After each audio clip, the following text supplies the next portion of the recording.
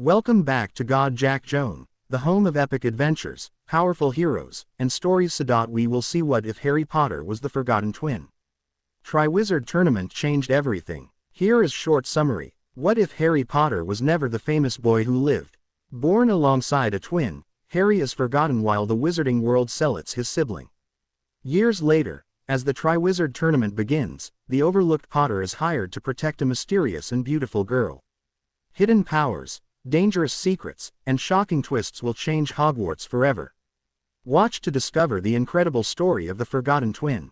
Before we begin, don't forget to like the video, subscribe to the channel, and turn on notifications so you never miss another adventure.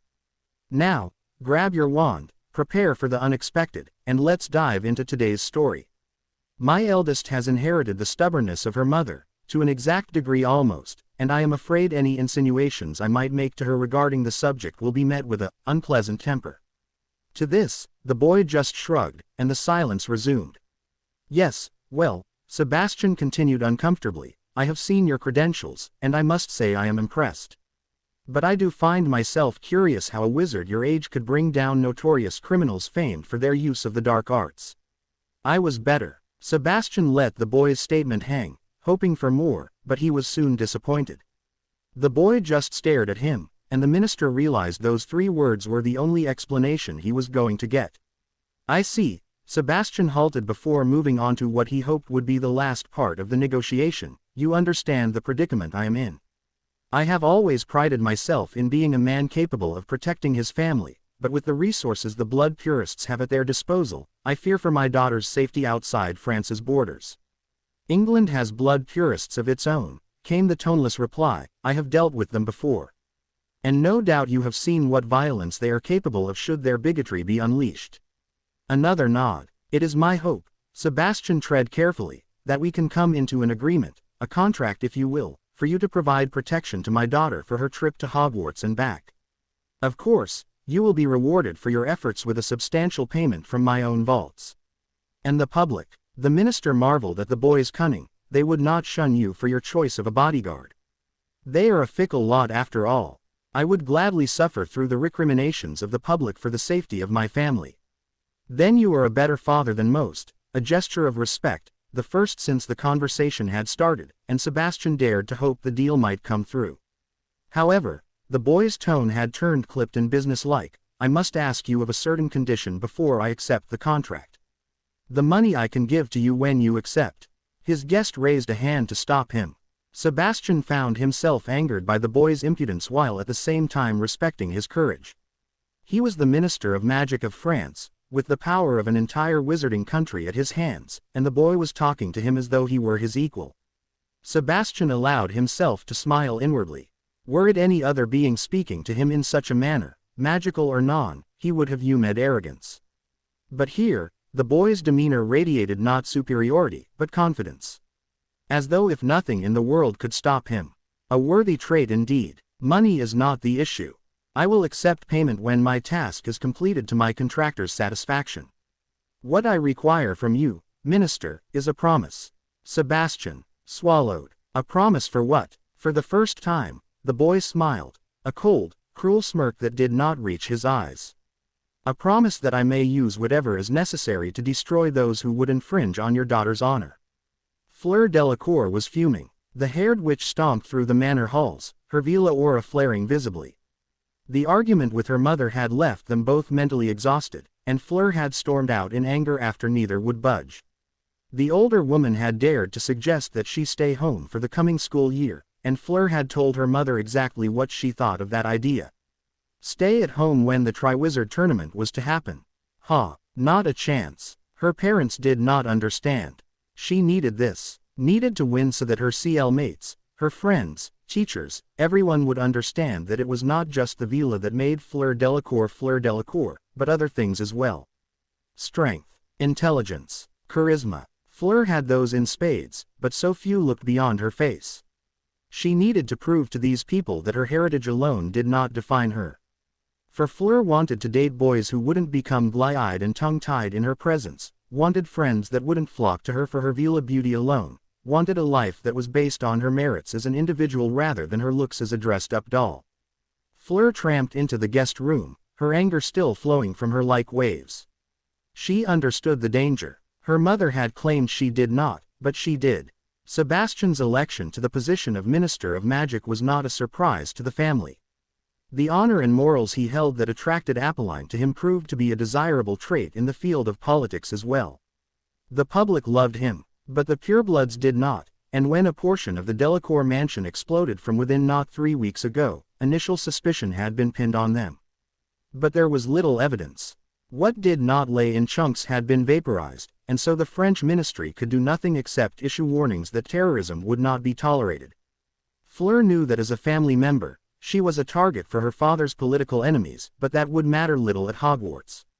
The ancient school of wizardry was the most well-warded castle in Europe, and the droves of British ores that were promised by Minister Fudge to safeguard the event would deter any ins. Fleur was sure of it. Her parents were worried for nothing, and now, her chance to prove to the world that she was not just some beautiful girl to be oohed and awed at was slipping from her grasp. Just then, the door to the guest room opened, and her father entered, looking slightly nervous. Without a second's pause, Fleur stalked up to the man, intent on another long-winded argument. "Fleur, my flower," Sebastian smiled, "why the long face?" "Mama is still adamant about my prison sentence this school year." Her father winced at the term prison, and the smile faltered. "I hope you will see reason, Papa, and allow me to participate in the Triwizard Tournament." "There is no winning when arguing with Avila," Sebastian sighed in defeat, and Fleur dared herself to hope, "It will make Apolline most displeased with me, but I will allow you to go to Hogwarts this fall." Fleur threw her arms around her father in elation. Sebastian instinctively clutched his daughter to his. A second later and the two separated, both beaming. "I do have a condition though," Sebastian began, and Fleur's smile wavered. "There is someone you must take to Hogwarts." The smile disappeared altogether. "Is he a bodyguard?" Sebastian coughed suddenly and looked nervous. "Not at all, my flower. He is a nephew of mine, from a distant family, and has come to France for his schooling. He wishes to see England, and the tournament is a once-in-a-lifetime opportunity for him." "I thought much of our extended family is still in your bad graces." Fleur arched her brow in suspicion. "Ah, well, he is from a part of the family that I like." Sebastian shifted uncomfortably, and caused his daughter to glare at him. "In any case, he's here now. Please treat him well, flower." Her father stepped hastily aside to reveal a boy with emerald green eyes. Blink. Pause. Blink. Damn. The habit comes at the worst of times. I see proffered hand in front of me. I take it in the back. Standard greeting procedure for female clients. "I apologize," I hear myself say, an old family trait. We seem to lose our focus at the most inopportune times. The coldness in the girl's eyes fade, replaced by a spark of interest. "It is nothing." Her accent is heavy, but in an attractive way. "Ah, but I am afraid it is something when I have slighted such a beautiful lady." Her cheeks blush. "Perhaps we can converse in French." "You know French." I ignore the doubt in her voice and am about to reply when Sebastian does it for me. Bayard is multilingual. He knows many tongues, and is quite proficient at all of them. I incline my head in the minister's direction. He seems almost desperate to make a good impression of me to his daughter. A family man. I guess I can respect that. Bayard is a strange name. Fleur replies to her father in French, though her gaze still lingers on me. "Then you will have to speak with my mother and father regarding the subject." My fluency in her language seems to surprise her. "Now it seems I have slighted you." She smiles at me. "Not in the least, Miss Delacour. It seems the two of you are getting along famously." Sebastian beams, but his stance is nervous and full of anxiety. "Unfortunately, I must be attending to my wife." The Frenchman strides past me before looking back. "I will see you at dinner, Bayard." I watch him disappear from view down a corridor, shouting, "Apolline! Apolline!" at the top of his lungs. I turn my attention back to the girl I am to protect, and notice her staring at me with a calculating expression. Swiftly, the expression disappears, and it is with an innocent look on her face that Fleur places a hand on my arm. "Come, Bayard, I will lead you on a tour of our mansion if you are willing." I do not wish to intrude. "Please, Bayard." Her smile has become predatory. "It will be a pleasure." Cold green eyes, staring at her, accusing. A tiny finger points at her, demanding an answer. "Why?" The boy with messy black hair and lightning-shaped scar asks her. Harry, I can explain. Why? The boy asks again, and she could see the pain of betrayal etched across his features. Harry, come back to us, please. Why him and not me? Why love Adam more than me? We didn't mean to. I can explain, Harry. Please come back. Wordlessly, the boy turns and walks away, disappearing into the mist. Lily Potter sat bolt upright in her bed, tears spilling from her eyes. The same dream, over and over again. With a shuddering gasp, the Muggle Studies professor rose and staggered to her desk. Ignoring the heavy books that lay haphazardly across the table, she collapsed into the chair and buried her face in her hands. Harry would have been 14 this year. A bright, eager boy blossoming into a kind-hearted and noble man. The guilt came, flooding, powerful, like a crashing wave. Lily clutched her as she remembered her son the last time she saw him. A skinny frame with wide, caring eyes. The wild black hair that refused to be tamed. The silent way he would regard things. And the sad little smile that would crease his lips when she turned away from him. To tend to Adam, wiping away the tears, Lily stumbled from her seat and reached for the door. She would talk to Albus. The old headmaster would listen to her. She knew it would do little good to her conscience, but a conversation with Dumbledore would, at the very least, calm her turbulent mind. I see her hand straying near her wand. The slight stiffening of her shoulders. A near unnoticeable change in the speed of her pace. My fingers brush my own wand. No, that will not do. I cannot hex the client I am supposed to protect. So it is no surprise to me that I suddenly find Fleur's wand tickling my chin. Blink. Pause. Blink. I know you are not here just because you are a distant relative. Fleur's tirade forces me to focus. Many of Father's relatives spurned him when he wed my mother. My father is a proud man, and he will not accept their apologies after he was betrayed. Betrayed. She does not know what the word truly means. You cannot also be his friend. The attack on our manor has left him suspicious of everyone. He would not have invited you here if he had no reason. The girl is smart. A tad slow on the dueling side though. The grip on her wand is light, and the movements she makes with it is faulty. So that leaves us with two conclusions, Mr. Bayard. And they are, I ask, noticing with interest my surroundings. Family photos and unsmiling busts. Statues too. Look at me when I am speaking to you. Fleur declares haughtily. I am listening, I say as I move closer to regard a photograph of two beaming adults, your parents. When they were young, I presume. We are not talking about my parents. We are talking about you. I am amused by her flustered look. Always keep your opponent off guard. And what is there to talk about regarding me? I find you to be untrustworthy, she snarls. 9.5 inches. Rosewood. Vila hair core. What? Fleur blinks at my sudden statement. Your wand. How did you know?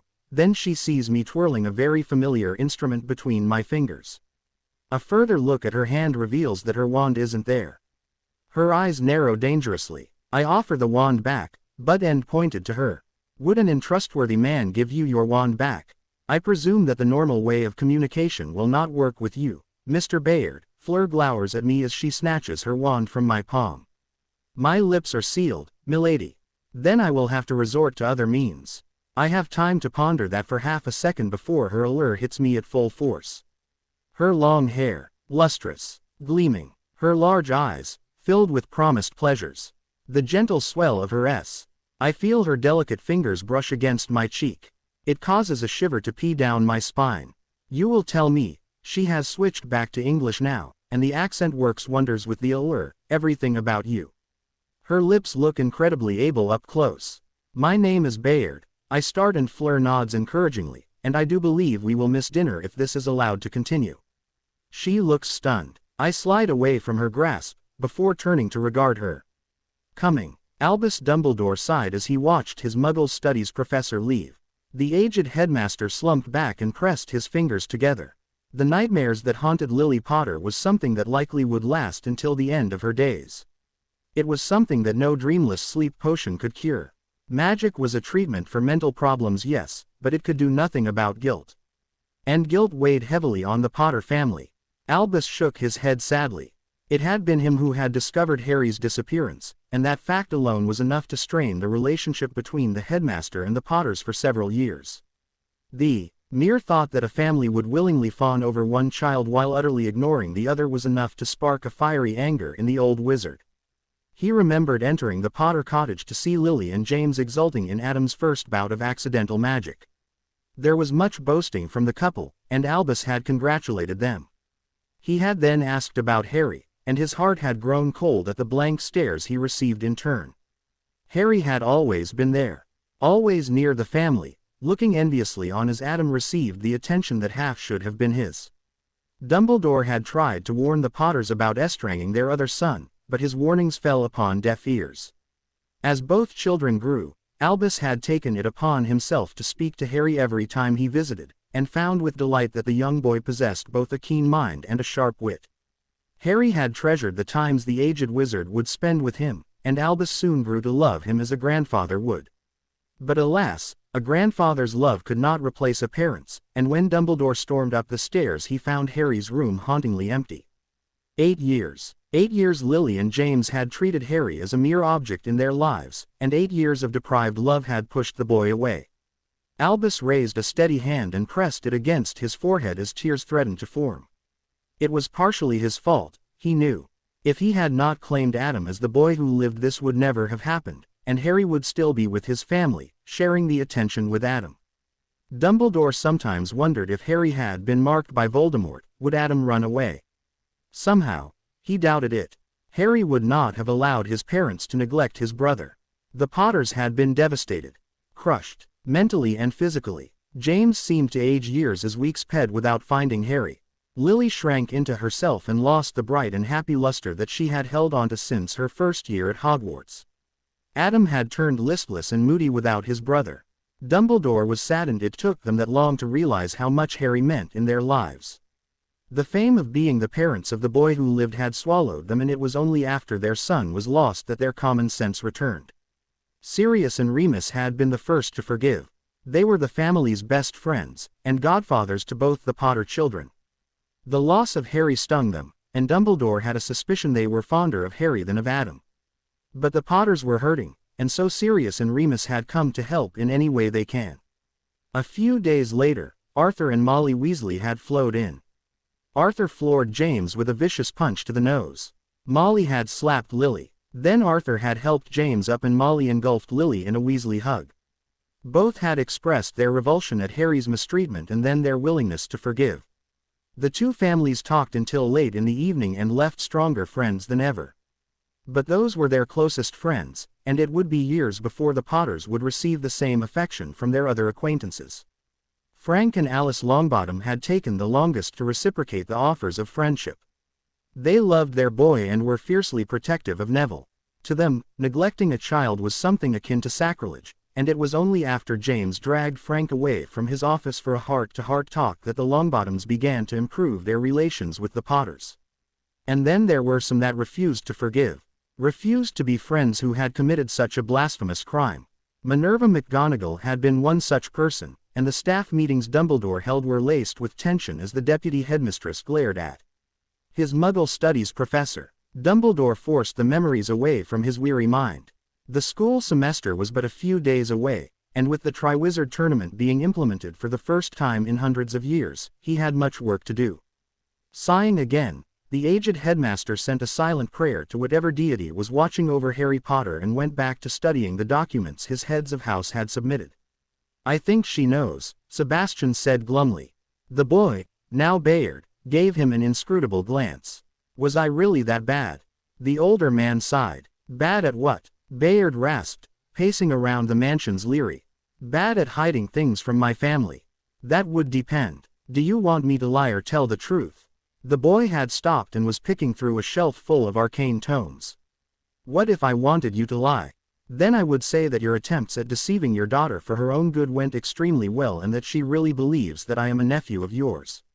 I would also say that she holds no suspicion towards either of us and that she will go to Hogwarts thinking her father is the finest amongst men." Sebastian snorted. "And if I wanted you to tell the truth?" Bayard stopped leafing through the book he had chosen and turned to look at him. "You Ed." A ghost of a smile flitted across the older man's face. Then it was gone, replaced by concern. Do you think Fleur will hate me for lying to her? The boy shrugged, and placed the tome back on its shelf. She is your daughter. It was just a single sentence, but somehow it made Sebastian feel better. The Minister of Magic leaned back into his chair and watched as Bayard continued to pace. My family was quite smitten with you, Sebastian said, changing the subject to what he hoped would be a lighter topic, Gabrielle especially. I have not seen her this happy for a long while. The boy just shrugged again, and allowed the man to continue. Apolline fawns over you as well. But what surprises me is Fleur. She was watching you throughout dinner. Scrutinizing, for a lack of a better word. The tour she gave me proved to be an interesting affair for the both of us. Bayard noticed Sebastian's alarmed look, and smiled thinly. Relax. You are my contractor and she is my client. That is all there is. Very professional, Sebastian commented. If I was not, then you would not have hired me. True, the older man mused, but the act you put up in front of my family was disturbingly convincing, if it was an act.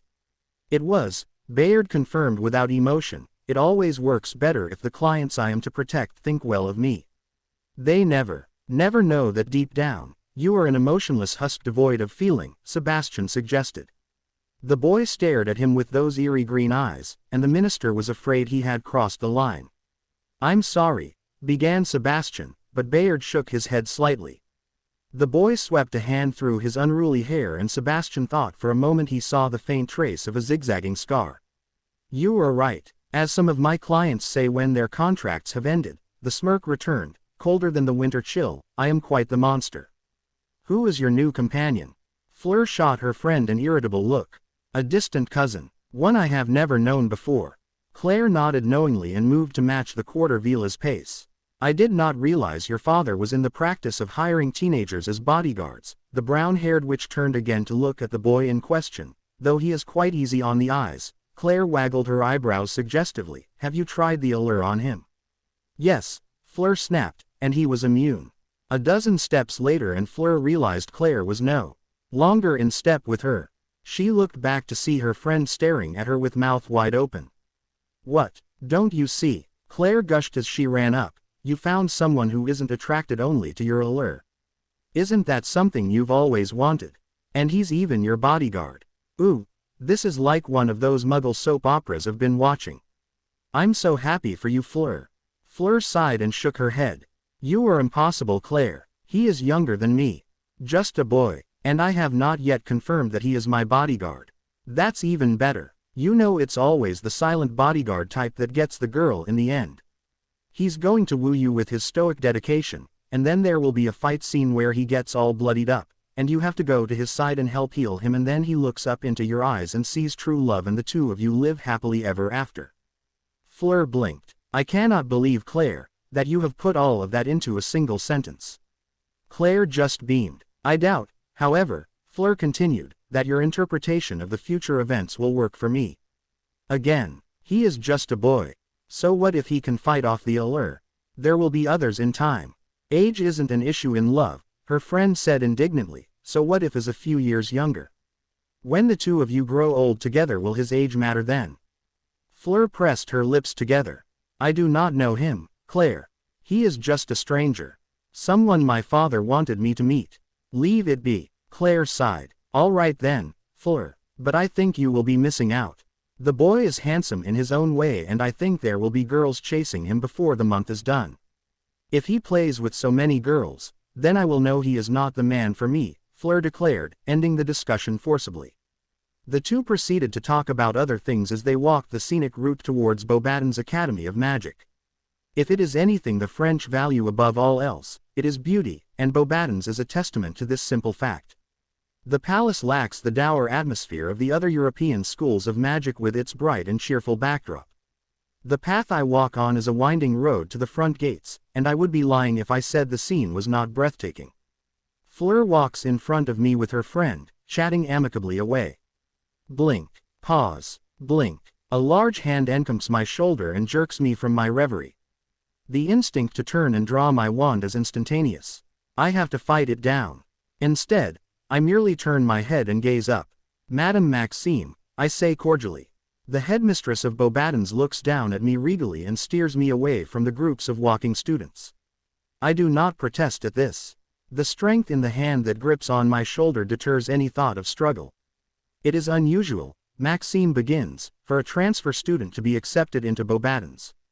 We are a school that caters to the best young men and women France has to offer. You are decidedly not in either category. I keep silent as we walk, and soon we come to an alcove of trees situated well beyond the ears of students.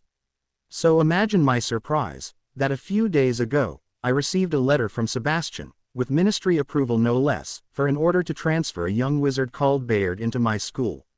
Were Sebastian not a dear friend of mine, this order I would have refused. Well, ma'am, I respond, I'm glad that you accepted.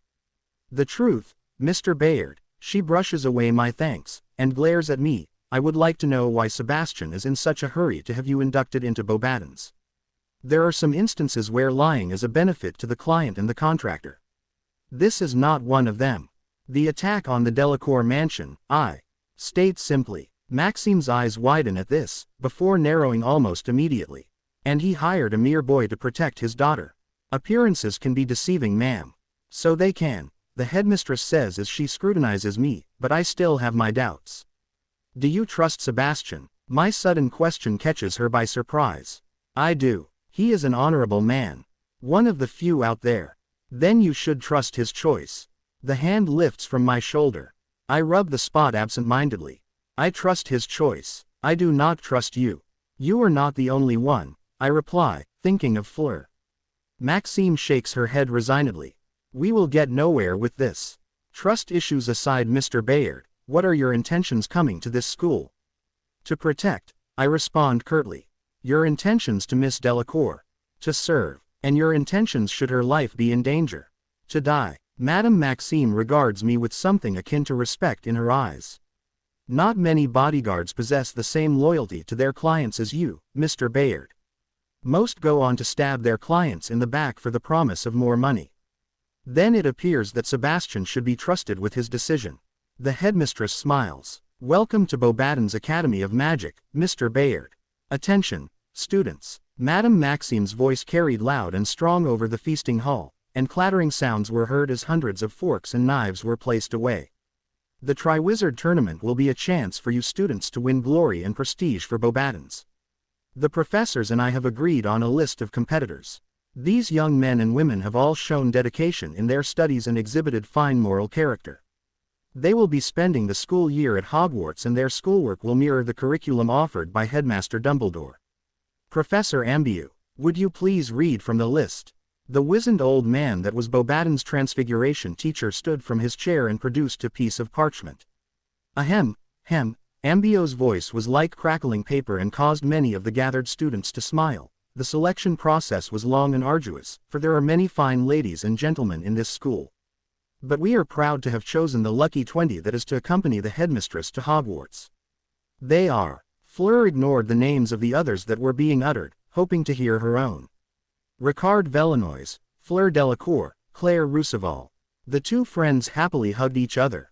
Fleur was elated to go and compete in the tournament with Claire alongside her. It was something that had exceeded her dreams. And then her gaze rested on Bayard, who was still eating, and the smile that was on her face dimmed. Thank you, Professor Ambiu.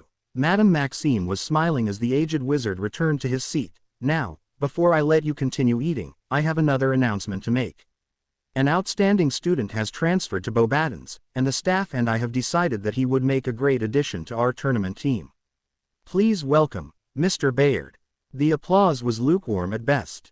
Most of the students looked confused. Who was Bayard? Fleur didn't blame them. The boy was a stranger, to them and to her. Then a shrill outburst came from the back. No, this is an atrocity. I will not allow it. Fleur groaned as she heard an all too familiar voice rise above the hall. Jean-Claude Montague leapt from his seat, an expression of outrage plastered over his aristocratic features. A foreigner. The young nobleman spat in disgust. A foreigner is to represent Beauxbatons in the tournament. That is a preposterous idea. The student body winced. Jean-Claude was the son of a powerful politician.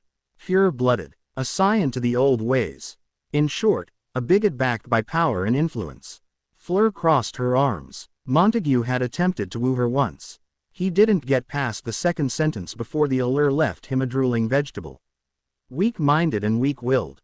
So Fleur had filed him under the would-not-touch with a 9-foot pole section of her mind and left it at that.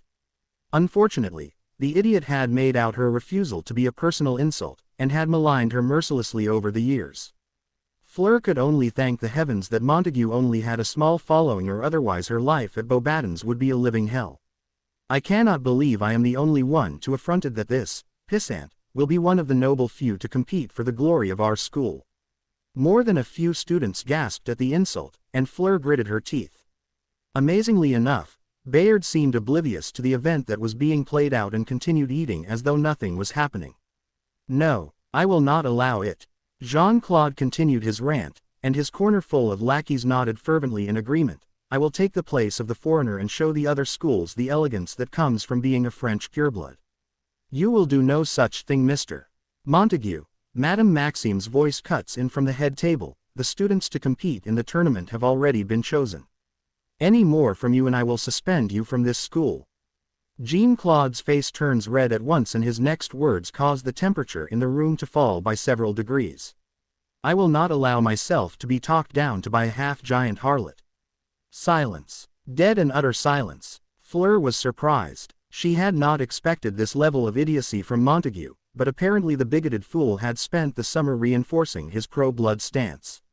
Madame Maxime slowly stood up, and Jean-Claude swallowed as his headmistress towered over the staff table. Mr. Montague. Maxime's voice is calm and collected, but Fleur could sense the underlying danger behind her tone. You are henceforth expelled from Beauxbatons Academy of Magic. You may collect your things and leave. You can't do that. Any fear that Montague may have held for the headmistress swiftly evaporated, replaced by indignant anger. You can't expel me when I am defending the honor of this school. You will find that expelling a student is well within my rights. Fine. Jean-Claude sniffed imperiously. This school will miss me more than I miss it. Then Beauxbatons must not like you very much, Montague. Fleur couldn't help but snipe. A faint wave of laughter supported her and caused the purebloods' eyes to narrow hatefully. Watch your mouth, you vila wench. Fleur moved for her wand, but something, or someone, was much faster. A blur of silver. A dull thud. Jean-Claude Montague slowly looked from Fleur to the dinner knife that now pinned his cloak to the table. Oh dear, came a voice from Fleur's left, and breaking the silence that had settled, it appears that my hand slipped. Bayard smiled, his face friendly and apologetic.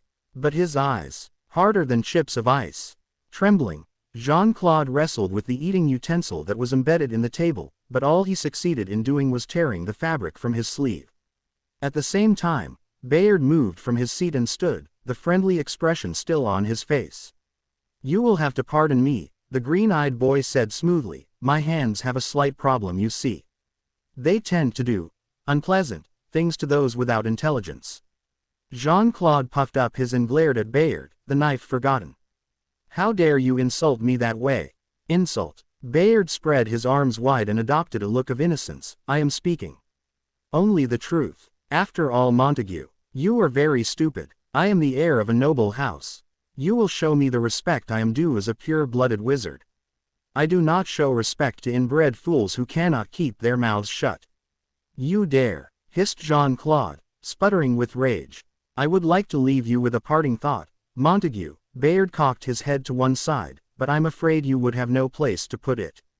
A wave of snickering spread throughout the hall, and the nobleman clenched his wand angrily. Fleur reckoned if the purebloods' face turned any redder, he'd look like a beet. Bayard turned back to his table. With a sneer, Montague raised his wand and pointed it to the unguarded back of his opponent. I sense Montague moving. His wand is out. Coward. Mine is already spinning in my palm. So slow. I wheel around, see him still in the motion of casting. An elaborate motion with his wrist and arm. Fancy, meaningless strokes. 11 inches of blackened steel points to him. Wizards, will they never learn? Strike fast and strike hard.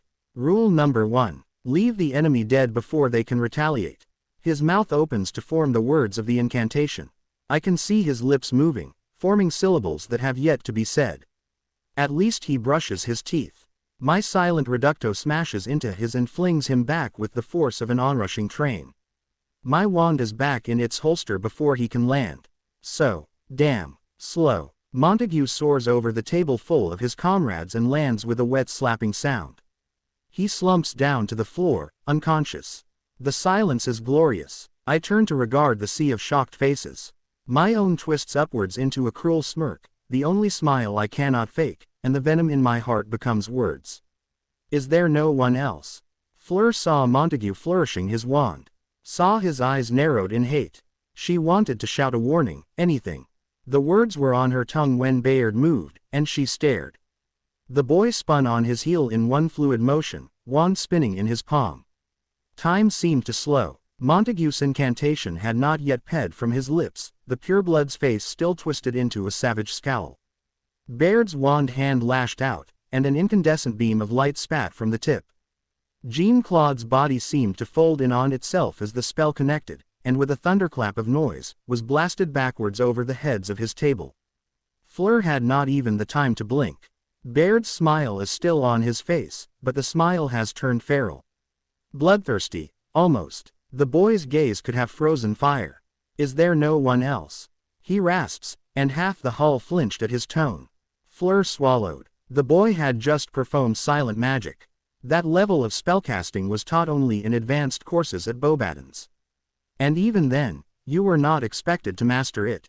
Nonverbal magic required mental strength and discipline, and constant, tiring practice.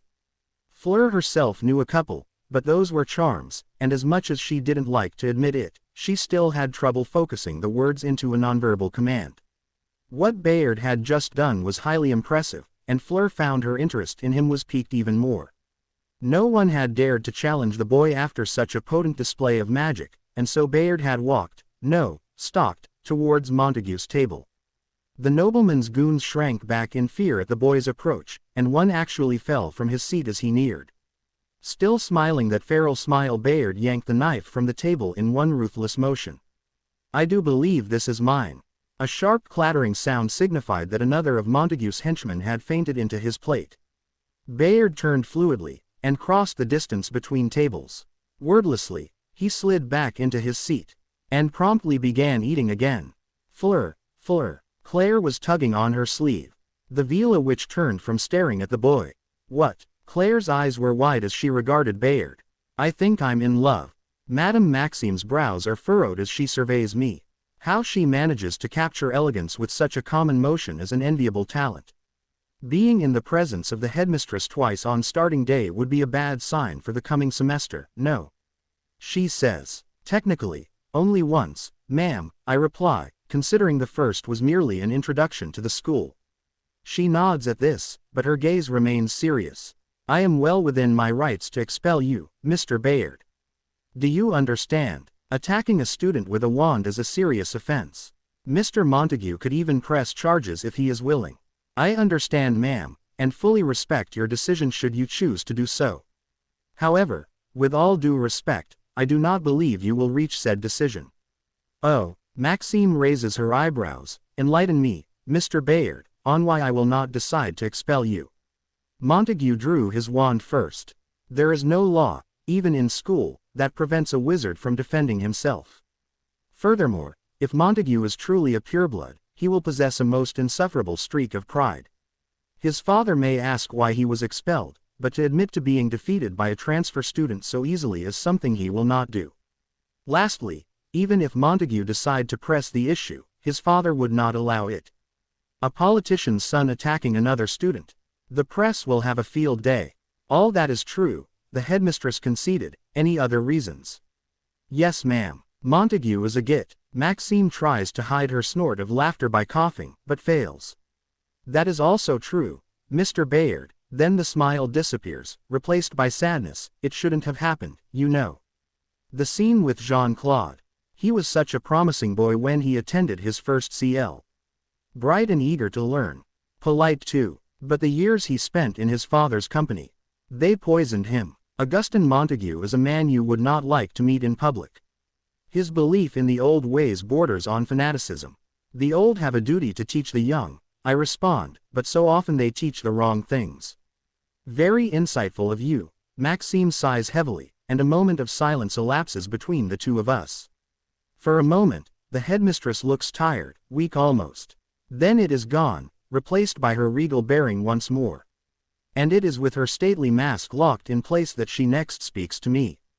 Tell me, Bayard, do you not fear the implications of dueling Mr. Montague? No, ma'am. His father has a fair amount of reputation with our ministry. Yes, ma'am. The Montagues are a wealthy family. They can be the source of many problems for you in the future. Understood, ma'am. Maxime gives me an incredulous look. And you are not afraid of that? No, ma'am. Would you mind explaining? I shrug. If Montague's father is anything like him, then it will be useless to fear. There are many people like them. Arrogant, conceited, willing to act based on emotion instead of logic.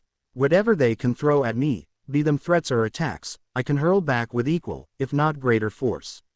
Madame Maxime leans back into her chair. Then what do you fear, Mr. Bayard? I fear those that hide in the shadows, ma'am. Hide in the shadows. Men who play to their strengths.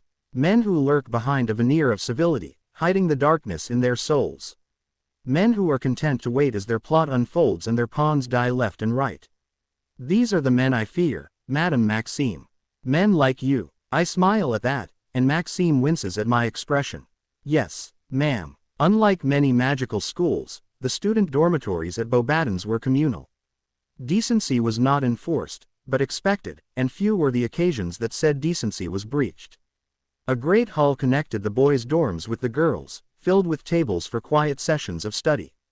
It was in one such table that Fleur sat, Claire beside her and gossiping with their mutual friend Ameline. Bayard has created quite a stir in the pureblood circle, you know, Ameline was saying. It is always a nasty shock when your supposedly invulnerable leader falls. Montague had what was coming to him, Claire sniffed. Bayard did right in putting that little dunce in his place. I do not think the purebloods mind, Fleur added in, many of them are honorable people, and do not kowtow to the stupidity Montage and his cohorts worship. Still, if I were Bayard, Ameline cautioned, I would watch my back. Who knows when one of the more zealous purebloods decides on revenge? If you were Bayard, I'd be all over you, Claire batted her eyelashes flirtatiously. The two broke into a fit of giggles. Fleur rolled her eyes. The door connecting the hall to the rest of the school suddenly opened and revealed their topic of discussion. Fleur thought she caught a grimace on Bayard's face before it was gone, replaced with an easy-going smile. The boy walked towards their table, unmindful of the excited murmurs that had started at his entrance. Miss Delacour, he inclined his head towards her, before sliding fluidly in an empty seat at the opposite end of the table. Bayard, Fleur said neutrally, unsure how to respond after the incident with Montague. Her friends, however, held no such lack of enthusiasm, and Fleur inwardly groaned as Claire thrust out her hand towards the boy. I am Claire Rousseval and this is Ameline Doucet, the excitable witch exclaimed, it is a pleasure to meet you, Bayard. Ameline nodded in agreement. To their surprise, the boy just blinked at them. His eyes were glazed, and he seemed to staring off into space. Bayard, Fleur asked hesitantly. The boy blinked again, and his face lost the vacant expression it was holding before. My apologies, ladies, he said smoothly. It appears that twice I have committed the grievance of losing my focus before beautiful girls. First with Miss Delacour, now with you two. My humblest apologies. Bayard finished buying the back of Claire's offered hand, causing a faint tinge of red to appear on the witch's cheek. He did the same to Ameline and caused the Muggleborn to smile into her hand. You are forgiven, Bayard. Claire gave him a wink, but only if you will tell us what it was like. Like what? Like kicking Montague's ass. The smile was back, full of sincerity. But it did not reach the eyes. Fast and disappointing. Like Montague's attempts at talking up a woman, came a strong voice. A wave of laughter spread, and Fleur looked to the owner of the voice. Imeric Duranceau strode regally towards their table, his stern features expressionless. The pureblood extended his hand, which Bayard clasped in a firm handshake. It is a delight to meet with the one who knocked Montague from his pedestal. It was not much of a pedestal, Bayard replied frankly. Still, you have kicked his ass. As Miss Rousseval is fond of saying. That is something to be grateful for. Bayard just smiled at that. Fleur was distinctively aware that a crowd was forming, regarding the transfer student with eager curiosity. What was the spell you used? Reducto? Imeric asked. It was. The pureblood frowned at that. I may be mistaken, but Reducto is a blasting curse, is it not? I recall it being used to blast things into tiny pieces. And unfortunately, when I last saw Montague being dragged from the feasting hall, he was still in one piece. You are not mistaken, Bayard responded smoothly, but the power behind the Reducto, like many other spells, can be altered to suit the caster's needs. Imeric raised an eyebrow at that. That is something I was not aware of. Bayard nodded at the confession before continuing. Reducto was first used during the time of the Roman Empire. In England actually, Hadrian's Wall to be exact. The Roman war mages called it foehammer. Dead useful in clearing barbarians from the ramparts. Then, the curse was at its barest form, and could only physically push. Later generations of wizards improved it to the Reducto we use today. Imeric stroked his chin thoughtfully. If there is a lower level of this spell, then I assume there is a higher level as well. A low-level Reducto will hurl you 20 feet, Bayard gestured. A medium-level one will shatter every bone in your body and liquefy your organs. The boy smirked at the ocean of winces following his statement. A high-level Reducto will pulp you into a fine paste. Provided of course your body parts don't fly off from the immense pressure. Why didn't you use a high-leveled one on Montague? Asked a second year in the crowd. I didn't want to leave a bloody soup on the hall floor. Bad taste, you know, especially on my first day here. The crowd laughed, but Fleur had the impression Bayard was only half joking. It was Imeric that brought the laughter to an end. You performed the spell silently. I did, Bayard confirmed. Reducto is a curse that is difficult to use without the incantation. Most silent spells I have seen used are charms. Correct again, the boy smiled disarmingly. So then how did you do it? It shouldn't be possible at your level, begging your pardon. Bayard winked at the pureblood. Would you believe it if I said from hours and hours of practice? No, Imeric admitted, not really.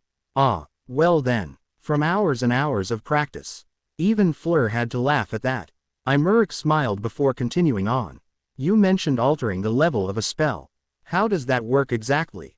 Bayard's countenance changed, the smile gone, supplanted by a serious expression. Magic is like a flowing river, he explained, forever changing. Rippling like a tide in a pond. What they teach you here is how to harness its power in its natural state. Some spells are raw and powerful because the magics that sustain them are raw and powerful. Others are weak because the magic entwined within them is merely a stream compared to an ocean. What they don't teach you is how to change the strength into weakness and the weakness into strength. A sailor may teach you how to sail the seas, but he cannot instruct you on changing the depth of the ocean.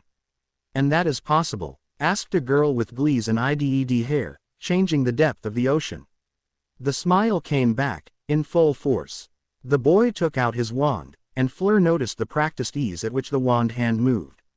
Observe, Bayard whispered and pointed his wand at her, incendio. A collected gasp arose, accompanied by more than a few screams. Fleur tensed, expecting a jet of searing flame to come howling for her. The shielding charm was halfway to her lips when she realized no jet of flame was incoming. A bright orange ember danced on Bayard's wand tip, aglow with warmth. The cinder was in constant motion, rippling hypnotically, enticing the onlookers with its welcoming heat. Fleur swallowed. Claire and Emmeline was staring at the flame and then to Bayard, and then back to the flame. Imeric looked stunned. Of course, the boy said, his words the now sole voice in the hall, when you are sufficiently attuned with the flow of magic. Material conduits like wands become a commodity instead of a necessity. The flame disappeared, and the wand was put down. Bayard held out his hand and whispered incendio again. Fire came, bright and warm. But instead of on the wand, the ember danced on the boy's fingertip. How, stuttered Imeric, his usually stoic expression gone. The boy continued on as though if he never heard, and made the cinder crawl around his hand like a fiery spider. It scuttled and skulked, leapt and danced, like it had a life of its own. A snap of his fingers, and the flame disappeared again. Bayard winked at them all and then stuck out his tongue. There the ember burned bright once more, in a swaying, undulating motion that seemed to taunt them with the impossibility of it all. Bayard quenched the flame on his tongue and noticed the awestruck looks he was being given. The smile, that damned, charming smile came back. Would you believe if I said hours and hours of hard work? Mulwark, Nathaniel, she dared to hope, pleaded to the fates. Ravenclaw, begged the heavens for this one chance. Patterson, Henry, just one, to make things right again. Gryffindor, please let him come back soon. Pilkins, Samantha, to see him safely by her side. Hufflepuff, please, please, please. Rowry, Arthur, disappointment. It washed over her and threatened to drown her in its lapping waves. Dumbledore placed a comforting hand over her own. It did nothing but stir the guilt into a frenzied storm. Lily Potter dabbed at the corners of her eyes with her handkerchief. Another year would be without Harry. Another year without news of her lost son. It hurt to see all these new students here, while not a single one possessed that unruly mop of black hair and those emerald green eyes. Lily had held on to the hope that maybe a Hogwarts letter would find its way to Harry, some way, somehow. That was the main reason she had accepted the position as the professor for Muggle studies. In the hopes of seeing one day a happy Harry striding down the Great Hall to meet the family that had never forgotten him. It was a dream of hers. James would laugh as he said his son, mirror images of one another. Adam would come bounding from the Gryffindor table with an eager smile on his face. The brothers would grasp each other in a fierce hug, and Adam would regale Harry with his tales of Hogwarts. And her, she would stand back and watch happily as the family was reunited, whole and complete once again. It was a dream of hers, but now, as the sixth-year ped without word or sight of Harry, it seemed that the dream would never become reality. Lily Potter wiped the last few tears from her eyes and straightened into her seat. The students must not see her like this. Perhaps next year. Perhaps. What's wrong, Adam? Hermione, always the perspective one, asked across the Gryffindor table. It's nothing, the boy who lived replied, tearing his gaze away from her mother to look at his friend. It's just my mum. She always gets this way after the sorting ceremony. Ron stopped shoveling food into his mouth and looked up from his plate. Is she still hoping your brother will come back, even after all these years? Adam nodded sadly, and picked at his mashed potatoes with his fork. She never gave up hope. I don't think she ever will. But Adam, it's been 6 years. Hermione exclaimed, if Harry was alive, he'd come back before then, right? I don't know. The Gryffindor ran a hand through his brown hair. To be honest, if I was Harry, I wouldn't want to come back. What do you mean? We were jerks to him, Hermione. Me, my dad, and my mum. The bushy-haired bookworm gasped. Your parents didn't hit him, did they? No, nothing like that, Adam said, hastily. We just kinda ignored him. Like he didn't exist. That's awful. You didn't know Adam before first year, Hermione, Ron added. I did. Met him with my family when I was 7. He was a prat. Ronald. No, Hermione, it's true, Adam sighed. I was an idiot back then. Spoiled like no other. Caught in the hype of being the boy who lived. My parents too. I don't really know how, but we just gradually pushed Harry away. I think we just considered the 3 of us as a family and left Harry out. It took him leaving to realize what assholes we've been. Well, didn't you go out and look for him? We did. Adam's expression grew pained, but we didn't even know when he left. Dumbledore was the one to find out Harry was missing. He went up the stairs and then came down. I'll never forget how furious he was. I remember that, Ron said as he chewed on his steak. The headmaster flowed into the burrow and asked my mum and dad to help look. Bill and Charlie went too. They looked all over, but they never found him. Adam shook his head. Time went on without news from Harry. My dad lost hope after the first year. He just finally gave up. Never been the same since. My mum hasn't though. That's why she took the job here at Hogwarts. She thinks Harry might show up one day to be sorted. What about you, Adam? Have you given up hope? The boy who lived looked pensive, and then sighed again. I want him back, Hermione. I really do. But at the same time, I don't. Ron gave him an incredulous look. Why not? I think he will be bitter. Harry, that is. I know I would be. I don't think he'll get along with us if he came back. I don't blame him. Merlin, after the way we've treated him, he's more likely to befriend the Malfoys than us. But it's my mum that I'm worried about. I don't think her heart can take it, if Harry decides he wants nothing to do with her. But you're Harry's family, right? Hermione furrowed her brows. Even if hates you at first, he'll come around in the end. And that's what I'm afraid of. Adam shot one last look at the staff table where Lily sat. I don't think my mum can live on if she knows Harry hates her. I hear the clang of plated boots on stone. The melancholy tone of steel joints. The soft whisper of a tattered cloak sweeping across the floor. The figure moves to stand beside me, gauntleted hand resting on the pommel of a sheathed sword. Beautiful, isn't it? I say softly to him, looking off into the distance. 'Tis a red sun. The voice that comes back is heavy and thick, sounding of grating metal, bad portents for the future to come. Bloodshed, most like, and since when has bloodshed been a bad portent for the both of us? I reply, my gaze still resting on the setting sun. Never, the figure admits and falls silent. I smile. Hello, hate. I turn to see his iron visage staring at me. Greetings, my lord, he bows stiffly, encumbered by his dress of plate. I did not call for you. You did not. A further moment of silence elapses between the two of us before he begins again, but I am concerned. Concerned. Lord, we are journeying to Hogwarts, no. English lands. I am concerned we will meet them. My lips form words I will never utter again in this lifetime. Mother, father, brother, perhaps they will be there. Perhaps they will not. It doesn't matter. We will fulfill our contract all the same and then we will be gone. I am worried, Lord. Merely worried. You hold no lingering affection in your heart for them. A moment of doubt, like a fleeting wind. I push it away. 6 years, hate. 6 years. 6 years I have not seen their faces. They are strangers to me now.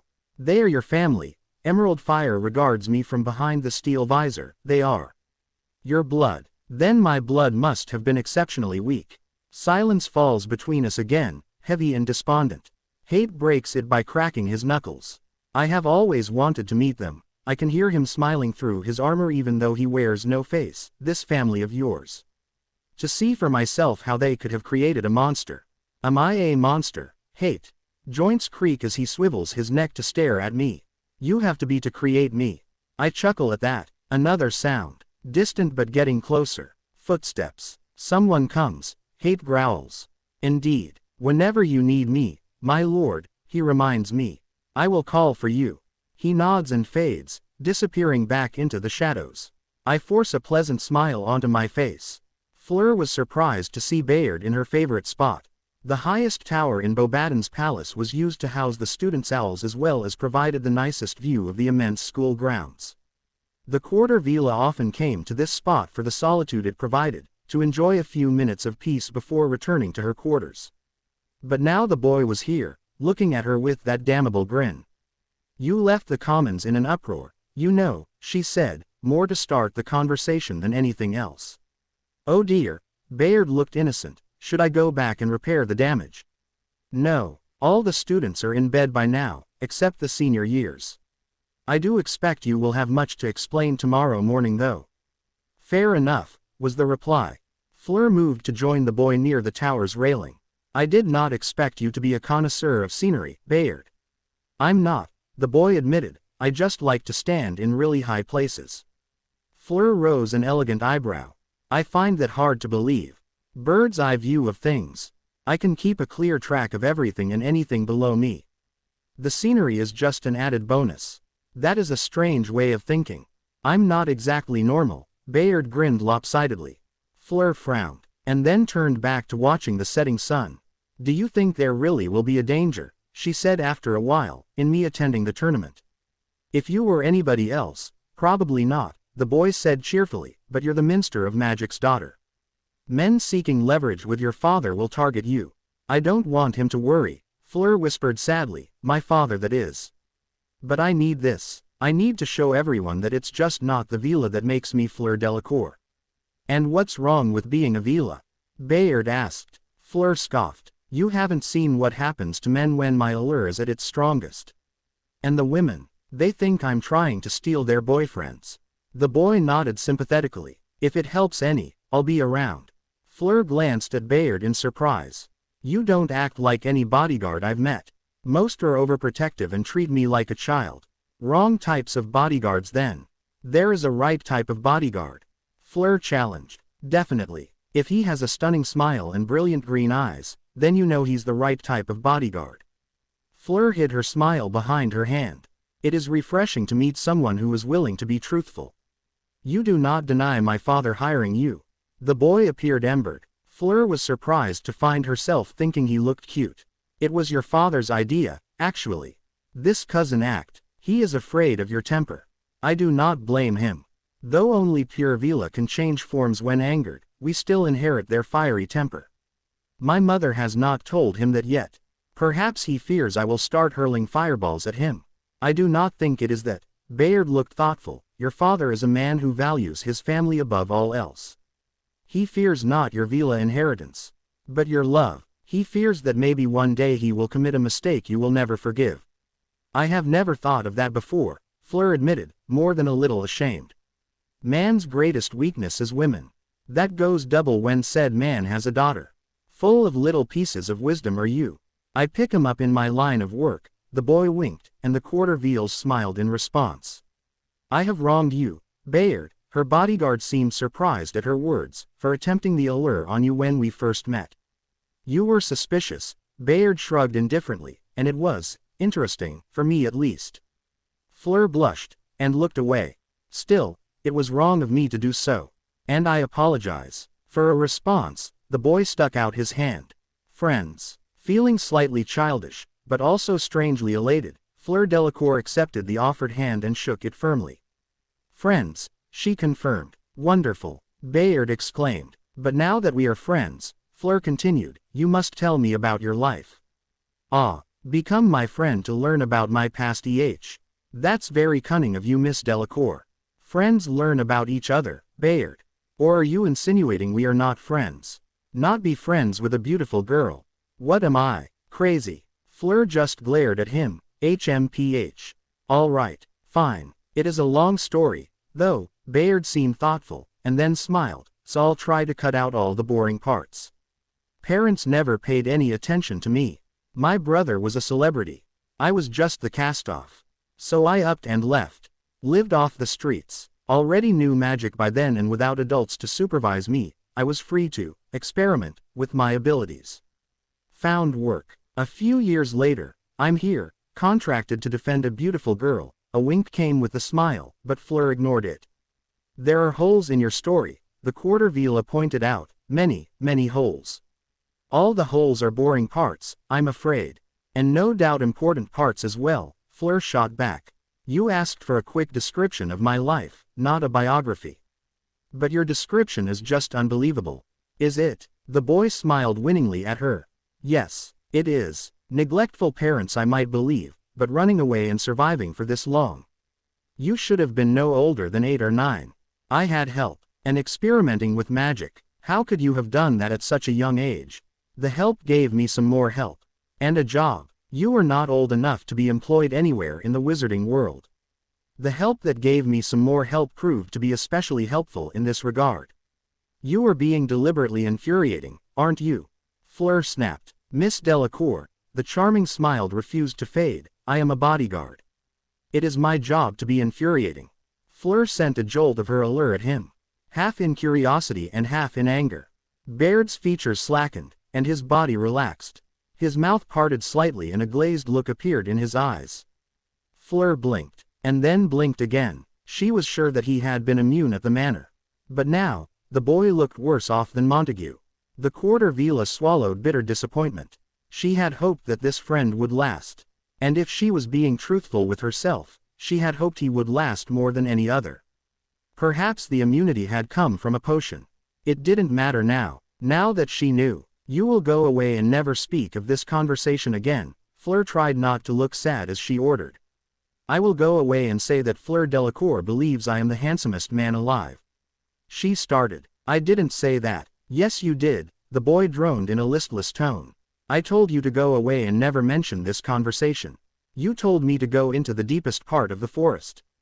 And cut down the tallest tree I find with a herring. And then she caught the glint of mischief in those emerald eyes. She couldn't help herself. She laughed. The glazed expression disappeared from Bayard's face instantly. Do I get a reward for making you laugh? You are a very interesting person, Bayard, Fleur answered, and the smile that she gave him was warm enough to melt an ice giant's heart. I think I will like being friends with you. Lance Thornton sauntered into the room, an easygoing smile on his face. The American saw a gaggle of unusually dressed people lounging in comfortable armchairs. Some were huddled together, conversing in low tones. Judging from their serious expressions, Lance guessed the contract was either extremely dangerous or extremely profitable. Hopefully both. A few heads turned to regard the newcomer in their midst, but none called out in greeting. Lance chuckled softly, not that he could blame them. Bounty hunting never did make many friends. The American glided through the crowd, and found a seat next to a bored-looking German. "Hey, Kaiser," Lance slapped the man on the shoulder. "Gunslinger," came the uninterested reply. "Still alive and kicking Thought we lost you a few months back in Zill. Complications I took care of." Kaiser rubbed his square jaw. "I bet. No one can down the Kaiser in a straight-up fight." Lance brushed away the German's aloofness. He was well used to it by now, having worked with the man numerous times before. In fact, were it not for them being in the same line of work, Lance was sure they would have been friends. Turning, the American wrapped an arm around a burly Mongolian clad in furs. "And my old buddy from the steppes is here as well. How could this day not get any better?" The man shrugged off Lance's arm, and returned to polishing his scimitar. Mongols still remember Gunslinger's words. "Gun better than blade." Mongol look forward to day when Gunslinger eats his own words. "Oh come on now, I say one bad thing about you and forget about all the good things." Gunslinger always say bad things about Mongol. The man produced a whetstone from beneath his furs and began grinding it against his weapon. "Never good." "That's a dirty lie. I've said plenty of good things about you." The wizard nomad glared at him. "Name one." "Well, you know, that one time, in Korea, where I said you smelled really good. I remember. You say Mongols smell like piss from an old goat." "Exactly. That is not something good." "Well, fine. But if a woman tells me I smell like goat piss, I'd think she was flirting with me." "If you flirt with Mongol, Mongol will kill you." Lance chuckled. "Easy brother. I'm just joshin' with ya." The American nudged the herdsman turned bounty hunter. "So I hear this contract is gonna be something big. Something about snatching a politician's daughter." Mongol shrugged. "Not concern Mongol whose daughter it is. Mongol just want the gold." "Amen, brother, amen." The doors swung open again, and a trio of men stepped in, wearing stately dress robes. Lance whistled. They looked to be pureblood politicians, judging from their expensive garments and the way they carried themselves. The American wanted to laugh as one of the men, a middle-aged man with striking blue eyes, sniffed imperiously as he traversed through the throng of lounging bounty hunters. The three men sat down behind the room's only table, and the youngest, a ministry drudge if Lance guessed right, spoke in a heavy French accent. "Greetings ladies and gentlemen. It is an honor to have you here." "Get to the point, Frenchie," Lance called out. "We ain't here on paid leave." A chorus of "ent" from the group of mercenaries supported the American. The Frenchman looked momentarily flustered, but regained his earlier flair and spoke again. Yes, of course. It is good to see that so many are willing to get straight to the point." The pureblood cleared his throat and tapped his wand on the table. Instantly, a picture of a beautiful girl with long hair shimmered into existence, hovering over the bounty hunters. More than a few cat calls were heard as the men gave voice to their appreciation. Lance whistled again. The girl was stunningly beautiful. "Ziz," the flunky began, "is Fleur Delacour. Beloved daughter to the French Prime Minister of Magic. It is our hope that someone amongst you can bring Z's girl to us, into our possession. In return, you will be paid a most handsome amount for your troubles." "Why?" Kaiser asked, still looking bored. "Why do you want her? Besides you three wanting to get laid." All three men turned red as their audience laughed. "It is not that." The middle-aged Frenchman spat. "The noble house of Montague will never resort to such perversity. We need her because of her father." "So you want to get lucky with her father?" Lance retorted. "All right then, but I think asking the man himself would be a better option than hiring us to ask him out for you." The laughs came harder now, and Lance winced as Mongol punched him in the arm softly. "No, you misunderstand. The girl's father is married to a half-blood aberration. It is a shame against our noble traditions. He must be made to realize that it is blood that makes us strong." The reforms he will push through our ministry will bring the downfall of our culture. That must not be allowed. He must be controlled, and if that means taking his daughter for leverage, then so be it. The room quieted, and a significant portion of the mercenary throng stared at the three Frenchmen with expressions of disgust. It was Lance that put their thoughts into a single word. Bigots. Montague, from the noble house of Montague, Lance surmised, glared at him.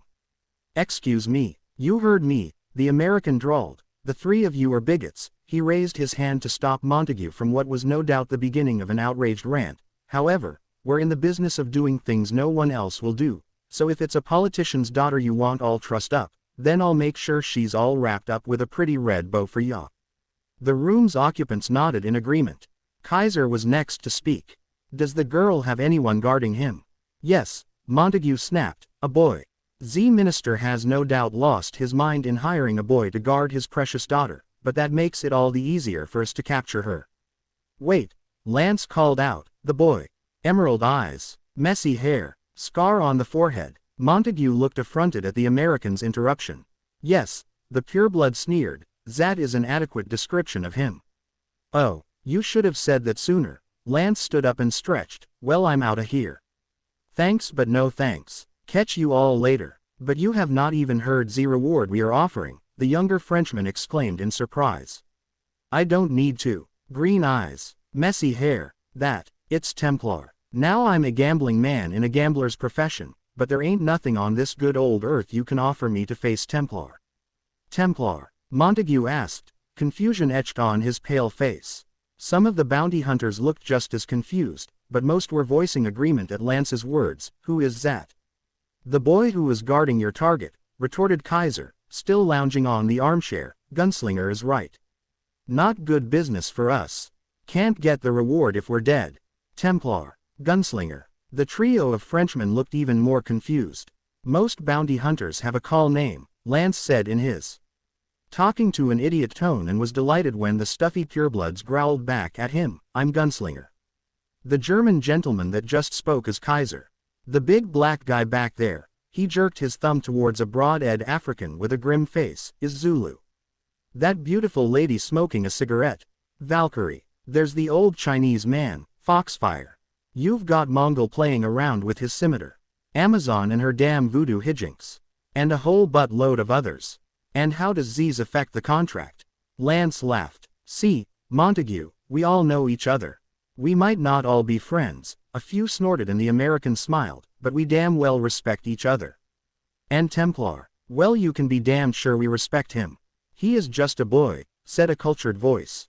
A black-haired beauty stood up, hand on the hilt of a katana, and it is dishonorable to fear a boy. Japanese knows nothing, snapped Foxfire. The old wizard tapped his gnarled staff on the floor, still think it 15th century. Power not lie in age. Power lie in strength. The woman's eyes narrowed. For all your posturing, at least I do not fear a boy. A wave of chuckles spread throughout the room. Templar is not just a boy. Zulu spoke up, his tone gravelly and hard, you don't mess with him. You are new to this work, girl. Kaiser shrugged carelessly, don't dwell on things you don't understand. Well I've old like to know what dis Templar is all about. A thick-set Russian crossed his arms stubbornly. He can't be that special, the ministry flunky added irresolutely. Oh he's just like us. At first glance, Lance grinned, chatting and joking before the job. Has a cunning sense of humor and a wit sharper than a knife. Just another bounty hunter looking forward to his reward. But then the time comes, you see. And his eyes get all cold and hard. And that easy-going grin he's been wearing all this time, well that's gone too, and you might as well be staring at stone. The wards are down, you all go in, and the Templars there, at the front, casting spells faster than you can blink. No stunners, no body binds, just straight-out killing, high-powered reductos, defindos toward the vitals. Any spell that can kill, the Templar will use it. And that look he gets on his face when he's killing. Well, I've seen it before, and if there was a hell on this world, the kid's gaze can freeze it. That is impossible, Montague scoffed, though he looked distinctly uneasy, he is just a boy. If only, Lance rolled his eyes, the kid's a fiend in dueling, but I reckon me, Kaiser, and Mongol can take him down together." Both men nodded at him, but didn't look pleased at the prospect. "But that's the thing. When you hire Templar, he comes in a 2-for-1 package." "A 2-for-1 package?" The Japanese woman glowered. "What does that mean?" "There's a reason we call him Templar." Lance winked. "The boy and his knight," Kaiser said respectfully. "A knight?" The younger Frenchman jeered. "You mean one of those muggles that wears those ridiculous armor costumes? How can you be afraid of that?" It was Zulu that answered. "Just as the boy is more than a boy, the knight is more than a knight. It is something unnatural. He a demon of old, stuck in tin can. Want to get out to eat our souls." Foxfire nodded at the wisdom in his own words. "A noble warrior of the Holy Roman Empire, who lost his life on the battlefield." Kaiser looked serious, even though his posture remained slack, now returned to do his duty once more. "A man who lost his lover to the arms of another," Valkyrie amended, tracing the faint scar on her cheek, "and possessed a suit of armor so he can have his revenge." Lance saw the lost expressions that some in the room were wearing and grinned. "Again. See, we don't exactly know who the knight is. Hell, we don't even know what the knight is. All we know is its devotion to the boy. If the job is hard, the kid will have the knight by his side, and you know that shit is gonna hit the fan. It's this big, hulking suit of armor you see, with a big ol' sword to boot. And if you think this is just some poorly pieced together work of magic, well, you're dead wrong. The damn thing moves almost as fast as the kid, and that big sword of his you can't even see if he swings at you. They work as a team," Kaiser explained further. "The knight shields the boy from harm. Has a kite shield that deflects spells. We think it may be enchanted. Meanwhile, the boy's blasting from range, taking down targets that the knight can't reach with his sword. Quite a lethal pair. But that's not the best part." "Oh no, definitely not." Lance grinned again. "The kid has a face as hard as stone. The knight doesn't have a face. If you glance into that helm he wears, you see 2 orbs of fire glaring back at you, but nothing else. It's creepy as." "A demon of old," Foxfire repeated, "come to buy bargain goods from Walmart and steal our souls. Superstitious talk." The Russian snorted. "I am sure it is all nothing." "You believe what you want to believe," Lance shrugged, "but you can offer me a coven of Vila and all the gold in the world and I still wouldn't face Templar." "Do you fear death that much?" The woman with the katana hissed. "Are you that much of a coward?" Lance's smile dropped. "Listen here, girl," the American's voice had lost all traces of pleasantness, "we are in the profession of death. Hunting down dark wizards, killing magical beasts that can lay waste to an entire city. That is what we do, and that is what we excel at. Everyone here is no stranger to death. We expect it. It can come for you around any corner, and you come to grips very quickly with the fact that the next breath you take may be your last. I have seen death, seen it come for my friends and my enemies. Watched it take them away peacefully and watched it drag them away kicking and screaming. None of us here fear death. But just 'cause we don't fear death doesn't mean we go seeking it. And that's exactly what's gonna happen if we face Templar. We go in, he eviscerates us, we die. Shit, that's not something I want happening to me in a long while. To fight Templar is like fighting the hordes of the Great Khan," Mongol spoke up. "To defend invites overwhelming attack. To attack invites impenetrable defense. You alone will go in with your pride and you will come back without your head. The kid's got morals though," Valkyrie smirked, "won't kill women or children. A couple of years ago I was on the opposite side of the contract. Money was good, facing Templar was not. Broke my leg in 3 different places and shattered my left arm. Didn't kill me though. If I wasn't screaming in pain I'd ask for his number. Ah, and the closet shows her fondness for the unthinkable." Lance smiled at Valkyrie's annoyed expression. I kid. "You are all making dis up," the Russian said resolutely. "I have not heard of dis, Templar. You are trying to scare us from taking the contract." Most of the mercenaries in the room looked amused. "All of you may not fear death, but shirking a contract just because of some boy is still cowardice," the Japanese woman snarled. "I will see for myself just how impressive this boy is." Lance chuckled. "Lady, just for that, I'm willing to pay gold to see Templar stomp your sorry to the curb." The Bobaton's carriage was a marvelous product of wizarding ingenuity. It was a relic from the old days, when Muggles still relied on horse for transport and wars were fought with musket and lead. Built to be near impenetrable, with layered charms that made the strongest winds feel like a slight bump in the road. And thus, most of the Bobaden's contingent was asleep, quartered in their own rooms, undisturbed by the howling gales that whipped outside. Fleur covered her mouth with her hand to stifle a yawn. It was late, very late. The quarter villa looked blearily across the carriage's expanded commons. Claire was with her, looking on with interest as Bayard gestured animatedly to a bemused Imeric. What are they talking about? Fleur's question caused Claire to turn in her seat. Spell theory. They've been talking for hours, the French witch shook her head, mostly Bayard though. He's trying to explain it to Imeric, but from the snippets I've been hearing, it's quite complicated. How long till we arrive at Hogwarts? Not in a few hours, I'm afraid. Claire chuckled at her friend's dark mutterings, and nudged the quarter villa. So Fleur, any other thoughts regarding Bayard? Fleur shook her head gracefully. He is too young for me. Claire pursued her lips. You know, I hear quite a few girls have asked him out already. Fleur tried to look uninterested but failed.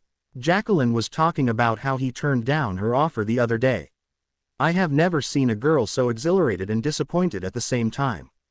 He is too young for me, Fleur said again, more firmly this time. But not for Jacqueline. She's only a year behind you, Fleur. It is the principle of the matter. And besides, Bayard has been a very good friend to me these past few days. I do not want to lose that. He is also my bodyguard. There is nothing that can happen between us. You never know, Fleur. It might happen. Better to try now and then discover that there is something only to find he is already in the arms of another witch. Fleur was surprised she felt the tiniest stab of jealousy. It shouldn't be there. Bayard was a bodyguard. He would be gone in a year. Forgotten is an interesting man, but just that in Fleur Delacour's life. But still, the jealousy was there, a complexity that Fleur was not sure she could understand. Claire smiled knowingly at her friend's troubled expression. I do not think we will be a suitable match, Fleur said after a moment of thought. You will never know until you try. I do not even know what he is like. He's charming, likable, attractive, and funny. Now you know what he is like. Why are you pushing me towards him, Claire? Fleur glowered at her friend. You've never been this persistent about a boy before. Yes, because they were just boys, Fleur. Claire sighed at the quarter villa's confused expression. But, Bayard. He is more than that. There is something more to him. I don't know what it is, but I can feel it. He's just not just another pretty face. Bobaden's has plenty of those. He is different. Different does not always mean good, Fleur pointed out. No, it doesn't, but so far, in Bayard's case, different does mean good. He is immune to your allure. He doesn't gawk and gape at you. You can be happy, sad, or even angry at him and he'll return those emotions, not just look at you with drool hanging from his mouth. Being smart, funny, and attractive is just the icing on the cake. There are others who can fight off the allure. I've met them before, Fleur argued. But completely. There are boys in Bobaden's who can also fight off some of your allure, Imeric being one. Claire gestured to the handsome pureblood still in conversation with Bayard, but they become like any other if you pour all your strength into it. I sent all my allure at him when he was at the mansion, the quarter villa admitted. He shrugged it off and told me we would be late to dinner. There, Claire declared triumphantly, he's the perfect match for you. It's not just the allure. Fleur shook her head. You can't just say we're a match because he's immune to the allure. There has to be something else. Love, Claire asked. Fleur nodded. Something like that. But love doesn't just appear like that, Fleur, her friend explained patiently. It just doesn't magically link two people together. Most love is gradual, slow. You just can't suddenly find it. And you think I will find love in Bayard? The quarter villa asked, almost challengingly. Claire gave her a sympathetic look. No, I don't. But he's a good starting place as any. Lily Potter turned to see her husband running towards her, a goofy grin plastered over his face. James, the Muggle Studies professor wondered, what are you doing here? The red-robed wizard clasped his wife in a loving embrace before speaking again. Triwizard Tournament, love. The minister dispatched 2 full squads of Aurors to guard the event. Sirius is here too. James waved towards his longtime friend, who gave a cheery grin in return.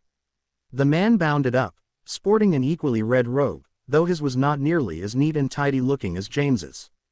2 Auror captains at the same place. We're sure to attract the ladies. Sirius threw an arm around James. Sorry Sirius, but I'm already taken. James waggled his eyebrows at his wife, who smiled faintly. Concerned, James looked down at the red-haired witch. Is something wrong, Lils? Nothing, James, it's just that Harry didn't come back this year. At once, the Auror captain's face seemed to age, and his body stiffened as though struck. Sirius moved his grip until his hand rested firmly on James's shoulder, providing support. It's all right, Lils, James whispered encouragingly, even though grief was apparent on his face. He'll come back someday. He has to. He's our Harry. Oh James, Lily sobbed, we failed him, didn't we? We did, but we can make up for it. The Auror captain's eyes seemed to gleam with zeal. I know we can, Lils. If he comes back, we'll treat him right, like he should have been treated. Like our son. But what if he never comes back, James? He'll have to, James said sadly. He's our son, Lils. Somehow, he'll come back, and everything will be right again. What if he hates us? What if he wants nothing to do with us? Then we'll wait, Lily. We'll be here waiting for him until he's ready to accept us. The redhead nodded, and placed her head on her husband's shoulder. James, Lily, Sirius started hesitantly, and the couple turned to look at their friend. We should get going. The Beauxbatons and Durmstrang delegates are almost here. I need to be there with Sirius to guard the foreigners. James detached himself from his wife's MC. Stay safe, Lils. Don't think about him too much. Lily smiled through her tears. Be careful, James. I'll be there with you after I collect myself. Lily Potter was running for the Great Hall. She needed to be there for the welcoming of the Beauxbatons and Durmstrang students. From the applause she had heard earlier, it was apparent that the delegates from one of the schools had already arrived. The Muggle Studies professor cursed her moment of weakness. The pained look James had given her after she mentioned Harry was heartbreaking, and it wore heavily on her conscience. Another round of applause, closer this time, and Lily's run became a full pelt sprint. She could just imagine the disapproving glare the deputy headmistress would send her. She rounded the corner, saw the light blue uniforms of Beauxbaton students seating themselves at the Ravenclaw table, and skid to a halt, nearly running over a student in the process. Gathering her wits about her, Lily smiled apologetically at the boy, who was wearing Beauxbaton's robes. I'm so sorry. The boy peered back at her with emerald orbs, so eerily familiar, and Lily's apology died in her mouth, replaced with a single word. Harry, emotions. How I detest them. Harry, is that you? The woman whispers again. I turn to see identical green eyes peering at me. The long strands of red hair. She looks older now, worn. Memories surface, threatening to cloud my mind. No, not again. Never again. My glamours hold. My face twists upwards into a confused smile. I steady my voice. I am sorry, ma'am, if I had not so much practice, I am sure my tone would have wavered, but I believe you are looking for someone else. No, you look like him. The woman's grasp on my sleeve is like steel, so like him. Ma'am, it is so hard to keep this smile, so damn hard, I must protest. You are looking for someone else. She does not let go, and I see her eyes hold unshed tears. Lily, another voice from the past, another memory clawing at my sanity. Lily. What's wrong? My hand shakes, hidden in its sleeve, itching for the wand holstered by my side. The man has rushed over to the woman's side and is peering from her to me with a bewildered expression on his weathered face. What's wrong, Lily? James. He looks just like him. Just like our Harry. The man turns to me, and his eyes widen behind his glees.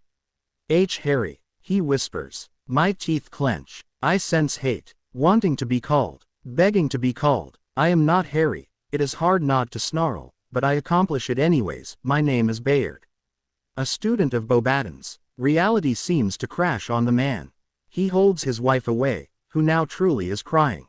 Come on, Lils. It can't be Harry. The kid has hair. He might look like him, but it's not our Harry.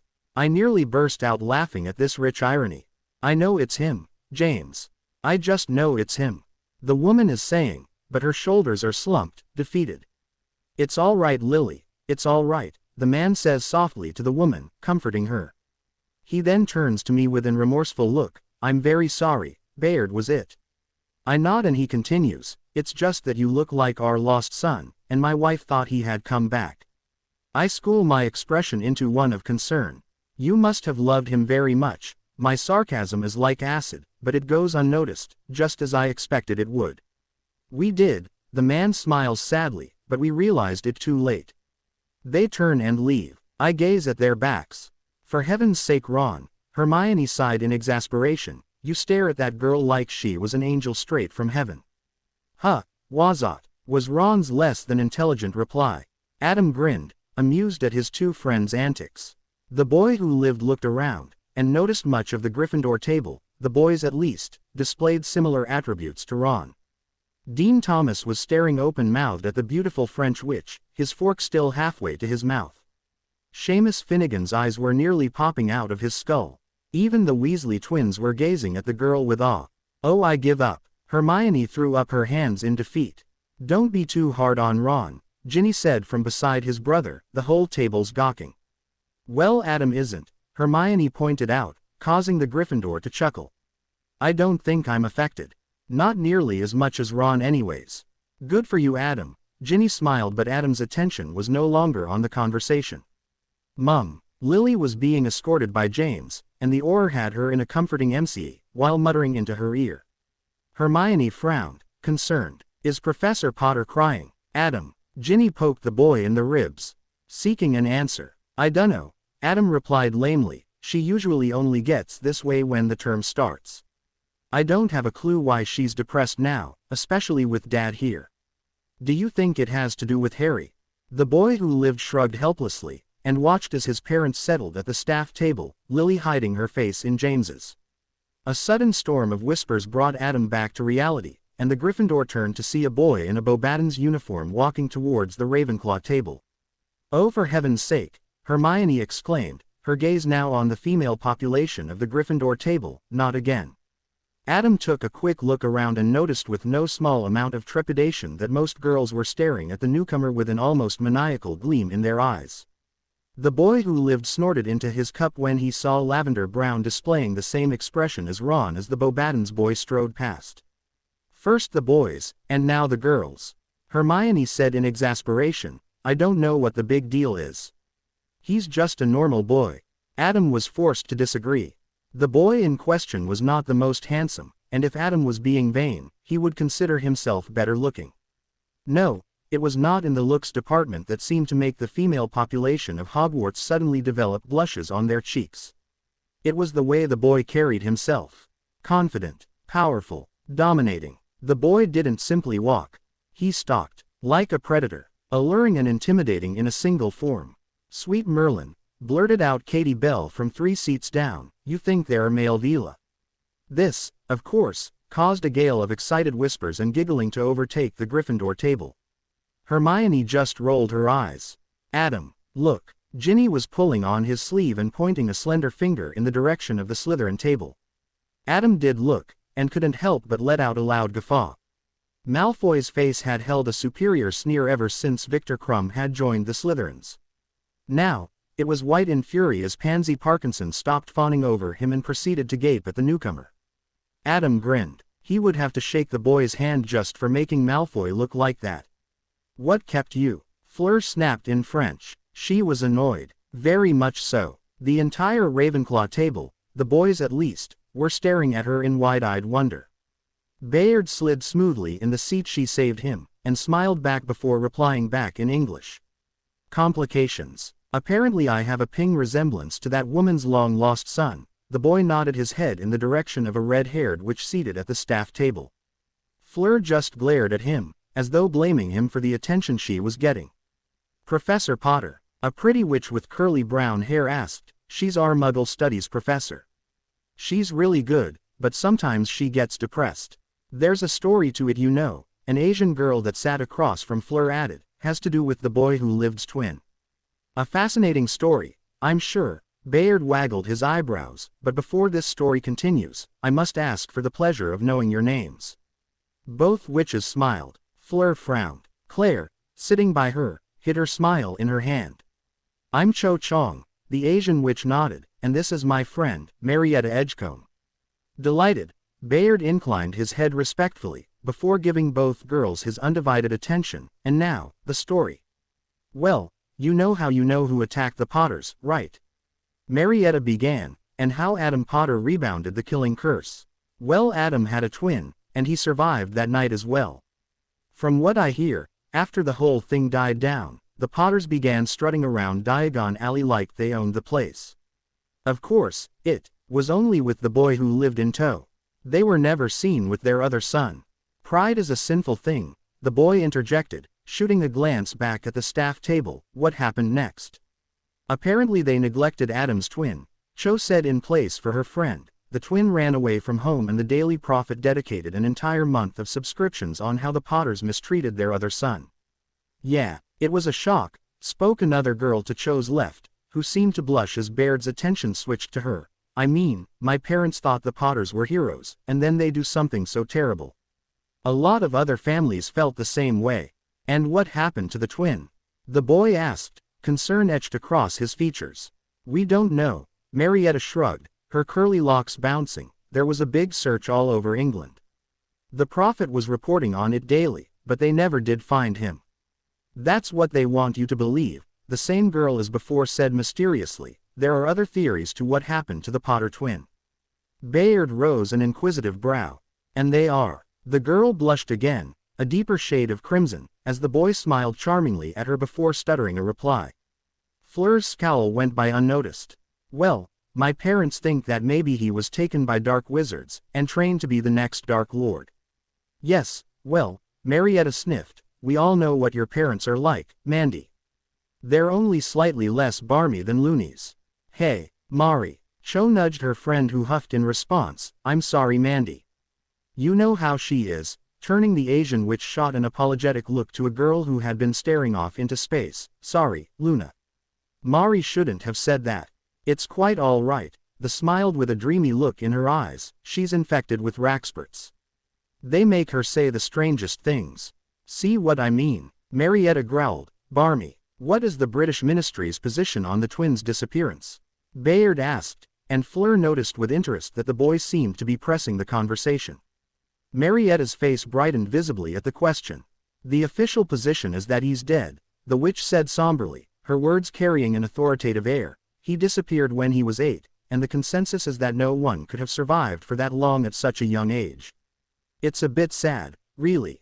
I would have liked to meet him. Bayard smiled winningly at Marietta, and Fleur scowled again, not knowing why.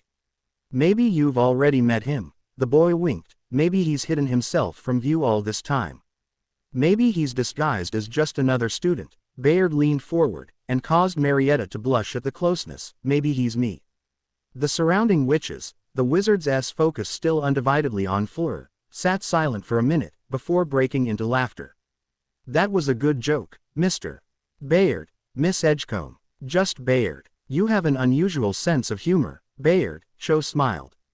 An ordinary gift. Green eyes were alight with warmth, used to charm extraordinary witches. Fleur's scowl deepened. Claire rolled her eyes and jabbed her elbow in her friend's side. Fleur grimaced, but soon replaced it with a charming smile of her own. Z's place is very different from France. Her voice was a melodious song that seemed to even affect Bayard. The boy gave her an appraising glance, and Fleur found herself wishing it lasted longer. I like its atmosphere. Hogwarts is the best place in Europe to get a magical education, a Ravenclaw boy, an older student, boasted to her, before offering her his hand. Roger Davies, by the way. A pleasure to meet you. Fleur sent him a jolt of her allure in response. The boy's eyes became blank, and his face creased into a foolish grin. Nice to meet you, Roger. Fleur took the hand, and willed the boy away. The Ravenclaw immediately focused on his own plate, the foolish grin still in place. The girl next to Roger glowered at her, which Fleur matched with a stony gaze. Claire sent Fleur a knowing look. So did Bayard, which surprised her. Her bodyguard winked before launching himself back into the conversation, steering the Ravenclaw's attention away from the quarter villa. It was an oddly compassionate gesture. Claire gave her another look, one that seemed to say, told you so. Fleur ignored it. Time would tell. Albus Dumbledore narrowed his eyes as he watched the haired, green-eyed boy sitting at the Ravenclaw table. He was a handsome enough lad, with a boisterous, lively air. The Ravenclaw girls had noticed too, and those not conversing with him were talking and giggling to each other while shooting the boy shy glances. But that was not interested Albus Dumbledore. The headmaster watched with a mixture of fascination and horror as a tendril of dark substance lifted from the boy's body, drifting lazily. The tendril was quickly joined by another, and then another. Dumbledore frowned. His wizarding sight allowed him to see the magical cores of all his students, as well as their auras. It was a gift, and an extremely rare one. Few knew about it, and Albus preferred it that way. Normally, a magical being's core was a shining, lustrous orb, filled with hidden potential.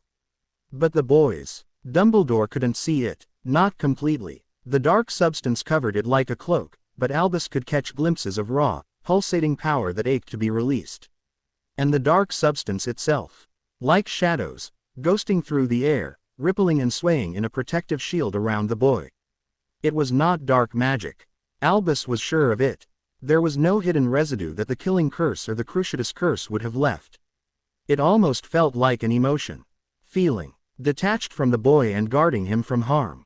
The headmaster blinked, and noticed that Marietta Edgecombe was blushing under the boy's charming gaze. Again Dumbledore scrutinized the boy. Hair in unruly tangle, giving him a roguish, attractive appearance. Green eyes alight with laughter. A faint, pinkish scar, almost hidden, embedded across the forehead. Wait, messy hair, green eyes, scar on the forehead. At once Dumbledore was ailed with the image of a skinny boy with a sad, knowing smile. Sweet Merlin could it be? Inwardly, Dumbledore drew up a picture of what Harry would have looked like if he was still alive. Then he compared it to the boy who was making half the Ravenclaw table laugh at his antics. The hair was a different shade of color.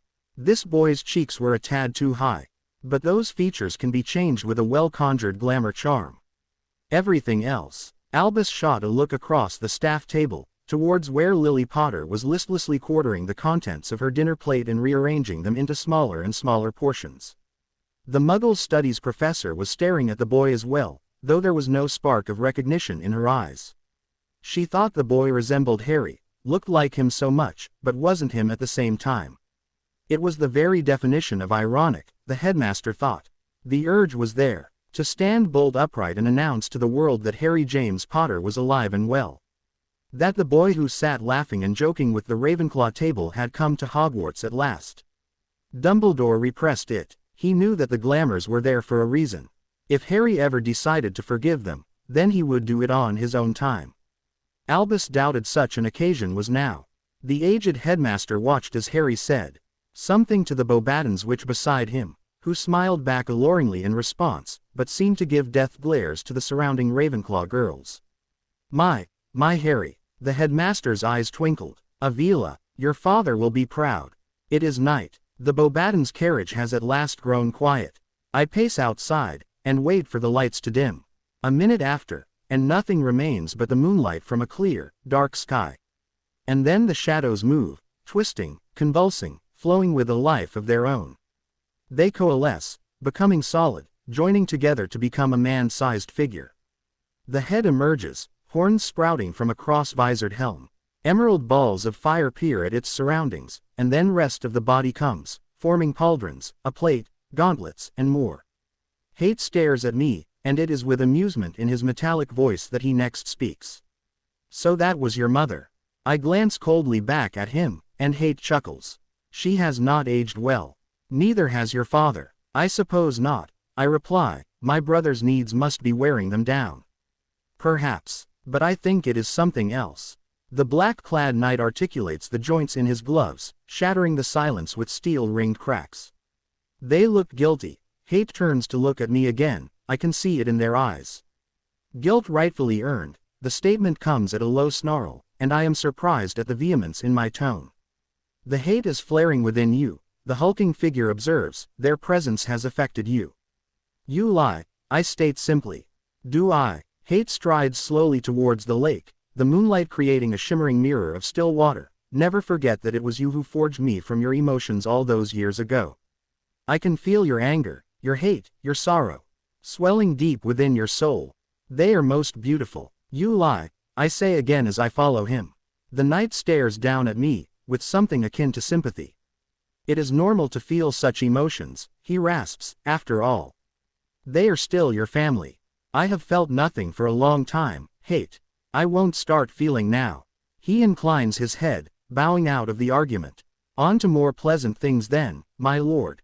His sword comes loose from its sheath, a gleaming, polished thing of blackened steel. My lips part into a smirk and the wand I clasp in my hand transforms, flowing like molten silver, strengthening and lengthening into a blade. What is the record? 5 minutes and 26 seconds, Hate declares. 5 minutes and 27 seconds, then. Today. I sense him smile behind his helm. I would like to see you try. Anase Takahashi slowly moved the cloth down the blade of her katana, cleaning the weapon with methodical slowness. The act of cleansing the weapon was like cleansing one's soul, a deliberate, careful process that had been passed down from generation and generation of the Tempest Moon clan. Her father had purified his weapon in the hidden spring of her village before marching to war, and her grandfather before that had dedicated a day and night to the sanctity of the sword. Some would call this fanaticism. Anase called it respect. The black-haired witch blinked as movement came behind her. Her hand instinctively clutched the hilt, but relaxed as it turned out to be just another drunken henchman the Russian had hired. The man gave a loud belch, smelling of fire whiskey, before collapsing to the ground in a drunken stupor. Anase sneered. These men were a rabble. A despicable, filthy lot whose sole motivation was greed. They were dishonorable, and as the code of the samurai dictated, dishonor was to be cleansed by the sword. Anase had felt a physical need to stab one when he had commented crudely on her beauty. The need had intensified as she met the rest of the Russians' wretched coven. Anase wondered what her clan would think if they learned the noble daughter of Izuko Takahashi was consorting with thugs and villains. The thought was a sobering one, but it did not despair her. The IGN meant had been taken. The contract negotiated. Honor now demanded that she fulfill her duty to her employer, and if that meant working with uncouth scum, then she would swallow her revulsion. This was her first foray outside of her mountain village, and she wanted desperately to make her impression on the mercenary world, even if that meant grouping with the Russian. Her face turned dark as footsteps signaled the approach of the source of her thoughts. A grunt came from behind her, and Anase turned from her blade to see Sergei Vinikov glaring at her. You will rest. His voice was as thick as his body, and the man's beady eyes traveled up and down the witch's slender frame with barely concealed lust. Tomorrow will bring Vork. Frenchman will come and they will grab the girl. I will do whatever I please. Anase's disgust was like a whip, lashing at the Russian with worded blows. You can go back to that den you call a camp and pee out with the rest of your ilk. You are strong. Sergei smiled, though it looked more like a scowl. I like my vomit strong. Don't even think about it, the woman sneered, and displayed her gleaming blade. The Russian growled out something incoherent, and backed away a few steps. Then, he sneered back, his voice a repulsive snarl. I came to warn you. Tomorrow they get the girl. She is pretty. Contract says to bring her damaged if possible. They will damage her. Anase's eyes widened at the mercenary's statement. She had expected to kill, to slay in this profession. But what the Russian implied, it caused her skin to crawl. The witch's conscience fought a fierce inner war in the recesses of her mind. On one side, honor demanded the contract to be upheld no matter the costs. On the other, morality fought back, begging her to leave with her decency left intact. You, all of you, are monsters, Anase hissed, to do that to a girl, even if she is our target. Sergei laughed, harsh and barking, like an animal. Anase found herself hating him even more. You signed the contract, the Russian began. I signed the contract with the expectation that nothing dishonorable will occur. Anase snapped, her porcelain white face a mask of anger. What you and your thugs are going to do is a crime against human nature. Contract is explicit. Sergei shot back, and crossed his thick arms over his burly. They take the girl. But Frenchman vant her damaged for her father to see. Vant her father to fear. They damage her to make her compliant. Compliant. The witch spat, incredulous. Foul, degenerate dogs.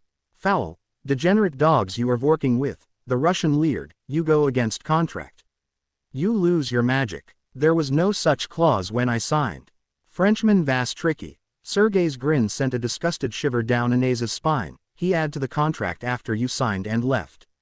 They can't do that. Anais's face had turned horror-stricken. You can't change magical contracts after you signed them. The Russian's grin grew wider. You are new to this. Ministries do not check magical contracts between mercenaries and clients. They do not belong to their country, so they are exempt from their laws. They do not care, but it is not honorable too. This time it was the Russian who interrupted her. Honorable. You expect honor in this line of work. We go to kidnap girl from her school and leave her at the hands of her family's worst enemies and you think of honor. Sergei looked amused. You are new to this. I tell you now, first thing a mercenary loses is honor. They do anything for gold.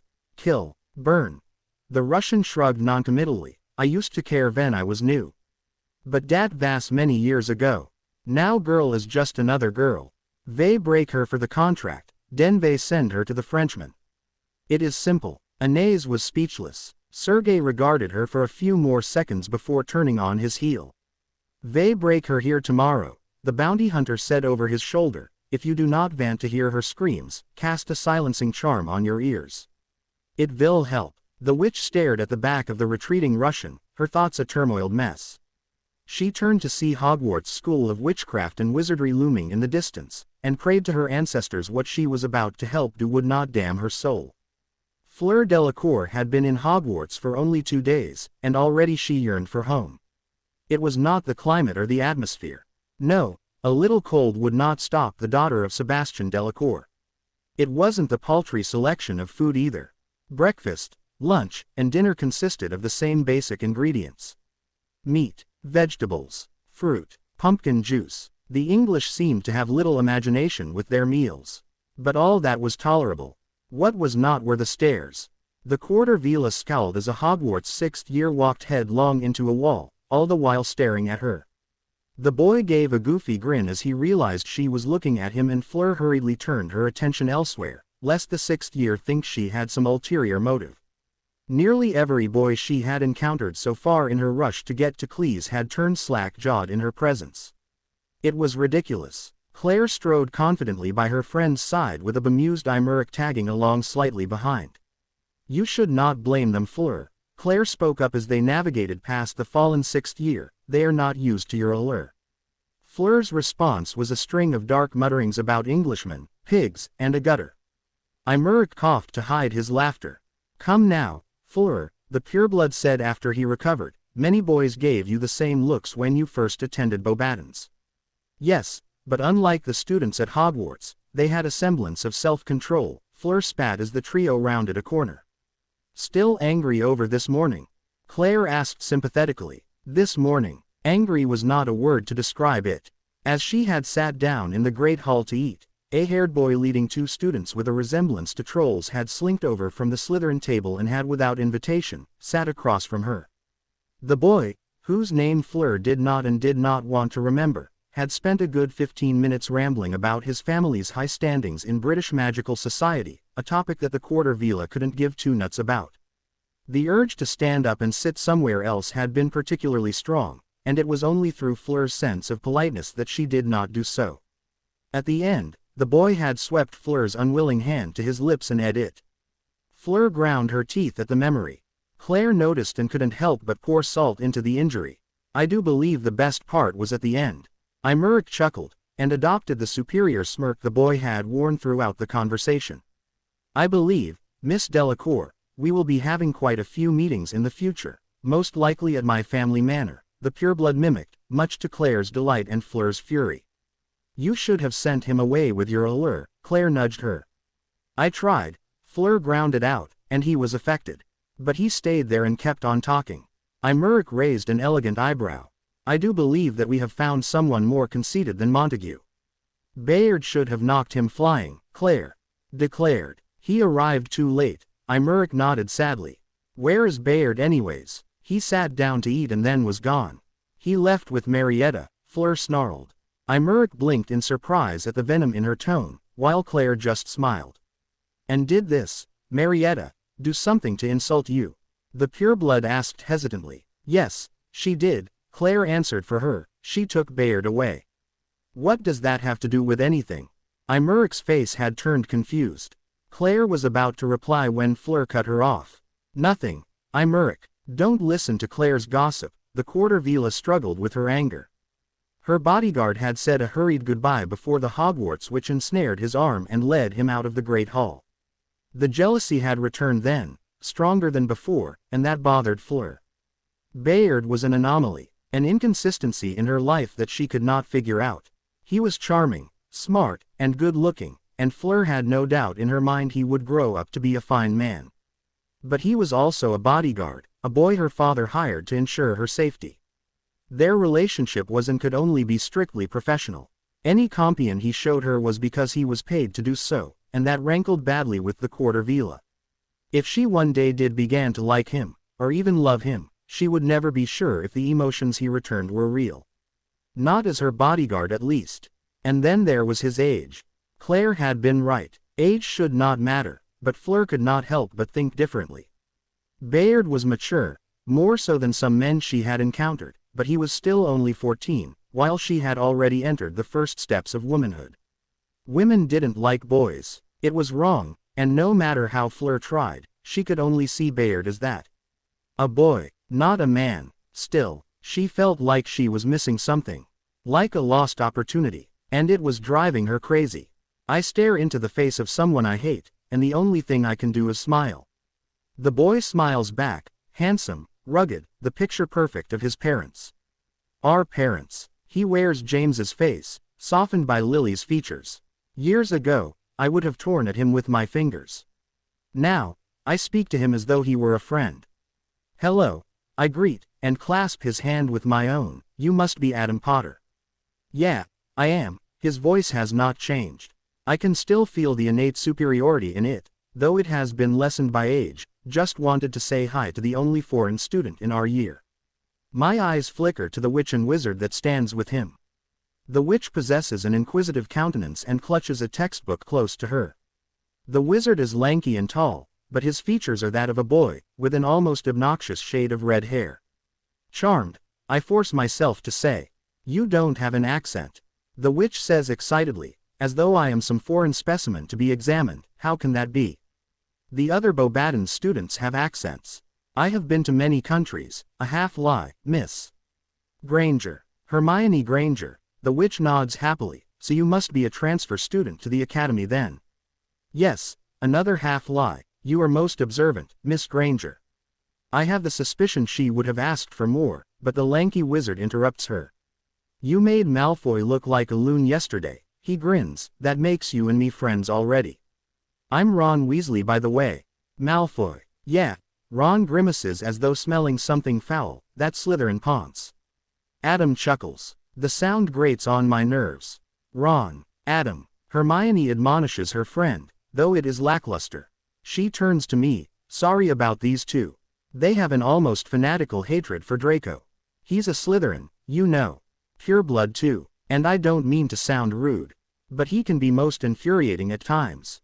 I understand. This time, the truth, there are some magical folk who insists on the old ways, even though time has moved forward. All three nod at my words, before Hermione speaks again.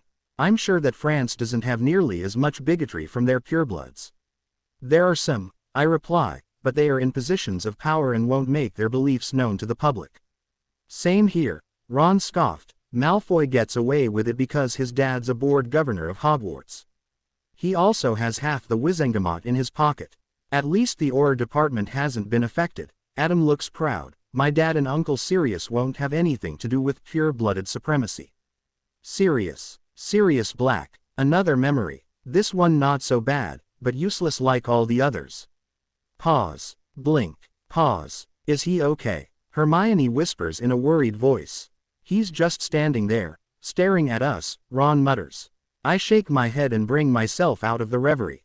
I apologize. The smile that comes is natural, but the emotion behind it is utterly fake. Sometimes I space out. It comes and goes. It's all right, mate, Adam says with a grin, before frowning. Just watch out for Snape. He's this CL's instructor. He doesn't like it when you space out while he's teaching. Is he like Malfoy? My question causes both boys to roll their eyes. Worse, They say together. He's not that bad, Hermione says, though her tone lacks conviction. Not that bad, Ron exclaims. Hermione, the git takes off points from Gryffindor just because Adam is breathing. I have a sneaking suspicion I might like this professor. Maybe Adam should stop breathing, that is. The trio smile at my joke. They don't know it is no joke. The rest of the CL is arriving, and the three turn their attention to their friends. Those dressed in red and gold come in chattering groups. Those clad in green and silver slink into the dungeon in ones and twos. All of them regard me with curiosity, and I admit that the light blue drab that is my uniform sets me apart in the dank atmosphere. The professor is last to come in, sweeping into the dungeon with his robes billowing out from behind him. Another year. Snape's voice carries the same sneer that's plastered on his face. 2 more terms I have to suffer with you insufferable lot. He glares at one side of the room, populated by Gryffindors, and I notice with amusement that Adam sinks low into his seat to avoid the man's gaze. The Slytherins all grin at their rival's discomfort, and more than a few make jeering faces. Ah, what do we have here? The man then turns to me. The sneer has lessened, though it has not dropped. A Beauxbatons student. Yes, I do recall you are the only 4th year in the French contingent. Yes, sir, I reply, for the lack of anything else to say. See, that is called respect, ladies and gentlemen. Even when smiling, Snape's sneer does not disappear. He glares again at the Gryffindor side of the dungeon, a trait some of you would do well to learn. The Slytherins snicker. Your name. The man has stalked closer to me now, and as he nears, I see his hair clinging to his skull as though it was greased. Bayard, sir, just Bayard. Well, Mr. Bayard. Snape halts in front of my desk, and peers down at me. I admit that I am unaware of the potions regimen offered at Beauxbatons. Perhaps a little test is in order. To see where you stand. I make myself look nervous. If you think it is necessary, sir. Oh, I think it is very necessary. An almost predatory gleam has appeared in his eyes, and I almost sympathize with the Gryffindors for having weathered this man's teaching. Almost. Quick, Mr. Bayard, the CL jumps a little, tell me. What possible effect a pint of dragon blood can have on your cauldron if it is poured in too late? From the corner of my eye, I see Hermione's hand shoot up. I ignore it and drag the relevant information from the depths of my mind. It can cause an explosion, sir. Hermione lowers her hand with a disappointed look. Dragon blood is highly volatile. Unbelievably so. If the right amount is added in at the right interval, then it can greatly enhance the effects of the potion. Otherwise, you may have to pick yourself back together from the dungeon floor. A faint wave of laughter. Snape's lips twitch. I can't tell if he's angry or pleased. An adequate answer, Mr. Bayard. The man paces by me, hands clasped behind his back. And what would your impressions be if a brewer tries to offer you a potion laced with strips of crocodile heart, pufferfish eyes, and substantial amounts of aconite? Hermione's hand once again shoots for the sky. If Snape gives any indication he noticed, he certainly doesn't show it. If the brewer is a woman, sir, I would feel flattered that she thinks I am worthy to be doused with an infatuation potion. If the brewer is a man, then I believe running for my life is the best option. Another wave of laughter. I see Adam giving me a thumbs up, and Ron smiling brightly at me. They look so normal, so ordinary, living the life I was denied. I feel hate, begging, pleading. I ignore him and turn my attention back to the professor. Adequate. Again, Mr. Bayard. Perhaps Beauxbatons has a tolerable potions curriculum after all. Are you ready for the last question? I am, sir. King's blood, Mr. Bayard. A common ingredient in potions laboratories everywhere, but also a dangerous element if used in some rarer potions. Can you name 3 and describe them to me? This time, Hermione doesn't raise her hand. She does not know the answer, and the look of horror on her face at this revelation is most entertaining. Blood serum, sir, used to clear the veins and arteries of the human body of a particularly nasty strain of poison. An inappropriate amount can cause nearly as much damage as the poison it is supposed to cure. Snape smiles. A sneer and a smirk mixed in one. Correct. Troll's breath is another, sir. When drunk, it imbues the drinker with the ability to spit highly toxic saliva. Its use is currently banned in 36 countries. Correct again, Mr. Bayard. The final one would be the bombarding elixir, sir. It consists of heavy doses of ground king's blood along with many other volatile ingredients. Its use was first documented by the Ottoman Empire when they hurled it in vast amounts against the magically warded walls of Constantinople to devastating effect. Very good, Mr. Bayard, Snape drawls. 15 points to Slytherin for answering all 3 questions and a further 5 for answering them correctly. The green and silver dressed side flash me grins of approval. The red and gold side looks at me in horror. But he's not even in Slytherin. Ron cries out in outrage. 5 points from Gryffindor for your cheek, Mr. Weasley. Snape sneers, and for your information, he's not in Gryffindor either. Ron sputters in anger and would surely have said something he would later regret if Hermione hadn't pulled him down. Snape glares at the Gryffindor side to ensure they are properly cowed, before turning to me with a faintly pleased expression. You are quite skilled at potions, Mr. Bayard. Only in theory, sir. I school my expression into one of modesty. Knowledge is easy to obtain. Practice, not so much. Well said. The man stares at me in mild approval. Perhaps you would like to sit with the students who can actually brew. Snape gestures to the Slytherin side. Instead of clumsy oafs who can't tell the difference between a cauldron and their right foot, the Gryffindors all look incensed, but the glare the professor shoots them is enough to keep them silent. I shrug. Wherever you want me, sir. Very good. Snape sneers before turning. Miss Davis, a pretty witch with bright blue eyes, looks up in surprise. I see that Miss Greenger is absent from my CL. Yes, sir, the girl replies demurely. Daphne is still on her vacation. She comes back tonight. Then Mr. Bayard will be your temporary partner for today. Get to it. Understood, sir. I nod, and walk towards the girl in the empty seat at her table. That's slimy. No good. Toad Inget. Ron. No, Hermione. Don't stop me. That bastard took off 50 points. For one bloody CL. Adam grimaced as he listened to his best friend's rant. The boy who lived had thought he had weathered through the worst Snape could possibly throw at him. Today proved that wrong. The greasy professor had taken off another 5 points from Gryffindor when he had asked a question. Then 10 more when Ron protested. Another 5 went away when Neville accidentally chopped his lacewing flies into quarters instead of thirds, followed by 5 more when Dean Thomas knocked over a vial of ground caterpillars. The last 10 was taken when Adam had gotten up to leave. Something about knowing your manners in front of a professor, which Adam was pretty sure was Snape talk for, I hate you and everything about you. And that's not even the worst part. Ron continued, outraged. The Git gave the SS 60 points. For doing nothing. He gave Malfoy 5 for looking attentive. It was true. Crabbe and Goyle had received points for the same reason. Blaise Zabini had earned 10 for arranging his vials precisely, and Theodore Nott was given 5 for pouring in crocodile blood with flair. Adam felt frustration well up from within him. If this continued, Gryffindor would be in negatives before the first term ended. And don't get me started on that Bayard kid, Ron snarled. He earned another 20 points for Slytherin alone. And he was with Davis. Davis isn't even good at potions. But somehow they turn up a perfect mixture together. Stupid. Bloody git. Ronald. Hermione exclaimed. You can't say that about him. He didn't have a choice. Sure he did. He could have sat with any one of us. But instead he sat with the SS. That's not being fair to him, Ron. Adam chided gently. Snape made him go sit with Davis. I don't think he would have otherwise. Besides, he seems like an alright kid. But he earned Slytherin points. You wouldn't be complaining if he was earning Gryffindor points, Hermione pointed out. Of course not. Gryffindor deserves the points, Ron retorted. Both Adam and Hermione rolled their eyes. Best friend. Ron may be, but towards a subject he was peonate about, and he was downright stubborn. I wonder where Bayard learned about the King's Blood potions, Hermione mused. Blood serum sounds kind of tame, but Troll's breath and the bombarding elixir. Those sound like they would hurt.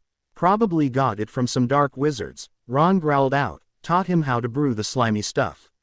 He does seem knowledgeable, Adam admitted, while ignoring Ron's darker and darker mutterings. Maybe he learned as he traveled. Didn't he say he was a transfer student? Maybe he can teach us some of the things he learned. Hermione's eyes were gleaming at the thought. I'm not going to learn anything from AS. Ron staunchly vowed. He's not a Slytherin, Ron. Hermione looked back at the scowling redhead in agitation. don't forget he's from Bobaton's. You know, the same school that which you were ogling at yesterday goes to. At once, Ron's face turned red, and Adam laughed at his friend's embered expression. Maybe the French school has their own version of Slytherin, Ron said sulkily, before following his friends down towards the Great Hall. Luna, is it? Emerald Eyes regards her with sympathy. She knows it is false. The Ravenclaw allows herself to be helped up. The boy bends down to pick up her books, spilled from her bag by her own housemates. She just stands there, gazing up into the churning shadows that swirled around the boy. Hello, Luna said dreamily, are you a Raxpert? The shadows seemed surprised. They whipped about the boy in a frenzy, excited, and forced those emerald eyes to regard her again. You can see me. The voice that entered her mind was like metal, a thick, grating sound that caused her to flinch mentally. I can, Luna replied happily, you don't look like much though. The shadows seemed to shrug. How it did without shoulders, Luna didn't know. My form is decided by my lord. I am his shield, his blade. What he needs, I will become. Luna nodded gravely at that. She turned to the boy, who had been regarding her with curiosity all this time. She took the books and slipped them back into her bag, and then faced him again, a serious expression on her delicate features. Without warning, she curtsied. Lord Raxpert, Luna inclined her head to the boy in acknowledgement. The boy snorted, not in derision, as much of her CL mates would do, but in amusement. And then he stared at her. Luna admitted that any other girl would find his attention welcome. After all, he was a very handsome boy. Very few can see hate. The boy's eyes bored into her, cold and calculating, though his face was still pleasant. In fact, you are the first one besides me. Hate is a strange name for a Raxpert, Luna began. I didn't think they had names, but it's something I've considered. Not like Crumplehorn Snurkax, of course. Snurkax all have names. They're very smart creatures. The voice in her head laughed, harsh and booming. I like this one, my lord. Can we keep her? And what possible use can she be to us? Luna cocked her head at the boy's question. I can help you keep the Nargles away, she suggested. Exactly. She can help keep the Nargles away. And what exactly is a Nargle?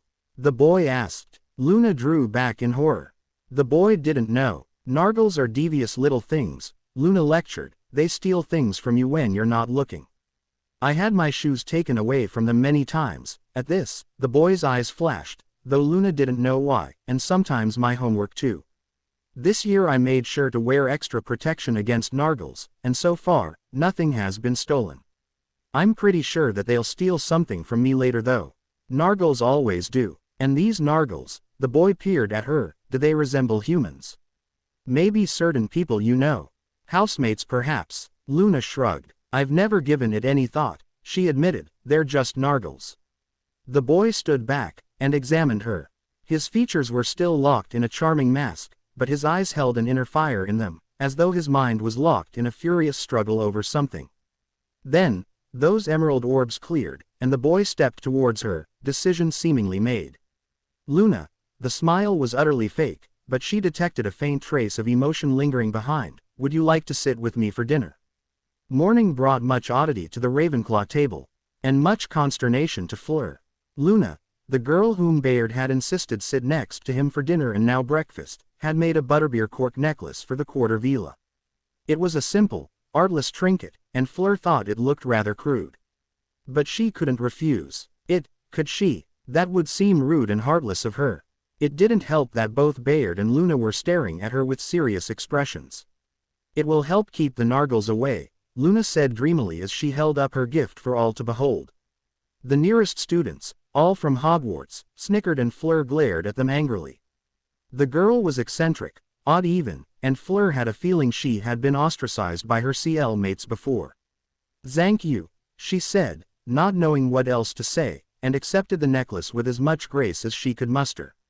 She placed it on the table and was about to continue her breakfast when she noticed that Bayard and Luna were still staring at her. What? You're supposed to wear it, Luna spoke, her voice a sing-song chirp. It can't keep the Nargles away if you don't wear it. Fleur didn't want to wear it. You should wear the necklace, Miss Delacour. Bayard smiled, and Luna nodded sagely by his side. Nargles are quite hazardous to your health, from what Luna tells me. Luna. Her bodyguard had used the girl's first name, when every other person he met he addressed by their title and last names. Even Fleur, he still called Miss Delacour. And that grated on her nerves. That her bodyguard, hers, was on a first-name basis with another girl and not her. Fleur thought the feeling was very childish, but couldn't deny it was still there. "I don't see you wearing one," she snapped at her protector. The boy raised an eyebrow. He reached into his robes, and allowed Fleur a glimpse of his D-neck. There, butterbeer corks shined. Fleur muttered underneath her breath, and Bayard smiled at her in return. As though if sensing her predicament, the gates to the great hall suddenly blasted open, and Fleur, along with much of the student population, craned their necks to see the commotion. The two British oar captains, James and Sirius, if the quarter villa remembered correctly, were arguing heatedly with another figure, clad in silver battle robes. The uniform of the French Magical Law Department. At their heels were two more figures, one slim and dainty, the other broad-eyed and lumbering, both wearing the same silver robes. The procession stopped at the Ravenclaw table, and Fleur realized with alarm that the reason for their argument was her. "You do not have jurisdiction on English soil." James swept a hand through his hair agitatedly, and Sirius growled in agreement beside him. "It is not your jurisdiction that we need," the lead French oar replied, and turned to Fleur. He was a handsome, regal man with shining black eyes. "Miss Delacour, you must come with us. Something horrible has happened." "What?" The quarter villa rose, a sudden feeling of panic overtaking her. "What has happened?" "Your father," the oar said sadly. "There was another attack on the manor. Your family was Z's time. The ministry fears for your safety, and has sent us to retrieve you." She heard the faint murmurings of sympathy around her, but paid them no heed. "My father," she swallowed. "Is he all right?" "Yes, thankfully. But the rest of your family, the youngest?" "Non," Fleur breathed. "Gabrielle, you have to come with us at once, Miss Delacour." Fleur nodded numbly, and rose from her seat. The oar raised a hand to take her arm. "You know," Baird's voice broke the silence, "if you wanted to kidnap her, you could have at least done better with the disguises." All eyes turned to stare at the boy. "Kidnap?" The oar looked confused. "You are mistaken." "Yes, kidnap." Bayard twirled a fork in his fingers, a thin smile on his face. "You really didn't think no one would recognize this farce you call your plan, did you?" "I would be affronted, Zir, and would challenge your claims if time was not a necessity. We are Z personnel of the Z French Ministry. Z Magical Department of Law Enforcement." "Yes, oars," the boy nodded back, "and judging by your uniform, you are an oar captain." "What does that have to do with anything?" "In England, oar captains command squads of 20. In France, they command squads of 15. Why have you brought only 3? The oar tensed. James and Sirius frowned, and then realization dawned upon their faces. Their wands were out in a flash, and pointed to the lead oar. Fleur took a step back in fear. The oar's face had gone from businesslike to hateful, and before anyone could move a finger, the man lunged and grasped tight her arm. Fleur felt the familiar tug of an activating portkey and gasped as the world swirled around her. Sergei Vinnikov watched the Japanese woman disappear in a flash. The witch had activated her own portkey as soon as the Frenchman vanished with their target. Uptight, the Russian fondled the chain attached to the pendant that was his own portkey, grinning at the stunned faces arrayed before him. The British oars were well trained, disciplined even, but they were utterly unimaginative. It had taken some forged documents, all provided by the ministry lackey, and the oars had let them through. The bounty hunter stole a look at the boy that was supposed to be Templar, hoping for his expression to be equally as shocked as the rest of the hall. He was to be disappointed. The boy's smile was still on his face. The Russian squirmed uneasily as he realized the smile was directed towards him. The two British oars were slow to respond, but respond they did, and Sergei found himself the target of two furious wands. The Russian shrugged off the discomfort from the boy, and grinned back at the Englishman. His hand lifted the chain around his neck, and displayed the pendant to the hull. "Cast at me, and I will be gone in an instant," he sneered. The two oars stopped, and growled. "Portkeys," Sergei drawled. "Wonderful things." Turning, he glared at the boy, and spat in his direction. "You are Templar. Your reputation will be in tatters once this gets out." The boy's smile grew. He stood up. The Russian's hand immediately hovered over the pendant. Sit down. I am in control here. The boy didn't sit down and merely cocked his head to one side. What is your name? Sergei jeered. I am Sergei Vinikov, and I will be known to be the one to have finally bested Templar. You were gloating, it was an observation. Templar's words, that is. Of course I am. I have Vaughn. In retrospect, Sergei shouldn't have blinked. Things wouldn't have changed, but at least he could have seen what was coming. The first thing the Russian felt was pain. Immense, horrendous, stabbing pain. Sergei looked down, where his hands should have hovered around the portkey pendant. Every single one of his fingers had been broken. His wrist hung at an odd angle, snapped. The rest of his arm dangled, listless, bones shattered beyond repair. Sergei screamed. No sound came out. That was the second thing the Russian realized. His windpipe had been crushed. He started choking for air, clawing at his throat with his one good hand. The third and last thing was the boy. He had been a good 20 feet away, and a solid, wooden table had been between him and the bounty hunter. Now, he was here, directly in front of the mercenary, gazing up into the towering Russian's panicked stare. His wand was out, tip touching Sergei's belly. Sergei Vinikov, the boy said, slowly, teasingly, I will remember that name when I carve it into your grave.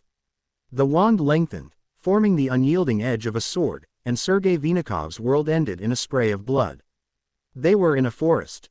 That was her first impression. Fleur spotted the remnants of a camp, dirtied, tattered tents sprung haphazardly about, and empty bottles of fire whiskey scattered around the ground.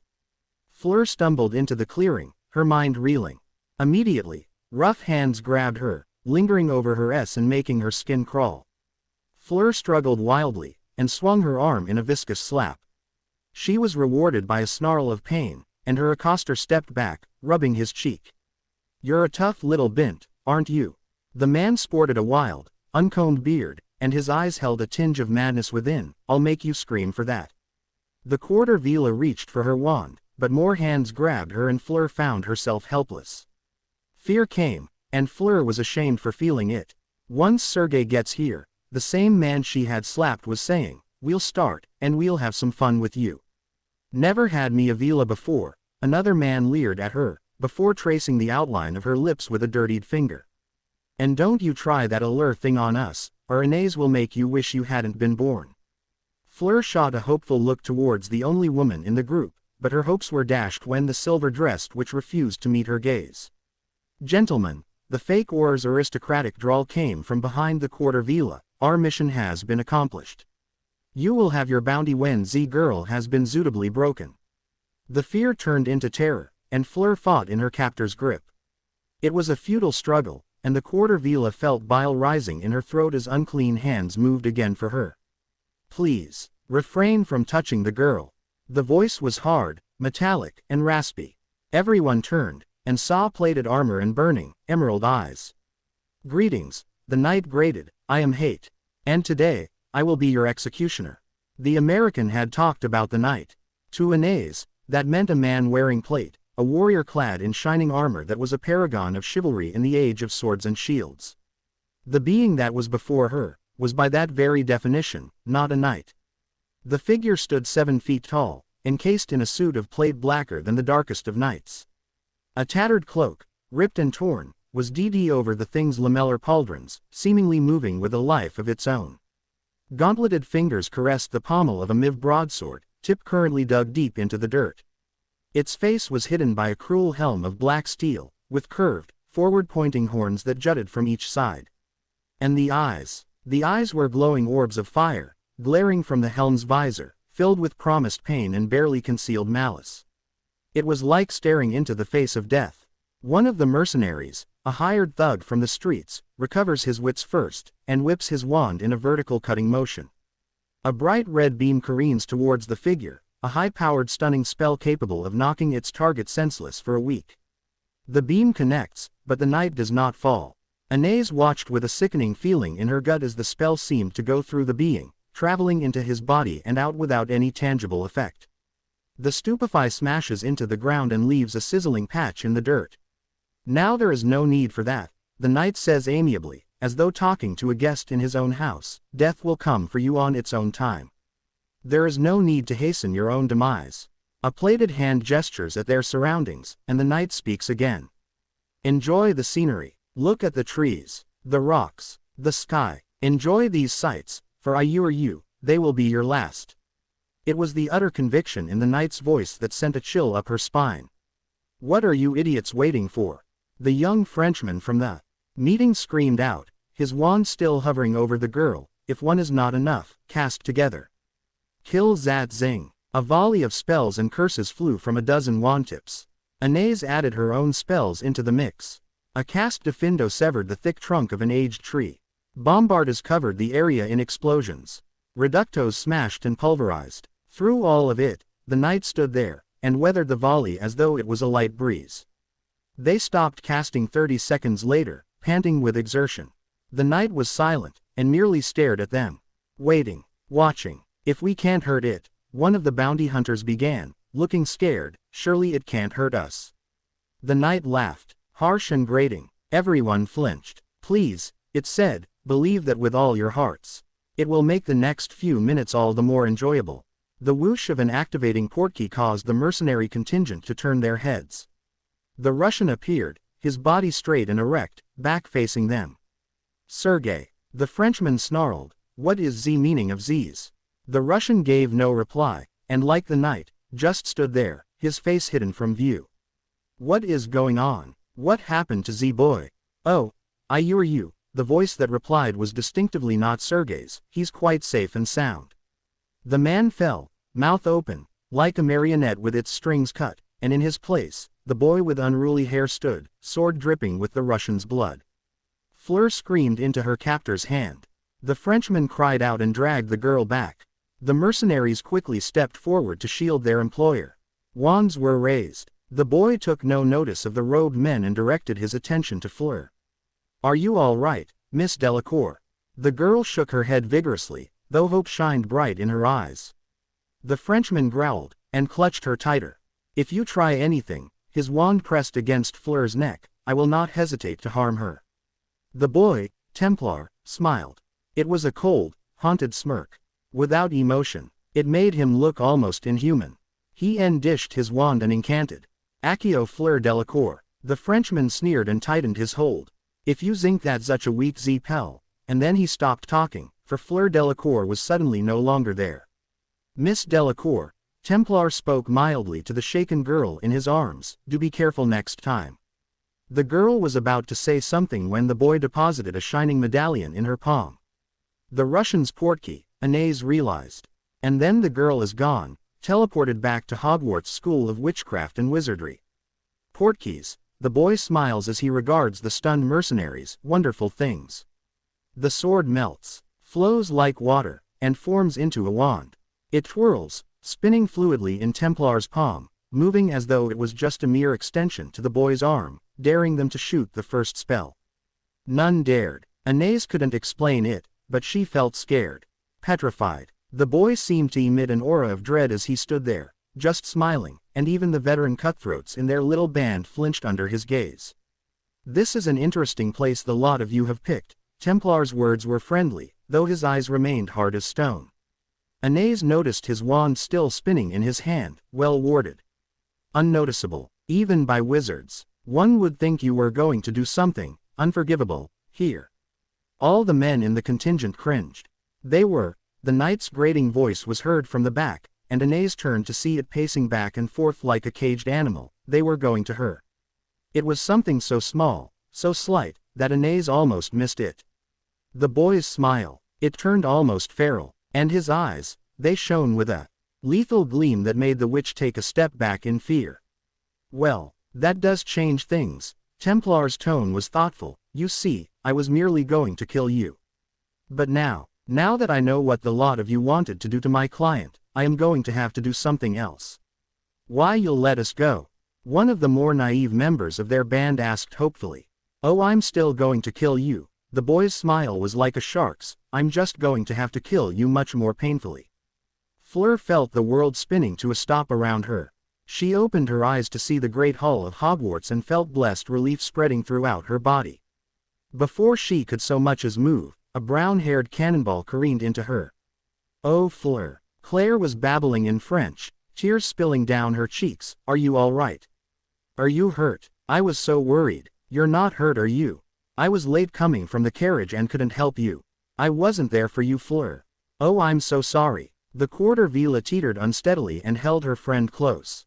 She saw Imeric walking towards them, emotions warring on his face. "Those bastards, if I find those bastards." Fleur didn't hear the rest. Her headmistress had placed a heavy hand on her shoulder, and she looked up to see concern radiating from Madame Maxime's eyes. "Are you all right, Miss Delacour?"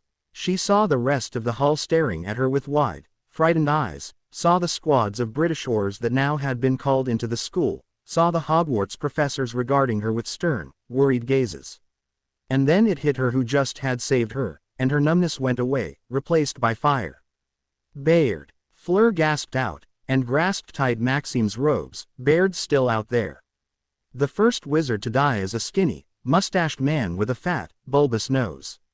There is no warning, no sign, no indication that the fight was supposed to begin.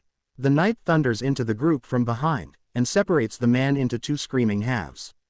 Blood spurts, freshly released, and covers the stunned bounty hunters with blotches of crimson. That is enough to shock the mercenaries out of their reverie, and they scatter to avoid the plate-clad monster in their midst. One is not fast enough, and Anais recalled his name as Michael before the sword returns and pins him to the dirt like a wriggling insect.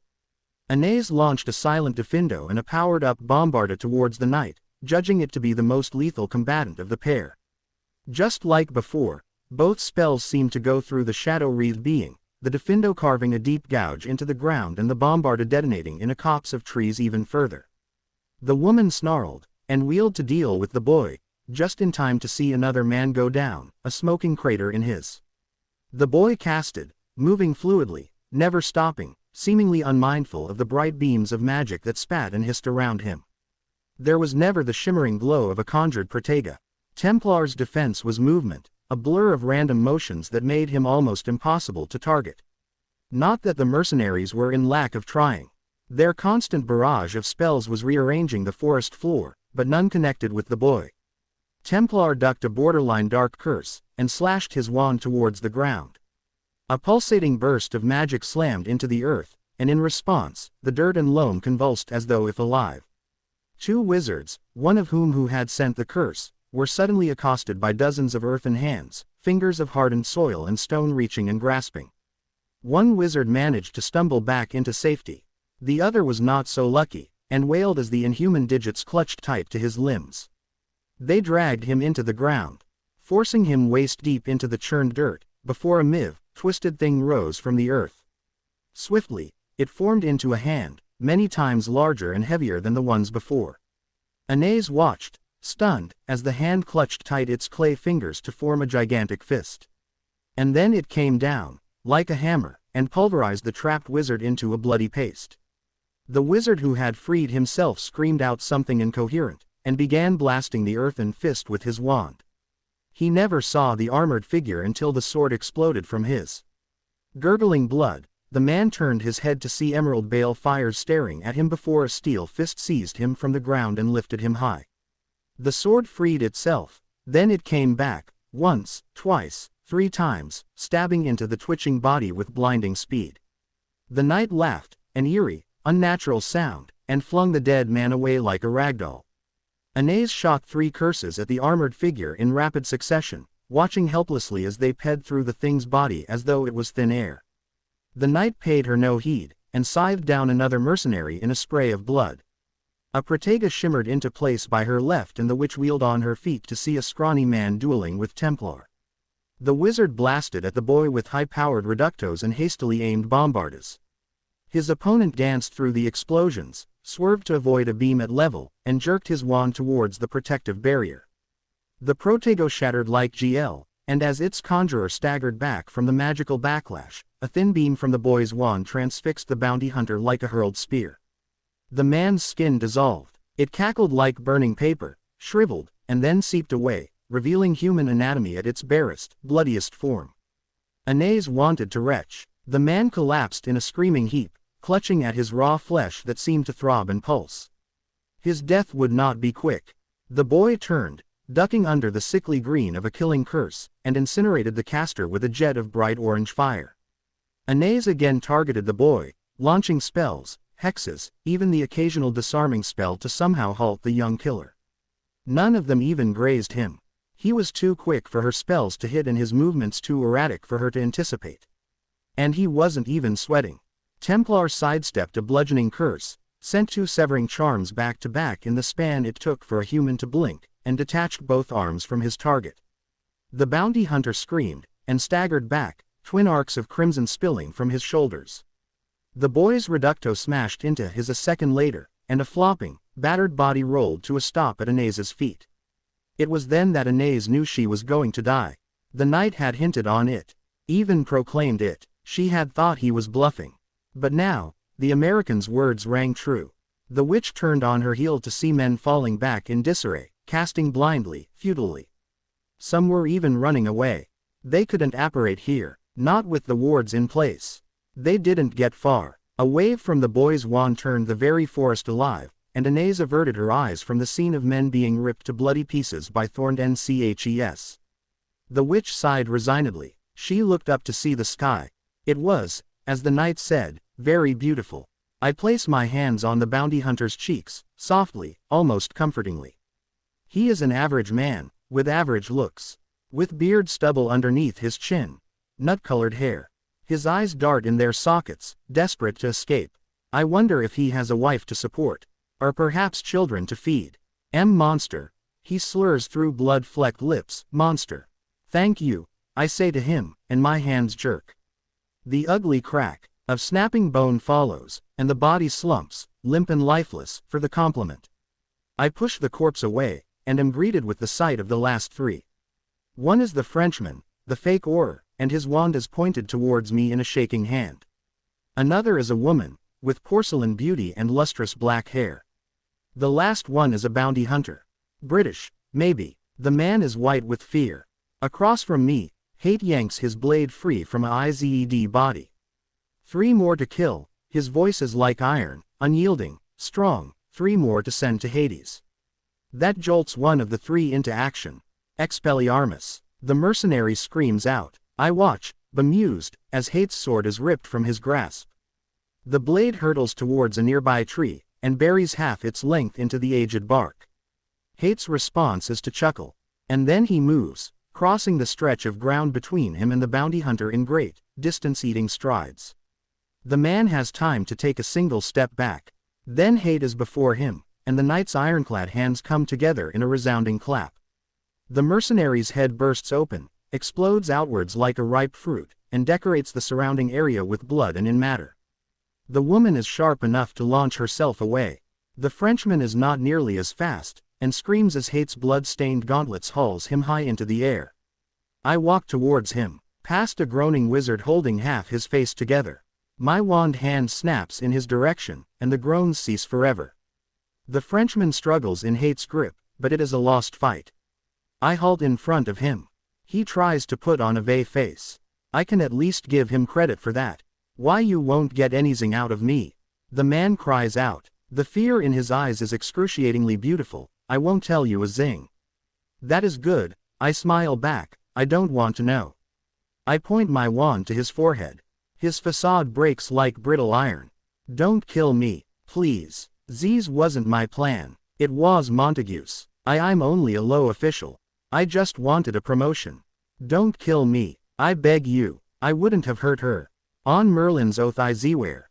Please, give me a chance. Life gives you only one chance not to die. My smile is sincere now, and that terrifies him even more, and you have wasted that chance.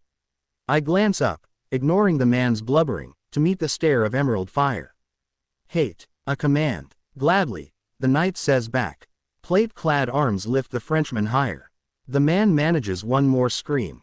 And then Hate pulls. Flesh tears. Bones snap. Blood fountains into the air, and now Hate holds 2 men. A few droplets patter onto my face. Like rain, Hate discards the tattered meat from his hands. He turns to regard the scene before us. Corpses litter the ground, faces contorted into expressions of fear and pain. I can sense his satisfaction. Blood and fire. Hate breathes, I am content. The knight then sees the woman, the last one standing, a look of resignation stitched across her countenance.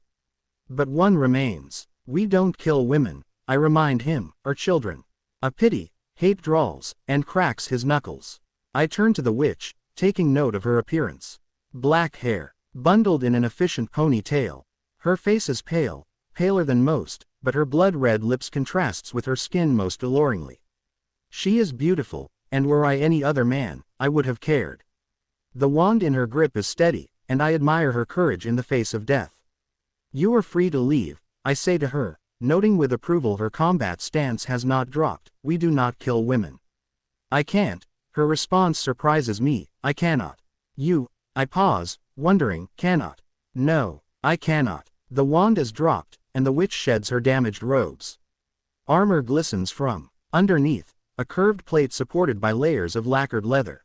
And then the blade comes out, sliding from its sheath with methodical slowness.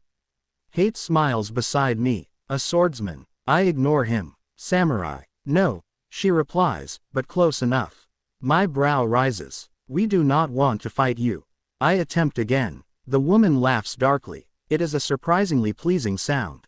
You certainly wanted to fight them. Her blade points to the corpses that surround us. They were different. Leave. It is not worth it. I do not want to fight you. I have no choice in the matter, she says sadly, for honor's sake. The witch brings the blade to her shoulder in a two-handed grip. Very well. The words are like ash in my mouth. Hate. The knight's sword frees itself from the tree, and thuds into his hand. He mirrors the woman's stance. Gladly, he replies and then charges. Anaze Takahashi had dueled with blades before. It was like an elegant dance. Purity of form, and purity of motion. Anticipating the enemy's moves and preventing him from anticipating yours. Steel on ringing steel, a craft of death based on skill and cunning, finesse and grace. The knight possessed neither finesse nor grace. It lunged at her, sword chopping in a vicious, vertical motion. Anaze raised her katana to block and staggered when the black blade connected. There was an unholy strength behind the knight's strike, an unstoppable, powerful force that could not be denied. Anaze's limbs felt like they were on fire. And that was only the first blow. The return stroke Anaze dodged, the blade carving through the air where her head had been scant milliseconds before. And then it came back, faster than she thought was possible, and she flung herself away to avoid being hacked in two. Running are we, the knight taunted her in its metallic voice, so much for honor. Anaze gritted her teeth. She could not win this fight through conventional means. Her opponent was stronger, faster, and more experienced. And seemingly inhuman. She would have get past the knight's guard somehow, and strike when he was at his most vulnerable. The witch backed away, to a distance where the sword could still reach her, but gave her ample space to maneuver. The knight lashed out again, a horizontal sweeping motion that she dodged. The return swing she blocked, and regretted the decision when her muscles burned from the exertion. This continued, the knight hacking at her with machine-like precision, and her barely managing to keep up. Every swing came inches away from ending her life. Every blow felt like a sledgehammer when her own blade rose to deny. She had lost count of time, but it couldn't have been more than a minute. And that made her feel weak. Useless. To be so vulnerable when the fight had barely begun. The knight swings again, an overhead blow. She dances away, wincing as the blade ped mere centimeters from her shoulder. The sword smashes into the ground, and sticks there, lodged deep into the dirt. Anaze tensed. Here was a chance to end this. Her katana rose high and she brought it down on her foe's unguarded back. The knight's response is to laugh. A blackened gauntlet arrests her motion, and the witch's eyes widened as the knight's grip tightened on her arm like steel. The second gauntlet leaves the sword, still embedded in the earth, and hammers into her stomach.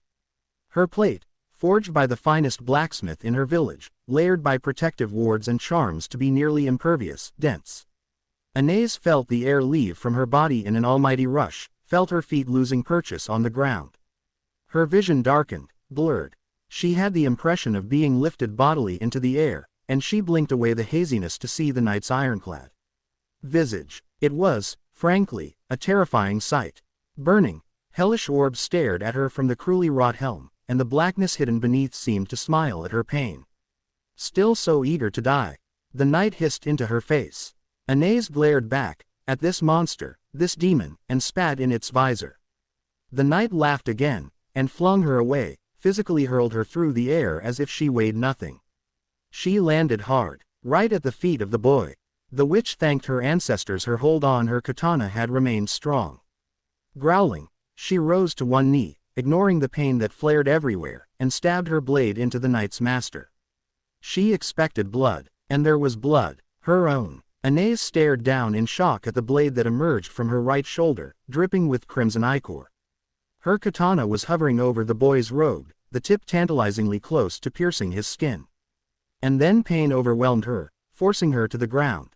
"You will not harm my lord," the knight hissed from above her. Unlike before, its voice was tainted by wrath, and Anais inwardly rejoiced at doing something, however small, to annoy it.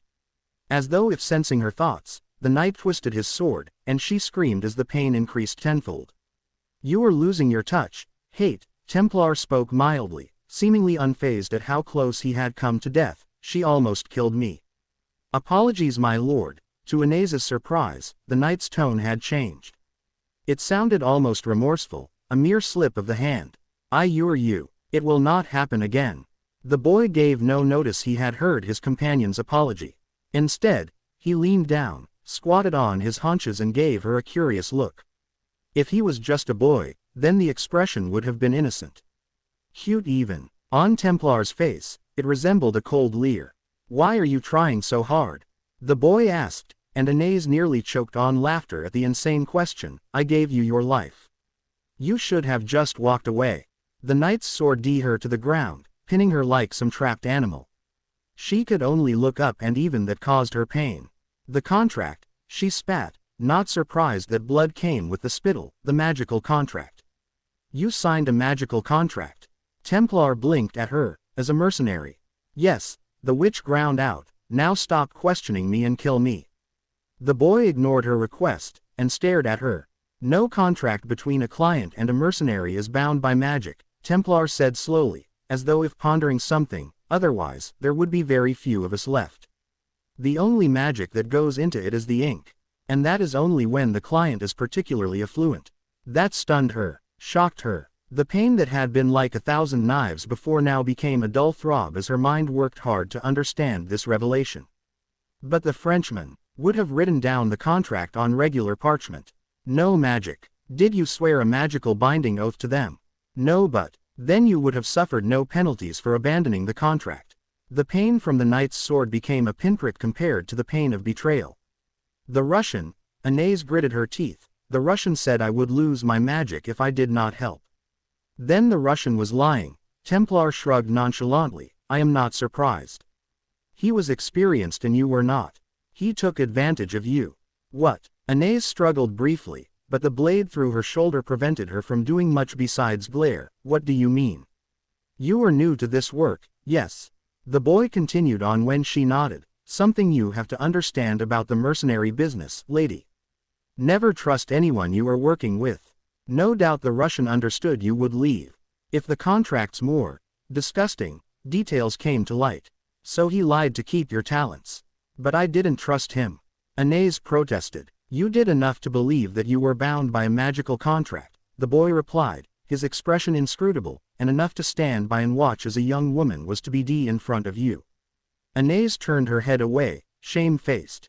"You came from somewhere remote." Templar's question caused her to flinch. "Yes, from a village in Japan. And you did not think to learn the methods of our line of work. Did not think to understand how contracts worked. I thought it was about honor," she admitted, and the boy narrowed his eyes. "Honor, yes. My father and his father before that. They all turned to mercenary work. My entire clan has. We extol the virtues of honor, and we would rather die than fail the contract. I was taught that." "Your name, lady?" "Anais Takahashi." "Well," the boy's face was stony. "Anais Takahashi. You are an idiot." Anais gaped like a fish. "A very pretty idiot, granted," Templar continued, his face still an expressionless mask, "but an idiot nonetheless. Your father most likely stepped out of his village, received his contract, and then got himself killed when the wizard he was supposed to be working with cursed him from behind to take all the bounty. Your grandfather before that probably disappeared from the face of the earth when he mentioned honor to a rabble of greedy, backstabbing mercenaries. And now, you, Anase Takahashi, have committed the same mistake. So, you are an idiot. Anase wanted to argue that what the boy was saying was false, that he was lying. But her father had vanished without a trace. His last words to her had been about upholding the honor of her clan. He had not come back since. In fact, many men of the Tempest Moon clan had never come back from their work. There had been no packages filled with gold as promised. No news of titles earned or battles won. It was a mystery then. And her mother, her smart, intelligent, perfect mother, had claimed that her father had become so successful and there were so many contracts for him to claim, that he had no time to write. She had believed it then. Now it was like a veil being lifted before her eyes. The sword was wrenched away, and Anase gasped in pain at its sudden removal.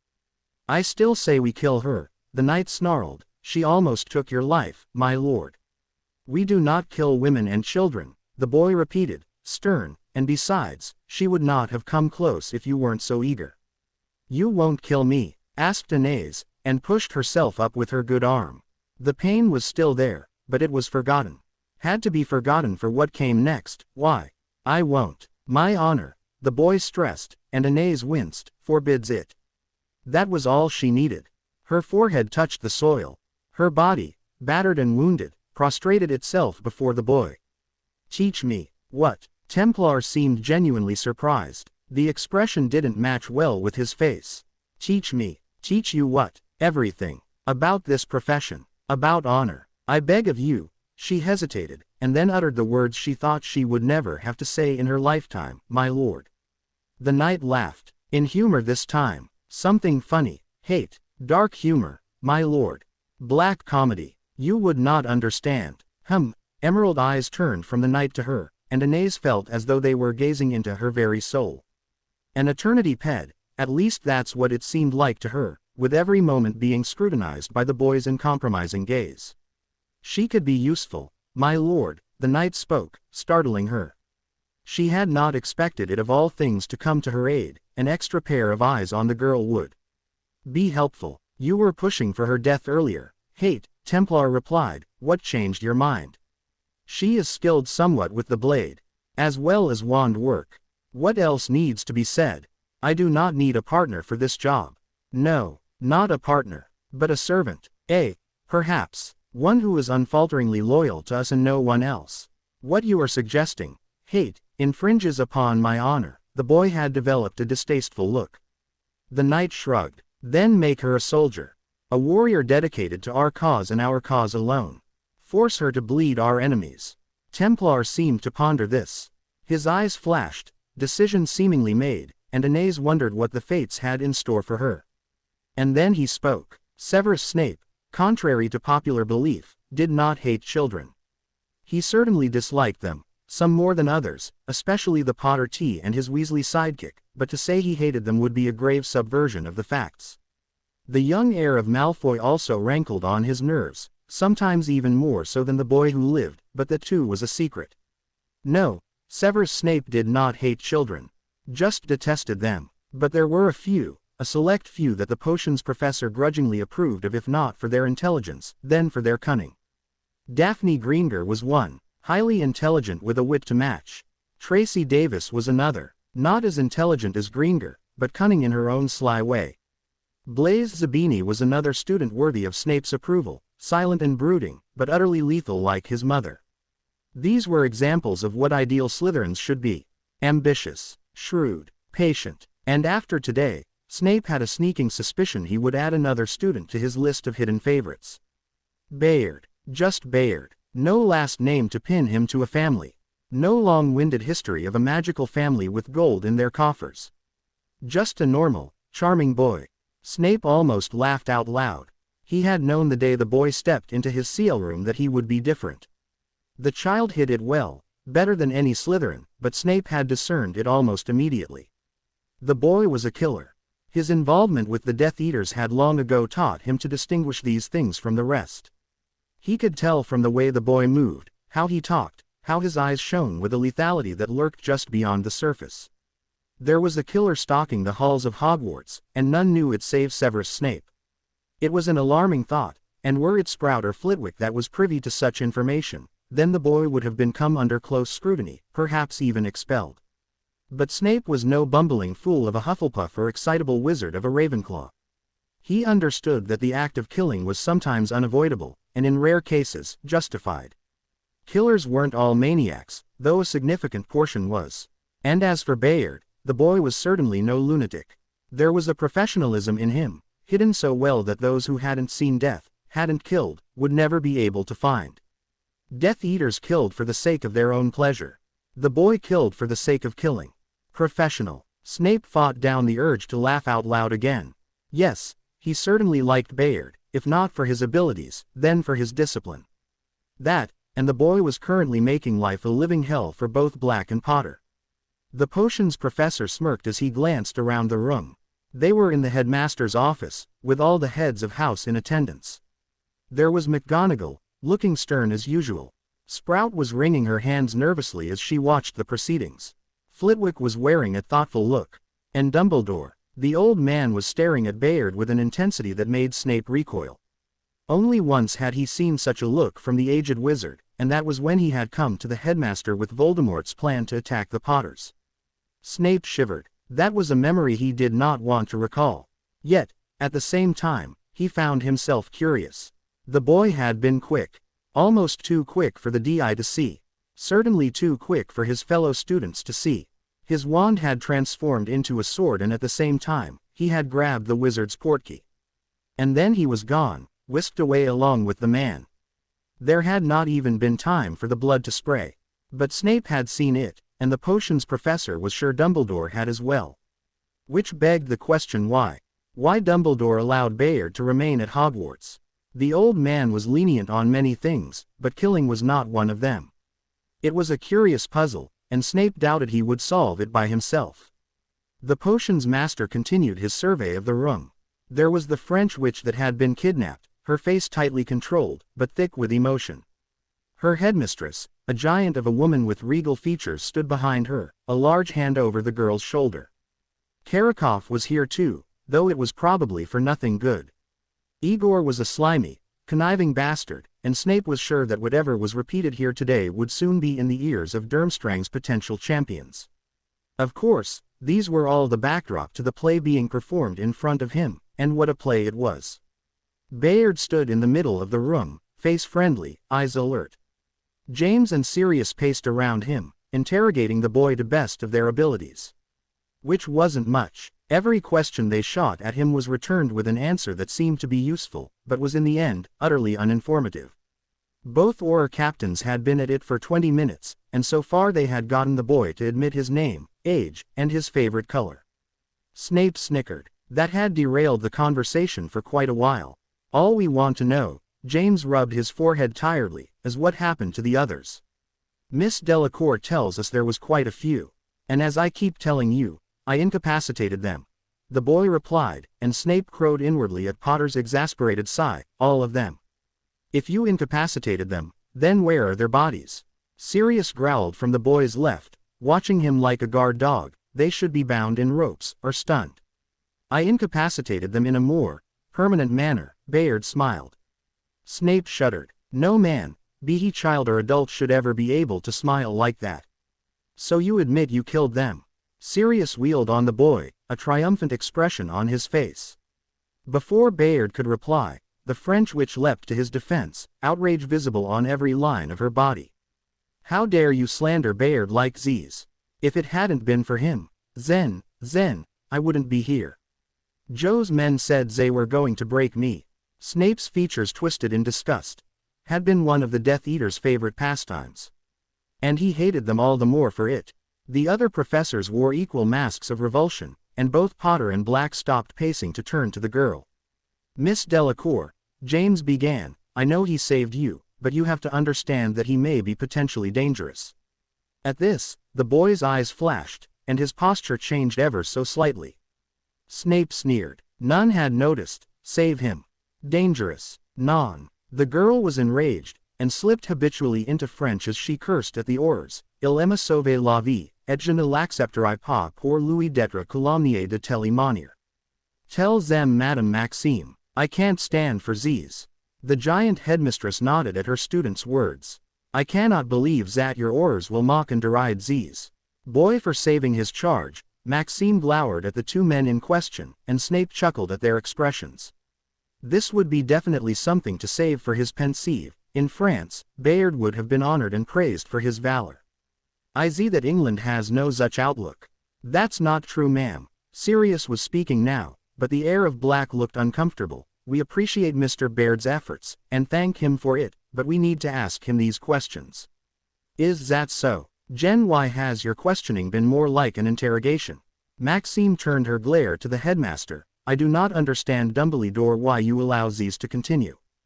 Bayard has been misaligned badly, and I will not stand for these miscarriage of justice. Perhaps James and Sirius, Dumbledore said pensively, it would be best to let the matter drop. Bayard has performed exceptionally, this you must admit. And be sure to reward the boy too. Flitwick squeaked. Albus, James sighed, we don't want to do this any more than you do, but we need to know what happened. The band might have connections elsewhere, and that may lead to students being in danger at Hogwarts.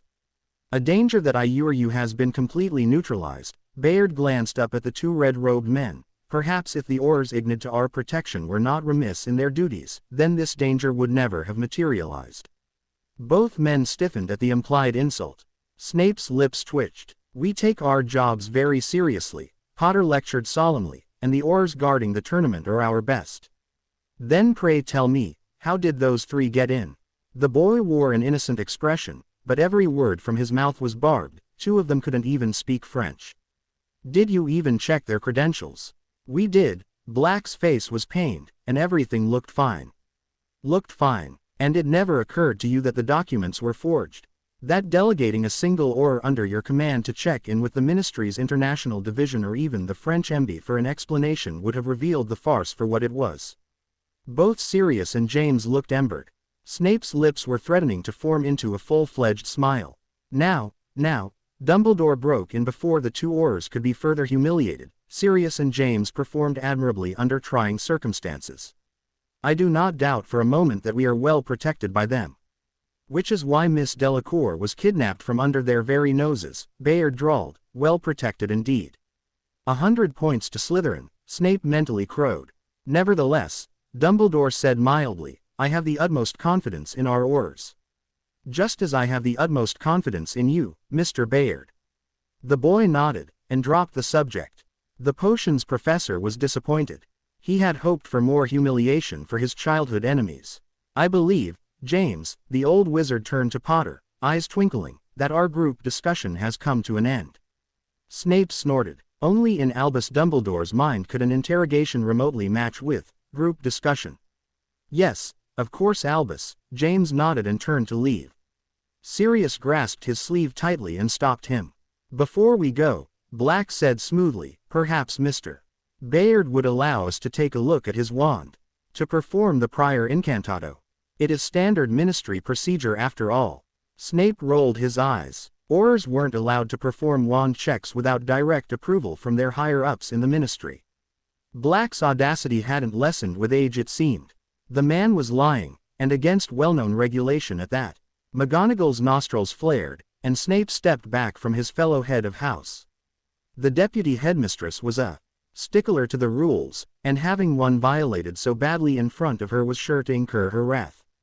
Dumbledore also looked disquieted, and Snape was sure either him or McGonagall would come to the boy's defense.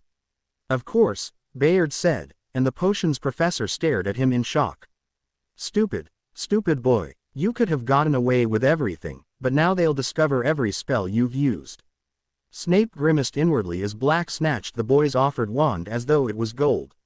Sirius blinked, hesitated, and weighed the blackened stick in his hand.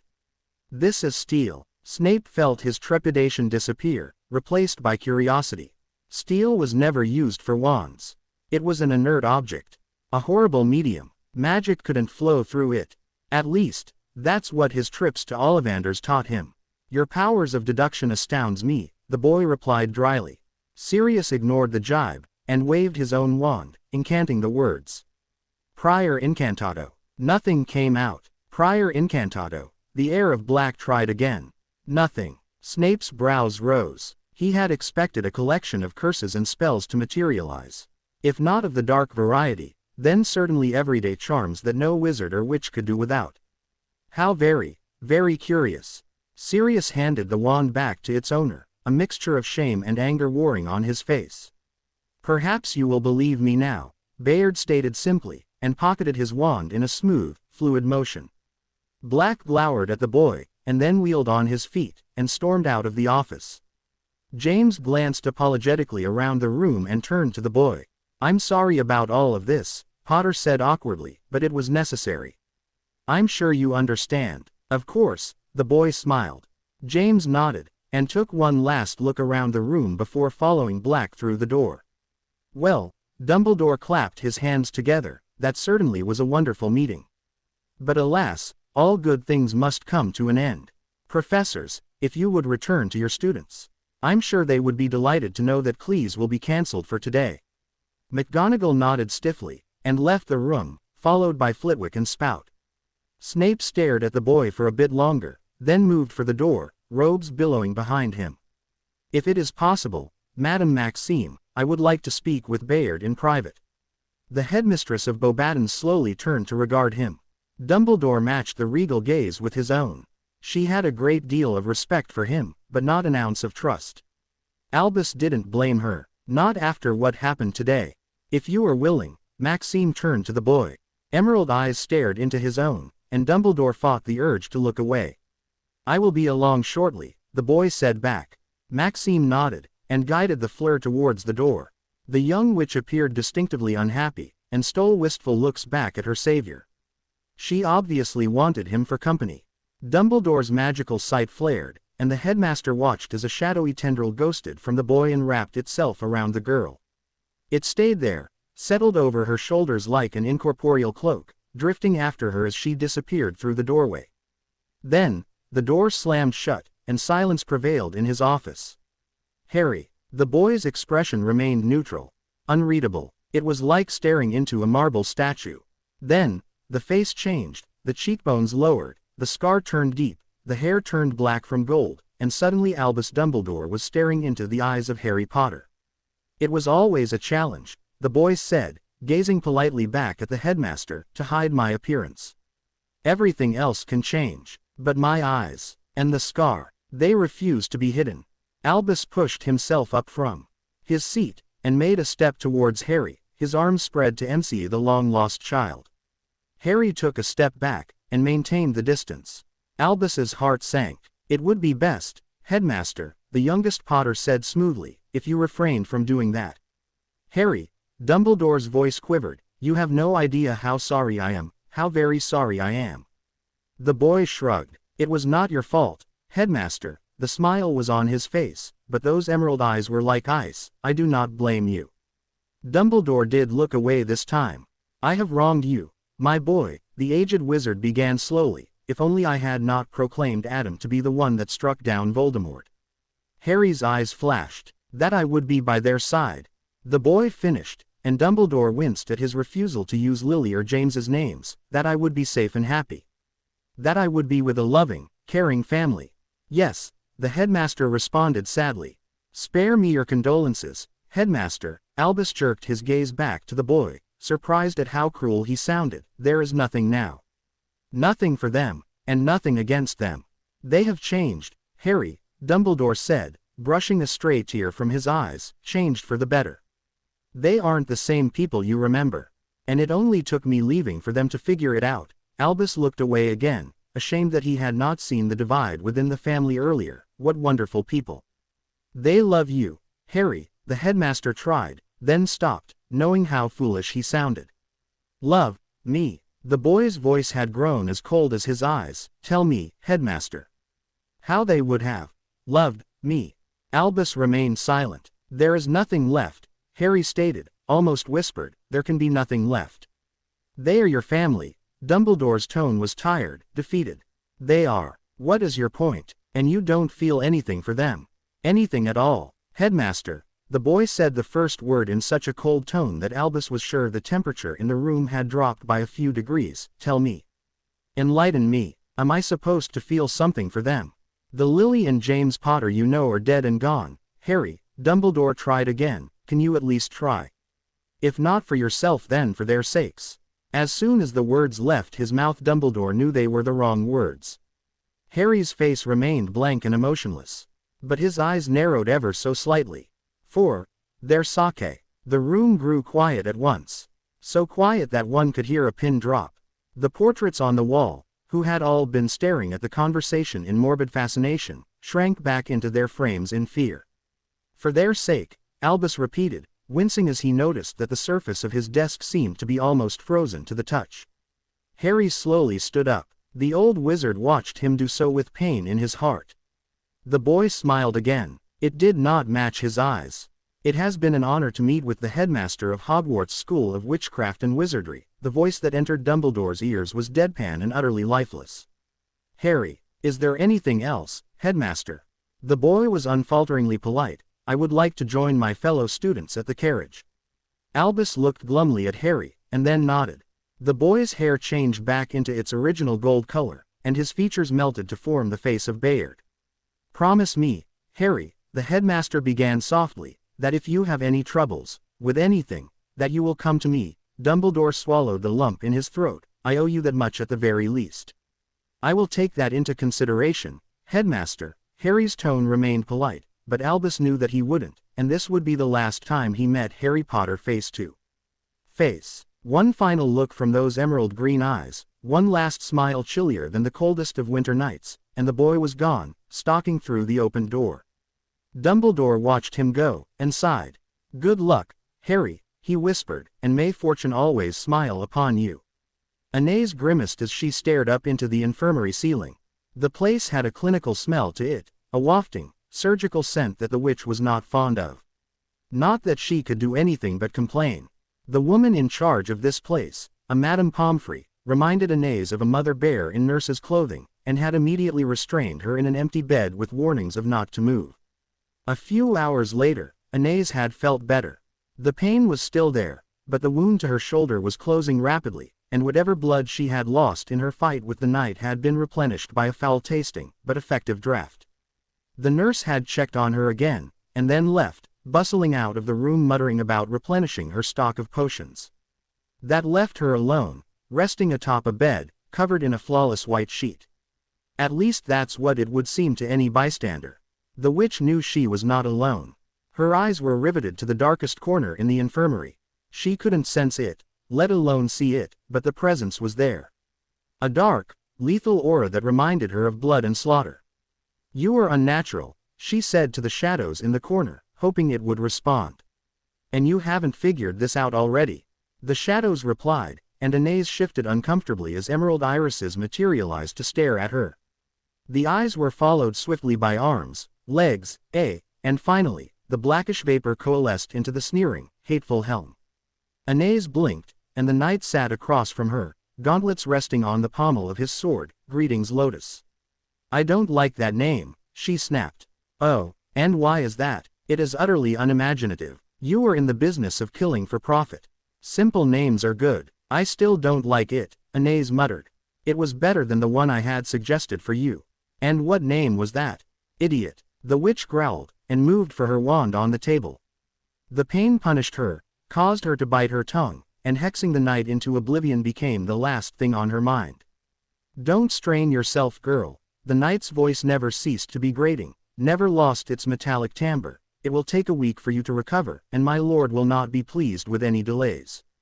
You talk as though if I was merely an object, to be used and discarded. Her voice was bitter. She had sworn her loyalty to the boy, but her pride still smarted. And are we not to serve our Lord with undying devotion, to fight and die by his command? Inez did not reply, and instead gazed glumly at a cluster of empty vials sitting on Pomfrey's desk. How did you find us? The witch asked into the silence that followed. Find you? The knight's tone seemed to be amused.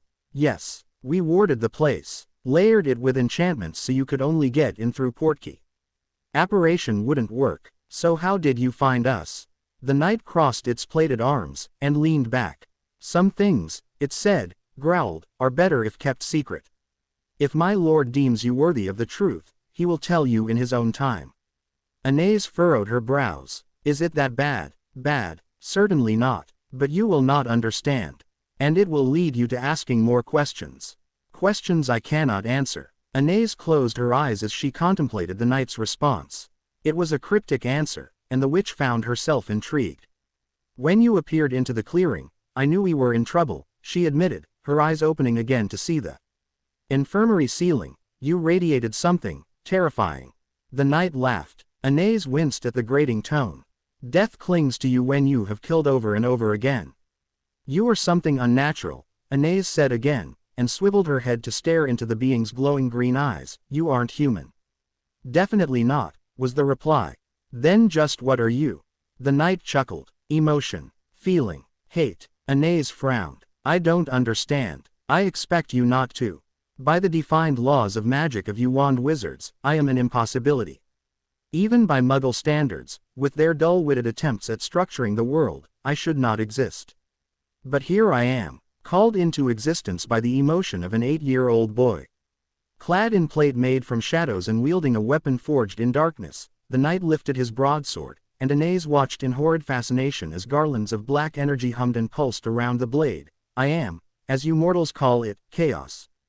Disorder. Pandemonium. That doesn't make sense. Yes, Anais got the feeling the knight was smiling at her, though how it could with its face hidden by the horned helm, she didn't know. Chaos never does.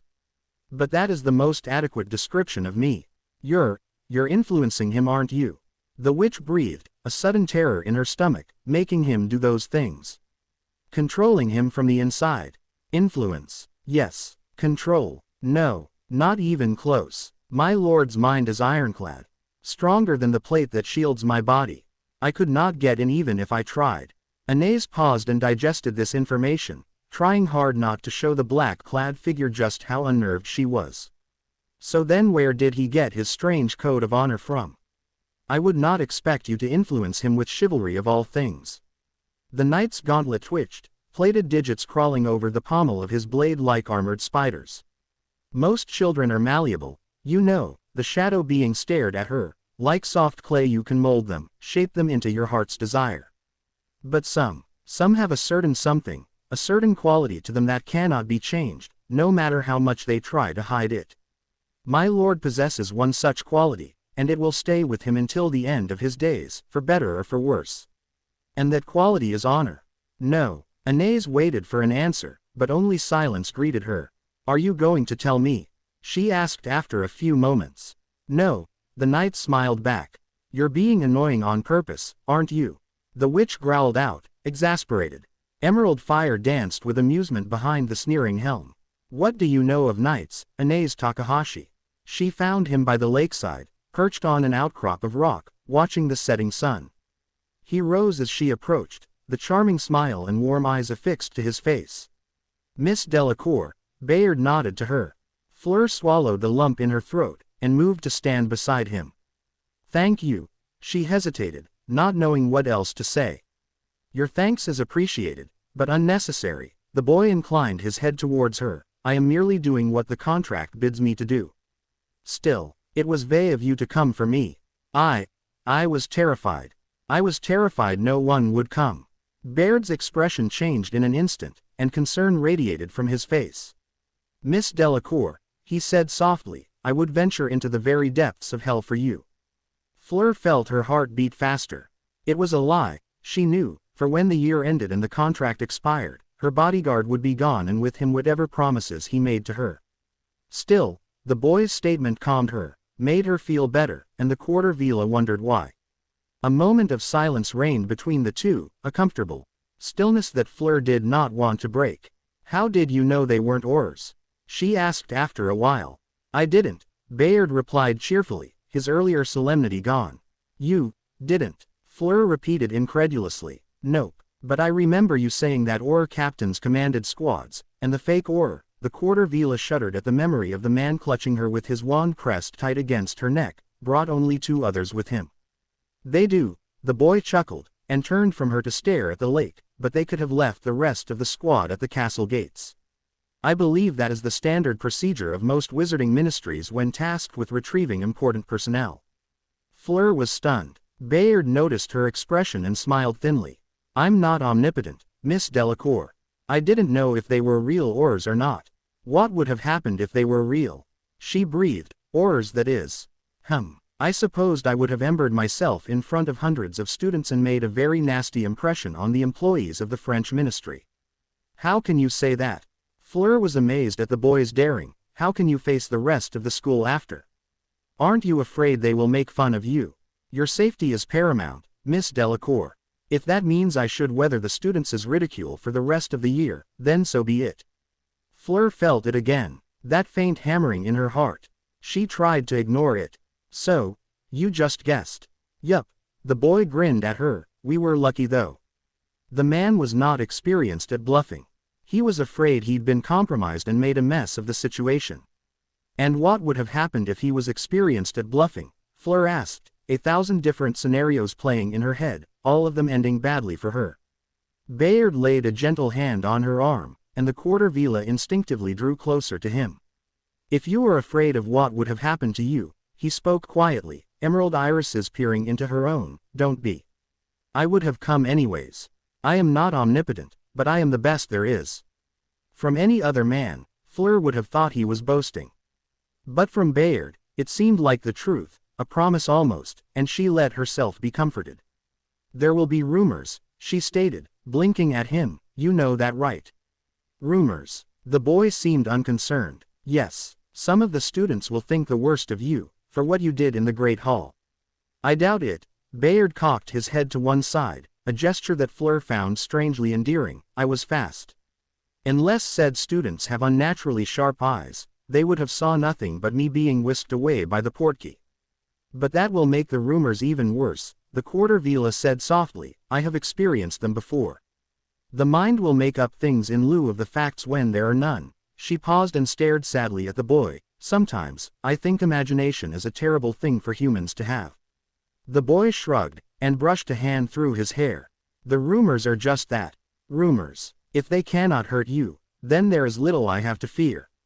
But they will say that you have done horrendous things to my captors, even though they deserved it. Maybe even killed them, and you will be ignored by the student body. Hated even. They will fear you. And do you fear me, Miss Delacour? The boy regarded her with an innocent smile. No, Fleur said stoically, no. I do not. You or Bayard, my friend. What you did to those scum, whatever you did, they didn't deserve anything less. The others may be afraid, but I am not. You had to do what you had to do. And what if I told you I did kill them? Bayard stepped forward and Fleur stepped back, automatically, eyes wide. And what if I told you that not only did I kill them, but I enjoyed killing them? Would you fear me then, Fleur Delacour? The quarter villa felt her heart pounding. Felt her throat constrict. Felt the fear of staring into a potential killer's face. The boy's smile seemed to grow wider. I would, she began, then amended her statement hastily. I would be afraid of you, but I also know you wouldn't harm me. Or anyone in the school. And you know this because you are Bayard. The words left her mouth faster than she could think of them. That made her feel very foolish. Because I am me, the boy repeated, traced every word so slowly that it made Fleur shiver. You are more correct than you think, Miss Delacour. He paused, thoughtful, and looked at her again. Fear is good. Fear is healthy. Fear begets caution and caution begets survival. Always fear, Miss Delacour, but never allow it to claim you. I don't fear you, she whispered. I don't think I ever will. Bayard just smiled at her, and Fleur knew her hidden meaning had wormed past his guard without acknowledgement. But I did feel helpless, she continued, when they captured me. I felt so alone, so abandoned. I couldn't even do anything. It was an unpredictable situation. The boy responded, I do not think anyone else would have found a way out. But you would have, the quarter villa challenged. Emerald eyes regarded her. Then the boy nodded. I would have. Then teach me. Her bodyguard froze, then turned. I assure you, Miss Delacour, that as long as I am here, you are safe. I have never let a client come to harm, and I won't let you. But what if you aren't here? What happens when your contract expires at the end of the year? Bayard looked thoughtful. I don't ever want to feel that helpless again. Fleur gritted her teeth. I need to be strong. To protect myself and my family. I need to be like you. The boy smiled, but Fleur thought she detected a faint glimmer of sorrow lurking beneath. You don't want to be like me, he said softly. There was a hidden meaning behind those words that she couldn't discern. Just like how hers had paid by him. But Fleur pushed on. Why not? You are strong. You are powerful. You can do wandless magic. Teach me. Strength comes with a price, Bayard replied, power even more so. All these things don't come free. And sometimes, the price is something you don't ever want to give up. Sometimes, it may even cost you your humanity. Fleur swallowed. I will do whatever it takes to protect my family. The boy stared back. He wasn't smiling now. How noble, he stated and turned away. This time the silence was uncomfortable, and Fleur yearned to be away from the stifling stillness. Then the boy turned back, the charming smile back in place, and the quarter Vila felt her worries drain away. I can't teach you everything, Bayard began, but I can teach you the basics. Meet me here in a week. In the morning, gem-green eyes watched her carefully. You won't be able to do what I do, but you will last in a fight. That's all I want, Fleur said gratefully. The boy nodded curtly and turned back to staring at the lake. Fleur had the feeling she had been dismissed, but instead of feeling angry, she felt saddened. Like something was missing. The quarter Vila stepped closer, until her shoulder was nearly touching Bayard's. The sun was still setting, and she watched with the boy as it lowered itself in the distant horizon. Strangely, it felt right. Morning came, and Fleur Delacour began her hunt for the boy. It had been an almost instantaneous thing, after yesterday's events, for her mind to link Bayard as a potential mate. She should have seen it coming. The most important quality every Vila searched for in a man, being immune to the allure, had been known to her ever since he appeared at the manor. The following weeks she saw for herself how the boy acted and how he carried himself in public. Fleur had liked what she saw, but she had been hesitant. He was, after all, only a boy. But last night changed everything. It was not the fact that he saved her life. She would have been grateful, very much so, but that would have been it. No, it was the conversation, when she had poured out her fears to him and he had returned the gesture with sympathy and compassion. Any sense of him being just a child was gone now, erased utterly by the events that occurred. He was young, certainly, but the impression she had first received at the manor, when she had first seen the unruly hair and wide, piercing eyes, was irrevocably gone. Fleur stepped lightly into the great hall. The chatter dimmed slightly, and Fleur realized that many eyes were on her. She ignored them all. The quarter Vila made a beeline for the Ravenclaw table, where Bayard was in deep conversation with Imeric. She slid gracefully into the seat beside him, delighting in his presence. Her bodyguard turned to her and smiled the same smile he always wore when near her. Fleur swallowed. Vila were UAL creatures. Pianate and borderline obsessive in behavior to the men they hunted. But unlike sirens who lured sailors to their deaths with enchanted songs or succubi who drained the life force from the victims they enthralled, Vila did not hurt their prey. The Vila hunted for mates, bond partners in a sense, and the act of injuring a potential husband was near sacrilegious to their minds. And also, unlike sirens and succubi, who bonded, in many cases forcefully, men to their wills, Vila bonded to their mates. It was a self-sacrificial act, for a Vila when pledging her love to man was in essence giving up her freedom in return for affection. And sometimes, said affection was never returned. The bonding was one way, and though all Vila uniformly possessed otherworldly beauty, there had been instances in the past when a mate would accept the bond, then use the Vila for his own sinister purposes. It was a horrendous notion, and precisely the reason why the majority of Vila lived in covens. The idea of falling in love with their bonded and then losing their freedom only to be used and discarded was a fear that all Vila held. Indeed, most Vila preferred to abstain the presence of men entirely, and rare were the occasions they were seen by the outside world, be it magical or muggle. Fortunately for Fleur, her Vila blood was significantly diluted by her mother's marriage to a normal, albeit powerful wizard. There was no chance she would ever experience the bond. Only pure Vila could. But she had inherited the hunting instincts of her ancestry, and it was driving her, for a lack of a better word, barmy. Fleur felt a physical need to hurt Marietta Edgecombe as she brushed her hand lightly over Baird's. The boy had only been ping a plate of toast to the pretty Ravenclaw. The urge both relieved and terrified her. Her mother had once sat her in her lap at the tender age of 9, and Apolline had carefully explained to her wide-eyed daughter the differences between Vila and normal human girls. It had been an enlightening experience. Humans were fickle, random. They followed their emotions, allowed feeling to cloud their minds, and thought little of what their actions did to others. This was why human relationships were so very fragile and so commonly broken. Vila were different. They longed for male companionship, mostly of the UAL nature, but they were not promiscuous. Far from it. To a Vila, was not just for pleasure. It was an expression of love for their bond mate, a sign of their devotion, and for a Vila to engage in copulation before the bond solidified was unheard of. It just didn't happen. It was an irony of the universe, a joke played on the race of man that the most desirable females on the planet were chaste to the point of beyond belief. But chaste did not mean weak. Apolline had made sure to point that out to her daughter. Vila were a powerful species. They had been hunters once, of both food and mates back when mankind still roamed the world in furs. Back then, they had been enemies, and Homo sapiens learned to hide in fear when the winged avians wearing the faces of beautiful women began their night hunt.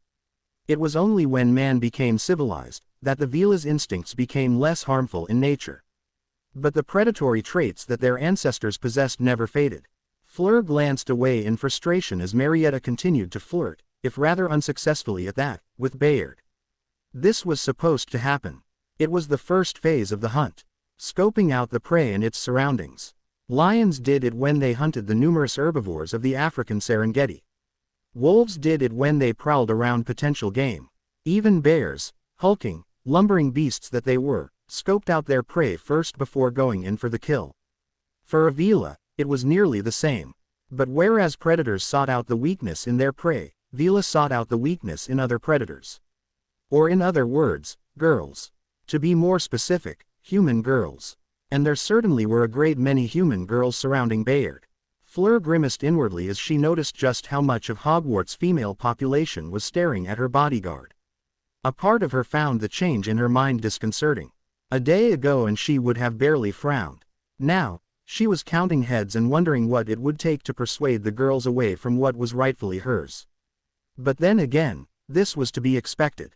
The hunt demanded that she scrutinize her opposition, find out every flaw and fault for her to exploit, and keep them away from a potential mate.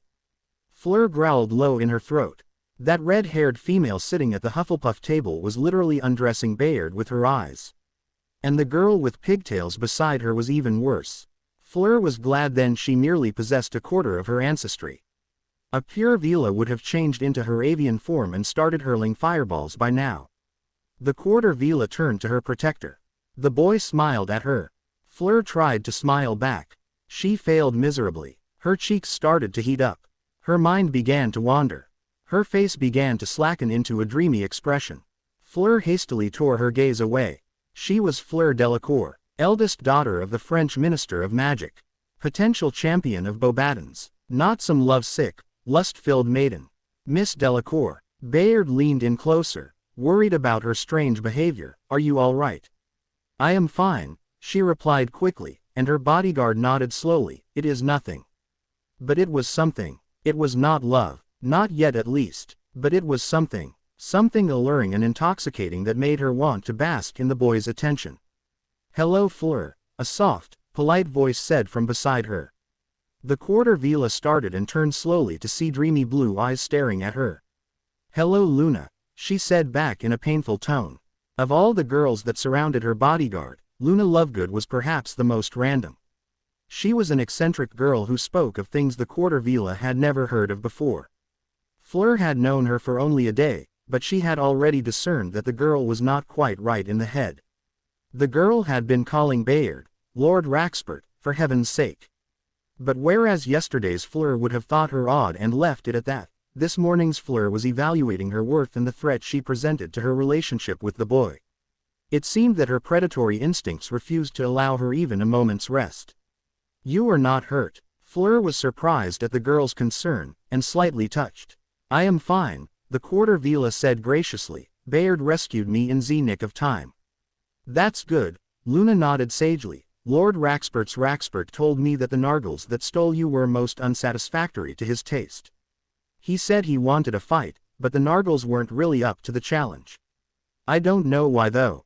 I've always thought Raxperts were mischievous, but I didn't think they'd hurt people. I was wondering if you knew, since you're a Raxpert as well. Fleur looked nonplussed. I am a, what is it you call it, Raxpert? Why yes, the little lectured, you have one on your shoulder.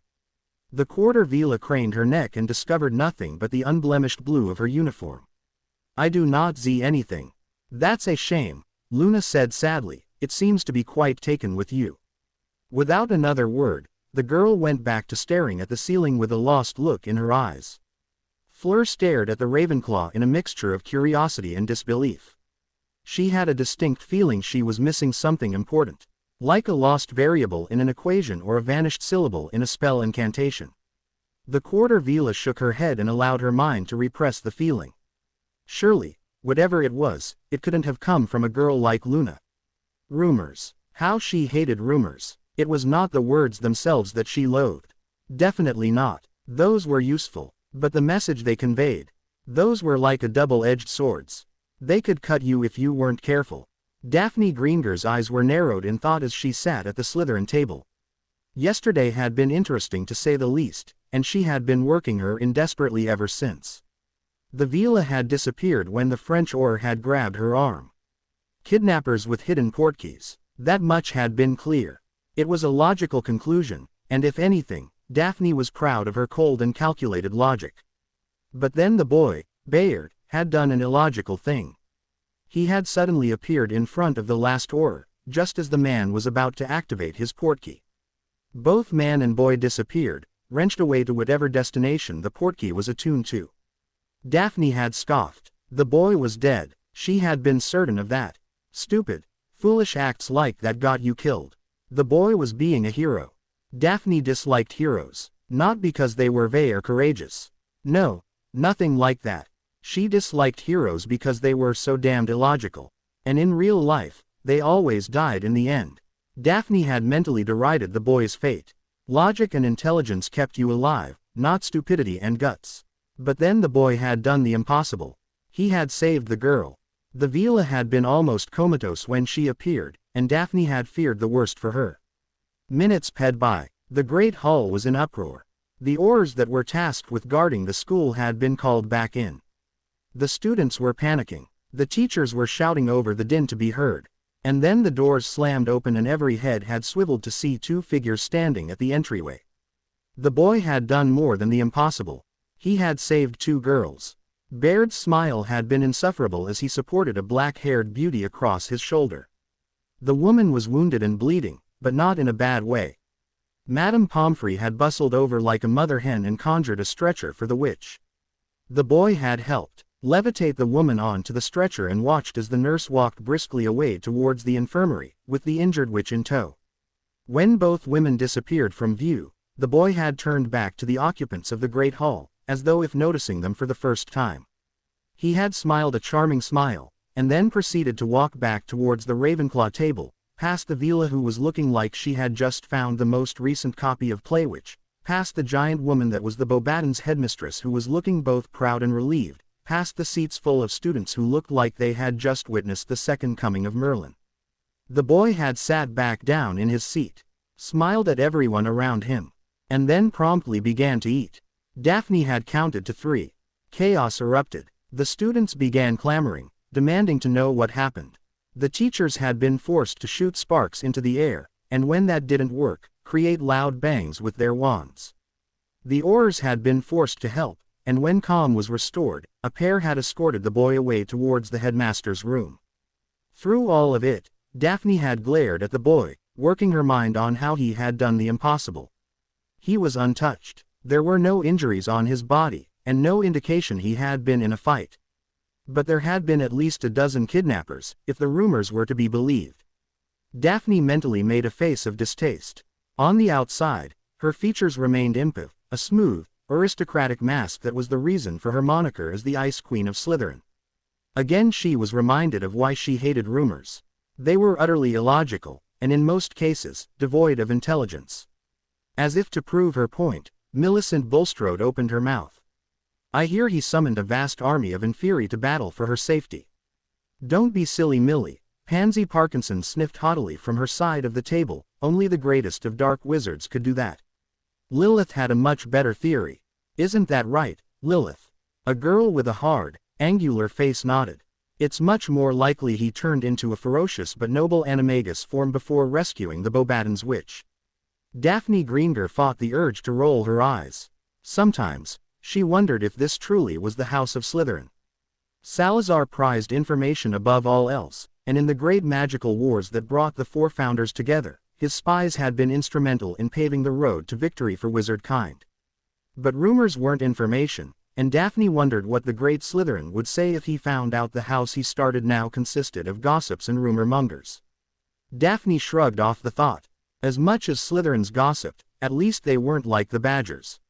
She could be thankful for that.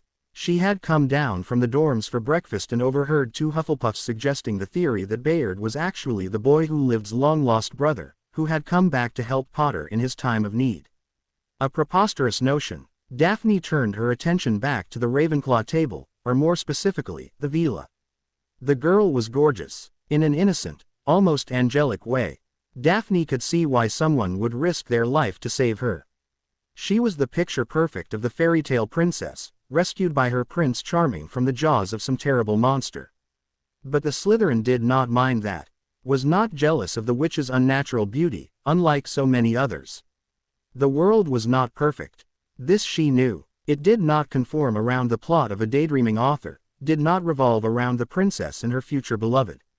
The world was a cruel, random place. Sometimes even cruel and random together. For example, an enchanting witch, both beautiful and deadly, could come between the princess and her knight, could entwine the hero in a delectable web of seduction, and ensnare him into her arms. While Daphne wasn't this witch, she certainly had no qualms about being her either. Daphne grimaced as Malfoy began winding up his usual diatribe regarding Potter and Weasley, interrupting her thoughts in the process. If there was anything worse than rumors, it was one of Malfoy's long, pointless rants. Beside her, Blaise Zabini nodded his head in concurrence with Draco's tirade, but the boy's eyes betrayed his annoyance. Malfoy's influence was not as strong as he believed. He certainly held sway over the children of Death Eater families, but the House of Slytherin had many students, some of them Muggle-born, and whilst they publicly stood behind the scion of Malfoy, Daphne knew their true opinions regarding the little git. And it was less than stellar. For that was what Malfoy was. A pretentious, sniveling little git, so enamored with his family's fame that he couldn't see straight. He was no better than the Gryffindors he so hated. Even worse in some respects. At least Potter kept the fame to himself. It shamed Daphne that a few years ago, she had liked Draco. He had been so prim and proper with an encyclopedia's worth of knowledge regarding pure-blooded traditions, and to an 11-year-old girl's naive mind that made him the perfect gentleman. Daphne had been part of their little gang, and though never participated in their bullying antics, had supported them secretly. Things changed during second year, when she overheard Malfoy discussing the Chamber of Secrets with his henchmen. The casual way that Draco had disregarded Muggleborns and even suggested that the beast kill them had made Daphne's blood run cold. More than that, it made Daphne think, made her use her mind. And her mind warned her of being involved with the heir of Malfoy. So she had distanced herself from Draco and his gang. Soon she saw the ugly truth that her childish adoration had hidden from her for so long. Daphne Greenger, the spoiled little girl with delusions of grandeur, had died that year. Replaced by Daphne Greenger, the ruthlessly logical Ice Queen of Slytherin. In some ways Daphne missed those years of innocence, when she believed everything Draco had told her about purebloods and Muggleborns. But pure-blooded superiority was a myth, a lie in the face of the truth. Daphne blinked away the memories. Malfoy's rant was coming to a close, thank Merlin for that. The Slytherin turned back to watching the boy at the Ravenclaw table. She would crack the rumors that surrounded him, if not for her logic then for herself. He was, after all, a much more attractive alternative to Draco's buffoonish attempts to look superior. Luna was skipping down the deserted corridors. It was a light-hearted activity, if somewhat juvenile, but that suited the witch just fine. Of course, skipping also was a lot faster than walking, which meant Luna collided quite forcefully with the boy when she rounded the corner. Enough to send the young wizard on his bottom. Green eyes stared back at her from the floor. I much preferred it when we met earlier, the boy said dryly, and then rubbed his head. It didn't hurt nearly as much then. You mean it didn't hurt at all? The shadows behind him suggested. Indeed. Luna hurriedly curtsied. I really am sorry, she apologized, I wasn't watching where I was going. That much is clear, the boy remarked as he picked himself back up. Hello Luna. Hello Lord Raxpert, Luna beamed back. Strange time to be up, he commented. Oh, I'm trying to find clues about the Rotfang conspiracy, she smiled, they only show up at night. The clues, that is, they all disappear in the morning. Because that's when everybody is awake. I'm sure the Rotfangs are using the night as cover to spread gum disease. Brushing your teeth can only do so much, you know. If she was expecting the boy to answer, she would be disappointed. He was staring at her feet. Luna didn't know why. She certainly liked her feet and would be quite peeved if someone ran off with them. Maybe the boy was one of those feet people she kept hearing about back in her dorms. What happened to your shoes? The boy asked, breaking the silence. Luna looked down in confusion. Her bare feet greeted her gaze, and the Ravenclaw wiggled her toes in response. Nargles, I'm afraid, she replied dreamily, and tuned her attention back to the boy. It would appear that my repelling charms weren't very effective. But that's to be expected, of course. The Nargles come back every year. Just like last time. Something flashed in the boy's eyes, a glimmer of emotion that Luna found to be fascinating. This is why you should never have children, my lord. Hate's familiar voice rasped in her mind. Forget whatever atrocities adults participate in, whatever crimes they may commit, for they all pale in comparison to the wanton cruelty of youth. I'll keep that in mind, Hate, the boy replied, sounding amused, but looking very less so. Luna was horrified. She had forgotten to say hello to the Raxpert. Hello Mr. Raxpert, she amended hastily, inclining her head towards the shadowy M. Greetings Moonchild. Luna's eyebrows quirked into an expression of curiosity. The boy saw, and shook his head gently. Forgive Hate, he likes to make things unnecessarily complicated. That's all right, she chirped, I don't mind it. It's a much better sounding name than Loony. The boy's jaws clenched. Luna figured the Raxpert must be bothering him. A second later the deep, metallic voice entered her mind again. What did I tell you, my lord? It is children who possess the most cruelty in this universe. They are spiteful, devious little things. Full of mindless malice and filled with bitter jealousy. Better to cull them all in blood and fire. You forget, the boy said mildly, that I was once too a child. Ah, but you were different, so very different. You hated the right things, loathed the right people, but never once did you allow your malice to cloud your mind. Never once have you erred because of something so simple as envy. You hate with purpose, my lord, and there is nothing more terrifying in this world than a man whose hate gives him purpose. Through all of the shadow's diatribe the boy stood still, features an expressionless mask. Luna decided he needed some cheering up. I don't think you're terrifying, she said seriously. The boy smiled thinly. That is good to know. A moment of silence ped. Well, it was a moment of silence for the boy. Luna was humming. Her father had taught her the little ditty last year. It was supposed to attract crumple-horned snarkax. You aren't cold? The boy asked after a while. He gestured to her bare feet. The halls are paved with stone. And stone is not exactly the best at keeping in warmth. Luna realized he was right. It was getting a little chilly. But she delighted in the feel of cool stone on her feet. It was such a pleasant difference from the stuffy heat that both shoes and socks afforded. I'm perfectly fine, Lord Raxpert, she replied truthfully, I like the feeling. Nevertheless, the boy paused, as though if deep in thought. His wand abruptly appeared in his hand, and he pointed it in a random direction. Accio. If Luna was Hermione Granger then she would have noticed that the boy didn't add the name of the object he wanted to summon after the incantation. If Luna was Hermione Granger, then she would have further noted that the boy hadn't performed the necessary wand movements for the summoning charm to work. If Luna was Hermione Granger she would have scoffed at the boy's seemingly sloppiness at magic and hastened to correct him.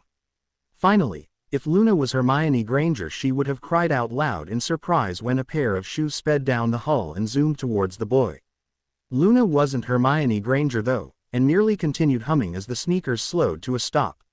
The boy stared at the shoes, then stared at her, and then went back to glaring at the shoes. "Does this happen often?" he asked softly, and pointed to the giant letters that proclaimed, "Loony," inscribed on the white fabric. "Nargles are persistent creatures, Lord Raxpert," Luna responded gravely. "They're also very possessive of the things they steal. It's why I've never had the thought of getting my things back." She leaned in closer and whispered in a conspiring tone, "I think it's because Nargles are cold-blooded. Like reptiles. That's why they keep all the clothing. To wear them on cold days." "Your words are closer to the truth than you realize, Moonchild." Luna blinked and then smiled. It was not often you were complimented by a Raxpert. The boy, however, shared none of her enthusiasm. His face was blank, but Luna could see flashes of anger rippling underneath the cool exterior. "My lord." Hate's words sounded like an admonishment. "Silence, Hate." The boy's voice was soft and lethal. The shadows swirled and churned, but they obeyed. The wand rose again, and the incantation came from the boy's lips. Accio. This time, more than just shoes came. Dresses, sweaters, socks, blouses and everything in between.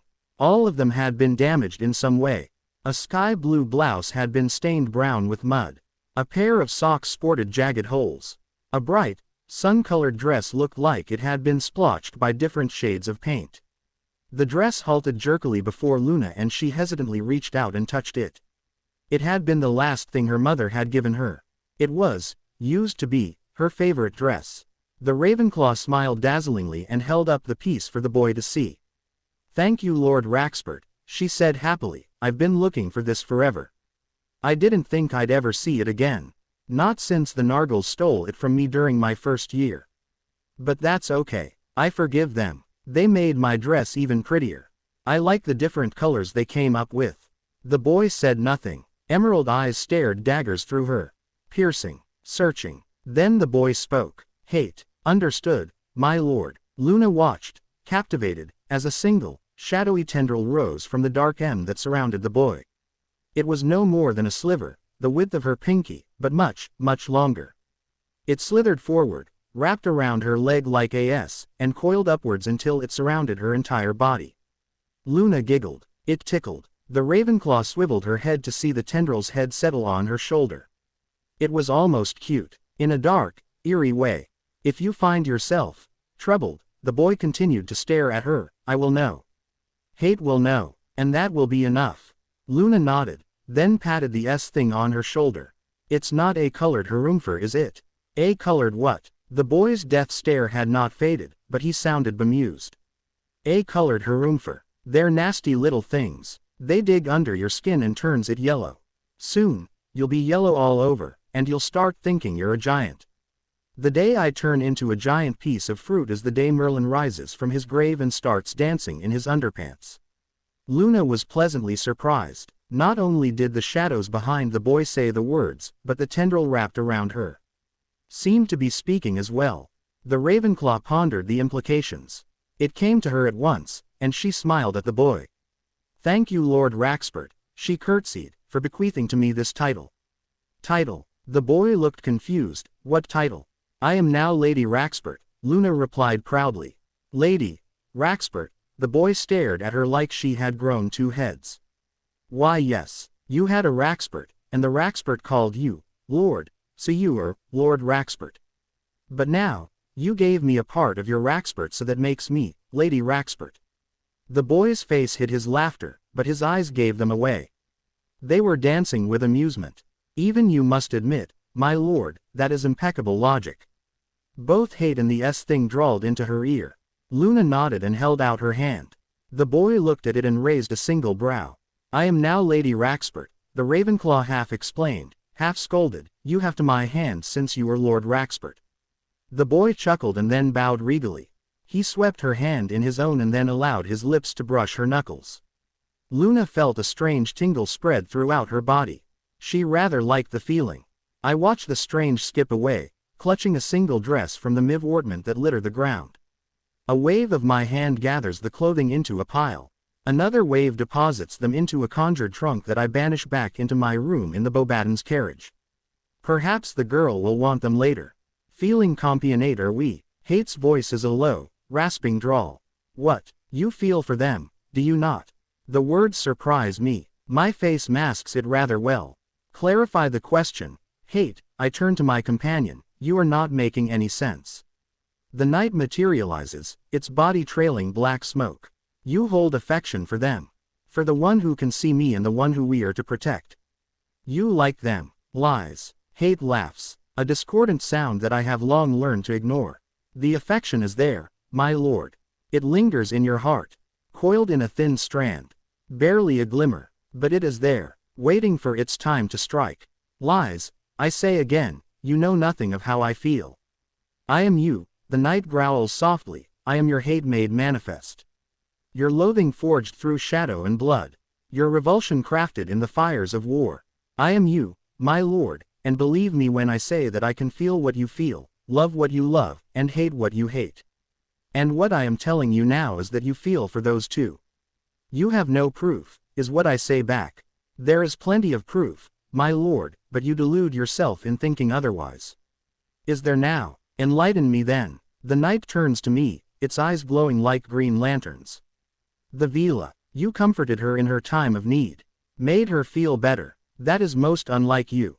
Our contract works better if she thinks I care. Yes, but you have never committed yourself so fully in someone else's emotion. Was it really a ploy, my lord, to make her trust you?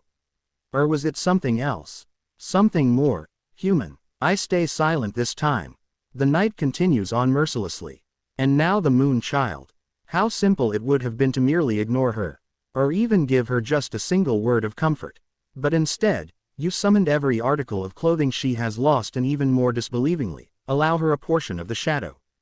It was just a small portion. I know the argument is weak, but I try it anyways. The shadow is infinite, my lord. Hate rasps softly, but it is not the size that matters. It is the intent, and your intent shows that even though you may not care for either of them, you still feel. I say nothing. It is all right, you know. The night stares at me with something akin to sympathy, to feel. You are still human. It is natural for you, and I do not think any less of you for it. You are opinionate about this subject. Hate, I try to change the topic. The night's laughter turns dark. My lord, I have watched you grow and prosper ever since the day you called for me. I have seen you take lives with your very own hands. I have seen you do things that should not have been possible by mortal standards. You are what I have always envisioned you to be. Yet, you are also what I hope you will never become. Spare me your pity. My voice becomes cold as distant memories surface. You know what I think about the matter. Yes, my lord, and I think you are wrong. Wrong. I hiss, and the coldness disappears, replaced by fire. Is it wrong for me to shield myself from further betrayals? Is it wrong for me to prevent anyone from hurting me ever again? Is it wrong for me to distance myself from these cruelties? Watch yourself, hate. You are treading on dangerous grounds. It is not wrong for you to protect yourself, the night replies, but it is wrong for you to bottle all your emotions inside. I can feel them surging beneath. Like a restless wave, eager to be freed. I have no emotions left, I whisper. The fire is gone, as swiftly as it appeared. All humans have emotion, my lord. Hate's eyes burn with conviction. It is the folly of your race and the bane of your kind. But it is also useful. Invaluable, even, for this universe to work. I chuckle darkly at the irony. I thought I was a monster in your eyes, hate. I feel him smile behind his visor. Even monsters have a human side to them, my lord. Anais Takahashi was in a foul mood as she stepped onto the Hogwarts grounds. A week she had been in that Pomfrey woman's care, and the witch could do nothing as the nurse administered potion after potion to her protesting body. To say they tasted bad would be a misnomer. Bad wasn't something you could use to describe such fluids. Anais's choice of words included a long string of profanities in Japanese, and some in English. The Asian witch shuddered. The only one that had not made her want to retch immediately after administration was one that tasted like cement. And she didn't even know what cement tasted like for Merlin's sake. Further souring her mood was Templar. Today would mark the day her tutelage under him would begin, and that caused her no small amount of trepidation as well as shame. She was 22, a full-grown woman, and here she was about to be instructed by a boy no older than 14. A trained warrior of the Tempest Moon clan, bowing before a teenager. It was a laughable notion, and had she not seen for herself what the boy was capable of, she would have scoffed herself.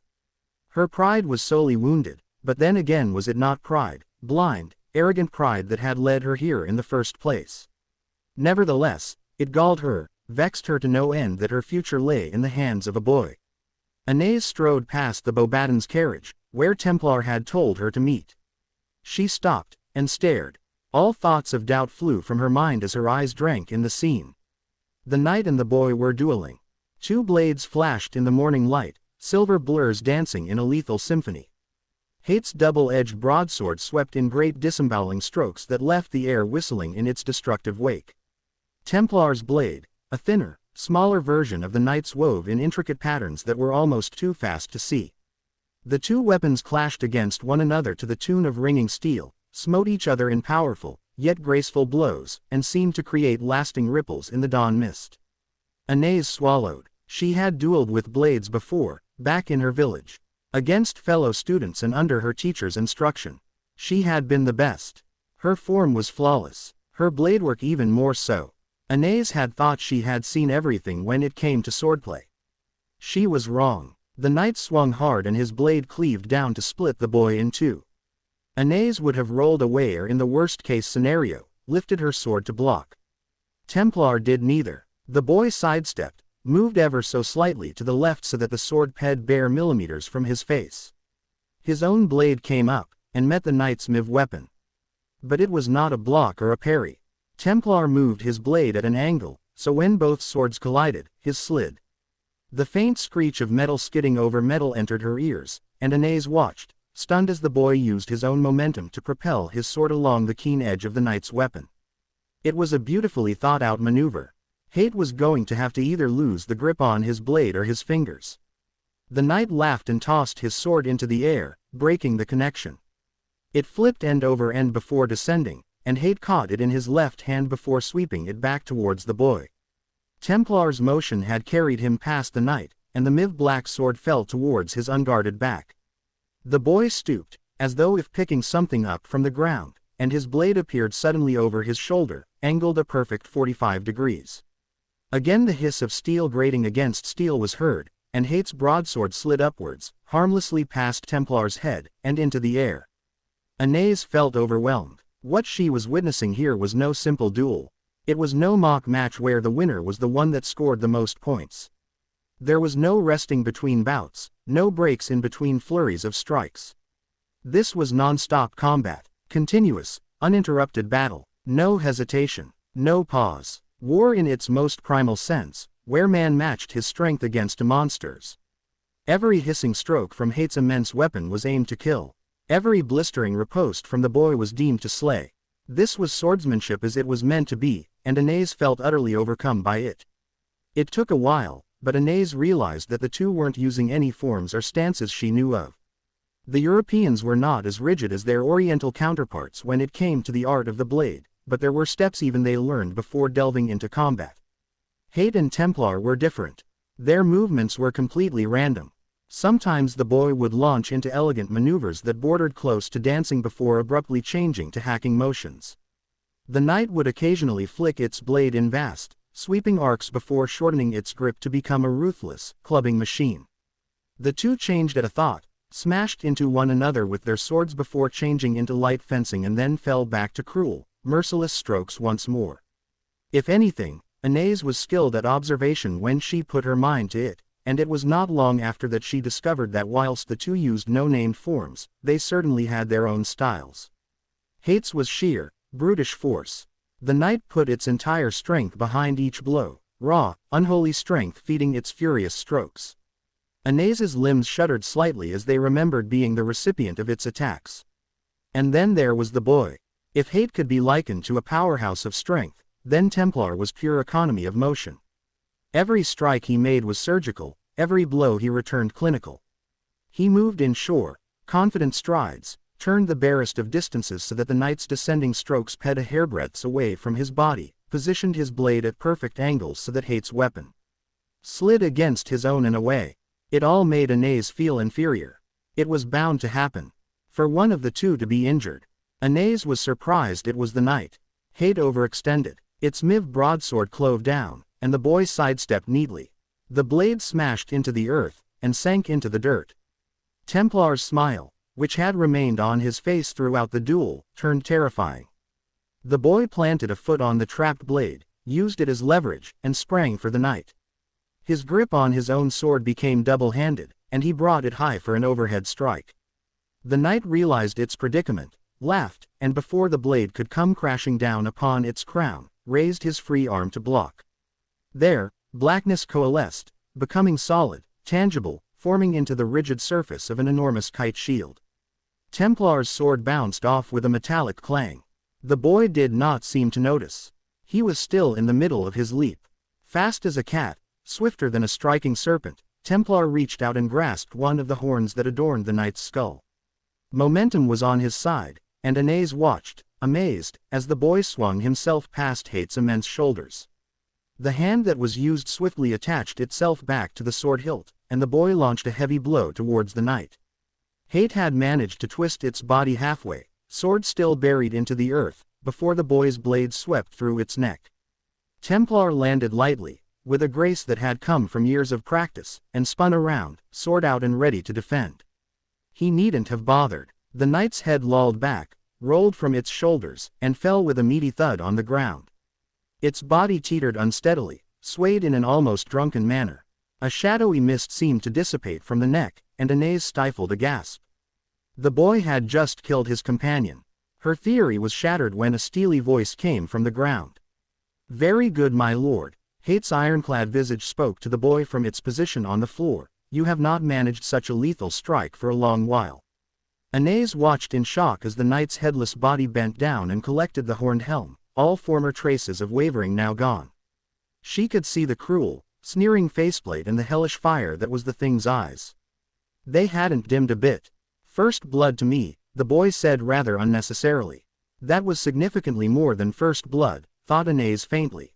"First blood always goes to you, my lord," the knight drawled slowly, seemingly uncaring of the fact that it now held its own head in its hands, "but remember, it is I who always win in the end." Plated arms rose, and along with it, the cruel helm. Armored digits held the knight's head in place, just above the barren neck. Something shot out from the stump, segmented and gleaming like ivory. It took a moment for Anais to realize it was the thing's spine. Like a spear, the glossy white bone thrust upwards, and dug itself into the bottom of Hate's helm. For a second, the knight looked like a macabre giraffe, with an elongated neck of verti that twisted in place in some sort of gruesome dance. Ever so slowly, the spine receded, and the knight's head steadily lowered until it was snugly fit back onto its shoulders. Hate cracked its neck, and the ugly sounds of rearranging bone drifted unwelcomingly into Anais's ears. The witch felt like she was going to be sick. "We have a visitor," the knight said, its fiery eyes flickering towards her. Templar turned around, saw her, and gave a cheery wave, as though if decapitating a 7-foot-tall armored monster and then watching it stick its head back onto its shoulders was a common, everyday occurrence. The witch walked unsteadily towards the two, her hand clutched protectively over the sheath that housed her katana. She stopped in front of the boy, and began to kneel.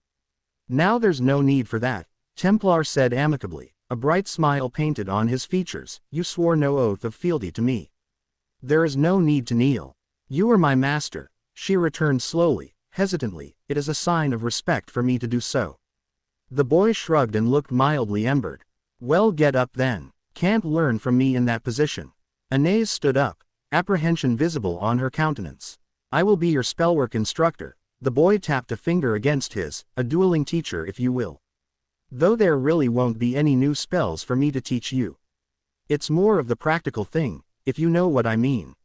She had no idea what he meant. "Since you are somewhat skilled with a sword," Templar continued, "you will need someone who can gauge your abilities and improve them.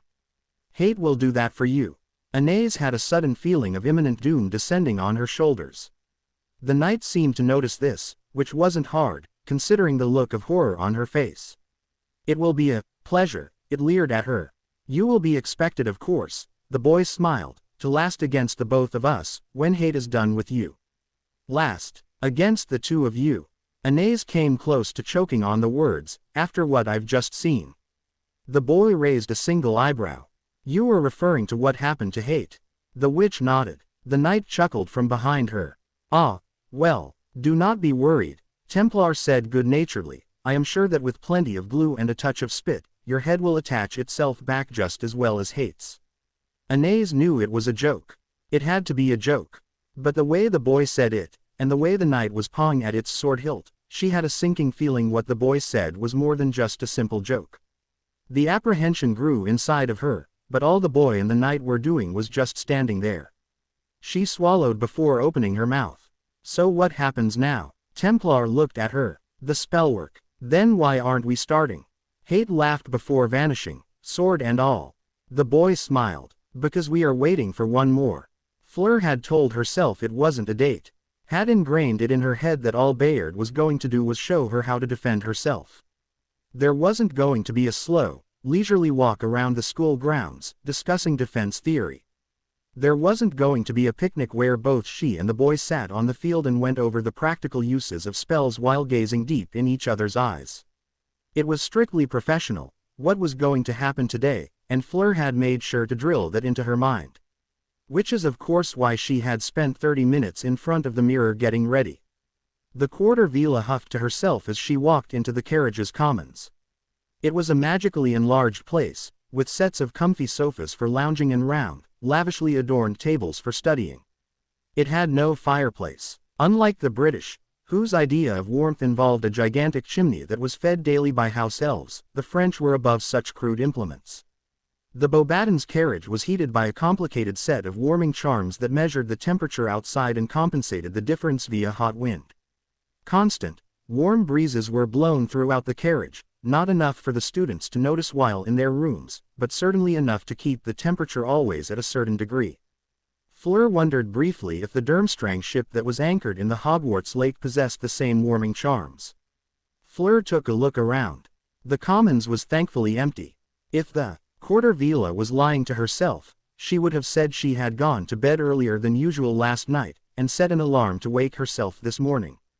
That was the prim and proper explanation she was prepared to give for anyone awake at this ungodly hour.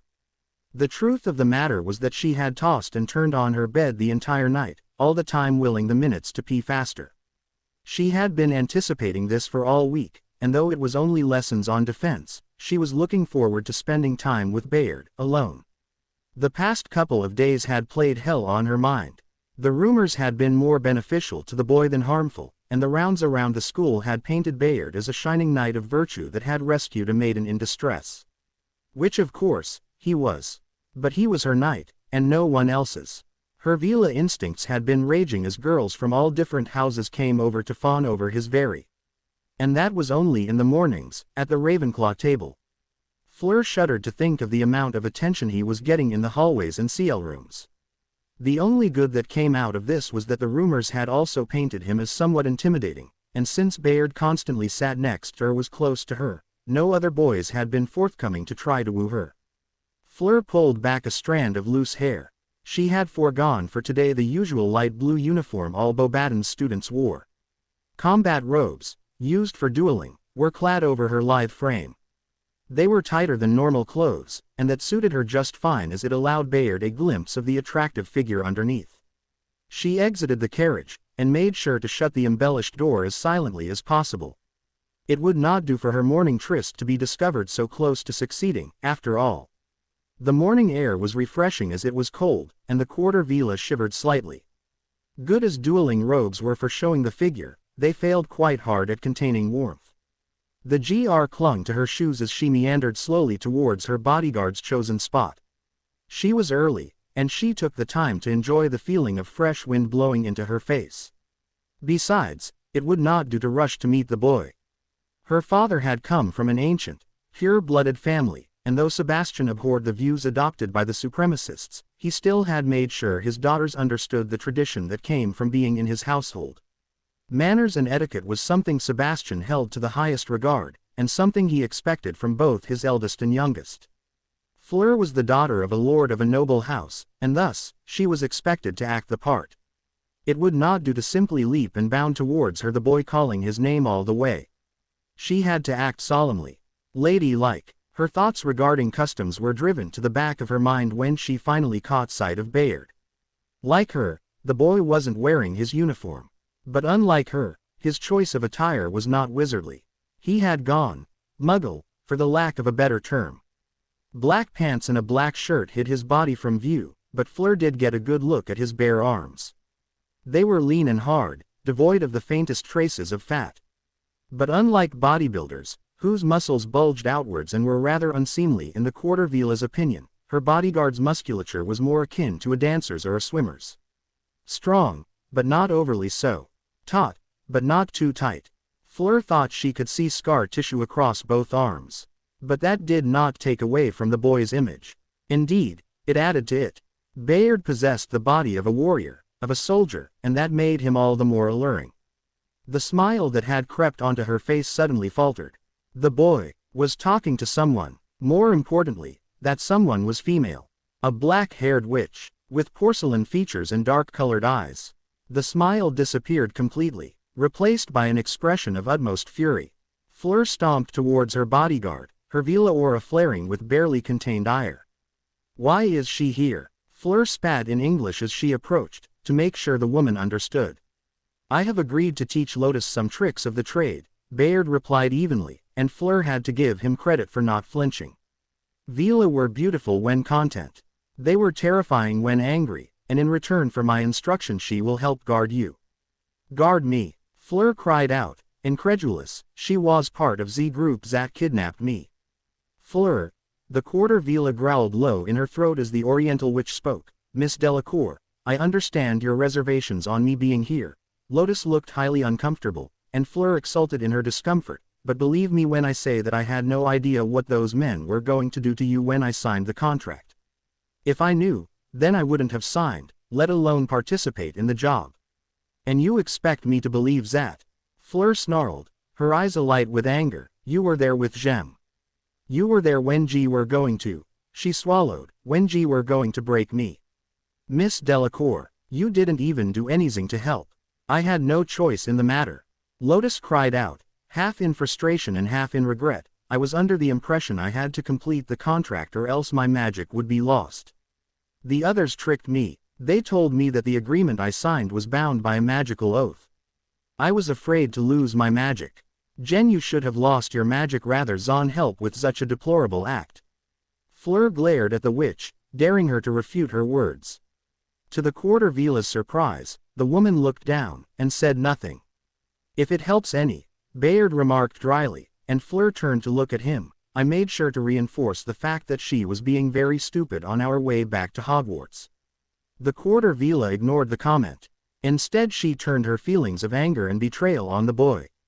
"How could you, Bayard? How could you trust her after what happened? She is deceiving you. I know it. Aren't you afraid she will betray you?" The boy leveled a neutral stare back at her. "I am not," he said quietly, "because if she does I will kill her." Fleur's mouth snapped shut in surprise. Lotus cringed visibly. Bayard noticed both and chuckled mirthlessly.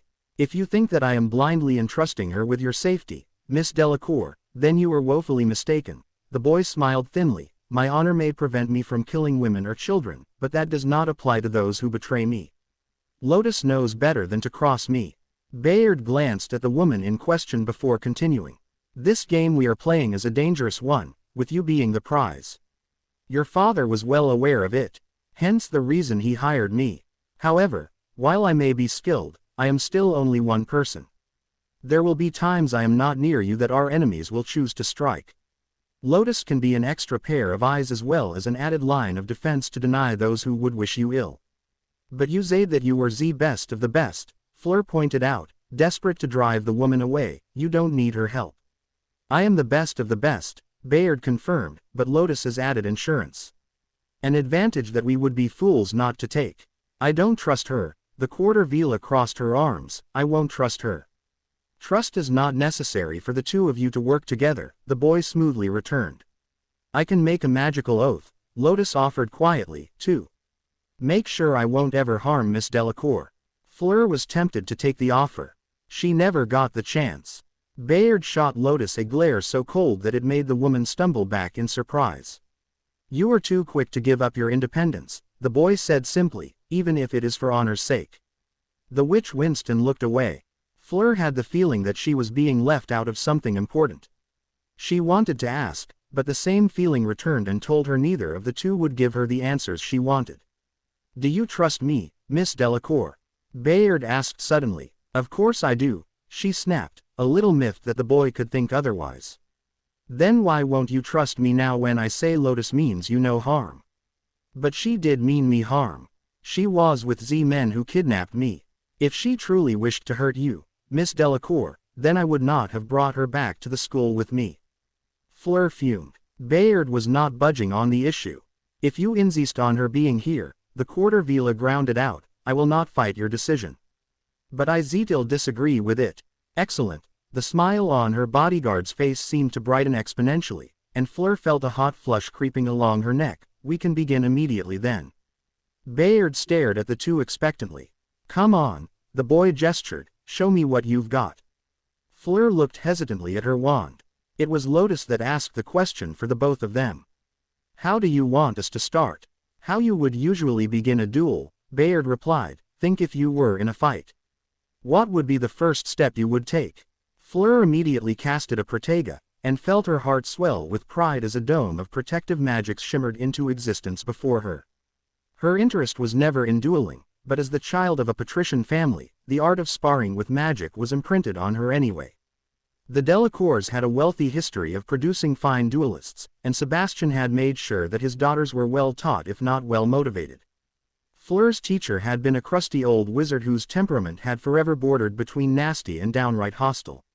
But he had been effective, and the quarter villa could count on many spells and curses to use in her repertoire. Beside her, Lotus produced a Protega with a wave of her wand, and Fleur tried hard not to feel delighted when the shield looked slightly less coherent than her own. In the back of her mind, the quarter villa knew she was being childish and even vindictive to the Asian witch. It was partly because of her involvement with the men who had snatched her, but also something else. The woman was beautiful. The woman was and would be consistently close to Bayard. That made her a threat. Her villa instincts compelled her to neutralize said threat, through competition. Fleur desperately wanted to prove to the boy that she was better looking, a better student, better everything than the woman beside her. If Bayard was impressed, he certainly didn't show it. The boy frowned, ever so slightly, and Fleur wondered if she had done something wrong. Just as she was about to go over a mental summary of the shield charm, Bayard flicked his wand in their direction. Lotus cried out in surprise as her magical shield shattered. The woman stepped back, disoriented, and then fell, her arms and legs snapping together in rigid fashion, victim to the boy's Petrificus Totalis. Fleur had no time to marvel her bodyguard's speed or even time to gloat over Lotus's undignified defeat. The boy's wand turned to her, and Fleur felt a sudden fear welling up from inside her. Her conjured Protega glowed an alarming shade of red, the only warning she got, before Bayard's spell hit her with all its destructive force. The shield charm was designed to deflect if not absorb all spells, with some notable exceptions such as the killing curse. Of course, the power of the Protega relied in the magical strength of its user. Powerful wizards like Sebastian were near impervious while the shimmering barrier was in front of them. Average wizards produced Protegas that were less tangible, less coherent and thus less capable of protecting their users. Fleur's shield had been almost perfect in shape and consistency, a testament to her above-average magical prowess and the long hours she had been forced to spend with her draconian dueling instructor. All of that didn't matter.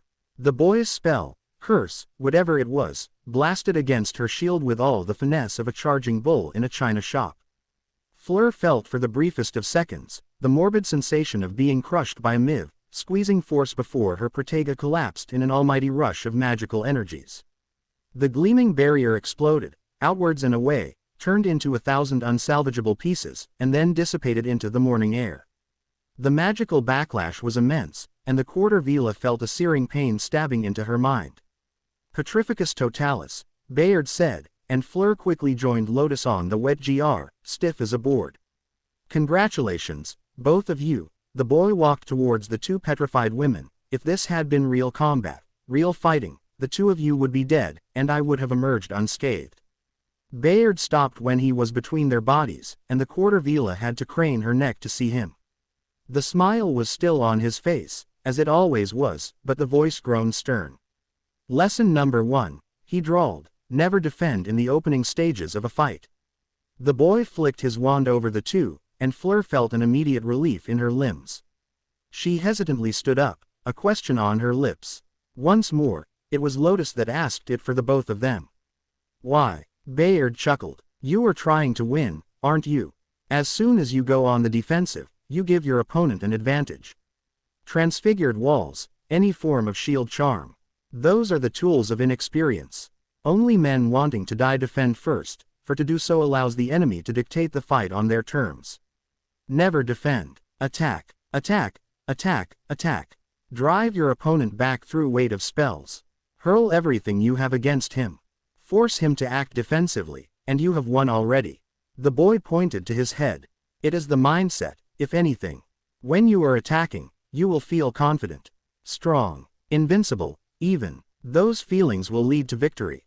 When you are defending, you will feel cautious. That caution will turn to panic, and then to fear. You will make mistakes. You will commit errors. All of that will make losing inevitable. But it is standard dueling procedure to cast a Protega, Fleur protested. But we aren't dueling, are we, Miss Delacour? Her bodyguard replied smoothly. We are fighting for our lives. Fighting for our families. At least that is what you wanted to learn. The quarter Vila nodded slowly. Then forget whatever you have been taught in terms of dueling. They will get you killed on the battlefield. The boy looked at the both of them in turn. In a fight you will be expected to do the unthinkable to win while using every trick in the book to survive. You will defeat your opponent in the most conniving ways possible. You will force him to his knees through the most dishonorable methods you can think of. You will be an utter bastard to win. You may think badly of yourself at the end of the day, but by tomorrow, you will wake and he will not. That is all there is. But how will we defend ourselves if things go badly? Lotus asked. There will be times when we are put in difficult situations.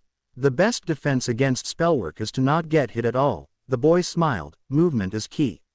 Always move. Never stay in one position. Never falter in your motion. Attack while you move and you have the perfect defense already. That is not possible, Fleur stated. Spells travel too quick to be dodged. You will be lucky to avoid even one. Want to bet? The quarter Vila blinked in surprise. Bet? Yes. I bet you that I can avoid every spell you can throw at me. Fleur stared dubiously at the boy. You are letting us hit you with our Z-Pels just to prove a point. I am. Her bodyguard smiled cheerily back, but you won't hit me. The way Bayard said it made Fleur's face flush. His confidence was equally attractive as it was infuriating. The quarter Vila both wanted to bask in it and break it. Fleur sneaked a glance in Lotus's direction and noticed the Asian witch looked uneasy, as though if dreading what was to come. That made her feel slightly less irred. But surely, what Bayard was suggesting, that movement alone was the best defense, could not be true. The boy, meanwhile, stood steady and relaxed. Confidence radiated from in waves. For Merlin's sake, he had even pocketed his wand. The quarter Vila ground her teeth together. She adopted a duelist stance, legs slightly apart, wand out and ready to cast. Lotus followed suit, but her stance was much less formal. Fleur didn't care. She just wanted to wipe the silly grin off Bayard's face. With a faint growl she sent a wordless stunning spell jetting from her wand. The beam of bright red light crossed the distance between the boy and her in a blink of an eye, and Fleur was sure it would connect. It didn't. At the last possible second, Bayard twisted his torso, and the stupefy sped harmlessly past his. Fleur stared. Another flash of red from beside her told the quarter Vila that Lotus was trying the same thing. This time, the stupefy was aimed for her bodyguard's head. The spell careened towards Bayard at a record pace.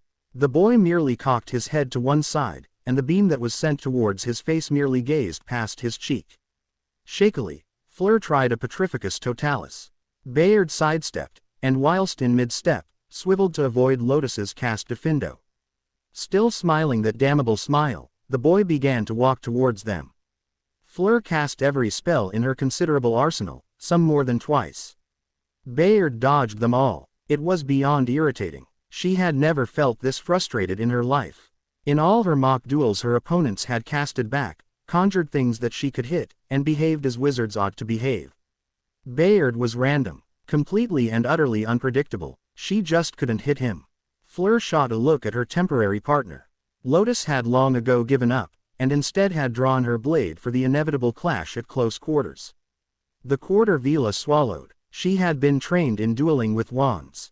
Dueling with fists was an entirely different matter. 10 yards away from the two and the boy began speeding up. Lotus moved to intercept him, her sword end dished high. Bayard spun away as the curved blade descended, and as the weapon cleaved empty air, moved back into striking range. A light slap from one hand deprived Lotus of her blade, while the other lunged to grasp the hilt. Then in one smooth motion the boy returned the sword back into its sheath by the woman's side, stomped painfully on her feet, and jabbed her twice in the stomach. Fleur had blinked twice in the span it took for the events to occur. By the third blink, Lotus was rolling on the ground in pain. The boy turned to her. The quarter Vila's face drained of all color. Stupefy, incarcerus, petrificus totalis, she sent in rapid succession. Her bodyguard wove past the stunning spell, ducked under the thick ropes that flew to bind him, and spun on his heel to avoid the full-body bind curse. And then he was in front of her, smile bright on his handsome face. Fleur moved back. Bayard moved forward. Her wand wavered. At such close range, she couldn't miss, could she? The stunning spell was about to blast from the tip of her wand when Bayard swatted away her hand. A crimson beam lanced upwards and disappeared into the sky. The boy's hand returned, the fingers latching tight onto her wrist. She marveled at the strength in his grip. Her bodyguard pulled, and suddenly Fleur was no longer moving back. The quarter Vila was jerked to a stop, held in place by the boy's other hand that had gripped her waist in a dancer's MC. Her bodyguard's leg had also somehow entwined itself with one of her own and locked her in place to prevent her from moving. Fleur's breath hitched in her throat. She had always thought him nice to look at, but up close, face to face, the boy's attractiveness seemed to grow. Bayard's eyes gleamed with an intensity that could not be described. His hair was an unruly mess that demanded to be tamed. His cheeks shone with a healthy, striking color. For a moment, Fleur wondered how his lips would taste. Miss Delacour, Bayard purred. Yes, she breathed back dreamily. Do forgive me. And then the boy let go and Fleur Delacour found herself on the ground for a second time. The quarter Vila was angry. Partly because the fall hurt. Mostly because her bodyguard had ruined a perfectly romantic moment. Bayard smiled as she rose to a sitting position. Always expect the unexpected, Miss Delacour. That is lesson number 2. Leave nothing to chance, no matter how impossible it might seem. It can save your life one day. Fleur stared up as the boy offered his hand. She was still indignant. Very much so. Perhaps that was why she did what she did. The quarter Vila sprang for her bodyguard. Her inner predator crowed in victory as her shoulder collided with Bayard's abdomen. The boy gave an oomph of surprise and then fell backwards, with Fleur on top of him. Her hands pinned his shoulders to the ground. Her hips straddled his waist. Strands of her long, silvery hair dipped an SD across his face. Fleur bent closer, so that she could whisper the words she wanted him to hear. How's that for the unexpected? The boy, even in his defenseless state, continued to smile. Very good, Miss Delacour. You are learning fast. The quarter Vila leaned in even closer. The predator within her demanded she do something, anything, to her cornered prey. Images altered her mind, all of them quite scandalous. She repressed them with difficulty, no small feat by itself. Were she a full-blooded Vila, the boy would be D right now. Most men would kill to be in your position. She knew it was a boast, but she couldn't help herself. Fleur was proud of her beauty. And rightly so, but she was not narcissistic.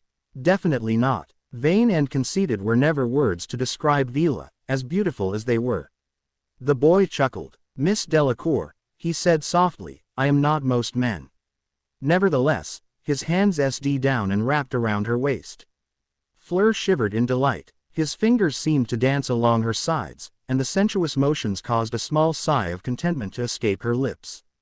And then her bodyguard's fingers locked in place, grasped tight her waist in an iron grip.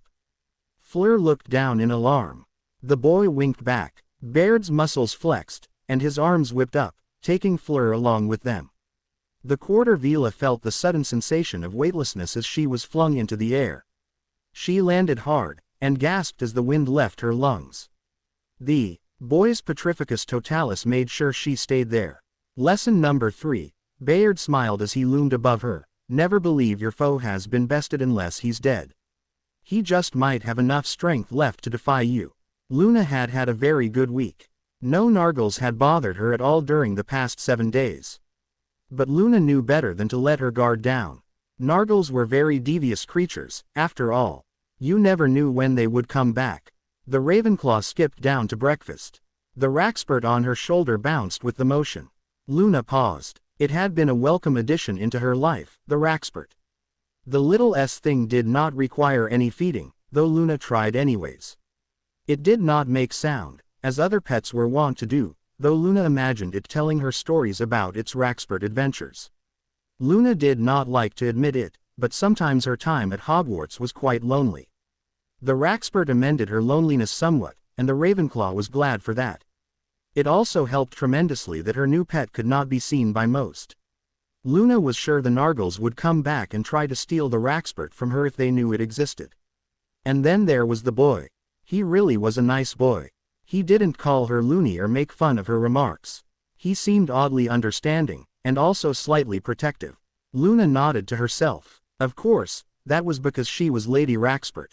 A lord had to be protective of his lady, after all. Luna was suddenly halted in her tracks, and quite forcibly too. The Raxpert was jolted from its resting position, and raised a lazy, eyeless head in confusion. She looked up to see a boy towering before her dressed in Ravenclaw robes. Luna remembered him as a beater in her house's Quidditch team. Samuel's if she recalled correctly. He was wearing an ugly grin. Behind him were half a dozen boys, some she didn't recognize. They were sporting the same unpleasant smirks. Well, it looks like we've finally found you, Loony. Samuel's was the ringleader it seemed, and the boy pushed her roughly back. I don't know what you did, but whatever it was you broke my new trunk. Luna was honestly confused. Why would the Nargles hide my things in your trunk? The boy looked at her with a mixture of anger and disbelief. You really are barmy, aren't you? The gang he brought with him chortled nastily. Whatever. You broke my new trunk, Lovegood. My parents paid good money for it. I'm going to make you pay. Hex her good, Jason, one of the boys said, looking eager. She broke my trunk too, another spoke. Give her a good one. Samuels chuckled. Luna shivered. It sounded so unlike the boy with the Raxperts. His had been pleasant, even if fake. This one was filled with malice. The beater's wand appeared in his hand, and Samuels pointed it at her. Luna flinched. A tense second sped by, followed by another, and then another. When no spell came, Luna opened her eyes to see Samuels and the other boys staring at her in wide-eyed horror. They were staring at her. Luna looked down to see a human hand twitching, connected to her bosom by a black, shadowy substance. The Ravenclaw was surprised. Now that was something you didn't see every day. The hand was wrapped in armor, its digits akin to claws. They jerked and convulsed. The armored fingers moved in seemingly erratic yet mesmerizing patterns. And then they stopped. The fingers spread open wide like the talons of some gigantic bird of prey. What the? Faster than lighting, the hand shot forward, grasped Samuels's wand arm in a grip as tight as steel, and caused the boy to cry out in fear. The arm, covered in segmented plate, was swiftly followed by a head. Orbs of emerald fire glared from the crossed visor. Gleaming with malevolence, curved horns jutted out, framed the helm, made it look even more terrifying. Shoulders emerged, great pauldrons of black steel, and then the, broader and more immense than any normal man's. Armored joints seemed to snarl as they moved, and the soft rasp of steel sliding from its sheath was heard. The sword that materialized was a lifeless black that somehow still shone with lethality. For a second, it was just that, a sword. And then the flames came. White-hot fire lit along the entire blade, ran across its edges and surface, and seemed to in the very air around it. The knight, now fully corporeal, stepped from Luna's body and lifted Samuel's high into the air. It turned to the rest of the would-be bullies, the beater dangling by his wand arm in one hand and the flaming sword held threateningly in the other. Boo, Hate said. The Ravenclaws bolted. Luna swore she had never seen anyone run so fast. The knight turned its attention back to Samuel's, who was now whimpering in terror. Luna did not envy the beater's position. He was being held quite high, and if Luna remembered correctly, that made him a perfect candidate for possession by Gerumpers. Luna was about to suggest for the Raxpert to put down the boy when it spoke. "You are such a delectable little morsel." Luna was not surprised in the least that Hate's voice sounded exactly like the one she had heard in her mind. "There will be many who wish to feast on your weakling soul." The knight smashed Samuel's against the wall, and the back of the boy's head collided painfully against the stone. Luna winced. Now that would make him very susceptible to Raxperts in the future. "It will be a very painful process," Hate hissed through its visor, "for your soul to be devoured. Your flesh has to go first. It is the wrapping that hides your spirit, and the demons of hell are ravenous in their hunger. They will tear at your skin. They will gnaw at your flesh. They will the marrow from your bones. Of course, you will be kept alive through all of it. The hellspawn enjoy music to their feast, you see, and nothing excites them more than the screams of the damned." The knight's sword shrieked, a howling, screeching dirge that made Luna's eardrums ring. Just like that, Hate's voice grated, and the shrieking stopped. "When at last your flesh has been stripped from your bones, the demons will reach your soul and violate it in ways you cannot hope to imagine. 1,000 different pains you will feel. 1,000 burning agonies they will inflict upon you over and over again. You will be allowed no rest. Pain will be your home. Suffering will be your only friend. You will be ended. You will die, and the last thing you will hear in the coming darkness is the laughter of thirsting gods." Samuel's eyes rolled into the back of his head in a dead faint, and Luna crinkled her nose in disgust as the stench of urine spread from the beater's robes. Hate growled low in its throat and then dropped the boy in an undignified heap. "Coward," it spat. The knight turned, and looked at her with its burning eyes. "Are you all right, Moonchild?" Luna blinked, and then pointed to the Raxpert's sword. "That's a neat trick." The fire that ran along the blade's edges abruptly ceased, flickering out of existence. "Who said it was a trick?" the knight replied, a hint of humor in its stentorian tone. Luna did not reply and instead gazed glumly at her feet. "I didn't know Raxperts were visible to other people as well," she said sadly. She had been hoping that it had been a gift. Seeing Raxperts, that is, it had made her feel special. The knight seemed to understand, for when it next spoke, its voice was tinged with a trace of kindness. "I choose when to appear to mortal eyes, Moonchild. In this case, I was sent." Luna was ailed at once with an image of a smiling boy with emerald green eyes, and for some strange reason, her sadness melted away, replaced by a serenity that lingered in her heart and warmed her body. "Thank you," she said, and then paused. "Do you think you could give an interview with my father's magazine, Mr. Raxpert? It's called The Quibbler, and it's quite good. You can talk about how Raxperts behave in the wild, how they find food and mates. We can even do photos." Hate chuckled. "You will have to ask my lord for his permission." "Of course," Luna nodded sagely. "Do you think Lord Raxpert will agree to an interview as well? I'm honestly curious as to why Raxperts need lords. Now that I think about it, I'm already Lady Raxpert, aren't I? That means I'm a Raxpert too, just like you." Luna furrowed her brow in thought.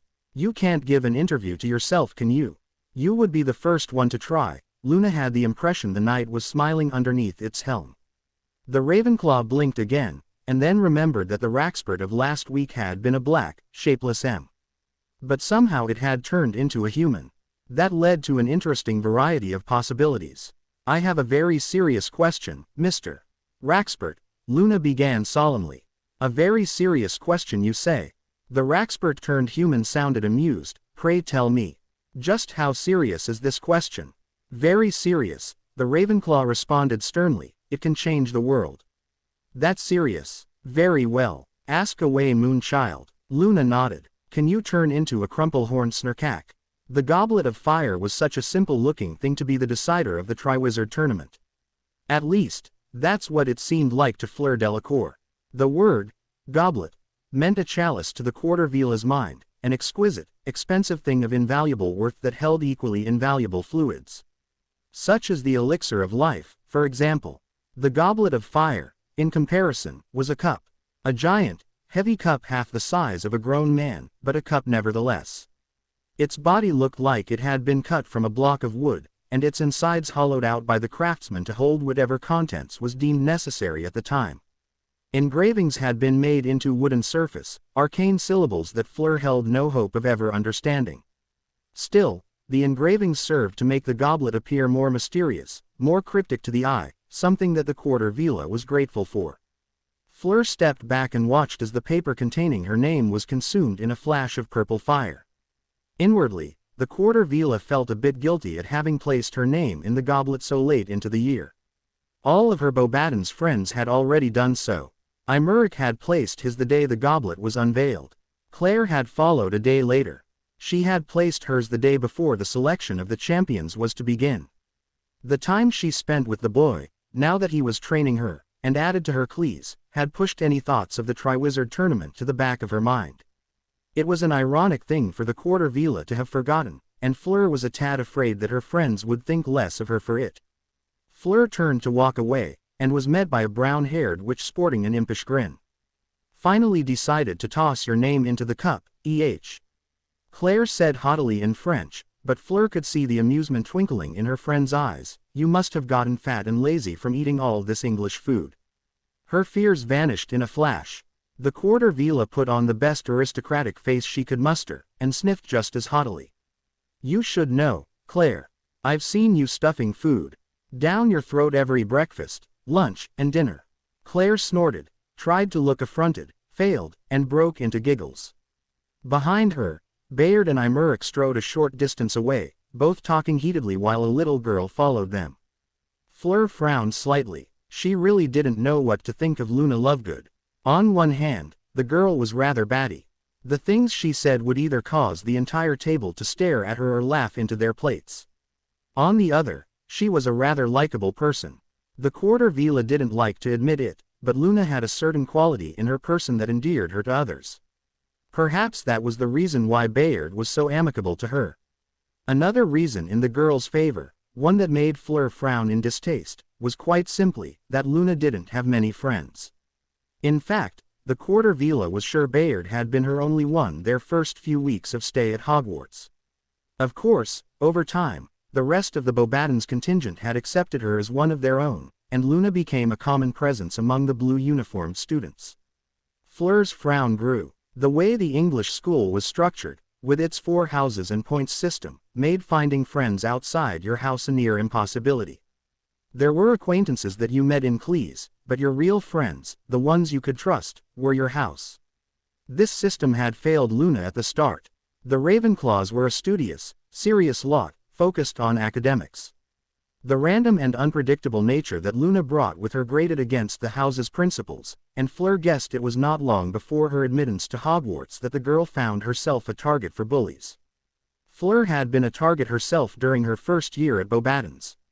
However, she had the allure to help her, and could send the GG arts away tongue-tied and gly-eyed. Luna was just a regular girl, with nothing to help her except her innate quirkiness. She wanted so much to dislike the little Ravenclaw, if not for her randomness then for the closeness she seemed to share with Bayard. But Fleur couldn't. Her sense of justice wouldn't allow her to. As the trio drew near, the Quarter Vila switched mentally to English to be polite. It is not much to look at, is it? Imeric inclined his head towards the goblet of fire as he approached. It seems a little plain to be such an important artifact. Fleur agreed with him. Well, isn't it supposed to be really old? Claire asked. I would think whoever made it forged it from the best materials at Z-time. It's a little more complicated than that. Bayard pointed to the goblet's side. Wood channels magic better than most materials. That's why our wands are made from wood. Whoever made the goblet of fire wanted to pool a lot of magical energy. If they had chosen gold, silver, or Merlin forbid, steel, the magic would have dissipated over time. That actually makes a lot of sense. Imeric rubbed his chin thoughtfully. You would think that Z-crafter that made it would want Z-goblet to last. The boy smiled. More or less. How do you think Z-goblet chooses champions then? No idea, Bayard said cheerfully, and I have no intentions of finding out. The Weasley twins got hit by a rather nasty collection of hexes when they tried to put their names in the goblet. Grew beards the size of Dumbledore's. The small group all chuckled at the memory, except for Luna, who had a very serious look on her face. I know how the goblet works. The group stopped chuckling and stared at the Ravenclaw. You do. It's actually quite simple, Luna said sagely. The Goblet of Fire chooses champions based on the number of Raxperts they possess. The number of Raxperts they possess. Imeric repeated, looking interested. Why yes, Luna nodded seriously, the more Raxperts you have, the better. That's why Fleur is going to be selected. Because she already has one. Both Claire and Imeric turned to stare at her. Fleur shrugged her shoulders helplessly. She had no clue what a Raxpert was either. And what do they say Raxperts look like? Imeric asked. The Quarter Vila rolled her eyes while Claire tried to stifle her laughter. Their pure-blooded friend could get a bit thick-headed at times, especially when he had a goal in mind. Currently, Imeric wanted to represent Beauxbatons as champion, and he was willing to listen to whatever advice if that would improve his chances.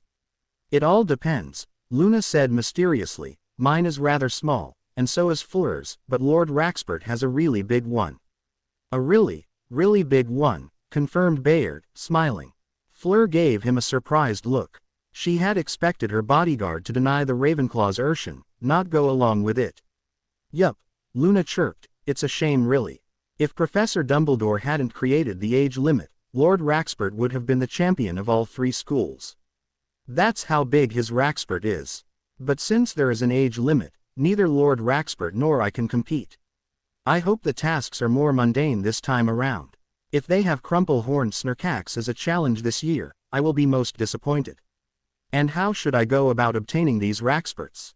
Imeric had developed a solemn look, and Fleur was sure if the pureblood had a quill and parchment, he'd be taking notes.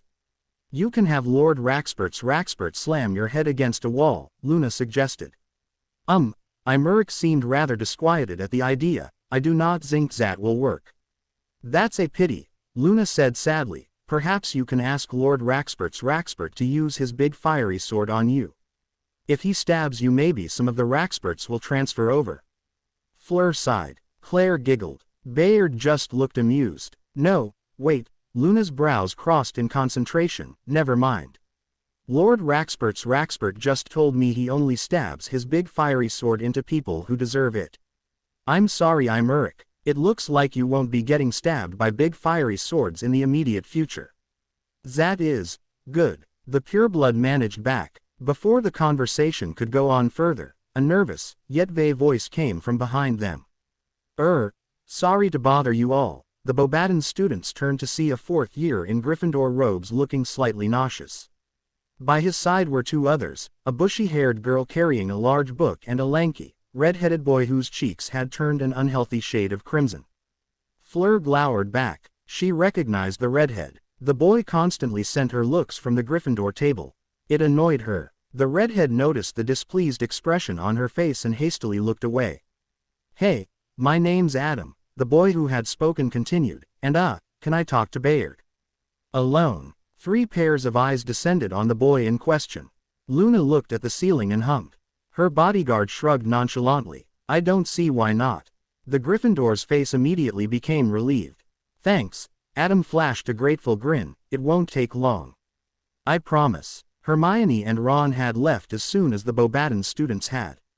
Of course, Hermione had left willingly. All Ron did was just stand in place and stare at the beautiful witch's retreating backside. Hermione had to drag the redhead away, and Adam winced as he imagined the stern telling to the bookworm would give to his best friend. Now, with both parties gone, that just left Bayard and him in the Great Hall. Well, the Goblet of Fire was there too, its flames casting an eerie glow about the place. The silence was strained, awkward, and Adam knew he would be the one to have to break it. The boy who lived swallowed his nervousness. I heard what happened between my parents and you. At the welcoming feast, I mean. Bayard raised a single eyebrow. That was quite some time ago, he said mildly. Yeah, well, the Gryffindor scratched the back of his head sheepishly. It took a while for me to needle what happened out of them. I see. Adam had the faint impression that the Beauxbatons boy was judging him. How? He didn't know. I just wanted to say I'm sorry. For their behavior, that is. It must have been really awkward. Bayard shrugged. I hold no grudge against them. They lost a loved one and saw some resemblance in me to him, emerald eyes fixed unblinkingly on Adam. He was your brother, was he not? Yeah, he was. The boy who lived nodded, relieved that the boy had accepted his apology. His name was Harry. He must have meant something special to your family. Adam winced. The way Bayard said those words made him feel all the more guilty for his brother's fate. He was my twin, the Gryffindor said sadly, but with the way I acted towards him, it was more like he was my enemy. I was a right prat when we were young. Blamed everything that went wrong on him, and my parents believed me. Mum and Dad always trusted me over Harry. Surely, Bayard said smoothly, it wasn't that bad. You have no idea. Adam laughed bitterly. I'm the boy who lived. I was a saint in their eyes. Still am in some ways. I could literally do nothing wrong. If my brother and I got in an argument, they always took my side. They thought Harry was jealous of my fame and made up things to get attention. Sibling rivalry is not exactly uncommon, the Beauxbatons boy pointed out. That mustn't have been the only reason. It wasn't, but it still contributed. The Gryffindor rubbed his forehead tiredly, not knowing why he was telling his life's story to this stranger. But it was a relief, to get things off his for once, so he went on. Things continued the way it was, until I reached 5 or 6. That was when my parents started parading me to all their friends. I was their pride and joy, the savior of the wizarding world, and they wanted everyone to know it. Looking back, it was kind of foolish. Well, it was more than foolish. It was stupid of them, and it was stupid of me to go along with the whole thing. But I was just a kid. What the heck did I know? Mum and Dad were proud of me and that was all that mattered. Harry must have grown up quite isolated, Bayard remarked. Adam sighed. Yeah, he did. Not completely isolated, but enough. Dumbledore would occasionally visit, and he made sure to go check up on Harry each time to see how he was doing. Sirius and Remus did too, but I guess it was never enough. Merlin knows my mum and dad didn't have the time of day for him back then. How do parents simply forget about their child? The Beauxbatons boy looked honestly curious. I would assume your Harry tried to gain their attention more than once. He did, the boy who lived admitted, but they weren't very effective. At least, not that I recall. So he eventually stopped trying. He just kinda gave up. He stopped coming down to dinner with us. He stopped joining us in the games of family Quidditch, not that there was much place for him to begin with. He stopped doing whatever we enjoyed doing. He just stayed in his room most of the time. Surely you must have tried to bring him out of his shell. Baird's voice was earnest, done something to bring him back. His indifference could turn out for the worse. Adam's face grew pained. Yeah, well, I wish somebody told me that earlier. You didn't. The foreign students' eyes widened. The boy who lived sighed again. We didn't know how bad it would be. We just assumed Harry was being difficult on purpose. So when he stopped coming down for dinner, Mum stopped setting a plate for him on the table. And when he stopped flying, well, Dad thought it would be nice for me to have a second broom. That was not very intelligent of you. Or your family. Oh, you have no idea. Adam snorted. We made such stupid decisions back then, but at the time, they seemed right, you know. So what happened next? The students here have told me that your brother ran away, but they didn't tell me the exact reason. The Gryffindor grimaced. The rumor mill at Hogwarts was sometimes worse than the gossip columns of the Daily Prophet.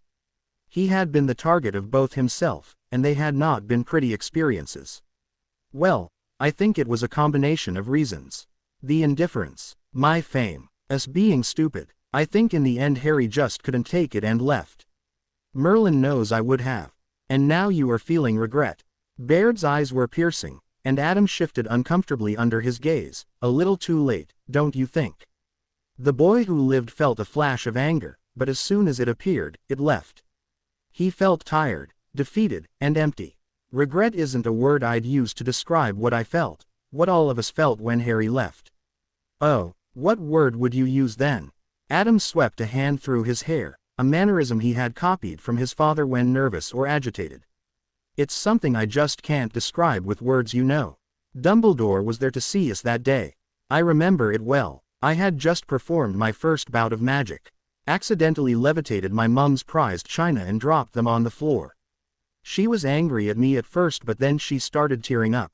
Adam noticed Baird's incredulous expression and chuckled ruefully. I could do no wrong, remember. Well, She got my dad to flow home from work, and when he heard what I did, he just about smothered me in hugs. Something that doesn't happen much to Harry. Adam nodded sadly. I really don't remember the two of them doing anything affectionate for Harry. They might have when we were toddlers, I don't know. Anyways, Dumbledore did the whole congratulations thing, told me I was going to be a great wizard someday and all that jazz. I thought my parents were going to burst from pride. Dumbledore then asked where Harry was, and my mum told him he was in his room. Adam paused and shuddered as he recalled the memory. You know how Dumbledore appears kinda odd sometimes. Senile even. Bayard inclined his head in acknowledgement. Well, that's all an act. The whole wise old headmaster thing. Dumbledore's scary powerful. He's the one that defeated Grindelwald. And as soon as he goes up the stairs, he comes back down, and I've never seen anything more terrifying in my life. That twinkling in his eye. Completely gone. The grandfatherly smile he always wears when he's looking at you. That was gone as well. I could literally feel the anger coming from him. He looked furious. Enraged even. He wasn't yelling or anything like that, but the way he looked at me, at my parents, made me feel like I was the scum of the earth. It must have been a frightening experience, the Bobaden's boy commented. What did your parents do? They were confused, and slightly angry. They thought Dumbledore would be proud of me for my first bout of magic. Looking back, it should have been obvious what was wrong, but we were all blinded by the fame. Since I was the boy who lived, and naturally nothing could be my fault, they asked if Harry had done something bad. Again, not a very intelligent thing to do. Definitely not, Adam confirmed. Dumbledore just looked at us. And said, Harry is gone, and then flowed out of the house. The three of us just kinda stared at each other for a while, and then it began to sink in. Mum was first up the stairs, and by the time me and my dad got there, she was crying her eyes out. Harry's room was empty. All of his stuff was untouched, but there was no Harry. How did you know he ran away? Bayard asked. He could have left to take a walk or something similar. That's what we thought too, but when Mum and Dad searched everywhere around the house and outside and couldn't find him, we knew that he left. It was then that reality kinda crashed down on us. I mean, everything seemed so perfect. I was the boy who lived. I had parents who loved me. The whole wizarding world was in awe of me. Harry just never factored into the equation. The Gryffindor halted and shook his head forlornly, and I miss him, you know. Not miss him because of what we did, but for who he is. If that makes any sense. A little, the foreign student replied. He's my brother, Adam said softly, my twin. We were supposed to be best friends. I already have Ron and Hermione, but Harry was supposed to be different. We were supposed to do everything together. Joke and laugh. Think up pranks. Talk about Quidditch. But now I won't ever get that chance.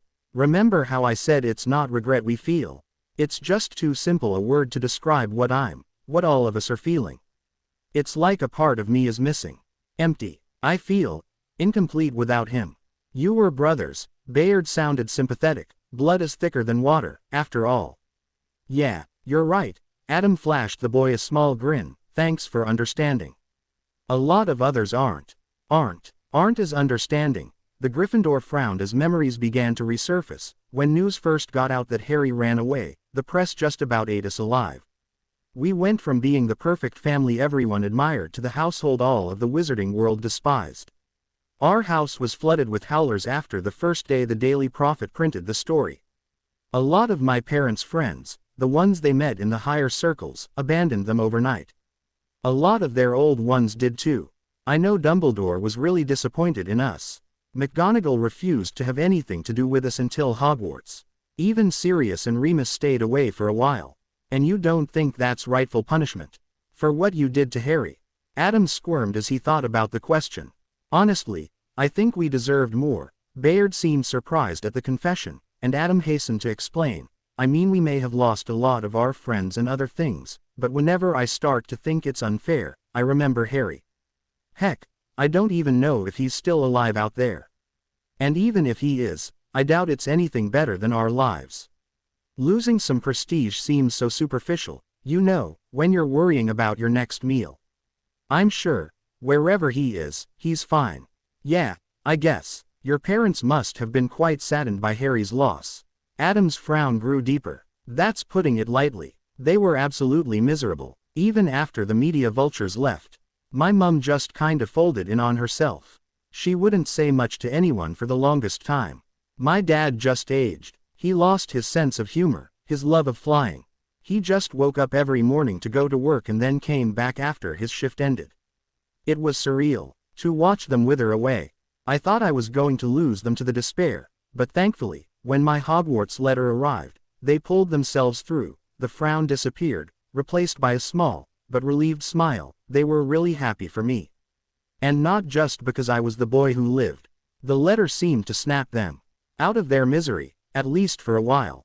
My dad went back to his cheerful self, but sometimes he'll get real sad and sit by himself by the fireplace.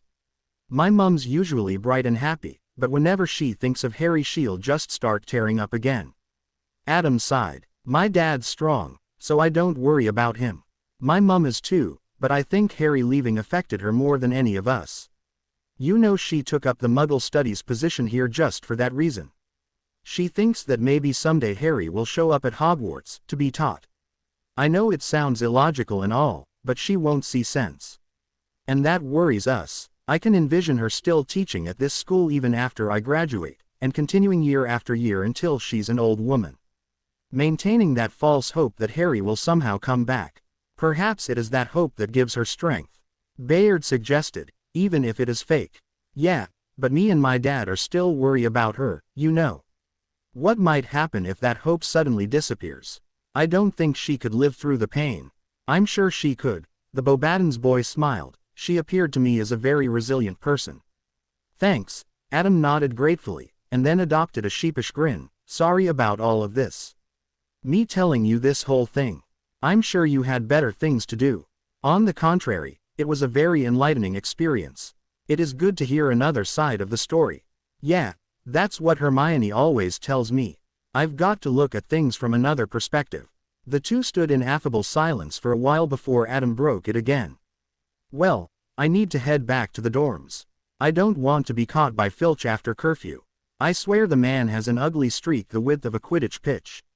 Bayard offered an understanding smile. Of course, he's not a bad kid, thought Adam as he turned around. The boy who lived slowly trudged back towards the Gryffindor Commons. If he had looked back, he would have seen the slightest of scowls marring Bayard's face. Anais Takahashi had never felt pain such as this.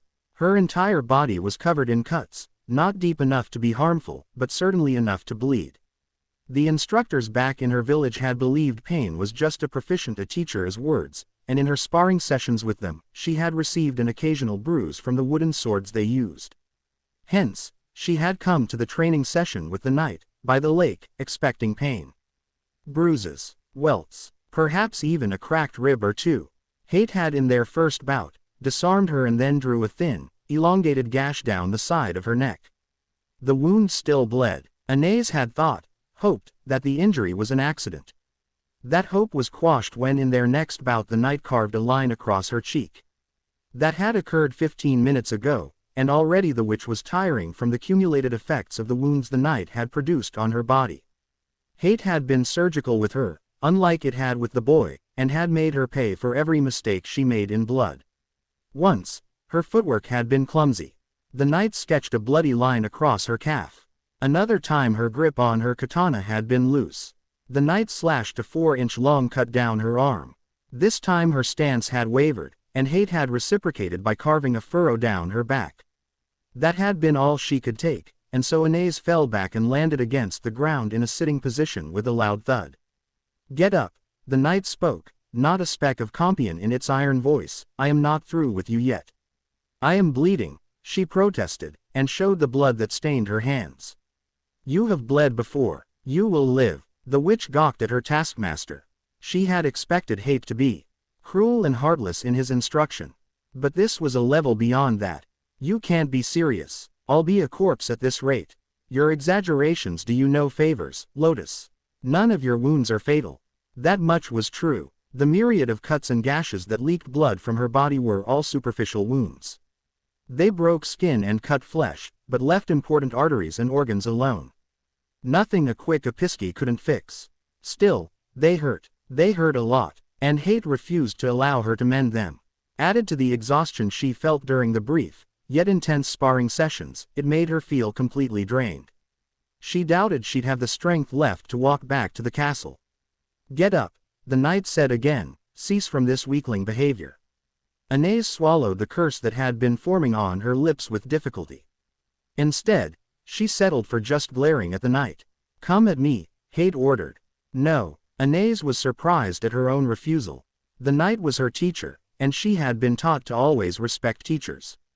But what the knight asked of her, what it demanded of her, seemed impossible. "I have learned nothing from you. Nor from your master. You just can't expect me to match you all of a sudden. I need to learn the stances. The movements. All you're doing is bashing your sword against mine." Hate barked a short, humorless laugh. And then it surged forward, armored form a blur. Anais had time to hurriedly stand back up before it was upon her. The immense blade crashed down, and she felt the weariness in her limbs as her katana rose to deny.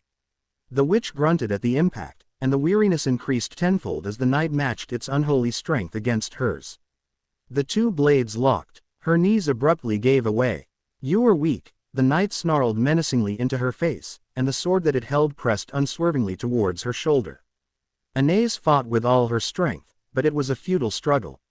The boy had prevailed against the knight because he deflected each blow at an angle, so that the powerful strikes would never connect at full force. She had no such skill. "You are pathetic," Anais winced as the knight leaned in closer. The smoldering green eyes glared at her tauntingly. Her katana was touching her own shoulder now, the back of the curved blade pressing painfully down against her skin. She gritted her teeth as Hate slid its weapon down, the black blade screeching as it grated against her own. At the last second, the knight flicked its wrist, and the very tip of its sword slipped past her guard to carve a long gash down her shoulder. Anais hissed in pain. "You are inferior." Before the witch could respond, the knight backhanded her and sent her tumbling away. "What the hell is wrong with you?" She lifted her head from the ground and pawed at her aching cheek. "Why are you doing this?" "I am training you." "This isn't training," she spat. "This is hell. You must go through hell first before tasting heaven. And believe me when I say this is nothing compared to what my lord has suffered through. You put him through a regimen like this." Anais growled out, her fingers clamping tight against her new wound, "as a child." "Yes," Hate said simply. "Madness," she whispered. "You are insane. Merciless. The boy could not have survived." "Foolish mortal," the knight mocked, "weak and pathetic you already are, yet you still amaze me with your short-sightedness. You humans never truly realize your species' potential. You train under pretenders. You call them master and grovel before them to learn their pitiful secrets. But they are nothing in the grand scheme of things. So inconsequential that they are little more than a single droplet in a surging ocean." The witch stood, unsteadily back up, and then dropped back down when Hate's armored fist slammed into her stomach. "Do you really think that power alone comes from strength? Do you really think what my lord intends of you can be learned from some stances and movements? Are you really that blind?" The knight kicked her. The ironclad boot lifted her off the ground and hurled her 10 feet through the air. "Forget what your wise old men have taught you," Hate snarled as he stalked towards her, "for they are lies twisted to become truth. Forget what is expected of you, for they are nothing but the demented thoughts of those too weak to defend themselves. Only through blood and pain can you reforge yourself to become stronger, better." Anais clawed at her fallen blade, wrested from her hand when she had been thrown. The knight stomped down, and she cried out as her fingers were ground painfully under the thing's soul. "For you to become great, you must first know weakness. For you to ignore pain, you must first walk through the fires of agony. For you to win, you must first learn to lose." It released her, and the witch cradled her injured hand tenderly. "Those are universal truths, Lotus. But humanity refuses to accept it. Mankind will not MC them for fear of the hurt they will cause. But those few who do, shine all the brighter." Hate flicked her fallen blade towards her with its own. Anais reached for it with trembling hands. "It is not strength that makes man great. It is not might that makes your race the destined rulers of the stars. It is will, strength of will, courage of will." She rose painfully, using her katana as support. "A boy called me into being because of his will. dragged me from the turmoil of his emotions into existence because he willed it to be so. Do you understand the implications of that, Lotus? That a small, frightened child was capable of creating me. What could humanity do if you willed together? What could your race, spawned as nothing more than the descendants of apes, do if you simply worked together? But instead you fight, you rage, you kill, and for what? Humanity is the brightest star this universe has ever seen, but it is also the scum that the galaxy would wipe from its shoes. The knight slapped an armored gauntlet against its. My lord may be only a boy, but his will is as indomitable as the universe itself. He is great because he wills it to be great. He is strong because he wills it to be strong. He is my lord because his will bends mine, and my devotion to him will last until creation itself becomes undone. Anais ached all over. She bled from a dozen wounds purposely inflicted by the knight. Her arms felt like they were on fire. Great men become great because they will it. Heroic deeds are done because heroes will it. And believe me when I say you can defeat me, Anais Takahashi, if you will it. The knight pointed its miv broadsword at her, its edges cackling with tendrils of magical energy. The question is, do you will it? The witch bit her lip and brought her katana over her shoulder in the time-honored stance of warriors willing to fight to the death. Hate smiled. I thought so. And then it charged. Tonight, the stars have come out. Countless twinkling lights, spread across a vast backdrop of black satin. It is a beautiful sight, beautiful enough that I nearly fail to notice the figure that has come to stand beside me. Though I suppose this sloppiness cannot be blamed solely on me. Clad in his suit of black war plate, Hate blends in with the darkness all too well. Except for his eyes, orbs of emerald fire burn behind the ironclad visage, and had my resolve not been strengthened long ago, I would have felt the unwelcome sensation of fear prickling along my back. How is she? The knight turns to me. She is skilled, my lord. And in due time, she may become exceptional. But not great, I point out, and tear my gaze from the midnight sky. Hate shakes his head, the motion accompanied by the creaking of armored joints. No, my lord, she will never match you. In skill or in will.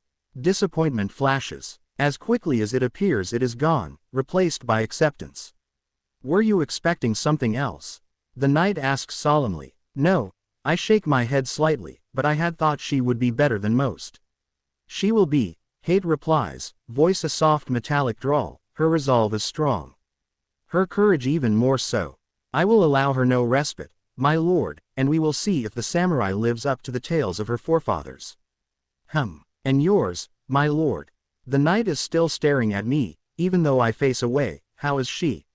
She is vague, but foolish. She is intelligent, but not cunning. Her will is stronger than most, but doubt still clutters her mind. She is a diamond that still needs to be polished. A gem that still needs to be cut. Valuable, to be sure, but useless without the jewelsmith's art. Hate inclines his head slightly. Is that why you are willing to spend time training her? Yes. Is that the only reason? I blink. What do you mean? The girl is quite beautiful, my lord. There are very few that can match her appearance. I snort. Hate's eyes flicker ever so slightly. A simple, albeit barely noticeable way of telling me he is amused. We have seen our share of beautiful women before. This one is no different. A shame, there is a tint of sorrow in my companion's voice, and I raise my brow at this unexpected change. She would have complimented you quite well. Would she? Yes. She is peonate if anything. She is fire against your ice. A welcome warmth to your cold. Treat her well, and she will become an able partner. It is a tempting thought. And one that I have thought before. But reality rears its head, and those thoughts of mine can be nothing more than bitter dreams. I shake my head. It will never work out. Between the two of us. Hate turns to look at me. I have the impression he is choosing his next words carefully. She has taken a liking to you, you know. I smile sadly. I know. And you will not reciprocate the feeling. What is the point? I cannot feel hate. I will not end her with the promises of love when there is none to be found. My cold cannot be warmed. Not by her. Not by anyone else. Is that what you believe? I stare off into the night.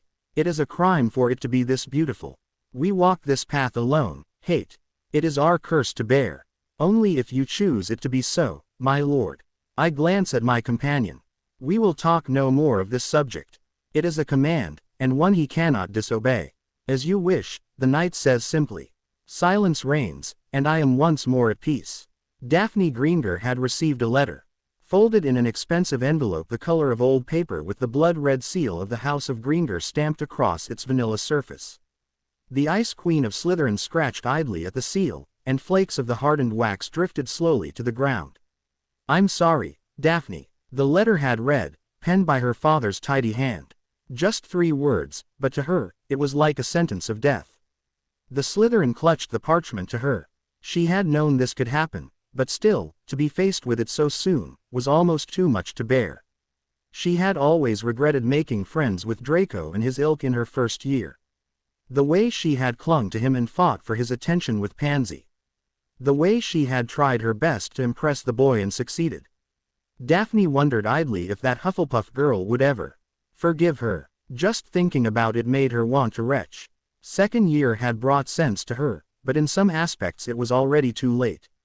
Daphne had made an impression on Draco. Had imprinted that she liked the air of Malfoy even though she had detested him ever since he made his view towards Muggleborns known. To deal with the boy's amorous attentions, her Ice Queen facade had been developed, a guise that served her well. Draco had given up, and Daphne had allowed herself to be misled into a false sense of security. She should have known that the little git would turn to his father at the merest obstacle. Her owl, Prometheus, cocked his head to one side and hooted softly. Daphne absently fed him an owl treat. She produced a scratch of paper from her bags and dipped her always present quill in a nearby inkpot. It took her an eternity to figure out a response. How do you convey the message that you didn't want this with all your heart, yet was powerless to stop it? Daphne briefly wondered if her father had felt the same way when he had sent Prometheus to her. By the time she finally put pen to paper, the ink on the tip of her quill had already dried. Daphne redipped it and scrawled a single word on the parchment. Stall. Just one word, but Cygnus Greenger, like his daughter, would know what it meant.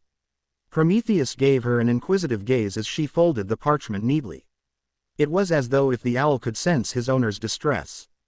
Daphne allowed her fingers to pee through her pet's soft feathers. It was a welcome comfort, even if a small one.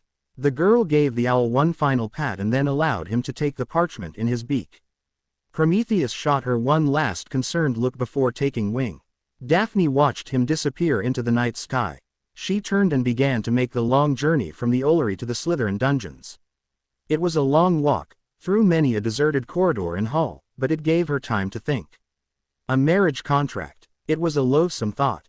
There had been no such things in Wizarding Britain for near 100 years.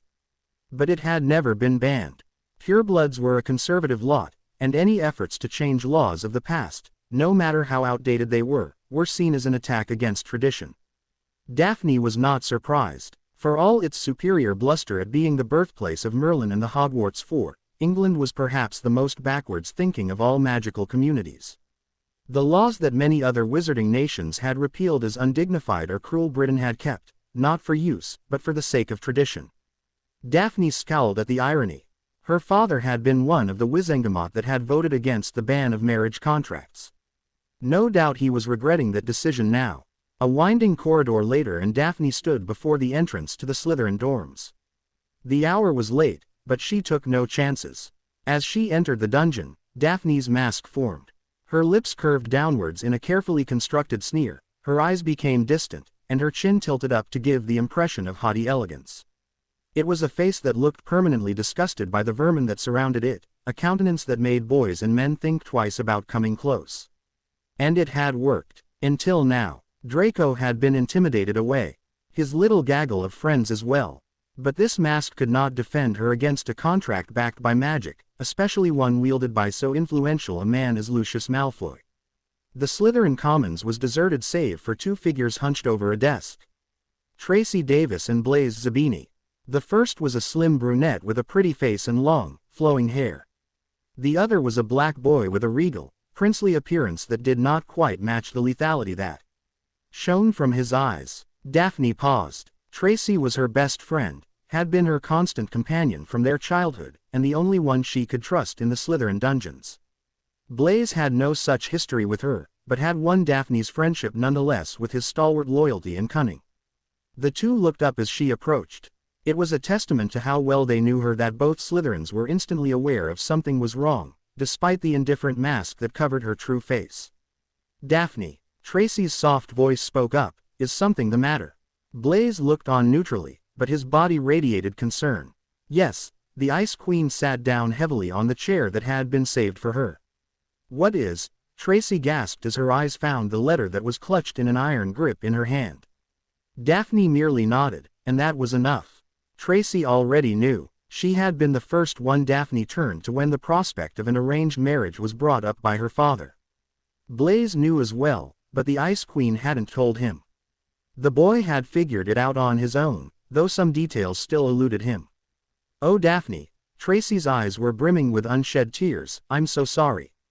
"It's fine Tracy," she smiled falteringly back, "we were expecting this, remember? Just not this soon." "Who is it to?" Blaise half whispered, half growled. The two girls refused to answer. Their silence needed no explanation. "Not Draco." Daphne flinched. Blaise let out a low, threatening hiss.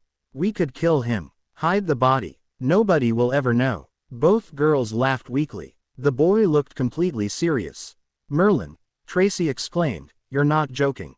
"No, I'm not. I'm sure we can toss him in the lake or even bury the git in the Forbidden Forest." "I can't believe you're talking about murder.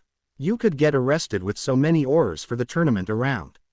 I'd rather be carted off to Azkaban than allow Malfoy to get his dirty claws on Daphne."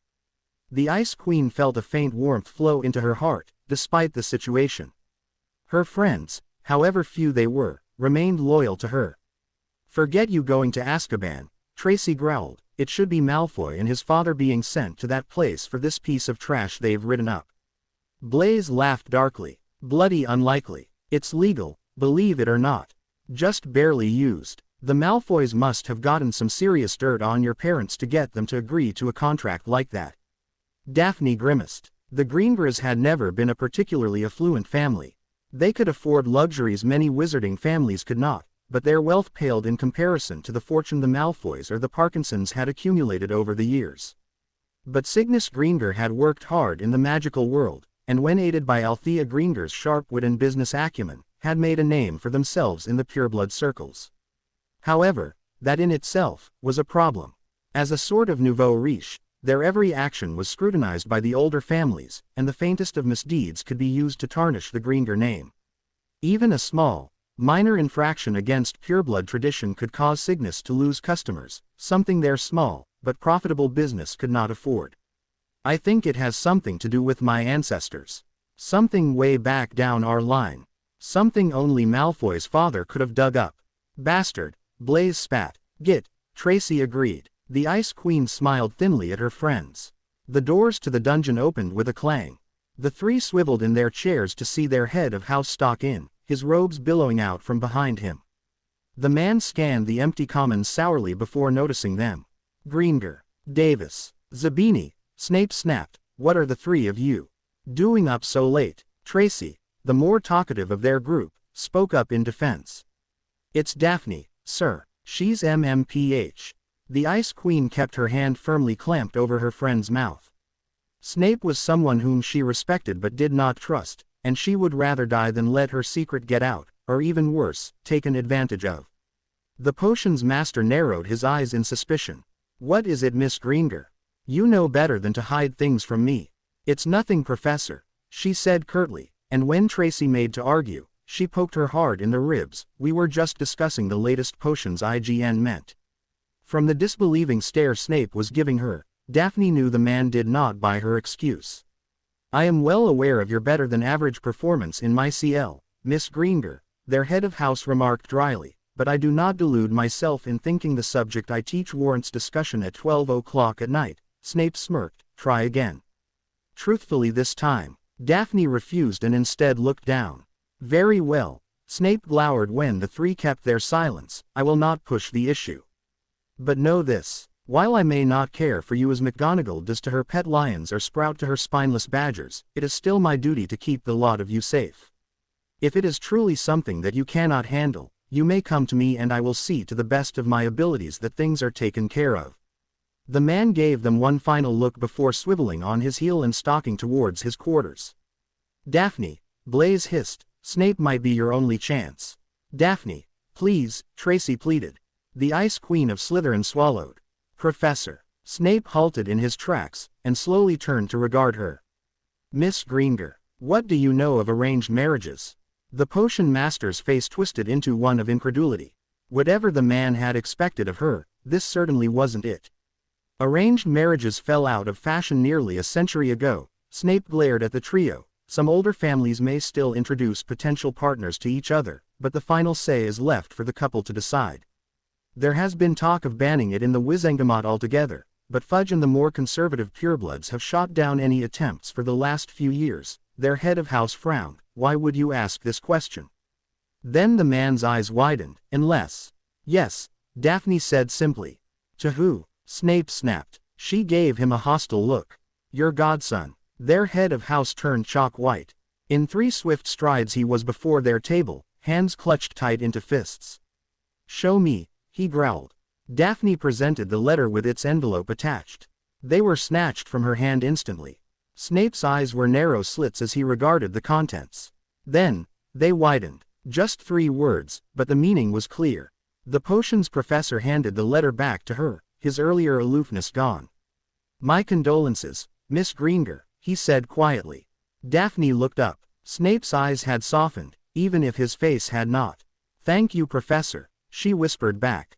The man nodded stiffly. Cygnus would not have done this voluntarily. Daphne thought it rather generous for Snape to defend her father. He must have been forced into it. Your father is a good man, Miss Greenger. One of the few out there. I know, she replied sadly. Is there anything we can do, Professor?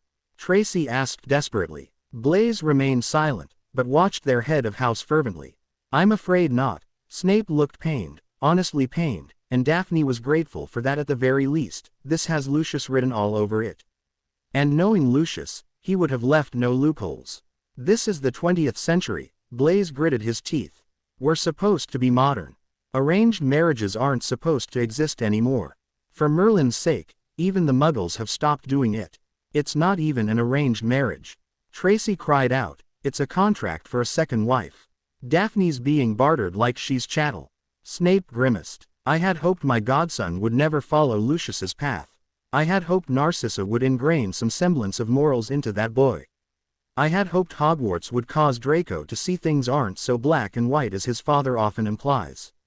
But it appears that my hopes were in vain. The Slytherin head of house drew a long, shuddering breath, as though if dreading to say what the next few words. Do you know why Draco decided on this all of a sudden? Daphne smiled bitterly. It was clear to her why Malfoy had chosen this course of action. Ever since he had tried courting Fleur Delacour and failed spectacularly, his pride had smarted. It was a childish, juvenile thing, but Daphne did not doubt for a minute that Draco was either. The Beauxbatons witch. Snape's grimace became a glower. Jealousy. Is that the reason? She nodded. The potions professor closed his eyes and his nostrils flared. The 3 Slytherins shifted uneasily in their chairs. It was rare for their head of house to display any facial emotion besides his permanent sneer. It was as though the man was trying hard to swallow his anger. At least, that's what it looked like for a second. When Snape opened his eyes, his face became impassive, hard to read, and the leer that haunted the dreams of Hufflepuffs and Gryffindors alike spread back across his features. I will see what I can do, Miss Greenger, he said. I will go to the headmaster. Perhaps even persuade Lucius from this madness. But do not hope. It can lead to disappointment. Thank you, Professor, Daphne said, and meant it this time. It's all the purebloods' fault. Tracy growled. All their stupid traditions. All their stupid customs. All their stupid ways. Need I remind you, Miss Davis, Snape remarked softly, that both your friends are purebloods? Did you forget that in your anger? Tracy looked ashamed. No, but Daphne and Blaise are different. There are purebloods, Snape said simply, and there are purebloods. Do not mistake one for the other. Yes, sir, the girl answered obediently, but her tone sounded far from convinced. The potions master ignored Tracy and turned back to Daphne. In the meantime I will attempt to steer Draco. The way Snape spat the name made Daphne feel a stab of vindictive glee. from claiming early what he no doubt thinks is his by right. It will be a simple task, as much as I would rather think otherwise. We can thank Merlin the boy has not inherited Lucius's cunning. Thank you, Professor, the Ice Queen said for the final time. Their head of house nodded curtly before giving the trio a measuring look. It was as though he was trying to figure out something supportive to say but could not quite put it into words. Good luck, Snape finally settled on, and then was gone. Fleur tried hard not to look excited. She really did, but the air of enthusiasm that had settled over the great hall was contagious. It was the champions' feast, after all, where who would represent their respective schools would finally be determined. Hogwarts had been decorated heavily for the affair, and the halls were bursting with banners of the four houses as well as the emblems of the guest schools. The festive mood that had lingered all morning had only grown stronger as the day wore on. Now, with evening steadily encroaching, the excitement had reached a fever pitch. Seated at the Ravenclaw table, Fleur was in the middle of the festive storm. She heard loud laughter, proud boasts, and excited chatter, all coming together to form a cacophony of noise. Roger Davis was GGing to a gaggle of third years on the deeds he would do if he was selected as champion. Cho Chang and Marietta Edgecombe were giggling as they scanned the Hufflepuff table. A boy she didn't know was telling a joke to an already laughing audience. And this was from the house that was usually quiet and reserved. The tumult they made was a pale comparison to the tempest of sound that came from the Gryffindors and Hufflepuffs. The Beauxbatons students, in contrast, were silent and subdued. They talked quietly amongst themselves, but rarely did they raise their voice. That did not mean they weren't thrilled, however. The Quarter Vila could see the excitement dancing in her CLMate's eyes. The Slytherins were the only ones that seemed to be completely quiet. Fleur's gaze flickered over to their table to see those that were talking were doing so in hunched circles. The rest just stared at the goblet of fire that rested on a raised dais in front of the staff table. The Durmstrang contingent that sat with them did not look at all unnerved by their host's unnatural silence. In fact, they seemed to fit right in, with their dour faces and sullen attitudes. As her eyes traveled down the Slytherin table, they stopped and narrowed when a boy smiled winningly at her. She recalled him as the idiot with the two lackeys that had tried to court her earlier in the year. His name escaped her, and Fleur did not try too hard to remember it. He was one of those fools that believed she could be moved by money and riches. The Quarter Vila's gaze swept over the rest of the Slytherins and smirked inwardly when she noticed the boy's smile had become an ugly scowl at being ignored. It just reinforced the fact that not all men were noble as her father. Or Bayard for that matter. Fleur's face had grown from excited to impish as she watched the Slytherins. Now, as she thought about her bodyguard, her face became flushed. Training with Bayard had proved to be a challenging affair. The boy was a remorseless teacher. Spells she shot at him he rebounded with the intent to injure. Curses that flew from her wand were returned with equal vigor and greater power. Jinxes and hexes, small but useful tools in the duelist's arsenal, were dispelled by a flick of his wand and then turned back to haunt her. And that was only when he decided to remain at range. It was when he decided that close combat was more suitable for the occasion that then the Quarter Vila truly knew pain. The handsome face smiling that charming smile, all the while blurring in movements nearly too fast to see. And the hands, jabbing towards her vulnerable body, slapping aside her hasty wand motions, and weaving past her pitiful attempts to defend herself. Fleur shuddered. She had many fears in her childhood, some that she still held on to, but none so completely terrified her more than Bayard closing the distance. In spite of this, Fleur found herself thriving under the regimen. She had always been one to push herself beyond everyone else's expectations. Her Vila heritage had gifted her with an appearance that was almost otherworldly in magnificence. Men saw a breathtakingly beautiful woman when they looked at her. Women saw a breathtakingly beautiful woman that wanted their men. But that was the problem. They never saw beyond her beauty. Never took the time to know what made her Fleur Delacour. She wanted to prove them wrong. To show that she was more than just a pretty face. It was why she had come with the hopes of participating in the Triwizard Tournament. To prove to the world that there was skill behind her beauty. And so, she had thrived. Every time Bayard sent her to the ground in an undignified heap, she picked herself back up. Every time her bodyguard blasted apart her protega, she would conjure a new one. And every time the boy charged at her with the intent to melee, she would attempt a desperate defense before falling and getting back up again. She had come to the sessions expecting sweet words and roses, but had instead received sweat and tears. And she wouldn't have it any other way. Fleur was content with the way the boy taught her, with her improving, albeit slow progress. The only thing that would make her more content was if those training sessions belonged to her and her alone. Fleur scowled slightly as she glanced back. The target of her displeasure met her gaze for a moment and then looked elsewhere. The witch's body did not mirror the motion. Lotus stood rigidly to attention, back ramrod straight, head erect, hand clasped over the hilt of her sword as she hovered protectively behind the quarter villa. The Oriental woman looked out of place amongst the tables filled with chattering students, with her heavy combat robes and statuesque air. Fleur caught more than a few curious stares focusing on the bounty hunter, though not all of them contained the same innocence. Many of the boys that had once looked at her like she was some sort of prize to be won were now gazing in open admiration at the Asian witch. The quarter villa could see why. The woman's hair had been brushed to a glossy sheen, and when added to her exquisite features and porcelain-like skin, made her exotic to look upon. There had been some arguments, of course, of having a bounty hunter turned bodyguard roaming the halls of Hogwarts. The Aurors, surprisingly, had been the most vocal against the decision, stating that the protection of the tournament, which included her by default, was solely their responsibility. In response, Bayard merely had to point out the near-successful kidnapping that occurred on their watch for the complaints to subside. In the end, it was a moot point. Both Dumbledore and Madame Maxime had agreed that an extra layer of protection in the form of the redeemed mercenary would be beneficial in the long run. It was a logical decision, and one that Fleur agreed with. That didn't mean she had to like it, however.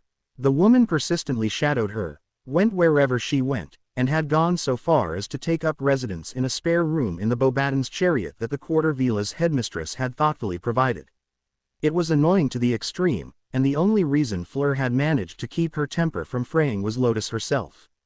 The Asian witch looked highly uncomfortable whenever she followed her, guilty even, and for all her misgivings towards the woman, Fleur had to admit she possessed an extraordinary moral comp. The quarter villa stowed away these thoughts later. Tonight was a night for selection, if not for herself then for her CL mate selected to be champion. Fleur turned in her seat to see her bodyguard staring intently at the goblet of fire. She leaned in towards him, delighting at the newfound closeness their training had caused. "Is something wrong?" she asked in French. The boy looked back, and the quarter villa noticed with some trepidation his usual smile was not in place. Bayard looked serious, from the way his lips formed a tight line across his face to the way his usually bright eyes were now as hard as stone. "I have a feeling," her bodyguard replied slowly in the same language, "that something bad is going to happen." Fleur's excitement waned, replaced by alarm. It was a testament to the quality of Bayard's instruction that she immediately began to scan the great hall for potential threats. Her eyes darted back and forth, but she could find nothing. "Do you think it is more bounty hunters?" The boy gave her a brief look of approval. Fleur felt her heart flutter slightly. "No, not anything like that," her bodyguard mused, "it is too soon for another attempt. But it is something we should watch out for nonetheless." Bayard blinked and then stabbed at his dinner with his fork. "No. This is something different. I just have a feeling. A sixth sense, if you will." At the start of the term, Fleur would have huffed at the thought of anyone capable of breaching the wards and Auror Guard of Hogwarts. Now, after her attempted kidnapping and with the boy's keen training, she had learned to err on the safe side of caution. Bayard's warning set her on edge, and caused the quarter villa to finger her wand beneath the table. The boy noticed the motion, and the smile that had been absent on his face reappeared in all its charm. His hand crept under the table and wrapped around hers. Fleur felt the flutter in her heart become a hammering beat. "You're learning fast," he winked. "Gee, thank you," she said back. The boy squeezed gently, whirringly, and whatever worries the quarter villa held were washed away in an instant. "I will always protect you, Miss Delacour," Bayard said softly. Fleur accidentally dropped her wand. Her bodyguard gave her an amused look before letting go of her hand to pick it up. The quarter villa cursed herself for being so clumsy. If she hadn't let go, perhaps the boy would have held her hand longer. The boy winked at her again. "Just focus on the tournament," he whispered and planted her wand back into her palm. "I'll take care of everything else." Fleur nodded dumbly. Her hand burned. Bayard went back to staring at the goblet, and the quarter vila copied the action, just in time to see it spew out a piece of crumpled paper amid a flare of purplish flames. The clamor in the great hall abruptly died, and eager gazes fixed themselves to the garishly dressed frame of Albus Dumbledore. The old headmaster's eyes twinkled as he straightened out the parchment to read. Some of the students who had the misfortune of being seated at the very end of the hall were standing up to see who the first champion would be. Victor Krum. A wave of drumming noises came from the Slytherin side of the great hall as the Durmstrang contingent pounded their fists into the table. Their new champion, a tall, sallow young man with dark hair and narrow, glaring eyes, stood up from his seat. Fleur recognized him from some Quidditch posters she had seen before. Some of the Beauxbatons students were die-hard fans of the sport, and a few had pasted giant moving pictures of their favorite stars in their rooms in the carriage. The quarter vila was not one of those few. She had no liking for Quidditch, much to her father's disappointment. Neither did Gabrielle, for that matter, and Sebastian had always lamented that he had no sons to play the sport with. Fleur smiled slightly at the memory. For all his political mongering, Sebastian Delacour was a father first and foremost. Krum walked past the still celading forms of his cohorts and made his way to the champion's room at the end of the great hall. Fleur noted that for all his supposed grace while on a broomstick, the Durmstrang champion seemed clumsy on land. It looked like he was almost waddling when he walked. "Krum Claire said to Imeric from the opposite side of the table, "I hear he knows a nasty set of curses. He could be tough competition." The pureblood nodded studiously. "The Goblet of Fire will only choose the best. I welcome the chance to test my skills against him. The Triwizard Tournament has not had a duel between champions as an event for some 200 years. Baird's eyes were still on the goblet as he spoke. "Chances are you won't see that set of curses anytime soon." Imeric rubbed his chin thoughtfully. Claire chuckled softly to herself and nudged the pureblood. "Don't look so disappointed, Imeric." Fleur's best friend smiled winningly. "I'm sure there will be other events you can test your mettle in." "I suppose so." The quarter vila noted that Imeric did look disappointed, but I was still looking forward to a duel between champions. Even if I was not selected to be one. "Don't worry, Imeric," Luna chirped from Fleur's side, "I'll let you duel my Raxpert." As always when the petite Ravenclaw spoke, a moment of silence descended among the Beauxbatons students. Then Claire giggled and Imeric let out a shaky chuckle.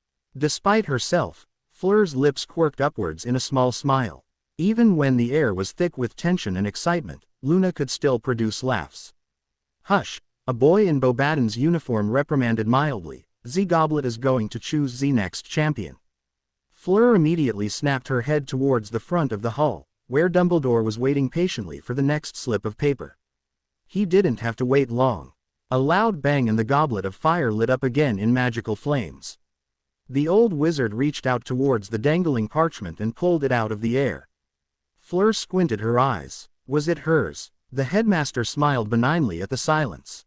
Fleur Delacour. At once the Ravenclaw table all turned to look at her. The quarter vila felt her face flush from the attention. The Beauxbatons contingent, Claire, Imeric, and Bayard included, rose from their seats and started applauding. Fleur rose as well, though a bit jerkily. Luna smiled dreamily up at her and began clapping as well. The quarter vila smiled back. The rest of the Ravenclaws followed Luna's lead and was in turn followed by the rest of the great hall. The ovation she was receiving was supposed to be music to her ears. It was not. Instead, Fleur felt a sudden pang of apprehension well up in her. She was now the champion of Beauxbatons, and with that title came great responsibilities. The rest of her CL mates was now rooting for her and hoping she would bring honor and glory to France. Her headmistress, a woman who had been both a close family friend and a personal one as well, would be expecting the best from her.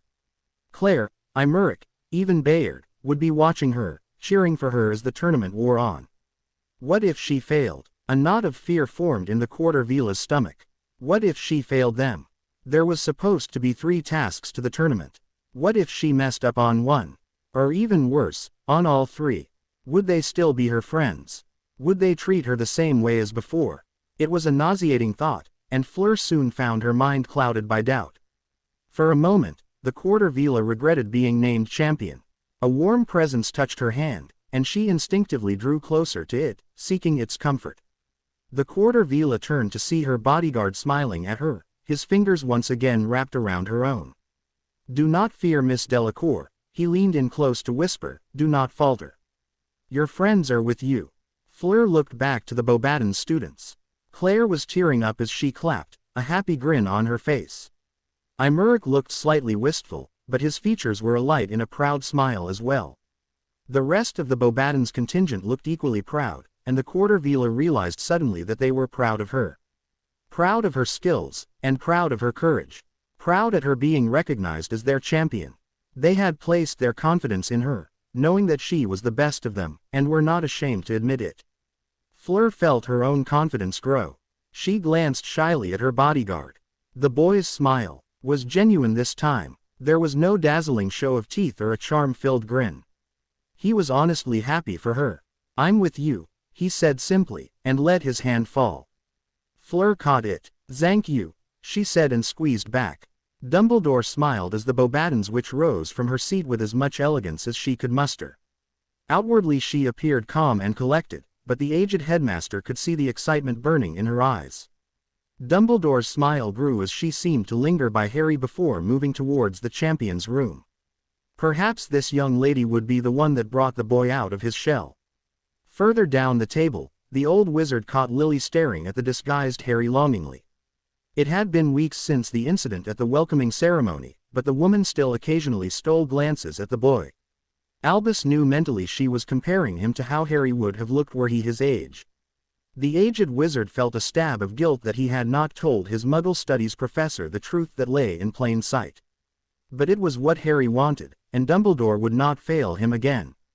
Albus turned his attention back to the goblet of fire, which had started shaking again on the raised dais. A flare of flames lit along the goblet's edges, and soon after, a folded piece of parchment spat from its rimmed mouth. Dumbledore reached out serenely and unfolded it. The headmaster beamed. "Cedric Diggory," he said. The Hufflepuff table exploded into cheers. The newly chosen Hogwarts champion rose from his seat, a shocked grin on his face. The 7th year's fellow students pounded his back and slapped his shoulders. Some were even dancing with joy. Back at the staff table, Sprout was dabbing at her eyes with a handkerchief McGonagall had lent her. Both women looked proud. Dumbledore's eyes twinkled. It was good to see a champion come from Hufflepuff. The house had been misaligned in the past as a place for the lazy and the apathetic. It was no small secret that many of the first years held high aspirations to be placed in Gryffindor, Ravenclaw, or even Slytherin, but none wanted to be in Hufflepuff. It was a prestige issue, Albus guessed. Gryffindor produced vain and courageous heroes. Ravenclaw sponsored some of the best scholars in the wizarding world. Slytherin spawned men and women of ambition who rose to great heights of political power. Hufflepuff really had no noteworthy attributes to its name, besides loyalty, and that to many people, meant lackeys. It was not true of course, but Dumbledore had long ago learned that the perception of the Mies was a hard thing to change. Perhaps the choosing of Cedric as champion would be the catalyst of that change. Cedric gave a rather shaky smile to the rest of his table before walking jerkily towards the champion's room. Dumbledore didn't blame him. The boy must be feeling as though the entire world was on his shoulders. Not only was he carrying Hogwarts hopes with him, but Hufflepuff's as well. The Hogwarts champion disappeared from view and Dumbledore clapped his hands together. "Excellent," he said cheerily. "Well, we now have our 3 champions. I am sure I can count upon all of you to give those who have been selected every ounce of support you can muster." A bang-like noise erupted from the goblet of fire. Albus turned to the magical artifact, momentarily confused. The unthinkable happened. The goblet of fire flashed, spewing out a gout of brilliant purple fire. Dumbledore's reaction was quick, even in his shocked state. The aged headmaster's hand shot out and grasped the piece of parchment that had suddenly materialized. The great hall had grown silent in the meantime. Every eye seemed to stare at the goblet of fire. For good reason. It had just chosen a 4th champion. He unfolded the parchment with trembling hands. The old wizard dreaded whose name would appear. Pleaded to the fates that it wasn't going to be who he thought it would be. No, thought Albus as his eyes roamed over the parchment. Not him. Not this way. But the letters that was inscribed in flowing, idyllic text was unmistakable. It seemed to taunt him with the impossibility of it all. A part of him marveled that just this single piece of paper would turn so many people's lives upside down. The rest of him just felt old. Headmaster. McGonagall had half risen from her seat, a look of concern on her face. Who is it? Albus Dumbledore took a deep, steadying breath. Harry Potter. The silence that followed was thunderous. It lasted, if only for a moment. A dull thudding sound broke it. Every eye turned to the Ravenclaw table. Bayard had stabbed his fork into the table. Blink. Pause. Blink. My senses return. I realize my hand is still gripping the fork. I release it. The handle is bent. My hand twitches. Spasms. I watch, mortified, as my fingers refuse to obey my commands. I ball them into a fist and clench tight. The fingernails dig deep in my palm and draws blood. The pain brings clarity. The pain brings focus. My hand stops twitching. That is good, I suppose. I am surprised. I am surprised at the anger I feel. I had thought I was above such things. I'm not supposed to feel. I am supposed to be emotionless. But the fierce swell that howls within me is something I cannot deny. I want to spit. I want to curse. I want to rage at the heavens for this cruel fate. I do none of the above. I just smile. They are all looking at me now, I realize. Every student at the Ravenclaw table. The French. The English. Staring at me and the fork I have slammed deep into the table. My hand threatens to twitch again. My smile falters. The anger is a wrathful, bestial thing. Crashing against the walls I have so carefully built up. Demanding to be released. Desperate to see the light of day. Bayard. Claire whispers my name. There is both fear and concern in her voice. I try to smile again. It comes out as a mixture of a grimace and a leer. Claire shrinks back. Now there is only fear. I stand up. The motion seems to take forever. I turn from the table. Every eye is upon me now. The entirety of the great hall. Staring at me with fearful gazes. My first step is hesitant. But the second step is not. I begin to walk. Mr. Bayard. Madame Maxime's voice halts me. Where are you going? I turn to regard her. Her regal face is alarmed, afraid even. I am so tempted to return to my seat. So tempted to sit back down and pretend nothing has happened. It is almost better to lose my magic than unveil my face to them. Almost. Instead, I will my glamours away. I feel the slight tingling on my skin as the persona that is Bayard, like so many others before it, disappears. The intake of breaths is like a howling wind. I see that Maxime's face has turned pale. I see Dumbledore beside her looking old and forlorn. I see McGonagall beside him holding her hand over her and taking great, steadying gasps. I see Lily looking ready to faint. James gripping the staff table so hard that the wood strains. Sirius beside him staring back at me in horror. Snape looking particularly venomous. A sea of faces, all with the same expressions. Shock, horror, fear, and everything in between. My hand begins twitching again. To the champion's room, I say and turn away. Fleur Delacour was in a rare happy mood when she entered the champion's room. It was relatively dark, with the only source of light coming from the few torches that were affixed to the stone walls. There were no places to sit, and the only other occupant in the room, Victor Crumb, was forced to stand, back slouched against the wall. Overall, it was a rather unwelcome atmosphere that Fleur walked into, but she could have cared less. The Quarter Vila smiled cheerfully at the Durmstrang champion and received a growl of acknowledgement in return. The Quidditch star didn't seem to want to talk, so Fleur strode to a wall opposite his and leaned back, content to be lost in her thoughts about a certain green-eyed boy. A dull roar sounded from beyond the room not long after, and tore her from her daydreaming. "The last champion has been selected," she said softly. Crumb grunted in response. The door opened, and a ruggedly handsome boy strode in, smiling nervously. "Hello." The boy looked slightly shocked about the whole thing. "I'm Cedric Diggory." "Hogwarts champion." "Cedric." Fleur nodded politely. Crumb growled something monosyllabic. Hi," Cedric said back. "It's going to be an honor competing against the two of you." "I feel the same way," the Quarter Vila answered. "It will be an honor to compete against the champions of Hogwarts and Durmstrang." "Yes," was Crumb's entire contribution to the conversation. In the meantime, The dull roar that had been steadily growing in volume had halted for some reason, replaced by an eerie quiet. Fleur didn't think much of it. Most likely the professors had called for silence. The three champions stood a while in the dim room, and all too quickly the silence that had settled became awkward. "Aren't the tournament officials supposed to be coming in here?" Cedric looked a little unsure of himself. "To congratulate us." I was umming that as well. Crumb just scowled at his feet. "Maybe there was a fourth champion," Cedric joked. The door slammed open. All three champions jumped. A boy emerged, stepping methodically into the room, lips a tight line of displeasure. Fleur stared. The boy looked so like Bayard that Fleur was at first sure he was him. But her bodyguard had hair, and high, regal cheekbones. This boy's hair was jet black and his face held the tiniest of differences. But the eyes, emerald-colored, were unmistakable. Fleur recalled those same eyes looking at her with concern, joy, pride, and even affection in the past few weeks. All those were gone now.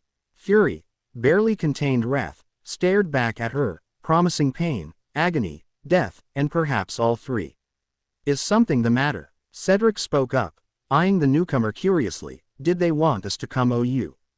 The boy's eyes flashed. Fire smoldered behind the emerald pupils, burning, all-consuming rage, and Cedric's question died on his lips.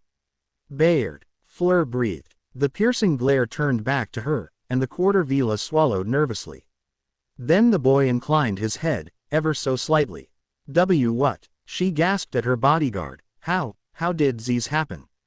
Bayard's smile ceased all pretenses of being a smile. Fleur had never seen a look that cold. "You're about to find out."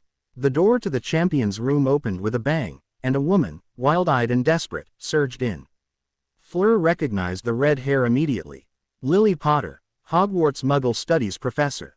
The woman stood there for a minute, rooted to the spot, her eyes roaming over those in the room before focusing on one particular boy. Harry," she whispered, as though afraid the boy would disappear if she spoke too loud. "Harry. Is that you? Is that really you?" Fleur blinked in astonishment. Her bodyguard did not respond and instead just looked coolly back. Lily gave a cry of joy and sorrow mixed together and rushed forward, arms held out to MC the boy. The quarter vila hastily stepped back. She had no wish to be in front of the woman's crazed charge. At the last second, bare feet away from those outstretched arms. The boy's eyes narrowed. He flung his own arm outwards and away, and a shimmering wall of magic materialized out of thin air. A Protega, but unlike any other Protega Fleur had ever seen. Her own shielding charm was brilliant gold in color, a manifestation of her will to protect herself and those dear to her. Her father's was silver in hue, a barrier of glittering light that was eager to shield its caster. All the Protegas she had encountered ranged from gold to silver to bronze, noble colors that were created with the intent to protect. This one was an angry red. The barrier shone with the color of human blood, a vivid, intense crimson that seemed almost otherworldly bright in hue. Across its seamless surface, garlands of magic leapt and danced, cackling tendrils of energy that hissed like angry serpents. This was not a shield created for the purposes of protection, Fleur realized. This was raw, angry emotion, a pulsating, living thing that was a grotesque caricature of what a real Protega should be. And the boy had produced it without word or wand. Lily ran full tilt into the shield. The barrier hissed and a tendril of its body lashed out like a whip. The woman cried out in pain. She stumbled back, her eyes wide in shock, an ugly welt marring the skin of her previously untouched arm. "Harry," Lily breathed. The boy stared back. "Get away from me." The woman shrank back at the words, and Fleur knew instinctively that what Bayard had said hurt far more than what the Protega had done. The door slammed open again, this time revealing a handsome man with messy black hair and hazel eyes. One of the Auror captains. Husband to Lily Potter. James, if Fleur recalled correctly. Lily. The man ground to a halt when he saw his wife holding her injured arm. Harry. He shouted when he saw the boy behind the hissing, spitting shield. Lily. He cried out again when he realized that the shield was responsible for his wife's state of distress. James. Lily sobbed as her husband said her, "It's really him. It's really him." Harry. The man turned from soothing his wife. "Son." The boy's Protega hissed threateningly. Bayard's voice in comparison was perfectly composed, perfectly even. have not been your son for a very long time, James." The Auror captain's eyes widened, and Lily all but sank in his arms. "What do you mean?" James stumbled over the words. "You're Harry, aren't you? You're our son." "Perhaps you have misunderstood," the boy said smoothly, his features schooled permanently into a smiling mask. "Allow me to elucidate what I have said into something even your simple mind can understand." Bayard bared his teeth. The smile grew wider. "I am not your son. I have never been your son. And I certainly do not want to be your son." Lily gave a wail of misery. "He hates us, James," she cried into her husband's shoulder. "He hates us." Before the Auror could respond, a boy burst through the door, clad in Gryffindor robes. "Harry," he called out. "Merlin, is that really you, Harry?" "It's me, Adam." To Fleur's stunned eyes, the Protega grew an even angrier shade of crimson. "And now the circle has become complete." Bayard continued to smile, but Fleur could see the bitterness behind his eyes. "Harry, what's wrong?" Adam stood hovering near his parents, looking torn between wanting to stay with them and getting to the boy behind the shield. "It is quite clear to me what is wrong, brother." The way Bayard's tone had turned from cool to mocking at the last word made Adam flinch and look away. "It was you, wasn't it, last night?" The Gryffindor swallowed and met the boy's eyes once again. "When I talked about what happened. That was you listening. You heard every word." "Yes, I did." "Then why didn't you say anything?" Adam challenged. "It was amusing to see you wallow in your guilt," Bayard replied evenly, "even if it was fake. You should consider being an actor, Adam." "I was almost convinced." "That wasn't an act," the Gryffindor cried out, desperate. "It's how we really feel." He swallowed again. "For what's it's worth, Harry, I'm sorry." "We're all sorry." Both James and Lily looked at the boy hopefully. Fleur felt a stab of pity for them, even if she didn't fully understand the situation. Her bodyguard closed his eyes, his face turned peaceful, and for a moment, the Quarter Vila thought he was going to forgive them. And then the eyes snapped open, and within them, the rage continued to burn. "Your apology to me," the boy said softly, "is nothing but dust and ashes." All three Potters recoiled, as though physically struck. They didn't get the chance to reply. The door to the champion's room opened again, slowly this time, and Fleur turned to see the robed frame of Albus Dumbledore striding in. The headmaster had looked delighted when he was calling names from the goblet. Now, he just looked old. Following him came the Quarter Vila's own headmistress, who had to stoop to get in. Madame Maxime nodded sadly to her before turning her attention to the boy. Behind the tall woman, a host of faces angled in, professors and officials of the tournament, all wearing the same stunned looks. Fleur wanted to curse them all. They were staring at her bodyguard like he was some exhibition, some sort of weird, unusual thing up for display. Simply marvelous. Everyone turned to stare at the portly figure of Ludo Bagman, simply magnificent. The former Quidditch player exclaimed, "To think that the Goblet of Fire would pick not 3, but 4 champions. The very idea is astounding." The man beamed a bright happy smile, completely out of place among the room full of serious stares. "Oh, the prophet will just eat this up." A young man, driven from his family by grief and despair, hidden among the public to bide his time, now revealed by the goblet for all to see. "It reminds me of the time I played with the Wasps in my beginning season." Fleur wondered for a moment if the man was stupid. "Ludo, I believe now is not the time for your reminiscences," a pale-looking man with a thin mustache said sternly. He looked like a born politician, a hard-faced one who would refuse to budge on any issue. "Someone Sebastian would have loved to deal with. We have a very serious matter on our hands." Now Barty," Bagman spoke airily, "brighten up a little Today should be a day of solution. The wayward son has finally come back to Magical Britain's #1 family. The press will have a riot." The man turned to Bayard, not at all fazed by the glare he was being given. "Harry, was it? Do you play Quidditch? Adam is a fine chaser for the Gryffindor team. Perhaps you'll become rivals. Find your brotherly love while up in the air with a broom between your legs. It's the stuff of legends, I say. Why, it reminds me of the time I met this Swedish fellow while playing at the World's Cup." "It was Ludo," Dumbledore said mildly. "Perhaps it would be best for you to remain silent at the moment." The man choked down the words he was about to utter. Fleur marveled at the sway the seemingly weak and frail headmaster of Hogwarts still held over Britain's magical population. He was a well-known wizard in France, Germany, and maybe even the rest of the world, but here, in his homeland, it seemed that whatever Albus Dumbledore said was taken to be gospel. The Quarter Vila didn't know if that was good or bad. Why yes, Bagman stammered, of course Albus. The aged wizard turned to her bodyguard, and gestured to the blood-red Protega that still shimmered in place. Is this really necessary, Harry? The boy gazed back evenly. That would depend, headmaster. He inclined his head towards the Potters. Will you keep them away from me? Lily made a noise that sounded like a mixture of a gasp and a whimper. The Potter men just looked stricken. Dumbledore sighed. If that is what it will take. Bayard nodded. A wave of his hand and the barrier disappeared with one final, threatening hiss. Lily immediately broke free from her husband's hug and made to run for the boy. Lily. The woman halted in her tracks and turned tearfully to the old headmaster. But Albus, please. The Muggle Studies professor's shoulders drooped, and she despondently made her way back into her husband's MC. A wandless shielding charm, the man called Barty spoke up, silently casted too.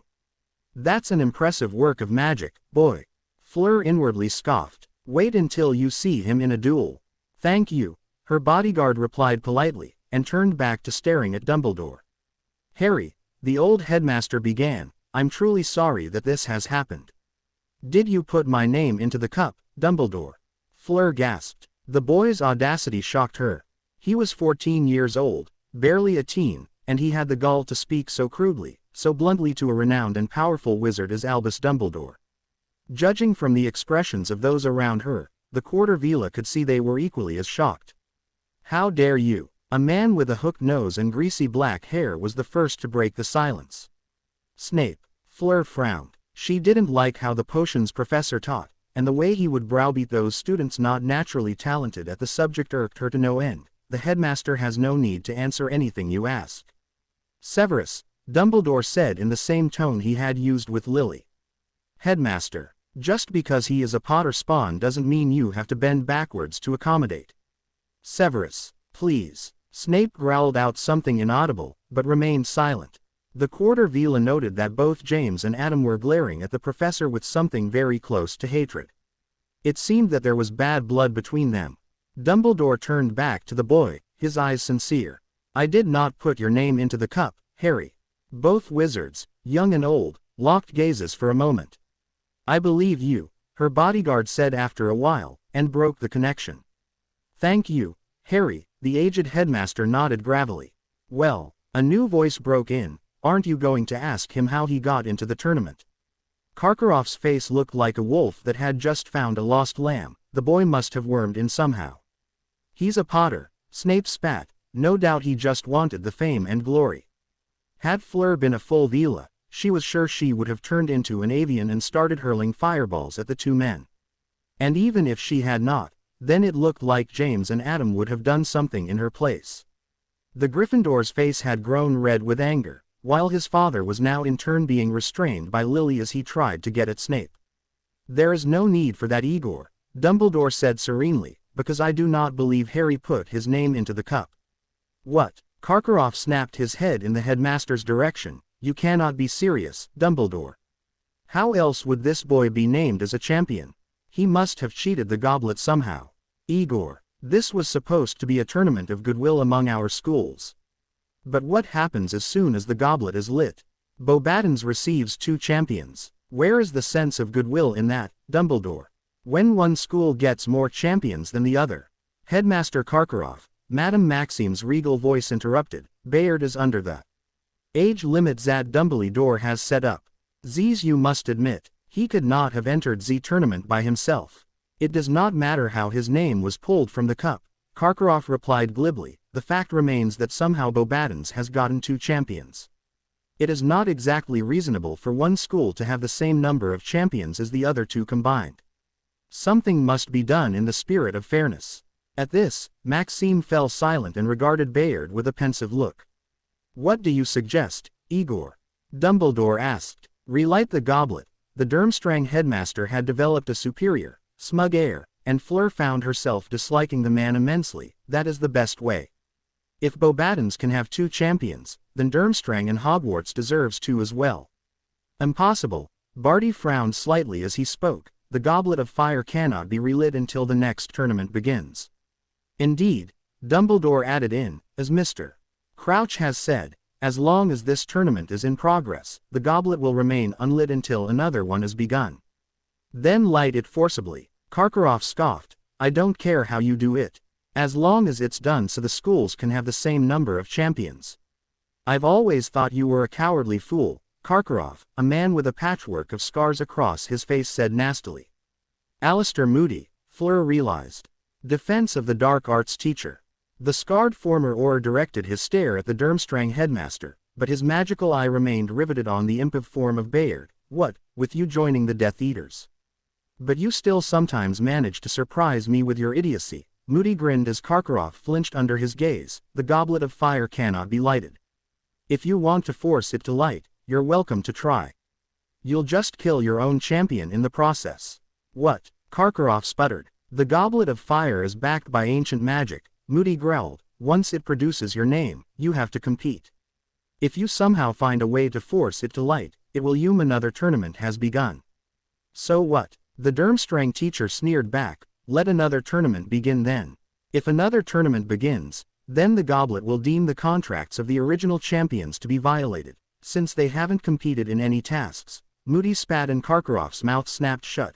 And in case you were living in a hole for the past few weeks, that means they'll lose their magic. The grizzled Auror bared his teeth into another terrifying grin. I heard it's a real painful way to go. Losing your magic, that is. Fleur nodded stoically to herself. She had been warned of this by Madame Maxime, as had all the Beauxbatons students. It was the one bad thing that marred the tournament. Losing your magic if you backed out. The Quarter Vila did not think it would affect her. She had no reason to forfeit, after all. The other 2 champions, Victor and Cedric, looked equally as stoic. No doubt they too had been warned by their respective headmasters. I don't like this, Albus. Moody turned to Dumbledore. Only a powerful Confundus charm could have made the goblet spit out a 4th name. A theory I agree with, the old wizard sighed, though the motive I do not know. Does it matter? Every head turned to Bayard, who had remained silent while the officials talked. Their motive. What do you mean, Harry? Dumbledore blinked in surprise. You don't want to know why your name was put into the goblet. Motive means nothing to me, her bodyguard returned, because when I find whoever put my name into the cup, I will kill him. The boy's eyes flickered towards Lily, who held a hand to her open mouth, or her. Fleur told herself the immense chill that she suddenly felt along her back was due to the temperature in the room, and not from the boy's words. Moody let out a harsh bark of laughter. Big words for a child. The Auror-turned professor grinned. You've got courage, lad, but don't think that'll save you on the battlefield. I reckon you'll be puking your guts out after your first fight. Bayard stared levelly back and the grizzled man's grin faltered a bit. Alistair Moody, the boy said slowly, pronouncing every syllable deliberately, I know you. Britain's most renowned Auror. Filled half the cells of Azkaban with Death Eaters. Killed men with unforgivables when they resisted. You have seen death. Some might even say you have lived with it. The rage that had once burned like a violent fire in those emerald orbs was now colder than a rampaging snowstorm. But I wonder, is there more to the rumors? Have you really seen death, Moody? Do you see it in the eyes of the man you are about to kill? Do you see it grasping out to you whenever a stray curse grazes past? Have you seen it empty the dying in its welcoming arms? The look on its face when blood and fire consumes all? The boy smiled. Do you really know death, Alistair Moody? The ex-Auror had stopped grinning. The silence that stretched out for a long moment was made more pronounced by the horrified gazes being directed towards the boy. You're insane, the unwelcome voice of Karkaroff broke in. What sort of madness are you talking about? Death, blood, fire, insanity. The haggard-looking man began to laugh. It sounded shrill and afraid to Fleur's ears. The second Beauxbatons champion is a lunatic. Both the Quarter Vila and her headmistress growled at that. Maxime looked ready to scold her Durmstrang counterpart when Bayard spoke again. Karkaroff, do us all a favor, the boy said mildly. Shut up. Fleur gasped again. Her headmistress looked equally as shocked at this blatant show of disrespect. Dumbledore merely quirked his eyebrows into a bemused expression. Snape's gaze had turned from venomous to measuring, and Crumb, the person who should be most insulted at her bodyguard's statements, was smiling. The Durmstrang champion looked openly amused and was staring at Bayard with something very close to respect. You dare? Karkaroff's face was white with rage. Her bodyguard merely leveled a glare at the man. The Quarter Vila shivered. She knew that glare. It was the type important men used on lesser men. The type that stopped inferior men in their tracks and sent them into a quivering wreck. She had seen her father use it on his political opponents and had seen them wilt under the stern gaze. The one Bayard was using was a magnitude more terrifying. Karkaroff's protests died into a faint, rasping gurgle. The boy smiled. "Thank you," he said disarmingly and turned back to Dumbledore. "I am going to you wish to see me in your office." "To explain to them." The aged wizard nodded. "If you will allow it." Bayard gave the Potters a frosty look. "Do I have a choice?" "You do. But this will be the most expedient way." Again, the two wizards locked gazes. This time, it was Dumbledore that looked away. "So be it," the boy said softly. A sad smile creased over the headmaster's face. "I am truly sorry, Harry, for things to have turned out this way." "You aren't the goblet, headmaster." Politeness had crept back into Bayard's tone, though it was cold and cynical. "I do not blame you." "Thank you, Harry," Dumbledore said sincerely before turning to the rest of the room. "I do believe it is getting very late. It has been a day of excitement for us all, and I think it would be a good idea for our new champions to rest. I am sure their friends wish to congratulate them on their achievements." "An excellent idea, Albus." Professor McGonagall sounded rather hoarse. She directed a gaze at Cedric. "Mr. Diggory." The Hogwarts champion nodded numbly, looking shell-shocked. As he walked towards the door, Cedric gave her bodyguard a suspicious look, which earned him a glower from Fleur in return. "Victor." Karkaroff tried his best to look superior. It was a rather pitiful attempt, as the man refused to look Bayard in the eye. "We are leaving." Crumb's smile disappeared, replaced by his usual scowl. He strode past the boy, stopped, and turned. "Victor." Crumb ignored his headmaster's warning. "You will be good opponent." The Quidditch star jabbed a finger in her bodyguard's direction. "I look forward to see you perform the tasks." Bayard inclined his head slightly at this gesture of respect. Crumb flashed him a competitive grin and then stomped for the doorway. The tournament officials and professors did too, muttering amongst themselves. Very soon, all that was left was Fleur, her headmistress, Dumbledore, the Potters, and McGonagall. And of course, Bayard. "Miss Delacour." Madame Maxime raised a single eyebrow. The Quarter Vila gazed back, and hoped her headmistress would understand. She apparently did. The giant woman nodded stiffly and then bent her head to exit the room. "I will see you shortly, Harry," Dumbledore said solemnly when Madame Maxime left. Her bodyguard ignored him and directed another hostile glare at the Potters. They all looked away in shame. "Albus," Lily whispered, "you will get your explanation in time." "Lily," the old wizard returned, and walked for the door. The Potters followed hesitantly, and cast longing glances back into the room before they disappeared completely through the doorway. And then, it was just Fleur and the boy. The two stood in awkward silence for a while. "So it is now, Harry, is it?" she said in French. Bayard's lips twitched slightly in displeasure. "If you want it to be," the boy replied smoothly. The Quarter Vila gave a faltering smile. "I am not sure what to think. And I am not sure what all this means." Fleur stared at her bodyguard hopefully. "But I know one thing," she swallowed. "I want to know." "You want to know?" Bayard repeated, looking mildly surprised. "Yes, I do." "And why do you want to know, Miss Delacour?" "I just do." It was a lame reason, and Fleur knew it. The boy merely cocked an eyebrow. "You do understand that if you were to know, your perceptions of me might change." "Yes, but it won't. My perception of you won't change." "Why not?" Fleur matched her bodyguard's stare evenly. "Because some feelings never change." "Why are they here?" were the first words Harry Potter uttered when he entered the headmaster's office. Dumbledore's eyes flickered towards the other figures in the room besides the Potters. Both Moody and Snape were scowling, for different reasons he was sure. Minerva was trying hard to look stern and failing as she directed compassionate looks towards the boy. Sirius appeared unusually solemn, and had placed a firm hand over James's shoulder. Flitwick looked excited and was squeaking something into Sprout's ear, who was looking lost into the old wizard's mild surprise, angry. For the very same reason Miss Delacour is here, I assume. The Beauxbatons witch flushed slightly at the attention, and despite this situation, Albus smiled slightly. If only this was under different circumstances. Fair enough, was the simple response. Harry stalked to a halt, face a mask of calm ease. Dumbledore noticed his hand was twitching. I see that my dear brother has declined to participate in this affair. The emerald eyes settled unblinkingly over James and Lily. It was Lily that answered. We didn't want Adam to hear this. I am not surprised, the boy drawled. The two of you have always kept him from the slightest of dangers. I have always wondered just how far you were willing to go to spoil him. We haven't spoiled him. James looked momentarily flustered. Then, his eyes met Harry's, and the oar captain deflated like a balloon. We haven't spoiled him for a long time, he whispered. Only when I was there. I see, Harry smiled.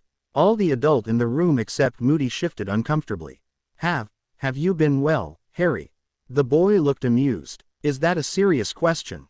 Lily blinked in surprise. Why wouldn't it be? You are asking me, someone you have not seen for years, someone you thought possibly dead, who has finally appeared, forcibly I might add, and the first question that comes from your mouth is, have you been well?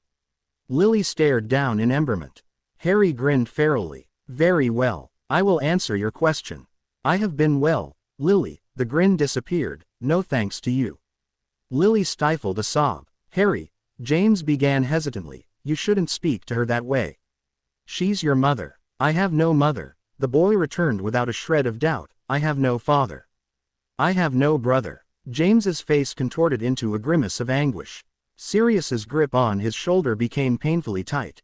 Dumbledore sighed sadly. Perhaps, Harry, an explanation is in order. Harry smiled coldly. Is this going to be another interrogation, Headmaster? Now, it was Sirius's turn to look pained. No, of course not, Albus amended, but still, there is a story to be told, and I think we would all like to hear it. It is up to you, Harry. Perhaps start from the beginning. I am quite sure you know what the beginning is like. Dumbledore winced and inwardly cursed his choice of words. I am sorry, Harry, the old wizard said slowly, and had I known what would have happened, I would have done my best to set things right. The headmaster took his moon-shaped spectacles off and rubbed his eyes tiredly, but alas, I allowed my better judgment to be clouded and you meant everything would be fine in the end. You were my favorite of the twins, you know. Dumbledore heard Lily gasp out loud, but he ignored it. Sometimes, the truth hurt, and he suspected what Harry would say to his parents would hurt far more. Adam was headstrong and vague, a born Gryffindor. You were the same, but with that courage came cunning and intelligence, as well as a tenacity I am ashamed to say would not have been revealed if all this had not happened. I dare say you would have fit well in all four houses here, Harry. Even Slytherin. I know, Headmaster, the boy replied coolly, and it is out of my respect for you that I am here. I am grateful for that, Harry. Harry merely stared back. Where would you like me to begin? Albus was about to say something when Lily interrupted. Please, Harry, tell me why you left. The boy regarded his mother for a moment. Dumbledore didn't miss how the twitching in his hand had suddenly gotten worse. I think you already know the answer to that question. I do. Lily was trying hard not to cry, and was biting her lip to do so. I do. But I need to hear it from you. If that is what you wish. Harry smiled but his eyes darkened. I left because I hated you, Lily. The woman staggered back as though physically struck, and it was only because of James's intervention that she did not fall to the floor. You don't mean that. The Auror's voice was panicked as he held his wife. Tell me you don't mean that. I meant every word, James. Down to last syllable. I hate you. I hate your wife. And I hate Adam. Both Flitwick and Sprout stifled gasps. McGonagall hovered between looking scandalized and looking grim. Moody continued to scowl. Sirius was clenching his fists now that James had moved to support Lily. And Snape. Dumbledore frowned. Snape looked confused, as though if not quite sure what to make of the boy. All these responses failed to match Lily's, however, and the aged wizard felt a deep sadness in his heart when his Muggle Studies professor burst into tears. Why? James breathed as he stared wide-eyed at his son. Why? Are you purposely being dull, James? Harry continued to smile. You, more than any other, should know the reason why. You praised Adam for everything he did, no matter how small it was. No matter how insignificant the task, it was always, "Great job, son," or, "You make me proud, son." Adam could have walked down the stairs and you would praise him as though he won an order of Merlin. I wonder, James, did you ever think that perhaps Adam was not your only son? That perhaps, you had another, sitting in the shadows, hoping to be acknowledged? That just a single word, a single look even, would mean the world to him. The boy balled his hand into a fist. That stopped the twitching, if only just, but you didn't. You could spend hours on end talking about Quidditch to Adam, but you couldn't spare a single glance for Harry. Well, you've had your chance. That boy waiting in the shadows is gone now. Dead, and in his place, I am here, and forever I will be. The Auror captain looked sick to his core. Beside him, Lily stopped crying when Harry's eyes found her. And you, Lily, the boy's face was still locked into a smiling mask, the supposedly perfect mother. Everyone called you that, and I agree, you were the perfect mother. To Adam. But not to me. No, never me, never Harry. You doted on him while I watched. You cared for him while I stared from the shadows. You hugged him every chance you got while I sat alone. And the looks you gave him. Whenever Adam was in your sight. They disgusted me. Do you know why, Lily?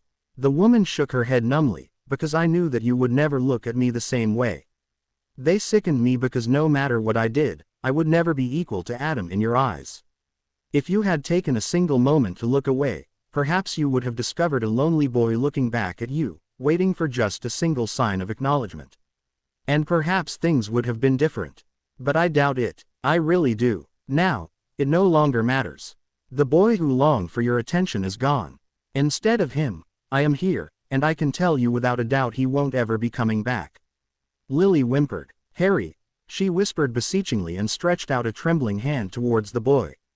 Harry stared at the hand as though it was something revolting. I am not the boy you think you know.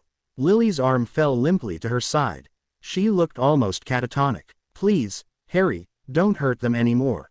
The boy's gaze turned slowly to the speaker. Sirius flinched but did not look away. Sirius, Harry pronounced the name slowly. You and Remus were perhaps the only ones besides the headmaster to treat me as I ought to have been treated. For that, I hold you in the highest of regard. But your Urshan disappoints me. Their pain is nothing but a dull ache compared to what I have gone through. I am not surprised, though. You were friends with them, and so you feel you must defend them. Your loyalty is praiseworthy. Your blindness, however, is not. I'm not blind to what they did. Sirius protested. I stayed away them for a long time, Harry. But no matter what, they're still my friends. I've forgiven them. The man suddenly looked ill. And I have not. Harry returned smoothly, and Dumbledore marveled at how quickly the boy had backed the Auror into a corner. Is there anything else, Sirius? The man looked down and did not reply. Albus sighed again. Before speaking, Harry, may I ask when you decided to leave?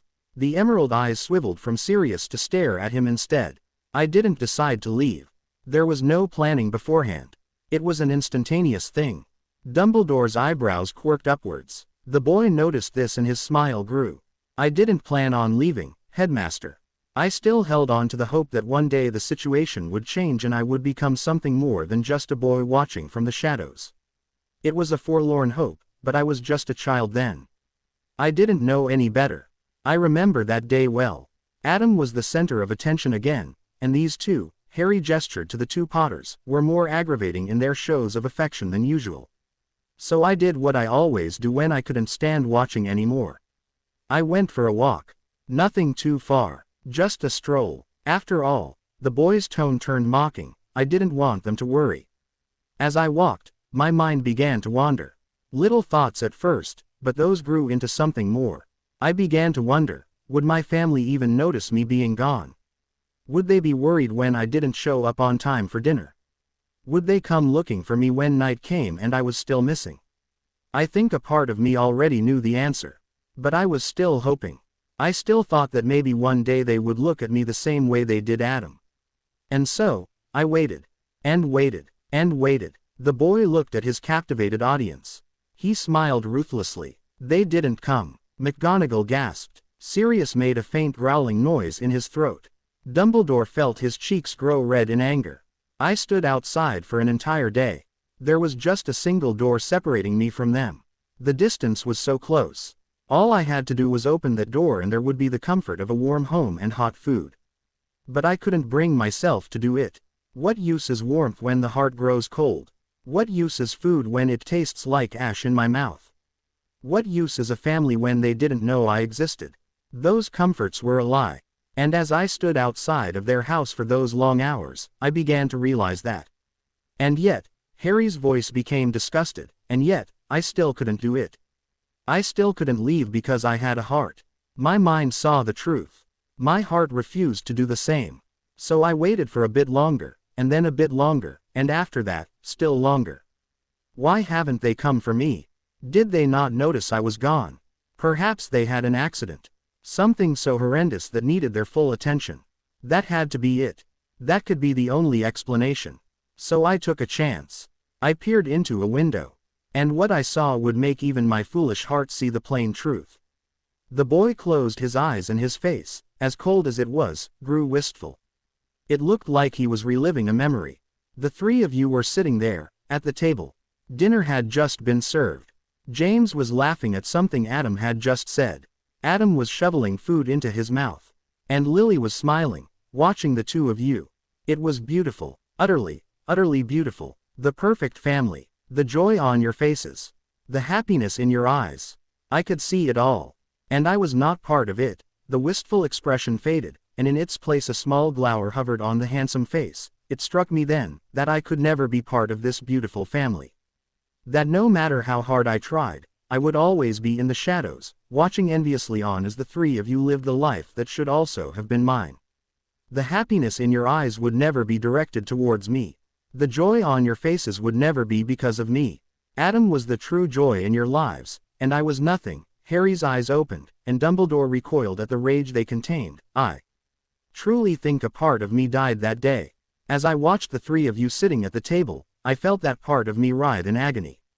I could hear it scream in pain in my mind. And then it was gone. The Harry that you know, the shy, timid boy who sat in the shadows waiting to be seen, died on that day. What is left now is me. A shell of him. A distortion of the true Harry James Potter. The boy paused, and his tone grew mocking once more. In a way, I should thank you. The two of you, and Adam. For if you had not done this to me, I would not be what I am today. So I thank you, James and Lily Potter, for bequeathing to me this existence. Both Potters were in a mess.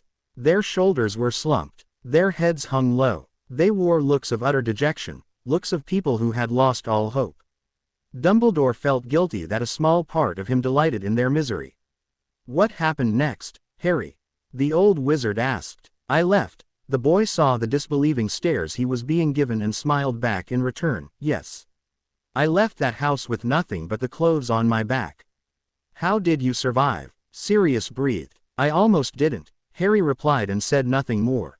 You're not going to tell us. The boy regarded his godfather coolly. I only agreed to explain why I left. What happened after is not part of the bargain. Cunning boy. Moody spoke for the first time, not telling us the important parts. How do we know you didn't do something dangerous when you were gone? You could have learned some dark arts and come back looking for revenge. How do we know we can trust you? Alistair, Dumbledore scolded, now is not the time. No, Headmaster, Harry held out a hand for silence. He's right. The twin brother to the boy who lived magically appearing when his name comes out of the goblet of fire. The very idea is outlandish. Impossible, even. He has every right to be suspicious.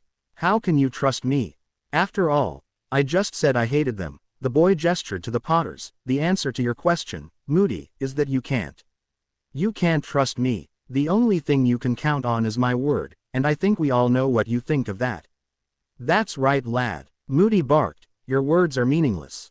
Show me your deeds instead and I'll be satisfied. The defense of the dark arts teacher turned to Dumbledore. Albus, if we can use Veritaserum on him.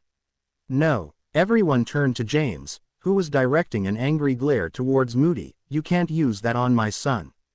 I won't let you use that on my son.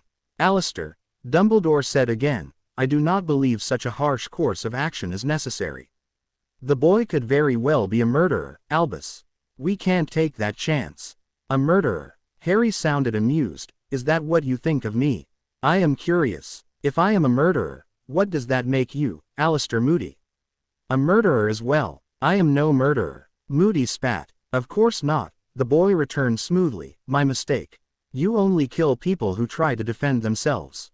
You take that back. No, I don't think I will. Harry's voice turned cold in an instant, and when he took a step towards Moody, the man stepped back, unease across his scarred face. You see, Moody, I am unlike the others.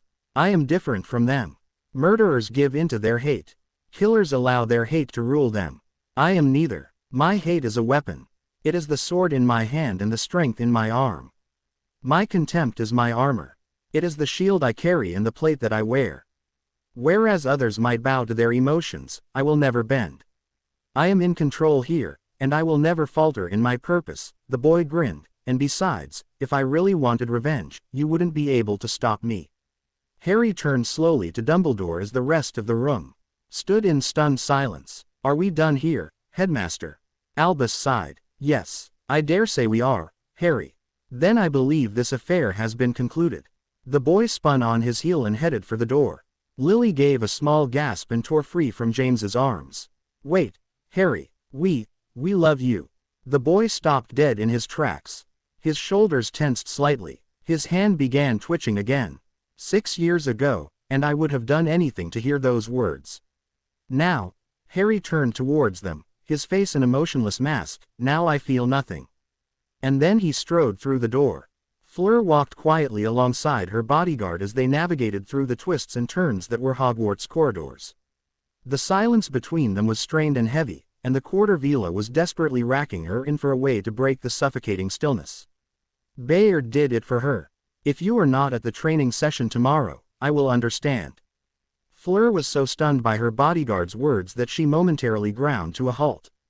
The boy continued on for a few steps before noticing, and turned back, an expression of puzzlement on his face. Miss Delacour. She closed the gap in a second and stood in front of him, her villa aura radiating with anger. What did you say to me? She hissed. Most men would have been terrified of an enraged villa bearing down on them. Bayard didn't even flinch. I said, Miss Delacour, that if you are not at the training session tomorrow, I will understand. She wanted to slap him. And you think I will do that to you? Just abandon you because of what I heard today? The boy smiled charmingly at her. For the first time since meeting him, Fleur noticed how fake it looked. Most women would. The quarter villa felt her sudden anger dissipate, washed away and replaced by grim determination. I am not most women, Mr. Bayard. The boy's lips twitched at her play of words. Fleur was sure it had been the beginning of a real smile, and not a fake one like he was currently wearing. Things will be different, he said simply. They will be. I will have to call you Harry from now on instead of Bayard. She smiled when her bodyguard gave her an exasperated look. That was not what I meant. Things are going to be different between you and me. You know my history now, and even if you deny it, I know it has changed your perception of me. Yes, Fleur said gently, you told me that same story back at Beauxbatons. I didn't believe it then. I thought it was a lie. All lies have some form of truth to them, Miss Delacour, the boy replied sternly. Mine just happened to be more of the latter than the former. Still, you are wrong. The quarter villa watched her bodyguard closely, about me thinking differently. You are still the same in my eyes. Bayard gave her another fake smile. I know you are trying to cheer me up, Miss Delacour, and I appreciate the effort. But, are you the same boy I met in my father's mansion? She interrupted. Her bodyguard's face was momentarily confused. I am. Are you the same boy that saved me from those bounty hunters? Fleur continued on. I am, but, are you the same boy that has been teaching me how to defend myself each and every morning? Miss Delacour, are you the same boy I heard telling me at the feast that you would be behind me, supporting me every step of the way? This time, Bayard did not try to protest. Yes, he said simply. Then nothing has changed, she replied quietly. The boy looked at her, stared at her in a measuring way, and Fleur welcomed it. There will be differences, he repeated.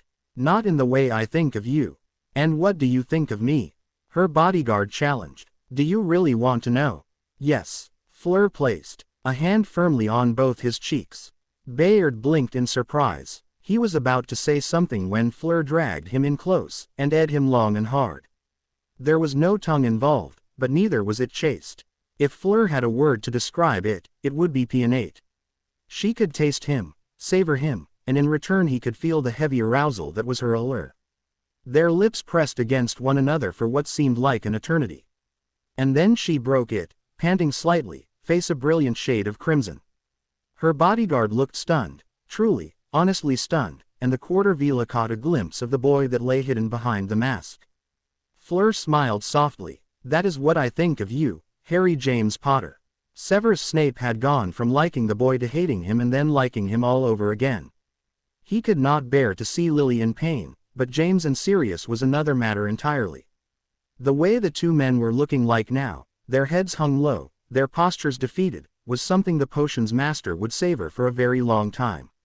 If only Lily had not been a target of the boy's cold rage, then Snape was sure this would have been one of his favorite days. The head of Slytherin took a long look around the room. Flitwick and Sprout were both gone.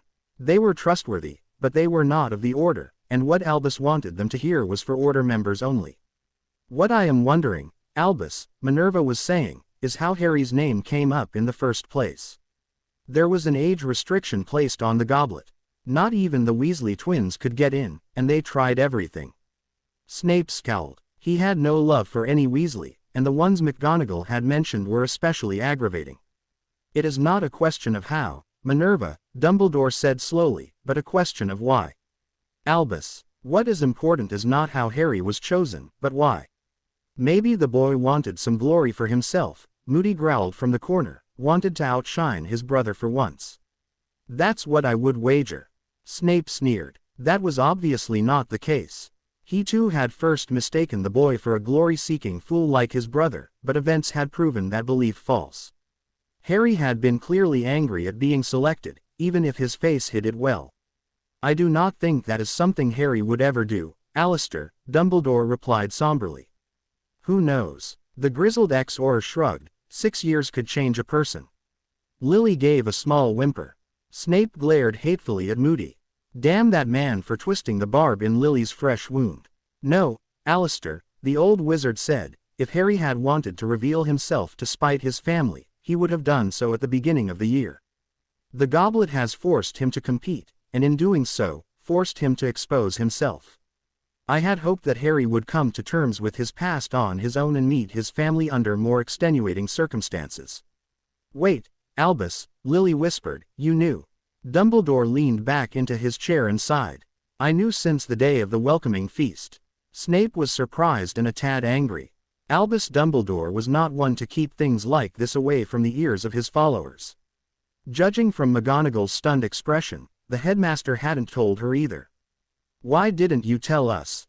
James took a step towards the old wizard angrily, and Sirius was forced to latch onto his arm to pull him back. Damn it, Albus, he's my son. If I had told you, Dumbledore returned smoothly, it would have changed nothing. You don't know that. Harry's anger is something that will not disappear overnight, James. And revealing him to the public would have done nothing but direct that anger towards me. But he's my son, James said again, softly this time, and I consider him to be my grandson. James looked away, and Snape crowed inwardly at his shame. What if the goblet didn't choose him, Albus? Lily gazed imploringly at the old wizard. Then I would have allowed him to leave Hogwarts with his disguise intact. Both Potters looked stricken. Dumbledore noticed this and smiled sadly. It is my hope that one day Harry will forgive us. But I will not pressure him to do so. I have failed him once already and I will not do so again. You mentioned why the goblet would choose the lad. Moody's magical eye was roving wildly about the room, but the man's gaze was firmly anchored on the headmaster. Indeed I did, Alistair, but the explanation we all seek lies within the magic in the cup. Dumbledore stroked his beard thoughtfully before continuing. There is a theory on how the goblet of fire works. A theory that I might say had the unspeakables in arms when it was first suggested. Most wizards and witches do not know about it, for the various departments of mysteries in every nation guard their secrets with the utmost jealousy, the headmaster flicked his wand lazily, and puffs of smoke appeared above his desk. Slowly, they formed letters, gray and dull, and Snape had to squint to see them clearly. The letters became words, and soon those left in the room could make out Durmstrang, Beauxbatons, and Hogwarts. Floating in front of the old wizard, for the Goblet of Fire to work, it must be able to choose. And for it to choose correctly, it must be enchanted with some of the most powerful truth charms known to wizarding kind. Otherwise, it would be easily fooled. Dumbledore flicked his wand again, and the name, Victor Krum, slowly materialized below the Durmstrang cloud. The goblet looks for one thing amongst potential champions, and that is ability. Or in other words, magical strength. The champions that were selected today are the most powerful wizards and witches in their respective years. They have to be, in order to complete the tasks. Another flick and the name, Fleur Delacour, floated slowly into position beneath the Beauxbatons cloud. Beyond that, there are no other qualifications on becoming champion. But whereas there is only one condition on being selected, there are far more conditions on being barred. A student, for example, cannot write down the name of another student and enter him or her into the tournament. The goblet will immediately detect that the name entered is not in the student's own handwriting, and disqualify that name from the selection process. Dumbledore waved his wand again, and Cedric Diggory began to materialize under the Hogwarts smoke. Nor can a student enter his or her name under another school. The magic in the goblet will detect the lie, and likewise, will prevent that student from being considered. You will never see a Beauxbatons student being selected as Hogwarts champion, or a Hogwarts student participating under Durmstrang's banner. For our suspect to have fooled the goblet, he or she would have needed to be especially crafty. The old wizard gestured with his wand, and Snape watched in disbelief as another cloud of smoke appeared and slowly began to form the words, "The boy who lived." The Goblet of Fire is impervious to lies. But it is vulnerable to lies wrapped in the truth. I believe that our suspect used a confundus charm to make the goblet believe that there was a fourth school participating in this tournament, and entered Adam's name under it. Adam. Lily stared at the clouds of smoke in distress, but it was Harry's name that came from the cup. Indeed, and I dare say had our suspect been less careful, then it may very well have been Adam forced to compete in this tournament. But, I believe the suspect was very meticulous in planning this out, to the point that he or she used the confundus charm a second time to force the goblet into accepting only one student. Dumbledore pointed his wand to the fourth cloud, and slowly, a smoky, Adam Potter, started to drift under, the boy who lived. I believe that whoever it was that fooled the goblet was targeting Adam, and not Harry. However, the suspect's thoroughness would be his undoing. The second confundus charm made the goblet's selection of the fourth school very specific. When the time came, the cup would select the boy who lived, and only him. It would not consider anything else. Not even the handwriting on the paper. Adam's name hung there for a brief second, before vanishing, and in its place, Harry Potter hovered, drifting slowly in the air. Even though Adam's name was entered into the cup, the Goblet of Fire did not choose him because he did not fit the qualifications of being the boy who lived. But that means, McGonagall appeared stricken, as did everyone else. That means. Yes, Dumbledore slowly looked at each occupant of the room in turn. That means there is a very real chance that Harry is the boy who lived, and Adam is not. I feel pain. A piercing, ripping agony. Something I have not felt for a long time. I look down, to where Hate's sword has been driven through my shoulder. Ichor pours from the wound, and stains the robes I wear black with blood. This, I say to him, was unexpected. The knight does not reply and instead wrenches his blade free. I give a grunt as the sword leaves my flesh. A spray of blood is released and I watch, bemused, as a few droplets land on Hate's armor. This, I say again, was pathetic. 100 bouts, my lord, Hate finally replies, you lasted only 100 bouts against me tonight. Most nights our duels last in the thousands.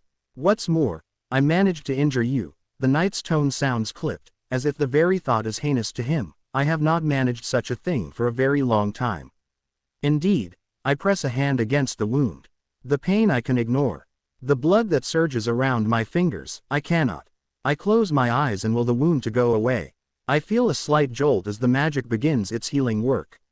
The blood stops flowing. The flesh reknits. The skin melts together until nothing remains but a slight scar. One more amongst many. Hate offers a plated hand. I take it and he pulls me up from my kneeling position.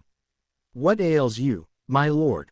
He asks me. I smile thinly. Am I that transparent, Hate? The knight plants his sword into the ground tip first. My blood still stains its edges. Transparent, maybe not, but I know when something is wrong when you cannot last in a match against me. That, and I can feel the turmoil in your soul. Something is wrong, no. Yes, it should not have been this complicated, I say softly.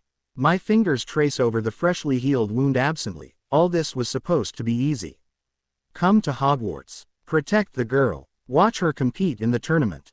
Take the gold and leave. It was supposed to be simple.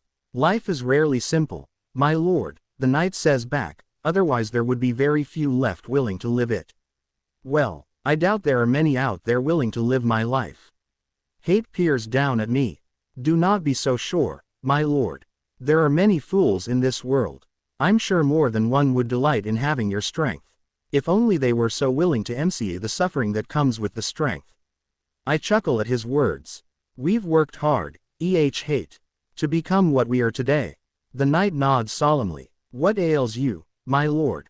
He asks again. I turn to him. I feel lost. Lost, Hate repeats, his voice contemplative. Yes, I felt the anger, the rage, coursing through my veins. I can still feel them now, shimmering just below the surface.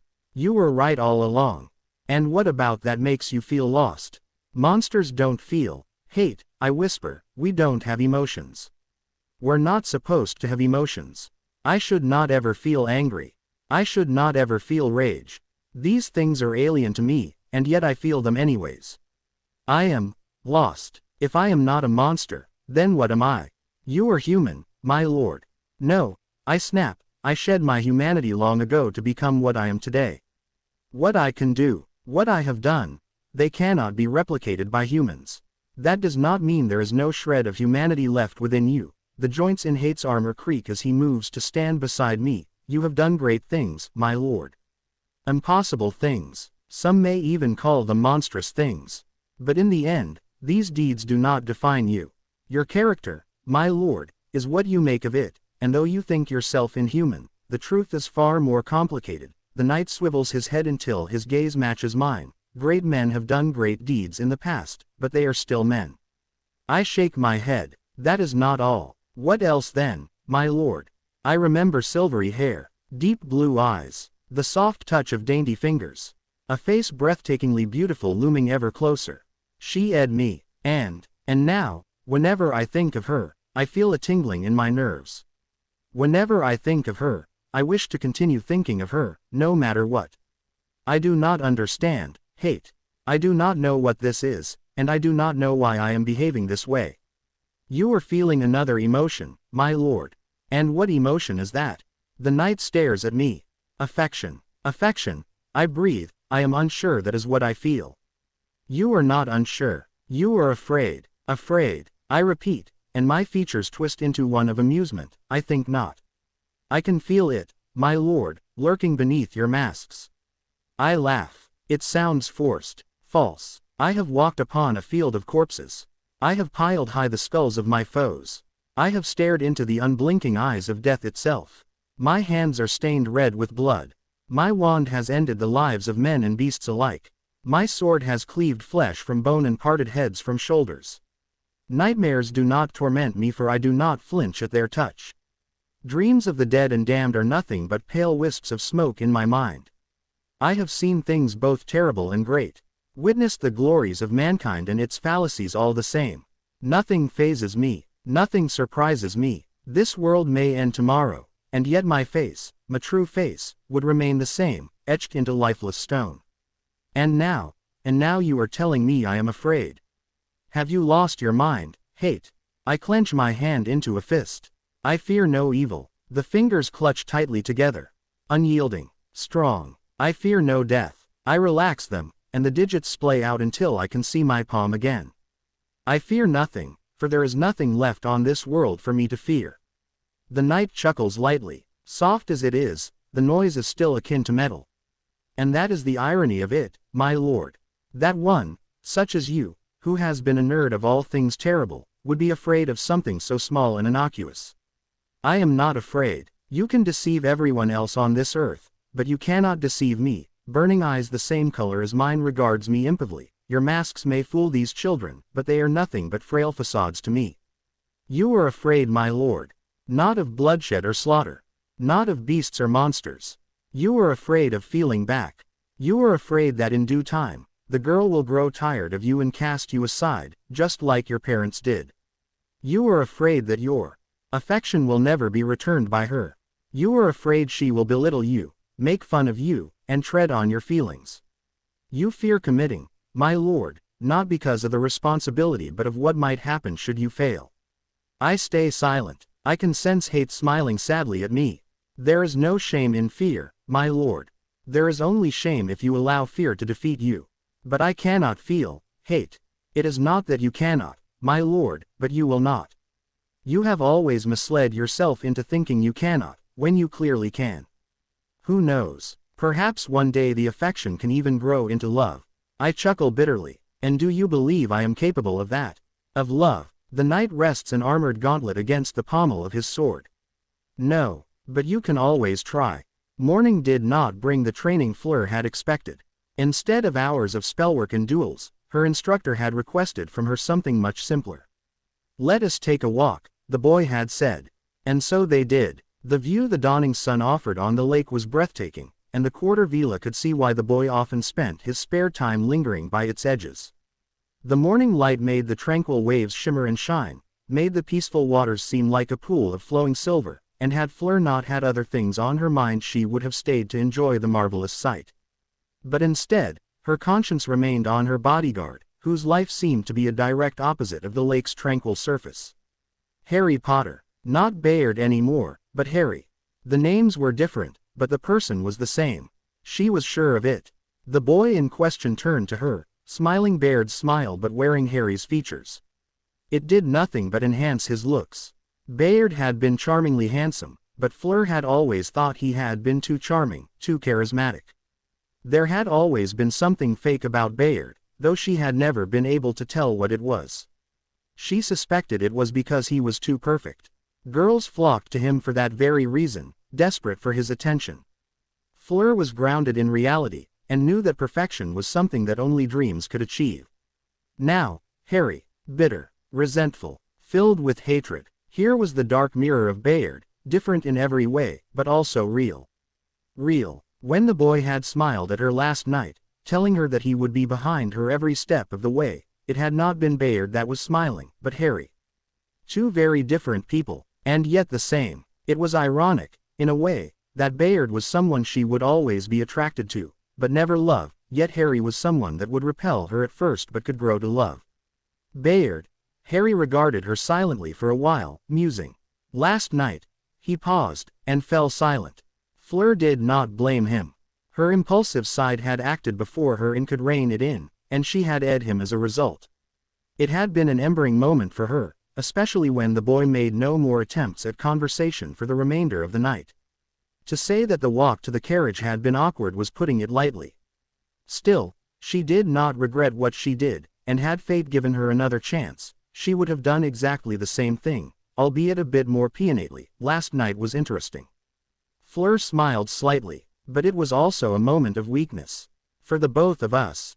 Her smile waned. What do you mean? She asked in French. I mean that yesterday shouldn't have happened. He saw her hurt look and hastily corrected himself. Not that I'm complaining. Look, I'm not very good at returning these emotions. It's just that I don't think things would have happened the way they happened if the goblet didn't choose my name. And I think it would be the best if we pretended they didn't happen. You don't understand, she said to him, blushing slightly. It wouldn't have mattered if you were chosen as champion or not. She swallowed. I like you. The boy sighed. I know, Miss Delacour. That shocked her. But more than that, it puzzled her. If you know, why are you trying to dissuade me? I don't care for you like the way you think I care for you. I am trying to dissuade you because I do not want to hurt you. The fact that you are trying just means that you do care for me, she returned. The contract, the boy replied, it is because of the contract. I care because of the contract. I don't believe you, Fleur said firmly. What will it take for you to believe me? Say it. Look me in the eyes and say it. Harry smiled. All too easy. The boy's eyes locked into her own. Fleur stared back, refusing to budge a single inch. I care for you, Miss Delacour, only because of the contract. I am here for the gold, and that is the only reason. When the year ends, I will be gone, and you will never see me again. At the very last word, her bodyguard's eyes flickered slightly away. It was a sign of uncertainty, hidden well behind the emerald orbs. To the quarter villa, it was enough. Fleur smiled triumphantly back. Liar. To her surprise, Harry didn't try to deny it. He merely closed his eyes and sighed again. I tried to save you from the pain, but if you wish to take this path, then I will not stop you. One of his hands clenched into a fist. And then it relaxed, fingers splaying out again. Fleur could see red marks in the palm, where the fingernails had dug deep. What you ask of me, Miss Delacour, I cannot give, her bodyguard began. You will not give, the quarter villa corrected. No, I cannot give, the boy smiled thinly at her confused expression. You do not understand. I don't expect you to understand. Hate is the only thing I can feel with any certainty. It has been my only companion for a very long time. More than that, hate is what defines me. Hate is what gives me purpose, and without it, I am lost. Hate is me, Miss Delacour, and to part with it is to part with a piece of my soul. Her bodyguard was right. She didn't understand, but that did not deter her one bit. You do not have to give up your hate, Harry. But you can feel other things as well. I will teach you. You will teach me. Harry sounded incredulous. How will you teach me? The quarter villa blushed and looked down. It was obvious to anyone that she had not thought that one through. Give up, Miss Delacour. It is a fool's hope. Fleur snapped her head back in the boy's direction. You would have me forget everything, Harry.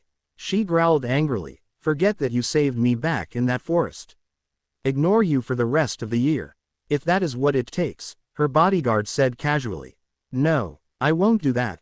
Fleur glared fiercely at the boy. I will never do something like that. It is a fool's hope, Harry repeated. But it is still hope. She snapped back. Her bodyguard fell silent, and took the time to regard her closely. The emerald pupils bore into her, and she fought the urge to look away. The smile came back, though it was bitter. What you are asking of me, the boy said slowly, is very close to impossible. You want me to open up to you, but no, that is something I have never done before. You want me to give affection to you, to like you back, but understand that what little affection I knew before I ran away I have almost completely forgotten. These are not lies, Miss Delacour. I have been deprived of these things long ago, and I am not sure I can gain them back. I'm not sure if I even want them back. I know, Fleur answered softly, but I still want to. Try. Why do you still want to try? It was a good question. And she had an equally good answer. She just hoped it would be enough to convince the boy she liked. Because I know that you're in there, Harry. The real you. Behind the walls that you've built around yourself. I know why you've built them. I can even sympathize. But staying behind those walls won't solve anything. And I won't let you suffer in there alone. I'll drag you out, kicking and screaming if I have to. Harry turned to look at her. He wasn't smiling anymore. And what if there is nothing hidden behind those walls? What if you finally batter them down, and discover that there was nothing there in the first place? What would you do then? Fleur opened her mouth for a rebuttal. The boy held out a hand to silence her. There is a very good chance, Miss Delacour, that despite your best attempts, your efforts will be in vain. There is a very good chance that despite whatever you have done, through the sweat and blood and tears you have shed, that there will be nothing to reward you at the finish. This path you wish to take is admirable, and I thank you for trying. But you must know that at the end, when things matter most, there is a possibility that the dreams you held dear for so long to your heart will be proven to be naught but hollow ashes. The boy closed his eyes and paused. When he opened them again, the smile was back on his face. There is a chance, Miss Delacour, that there will be no happy ending to this story. Fleur nodded and accepted the words. It was a terrifying thought, what her bodyguard had just said. For what Vila wanted above all else from their partners was affection. To hold and be held in turn. To love and be loved. The fact that the boy couldn't do these things would have driven full-blooded Vila away, immune to the allure or not. But Fleur wasn't a full-blooded Vila, and though her magical side shied away from committing to him, her human side did not. Well, Fleur blushed again, well, I'll just have to try my hardest, won't I? To reach that happy ending. The boy stared at her.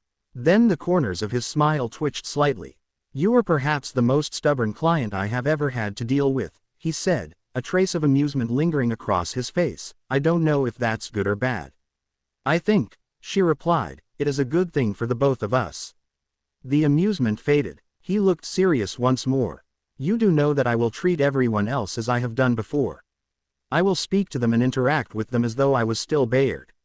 This mask will remain on my face for them. I understand, Harry. I know that is too much to ask of you. The boy shook his head slowly. No, not too much. Too soon. Fleur started. She stared at her bodyguard with hope in her eyes. Harry, does that mean? Harry shifted uncomfortably. He averted his face, but Fleur was sure she caught a tinge of emberment crossing the boy's cheek. Don't get me wrong, Miss Delacour. I still think what you are trying to do will amount to nothing. I'm just preventing you from hounding me in the future. Fleur hid her smile behind her hand. Inwardly, her heart sang with joy. Well, if that is the case, are you prepared for your first lesson? Her bodyguard turned to look at her. What lesson? I'm going to teach you, remember, how to feel other emotions. So now the teacher has become the student. Harry chuckled. Very well. If you think it will work. What's the first lesson, Miss Delacour? The quarter Vila withdrew her hand so her bodyguard could see her smile. Your first lesson, she said, is to start calling me Fleur. The boy smiled back. This time, it didn't look fake. I think I can do that. Albus Dumbledore watched, in silence from the staff table as the boy with emerald eyes began to talk to his fellow Beauxbaton students. He was good, Albus had to admit, charismatic even, and in no time at all, the French contingent was laughing at his jokes and chattering away as though nothing had happened. The Ravenclaws at the table, though, shied away, staring at the boy with distrust and in some cases, hatred. The old wizard sighed. Even though the tournament was supposed to foster a healthy, competitive environment, Albus did not doubt for a minute that there would be students who would take that competitiveness to the extreme. The Hogwarts Quidditch seasons in the years past were proof of that. He just hoped no one would be foolish enough to challenge Harry directly. It's not really him, is it, Albus? A soft voice asked from beside him, and Dumbledore turned in his seat to regard his deputy headmistress. McGonagall was looking at the boy with sad eyes, though her usual stern expression had not faded. That's not the real Harry. No, Minerva, that's not really him. I can't believe I missed it, McGonagall murmured, it was so obvious last night. But before I just thought he was a regular boy. He fooled us all, Dumbledore amended, he wears his disguise exceptionally well. It's like he's two different people, the Gryffindor head of house continued softly, the one we saw yesterday was so filled with hatred. The one we see now is like any other boy. And you wonder which one is the real Harry. Yes, I do, Albus. The two paused as more laughter from the Ravenclaw table drifted into their ears. I am afraid to say even I do not know the answer to that question, Minerva, Dumbledore said truthfully. There is a chance that the Harry we observed yesterday night was just another persona he developed to protect himself. Really, Albus? McGonagall looked hopeful. If that is true, do you think the real Harry would reconcile with his family? Reconcile? Dumbledore peered down at his deputy headmistress over his spectacles. That is a strange question for you to ask, Minerva. I had thought you distanced yourself from the Potters years ago. A flicker of anger spread across McGonagall's usual stoic face. It is not the Potters that I am concerned with, Albus, she said stiffly. They reaped what they sowed, and a part of me couldn't be happier at the outcome. Her features softened, but the boy needs a family. Or at least someone to listen to his troubles. He's holding on to so much hatred for what they did to him. And even if that hatred is well deserved, it is still hatred. It can destroy him, Albus. You aren't wrong, old friend. The old wizard stroked his beard absently. Harry's hate is something he clings onto most desperately. It will take a long time for it to fade, if it fades. The poor boy, McGonagall breathed. Is there anything we can do for him? To alleviate his pain? I don't think it will be one of us that heals him, The headmaster nodded gently towards the Ravenclaw table. I believe it will be someone more his age that finally brings him out of his shell. Minerva arched her brows in confusion. What do you mean, Albus? Dumbledore's eyes were twinkling as he inclined his head towards the haired girl that sat next to the boy. McGonagall followed the gesture and saw what the aged wizard had known for some time. That is Fleur Delacour, Beauxbaton's first champion. I don't see. Minerva blinked when the girl leaned in closer to whisper something in Harry's ear. Oh my. Indeed. Dumbledore smiled. His deputy headmistress pursed her lips in disapproval. She's too old for him, she declared. Only by 3 years, Minerva. Still, that makes her 17. I don't like it. She could be doing things to him that they shouldn't be doing until they're married. Dumbledore chuckled. I do recall a certain head of house finding 2 of her favorite students sharing a moment of intimacy in a broom cupboard and turning a blind eye. McGonagall blushed. It was the night before their graduation. I allowed them some leeway. Of course, the headmaster's eyes continued to twinkle. The Potters still won't speak of that night to anyone, not even me. I dare say having the deputy headmistress discovering their heat of moment has left them with a lasting impression. The woman muttered something beneath her breath. The twinkling in Dumbledore's eyes grew. If it were me in that scenario, Minerva, I would have offered them both a drop. Wonderful things, those candies are. Magnificent at getting you out of an awkward situation. McGonagall had recovered enough of her dignity to roll her eyes. You and your drops, Albus. The Gryffindor head of house's face lost its flustered look and became solemn once more. Do you truly think Miss Delacour can heal Harry, Albus? It seems so far-fetched. For a stranger to do what his family cannot. The old wizard smiled benignly. Hate cannot exist without love, old friend. I believe Harry will learn that over time. But will it be enough? McGonagall pressed. Will just one girl's love be enough to erase 6 years of hatred? Dumbledore watched as Harry rose from his seat with a gracious smile and headed for the lavatories stationed outside the Great Hall.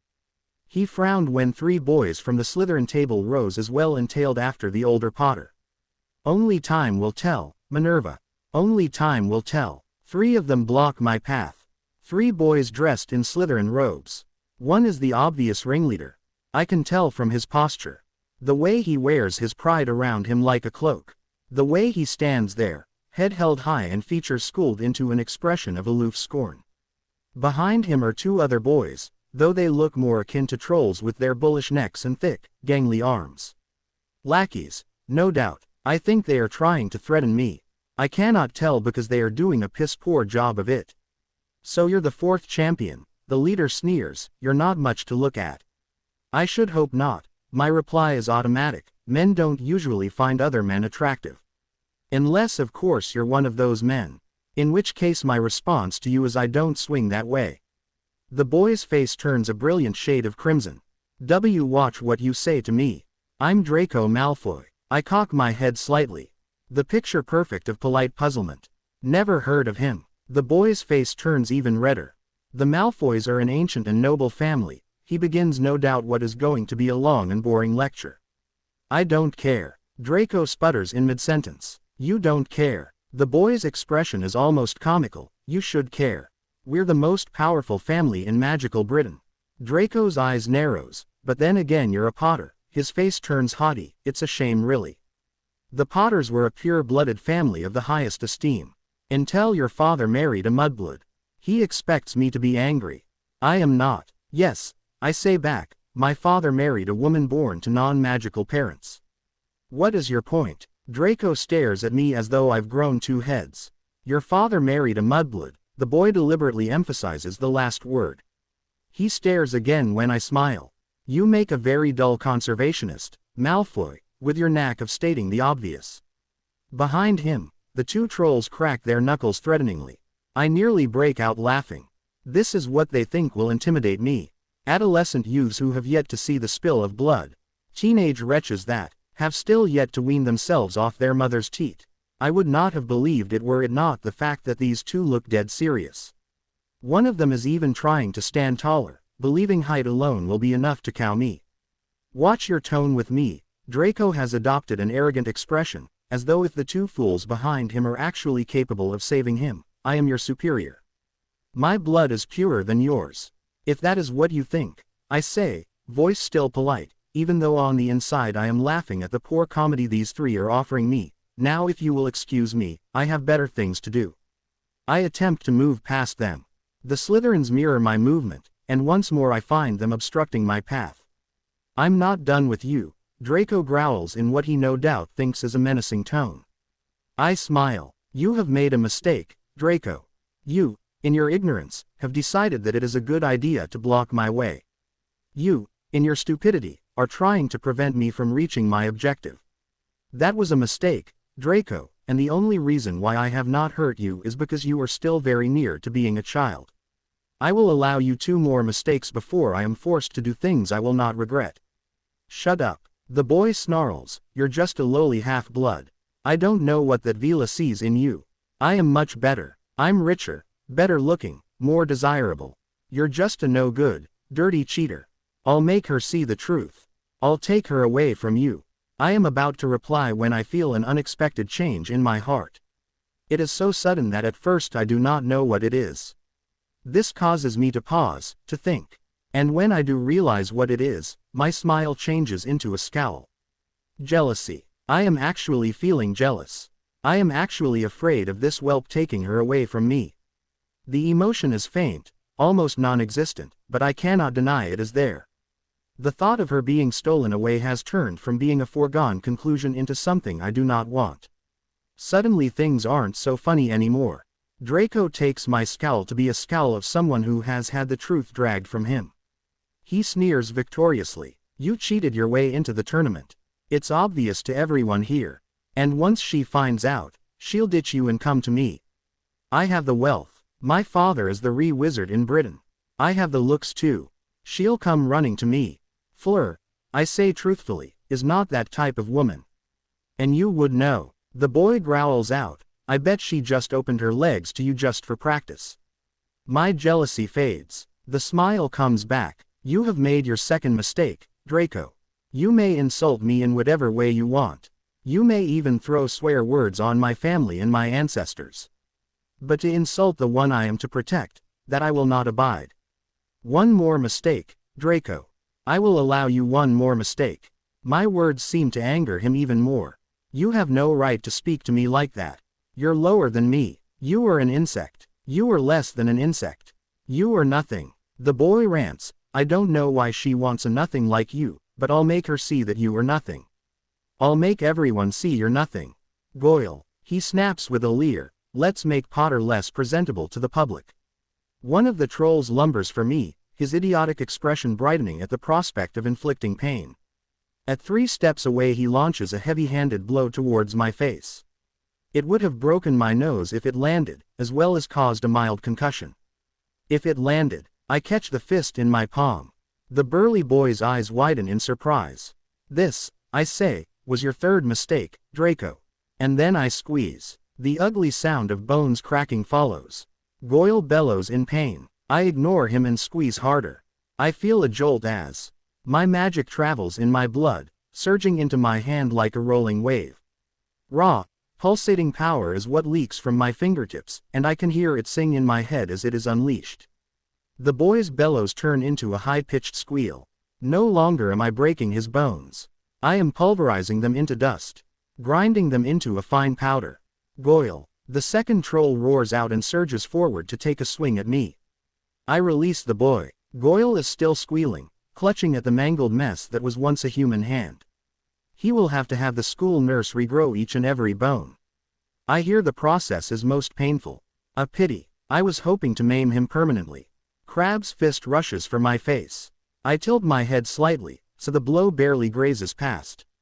My legs carry me forward, and my body travels with them, flowing like water past the boy's meager guard. The brute gives a muffled exclamation of surprise. His fist connects with nothing but empty air, and I am already behind him. I smash him to the ground with a kick to the back of his leg, forcing his knees to collide against the stone floor. Another pair of cracking sounds. Fractured kneecaps. Not a good way to start the morning. One of my hands plants itself firmly on his shoulder. The other ensnares the limb that was throwing the punch. This is your arm, I say into his horrified face, it's not yours any longer. Magic spears into my hands, flowing from my core, just like any wizard when casting. The difference is that I do not need a wand to wield it.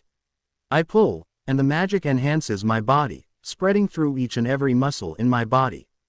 With this newfound strength I could have torn Crabbe's arm from his shoulder with sickening ease. But that would not do.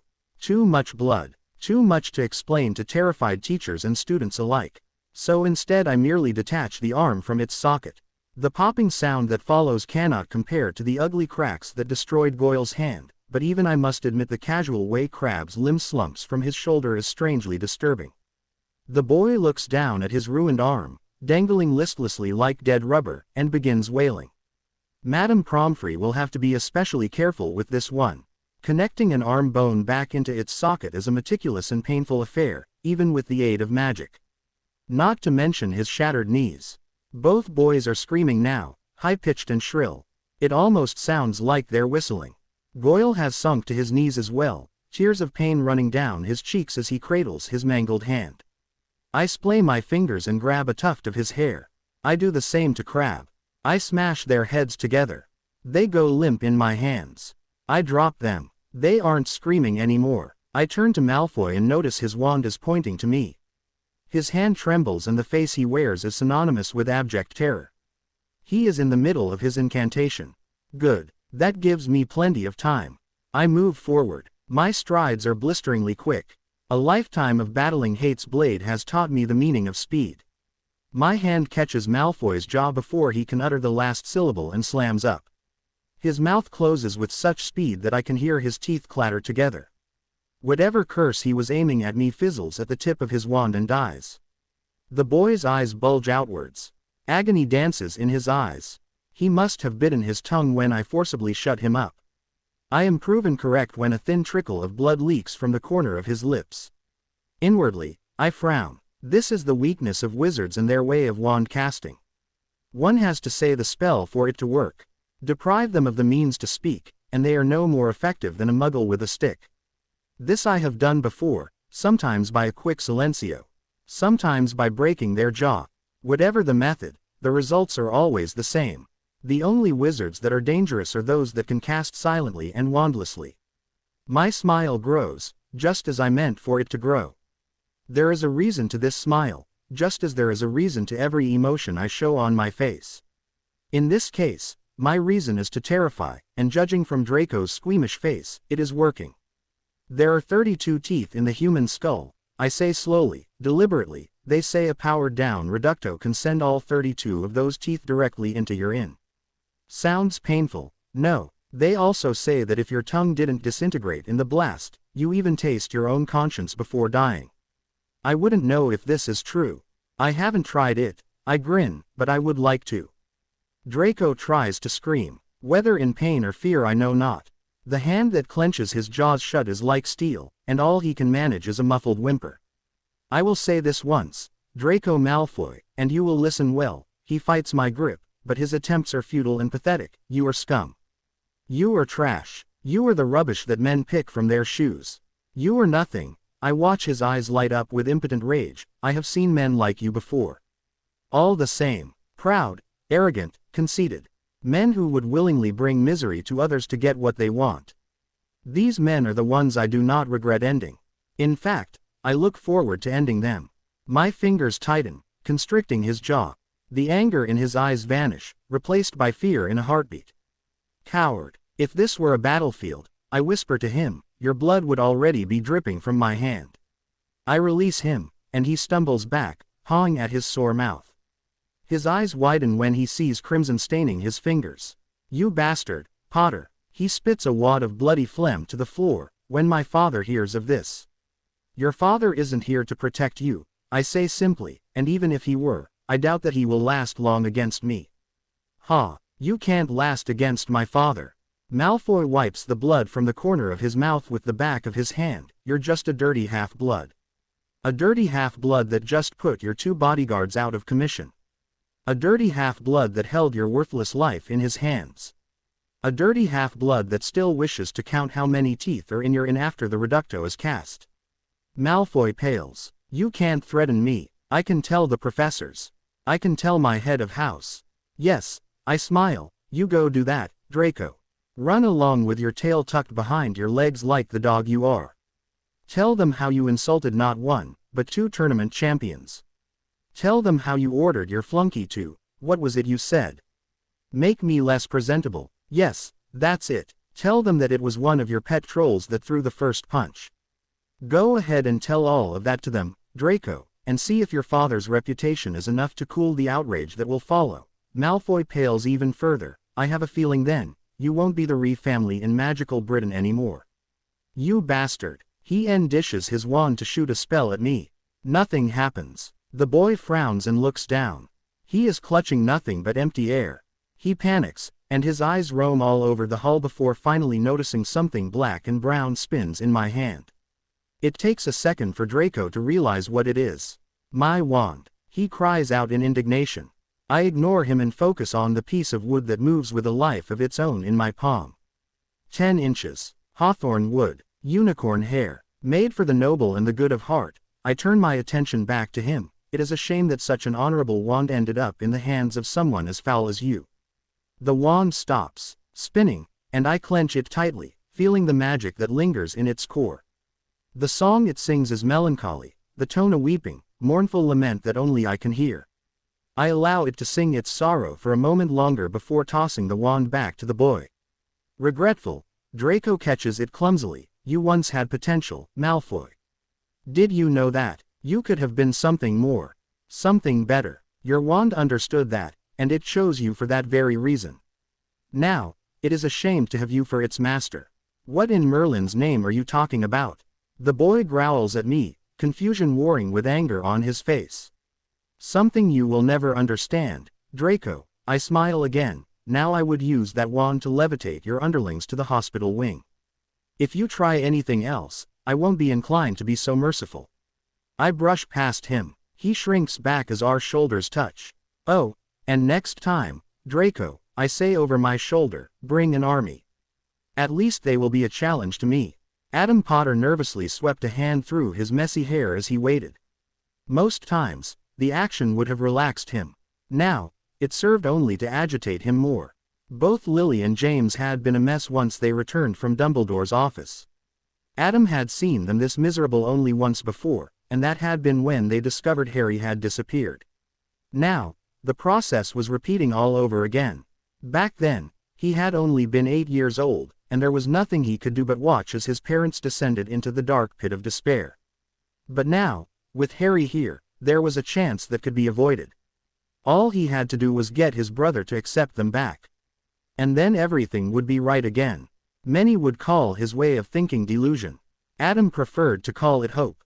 The target of his worries rounded the corner, alone as Adam suspected he would be. Harry had a habit of keeping to himself at night. This, to the Gryffindor's eternal shame, he had learned about in his childhood and did nothing about. Those emerald green eyes had always peered at him from the stairs, wistful and longing as he was fawned upon by their parents. Those same eyes stared at him now, not a single speck of emotion in the gleaming orbs. Adam took a hesitant step forward when Harry came to a halt. Harry, he began. Why are you here, Adam? There was no greeting from the boy, no acknowledgement or gesture of respect, just a curt question. Mum and Dad told me what happened last night. Adam swallowed nervously. You don't really mean all that, do you? If I didn't mean that, why would I have said it? You're just angry with us. Adam was desperately trying to convince himself. You're just angry at us for being stupid. And I can agree with that. But the anger will fade.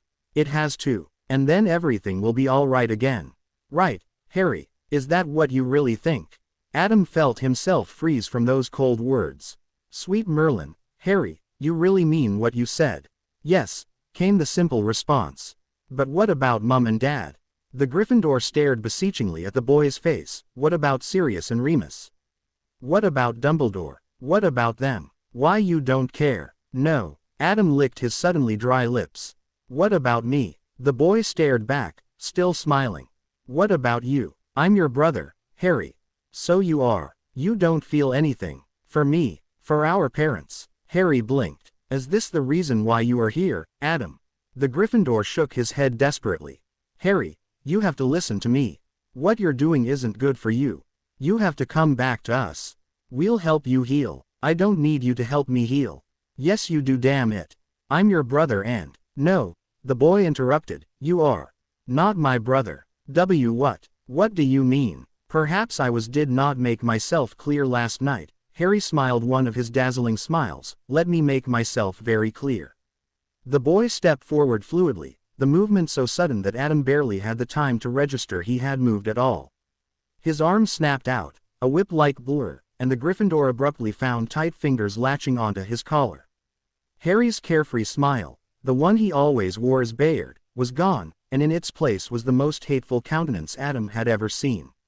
It was like someone had flicked a light switch, and the boy's face had changed along with it.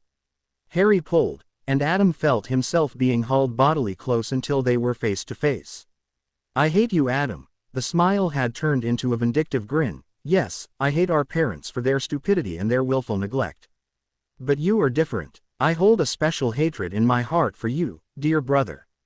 Why? Adam croaked out. The boy leered at him, neat white teeth bared into a mocking rictus. Because you could have changed things, but you didn't. You could have made them see, Adam, see me for who I am. But instead, you lorded it over me like I was some common peasant. Every time they gave you a present, you came up into my room and paraded it in front of me. Every time they praised you for just being you, you made sure to rub my nose in it afterwards. Every time they hurt me, you twisted the blade in the wound. You betrayed me, Adam, worse than James and Lily ever could. I was just a kid, Harry. Adam whispered, knowing it was a futile defense. That is no excuse, Harry hissed back, and the Gryffindor looked down in humiliation. You know what I would have done, Adam. Harry continued venomously, if I was the boy who lived and you were not. I would have dragged you into everything we did together. I would have talked to you each and every time at dinner, forced the conversation so that you could be included. I would have dragged you to play Quidditch, even if you did not want to, and make James see that he has another son waiting in the shadows. I would have forced you to come to those elegant parties, against anybody else's wishes, and make Lily as well as the rest of the world see that you were my brother and that I was damn proud of it. I would have forced them to see that you were their flesh and blood, just like I was, and if that did not work, I would have gone with you should you have chosen to left. The boy's grip on his collar tightened, and the stiff cloth pressed painfully against Adam's skin. I would have done those things because you are my brother, boy who lived, or not. I would have done those things because the same blood flows in our veins and the same courage beats in our hearts. I would have done those things because I loved you and respected you as a brother should.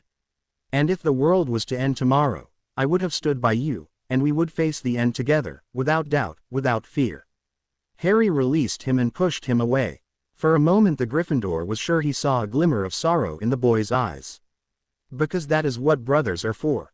Adam swallowed and rubbed his neck absently, where the collar had bit into his flesh. He refused to match Harry's gaze.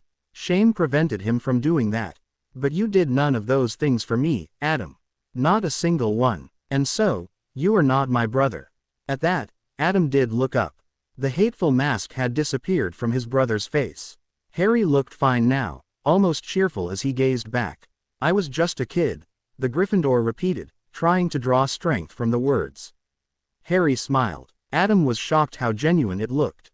Then I guess that is the difference between you and I. My hand is twitching. Again. Wrath and fury, brothers in emotion, burn like a firestorm in my veins.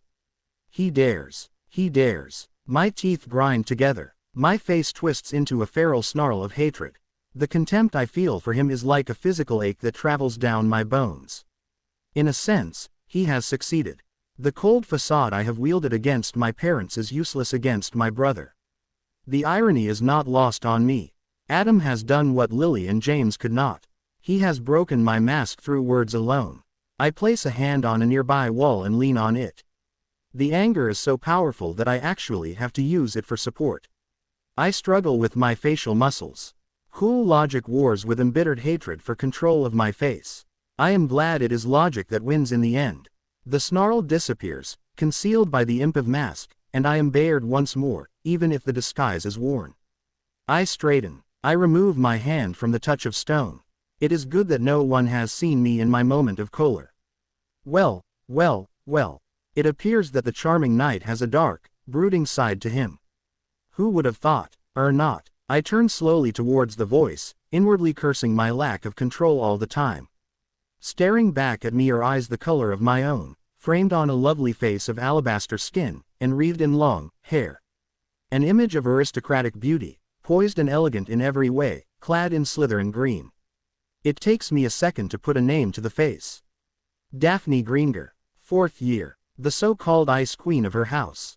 I can see why. Her countenance is beautiful to look upon, but the beauty is of the untouchable sort. The sneer she wears is a testament to that fact. The only ugly part of an otherwise faultless complexion. And had I not been a master of masks and facades, I would have been fooled. Harry Potter, the girl says to me. The tone does not match her face. Not quite. There is still a lingering warmth behind it, a crack in the ice that I am amazed no one else has noticed before. Despite what she has said, I school my features into a charming smile, complete with a tinge of innocent curiosity. Is there something you want, Miss Greenger? The girl crosses her arms. The movement is calculated and yet unerringly natural at the same time. Incredible. I've seen you argue with your brother just a minute ago. That hateful face, those spiteful eyes. I've seen you, the real you behind that mask, and still you would hide it. My countenance twists into an expression of puzzlement, just like I meant it to. Whatever do you mean, Miss Greenger? A flicker of annoyance. Others might have missed it, but to me it is as clear as day.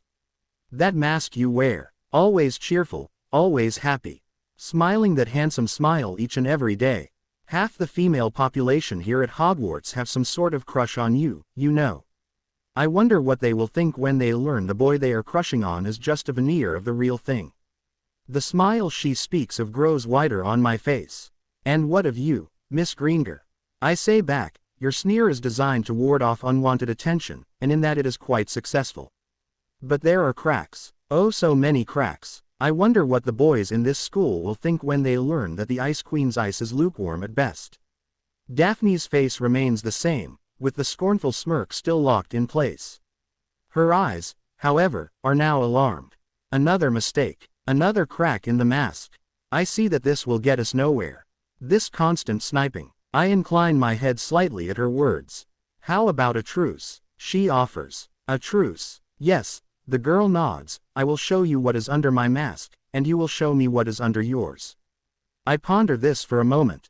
I will not deny that honest curiosity had a hand in my decision. Very well. Her face changes, as does mine. Where the sneer once was, a gentle smile emerged, complete with soft, pouty lips. Her features are no longer hard, no longer wearing the disgust, instead, turning into a pleasant, almost content expression. The beauty, the untouchable aura is gone as well. I wonder why, and then it hits me. The sneer had been the reason. The mask of revulsion had made every other feature on her face stand out. Now, with it gone, with the pouting smile in its place, nothing is prominent. Now she is merely pretty instead of beautiful. I am disappointed. I had expected something more than just an ordinary girl. My disappointment is not shared. Daphne stares at me with undisguised interest, scrutinizing my countenance to the very last detail. Is that it? Is that your true face? At my nod, the girl shakes her head softly. You look almost normal. Then she begins laughing. We are complete and total opposites. Did you know that? I hide my warmth behind ice. You hide your ice behind warmth. And yet we are also the same. Both hiding something from the rest of the world. Unlike you, I cannot hide any longer, I point out. You're referring to the goblet. The girl smiles thinly. I do believe most of Hogwarts thought you were a homicidal maniac by the time you entered the champion's room. Your face looked most gruesome. One of the few times I have allowed it to slip, I say regretfully. If you're worried, don't be. Daphne sniffed. The idiots in Gryffindor and Hufflepuff bought the entire act today at breakfast. The Ravenclaws too. They don't like you because they think you're taking glory away from Hogwarts, but at least they don't think you're a maniacal killer or anything like that. I hide my smile. If only she knew. Though Malfoy and his two mentally challenged henchmen did get roughed up pretty well this morning. Goyle will have to spend a week in the hospital wing growing back every bone in his hand. Crabbe was luckier. In a way, Pomfrey says his injuries will heal in only a day, but the process will be very painful. The girl peers at me with interest. It was you, wasn't it? My reply is automatic as it is neutral. I you're you, Miss Greenger. I am the perfect model of gentlemanly manners. To my surprise, she giggles. I would not do something as uncouth as fighting in the hallways. It is refreshing to speak to someone like you. She smiles at me. It is like a game almost. What is the truth and what is the lie? Only you can decide. I do not know what to say to that, so I say nothing at all. The girl walks closer, gauging my reaction. When she sees I offer no protest, Daphne slinks forward until she is within arm's reach of me. Her smile has turned into something else. Something that I cannot identify. Tracy was most exultant when Professor Snape seated the two of you together in potions. I can see why. You have a very handsome face, Harry. Even without your mask on. Ah, understood. Hate called this affection. Though why it is coming from her I know not. Nevertheless, this charade of a conversation must end. I have humored her for long enough. What is it you want, Miss Greenger? The girl adopts a surprised expression. Whatever made you think I wanted something from you, Harry? She smiles innocently. Can't a girl just want to talk to a boy for the sake of talking? Those girls are rare, I point out, and naive to the cruelties of the world. Something I believe you are not, Miss Greenger. Oh my. Daphne's smile grows sweeter. Should I think that to be a compliment or an insult? I would like to think of it as a compliment. As I say this, the girl moves closer to me, closer than I am comfortable with, and I begin to step back. But if you think it to be an insult, who am I to stop you? Harry. She snags my arm with both of her own. The grip is strong, almost desperate. Why must you mistrust me so? You are friendly with the Vila and Lovegood. Why can't we be the same? I don't know you, Miss Greenger. We have hardly talked at all in CL, or anywhere for that matter. So excuse me if I think your intent to be less than honorable. That is a reasonable estimate. Daphne moves one of her arms from the iron grip and uses it to trace an elegant finger down the side of my cheek. I shiver involuntarily at the pleasurable sensation, but surely, even one as skeptical as you should admit that it is unfair to base your unction on just this one thing. You are not giving me any reason to do so. I push her away, and am rewarded with a pout, and the method you are using to try to gain my trust I find highly suspicious. You want something from me. And you are willing to go to great lengths to obtain it. The girl leans back and gives me a measuring look. I notice that there is respect now in her eyes where there was none before. Seen right through me, have you? You were trying too hard, I say honestly. She laughs again. It sounds like the tinkling of falling GL. You really are something special, Harry. I throw myself at you, quite literally, and the response you give me is, you were trying too hard. I ignore her words. What is it you want from me, Miss Greenger? I ask for the third time. Daphne smiles at me. Pretty, but not beautiful. Girly, but not womanly. Inviting, but not provocative. I find myself missing her sneer. I want to be your friend. I am made so incredulous by this simple statement that for a second, all I can do is blink.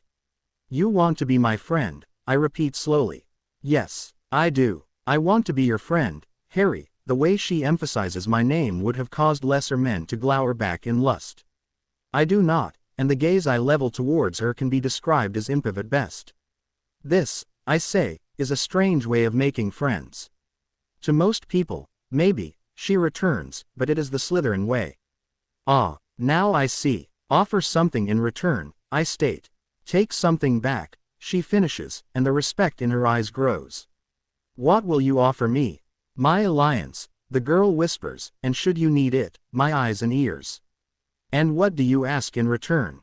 Nothing, nothing, I say, not sure that I heard right. You want nothing. Nothing except a promise that in the future you will do just one thing I ask.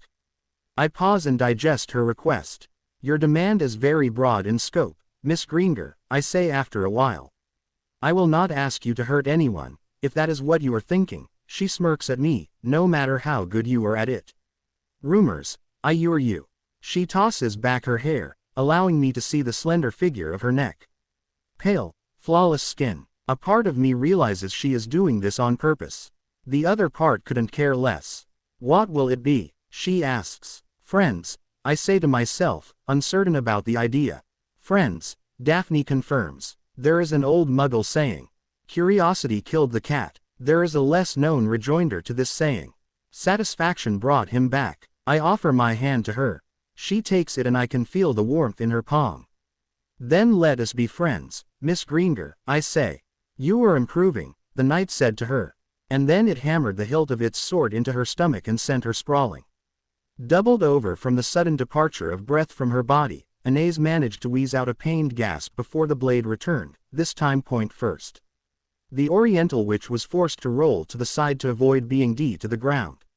Anais winced. This brought back memories of when the knight and her first met, when it did her into the ground. As she recovered from her roll, the samurai lashed out with her katana in a wide, sweeping motion, aiming for the thing's plated legs. It was a lightning-quick strike, and one of the best she had produced so far.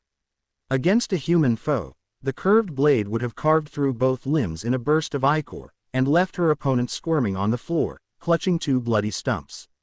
The knight was not human, however, and as the blade came for its legs, raised a single foot and stomped down. Its timing was impeccable. The armored boot smashed against the katana's smooth surface and pinned the sword into the dirt. Anais gave a grunt of surprise as her weapon was jolted from her grasp. In a fluid movement that belied its own bulk, the knight swept its own sword upwards, the blade tip kicking up a shower of dirt in the process. It was a devious trick. The earthen spray collided with Anais's face and blinded her. At the same time, the black sword continued singing for her head. The witch hurled herself backwards, cursing in her native tongue. The long hours she had spent training under her hellish master's tutelage had done much to improve her reflexes, but still it was not enough. The knight was impossibly fast. The tip of its blade caught the right side of her face, drawing a thin red line up her cheek. The pain was a raw, burning sensation, and Anais had to bite her lips to keep from crying out. The woman staggered back, her hand automatically moving to clutch at her wound. But you are still far from being acceptable. Hate removed the foot that was pinning her katana and flicked the blade towards her with its own. Anais caught it with her free hand and glowered back. Do I even want to know what you deem as acceptable? No, it replied. Bastard, the witch grumbled beneath her breath. I heard that, the knight responded, though it sounded more amused than angry. Do be careful with your words, Lotus, lest I think you are unappreciative of the instruction I give you. Oh yes, she quipped. How can I be unappreciative of a 7-feet-tall monstrosity whose idea of training is to think up of as many ways as possible to bleed me dry? Your sarcasm needs work, just like your swordsmanship. Anais gritted her teeth when the target of her scorn seemed utterly unaffected, but even you must admit it has been effective, this method of instruction. You are faster now, more agile, and have learned to be cunning in your strikes. You are a different person than before, Lotus, in mind and body. The woman said nothing, for the knight's words rang true. Instead, she traced the thin gash along her cheek, flinching at the wetness that stained her fingertips. Hate noticed this and chuckled. It is remarkable how the human body works. Every inch of skin, every centimeter of muscle all contain the same nerve fibers. They let you discern hot from cold, soft from hard, smooth from rough, and so much more. But most importantly, they let you feel pain. The knight planted its sword into the dirt and stood over it, gauntlets clasped over the rounded pommel. If hate motivates the mind, then pain motivates the body. Your physique will start to develop differently when agony is constantly applied. Your senses will alert you faster once they taste true pain. Your limbs will do their utmost to avoid it. Your body will fight harder, react sooner, move faster. All because it does not wish to feel pain. Hate allowed another chuckle to escape from its helm. Fascinating, these shells of flesh you mortals call bodies. And you did the same thing to my master. Motivate him with pain. Pain alone achieves nothing, came the stentorian reply. You must have purpose for pain to do its work, and even then, it is no guarantee. Willpower is involved. Strength of will, courage of will, resolve in its purest form. Feeling pain is nothing. You have to be able to weather it, to wear it, and in some cases, to use it. Just like hate. The knight smiled at her. Just like hate. Anais grunted in response and pulled out her wand. She tapped it lightly against her wounded cheek and sighed in relief when the silent episky did its healing work. The pain vanished, leaving behind a cool, dull ache that was infinitely more preferable. Her wand slid back into her robes and she grasped her katana in a two-handed grip. Her feet spread apart, wide in a swordsman's stance. Her eyes narrowed on the plated figure before her, ready for the first blow. It did not come. Instead, the knight merely looked back, its blazing orbs locked onto her face. "There is something on your mind, Lotus." Anais tried not to look surprised. Hate had an unerring ability to sense a person's moods. If this trait had belonged to any other, then she would have thought nothing more of it. But seeing the knight so susceptible, human emotion was strange, unusual, and in some ways, frightening. "Allow it to continue to fester and your bladework will falter. Speak, and if I deem it acceptable, I will answer." The woman nodded stiffly and relaxed, though her mind did not stray far from caution. Her instructor was crafty in its way of war, and she had come to expect its attacks when she was the least prepared. An uncomfortable silence ped between the two as an inner debate raged in her mind. In the end, her desire for an answer emerged triumphant. "My master," Anais began hesitatingly, "he is not what I expected him to be." "Oh," Hate still sounded amused, "and pray tell, what did you expect him to be?" "Cold and heartless," she replied instantly, "an emotionless killer. Someone who hides his true intent behind a charming mask to get close to his next victim. Someone who's too cold to be human. Someone who's like the witch struggled to find the right description. A monster," the knight finished for her. Anais blinked at her instructor's strange choice of words. "Yes, something like that." Hate tapped the pommel of its sword with an armored finger. Its posture seemed almost thoughtful. "And is he not one? He has done terrible things. These you have seen for yourself." "Yes," Anais swallowed as she remembered the battle in the forest. "At first I thought he was one. The way he smiled as he killed.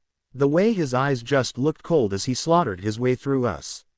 It was utterly terrifying. He seemed so inhuman, so monstrous. I think a part of me back then would have rather fallen on my own blade than submit to him." "Now that would have been a grand spectacle to witness," the knight said wistfully. The witch ignored the rather morbid comment. "But now, I'm not so sure." "What are you unsure of?" Hate turned to look at her, its eyes glowing an emerald green. "Surely, you are not feeling any sympathy for him." "No, not that," Anais hastily amended, "it's just that he doesn't act like a monster." "Do explain." "Luna Lovegood, the moon child. What about her? Look at how he treats her. Almost adoringly. I've seen it before, at the tables and sometimes in the hallways. He seeks to protect her. Like a brother would. And now Luna's almost inseparable from him. In Hogwarts, that is. And the most telling part is that he doesn't seem to mind." "That doesn't speak of a monster to me." Was all the knight said. Emboldened, Anais continued. "And look at Miss Delacour. When he came after us in that clearing, he was using spells that were designed to hurt as well as kill. I didn't put much thought into it before, but now, the more I think about it, the more it doesn't make sense. It's as though if he was angered at what the men were going to do to her. That was weeks ago, when he had no relationship with her other than the contract. Now, I shudder to think what he would do to those bounty hunters who are foolish enough to try and kidnap her. Monsters don't protect people like that." Hate said again. "And look at me," she whispered. "I was ready to stand and watch as a grave crime was about to be committed before my eyes. By all rights he should have slew me in that clearing with the rest of the scum. But he didn't. He spared me, and when I submitted to him, not only did he not take advantage of my status, but he sent you, the one he trusts the most, to train me, to teach me a way of combat that I would have never learned through other means. Monsters don't do that." This time, the knight stayed silent. "It is strange," the woman reflected, "for all those monstrous things you say he did, he still seems human. Compionate almost." A faint wailing sound was the only warning she got. Anais's eyes grew wide as Hate's sword sang for her neck. She ducked down hurriedly, and the blade that would have hewn her head from her shoulders grazed millimeters away from the top of her scalp. The stink of burning ozone entered her nostrils and she looked up in horror as the knight's weapon returned for another swing. It was on fire. The sword's edges were aglow with emerald flames, the blade's surface a raging storm of hissing, spitting fire that howled as it carved through the air. Anais brought her own sword to bear, barely in time to meet the knight's strike. The two blades met with a ringing clang, and locked together. Hate leered down at her, its eyes angry and malevolent. "You would do well in the future," it growled into her face, "to keep that sort of opinion to yourself." Anais craned her head away. At such close proximity, the flames were threatening to singe her cheeks. You understood. Do you? The knight hissed. Do you truly understand, Lotus? The steel boot smashed against her stomach, sending her hurtling back. Her surroundings blurred and then jarred discordantly when her back impacted hard against the ground. Do not think you know him as I know him, Hate snarled as it stomped for her, the burning blade clasped solidly in one hand as it approached. Do not think you understand him as I understand him. Do not think he needs your sympathy. Do not think he needs your pity. Do not think at all, Lotus, for your thoughts border close to what he does not need. The black sword came down, the flames leaving rippling contours in the air as it descended. The blade cleaved deep into the earth between her legs. Anais gulped as the emerald fire charred the surrounding ground into a darkened, fused mess. She had to scrabble back further when the inferno threatened to consume her as well. Compion did not make me. The knight's grip shifted to the pommel, plated digits encompassing it like a king's hold on a scepter. Love did not bind my soul to these bones.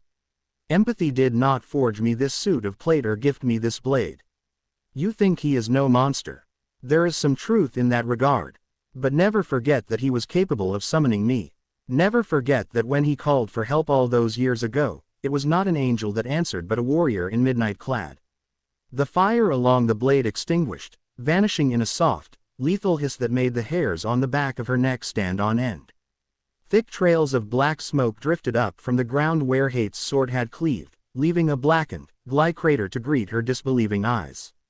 Again Anais was reminded of the knight's strange behavior, docile and understanding at some times while lethal and deadly at others. What bothered her the most though, was its ability to shift between the two at a whim. It made it seem that much less human. The thought brought another question to the bounty hunter's lips, one she had been afraid to ask ever since she had given her loyalty to the boy. Would you have killed me? Anais breathed, voicing her fears for the first time, back in that forest. The knight regarded her for a moment, as though if judging whether she deserved a response or not. I would have. The witch nodded to herself. She had expected this response, but the fact that the knight had admitted it directly and without hesitation still frightened her to no end. Why? She was proud her voice managed to hide her fear. Blood is blood, Lotus, Hate rasped back. It does not matter whose blood is shed, as long as it is shed. I care not for such fickle things such as morality or gender. Were you a saint, beloved by your comrades and adored by the people, I would have still slain you and left your body to rot like a common criminal's. The bounty hunter shivered involuntarily at the frankness in her instructor's words. And yet your lord did not. Our lord, the knight corrected.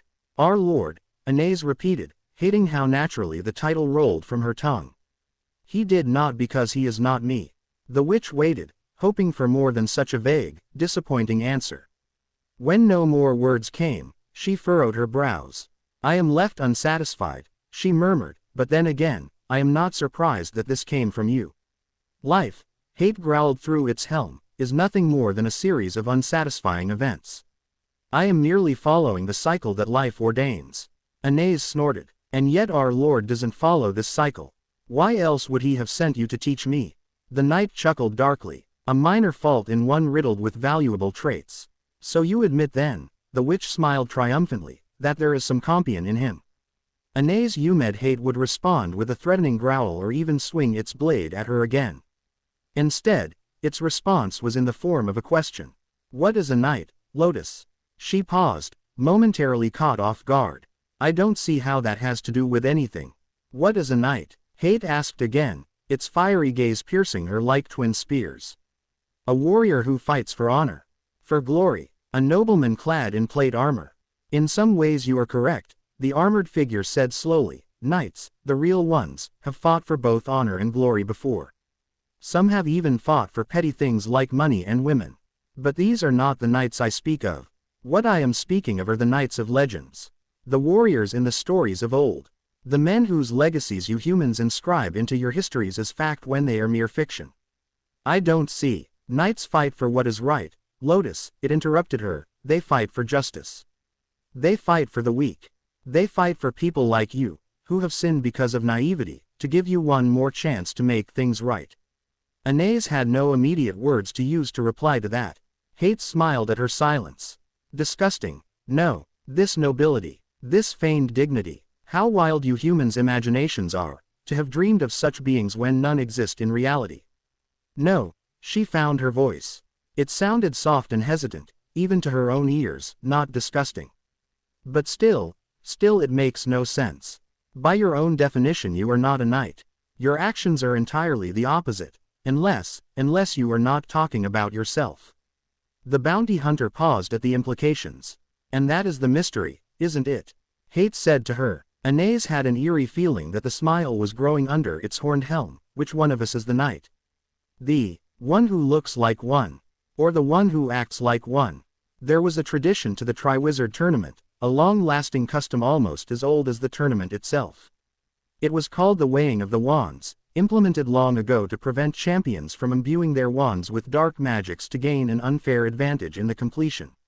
Over the centuries, as the tournament became less and less dangerous, this tradition changed as well, becoming less practical and more ceremonial. And so, the 4 champions of the Triwizard Tournament stood outside of the thick wooden doors, waiting for their wands to be judged by the most famous wandmaker in magical Britain. Victor Crumb leaned against the stone wall, silent, brooding. His sour mood blanketed him like a cloak, and the other champions kept away from him, wary of the heavy atmosphere that surrounded the chosen of Durmstrang. Cedric Diggory stood the nearest to the door, his handsome features twisted into a bemused expression. Being selected as champion was still raw and heavy on his mind, and though he had shed the initial fear, there was still much riding on his shoulders. Fleur Delacour sat waiting on a nearby bench. She was the only one that was smiling. It was clear why. A boy sat next to her, black-haired and emerald-eyed, not close enough to suggest anything intimate, but close enough to prevent others from being intimate with her. Harry Potter, youngest of the 4, nodded in return to the Bobaton champion's whispered words and responded with a few of his own. Nothing to suggest intimacy, but again nothing to suggest anything against it as well. The door opened, and the champions stopped whatever they were doing. Crumb was the first one in, scowling as his footsteps took him through the entrance. Cedric was next, looking back uncertainly before going in. Fleur and her bodyguard were the last, the 2 moving in together. Waiting for them were a row of seats, clearly meant for them. At the room's corner, an old man sat, features weathered and crinkly. His white hair was a stark contrast to the black suit he wore, and the way he carried himself spoke of a refined elegance that was not normal with age. Standing a few feet away was a woman, talking animatedly with a man with an outdated camera. She was gesturing, pointing, and the man was nodding so fast that his head resembled a bobblehead doll. Her choice of attire was curiously garish, consisting of a bright green dress that looked like it was made from leather. The heavy spectacles she wore, covered with rhinestones, didn't help either. The woman turned as the champions walked in and smiled a provocative smile.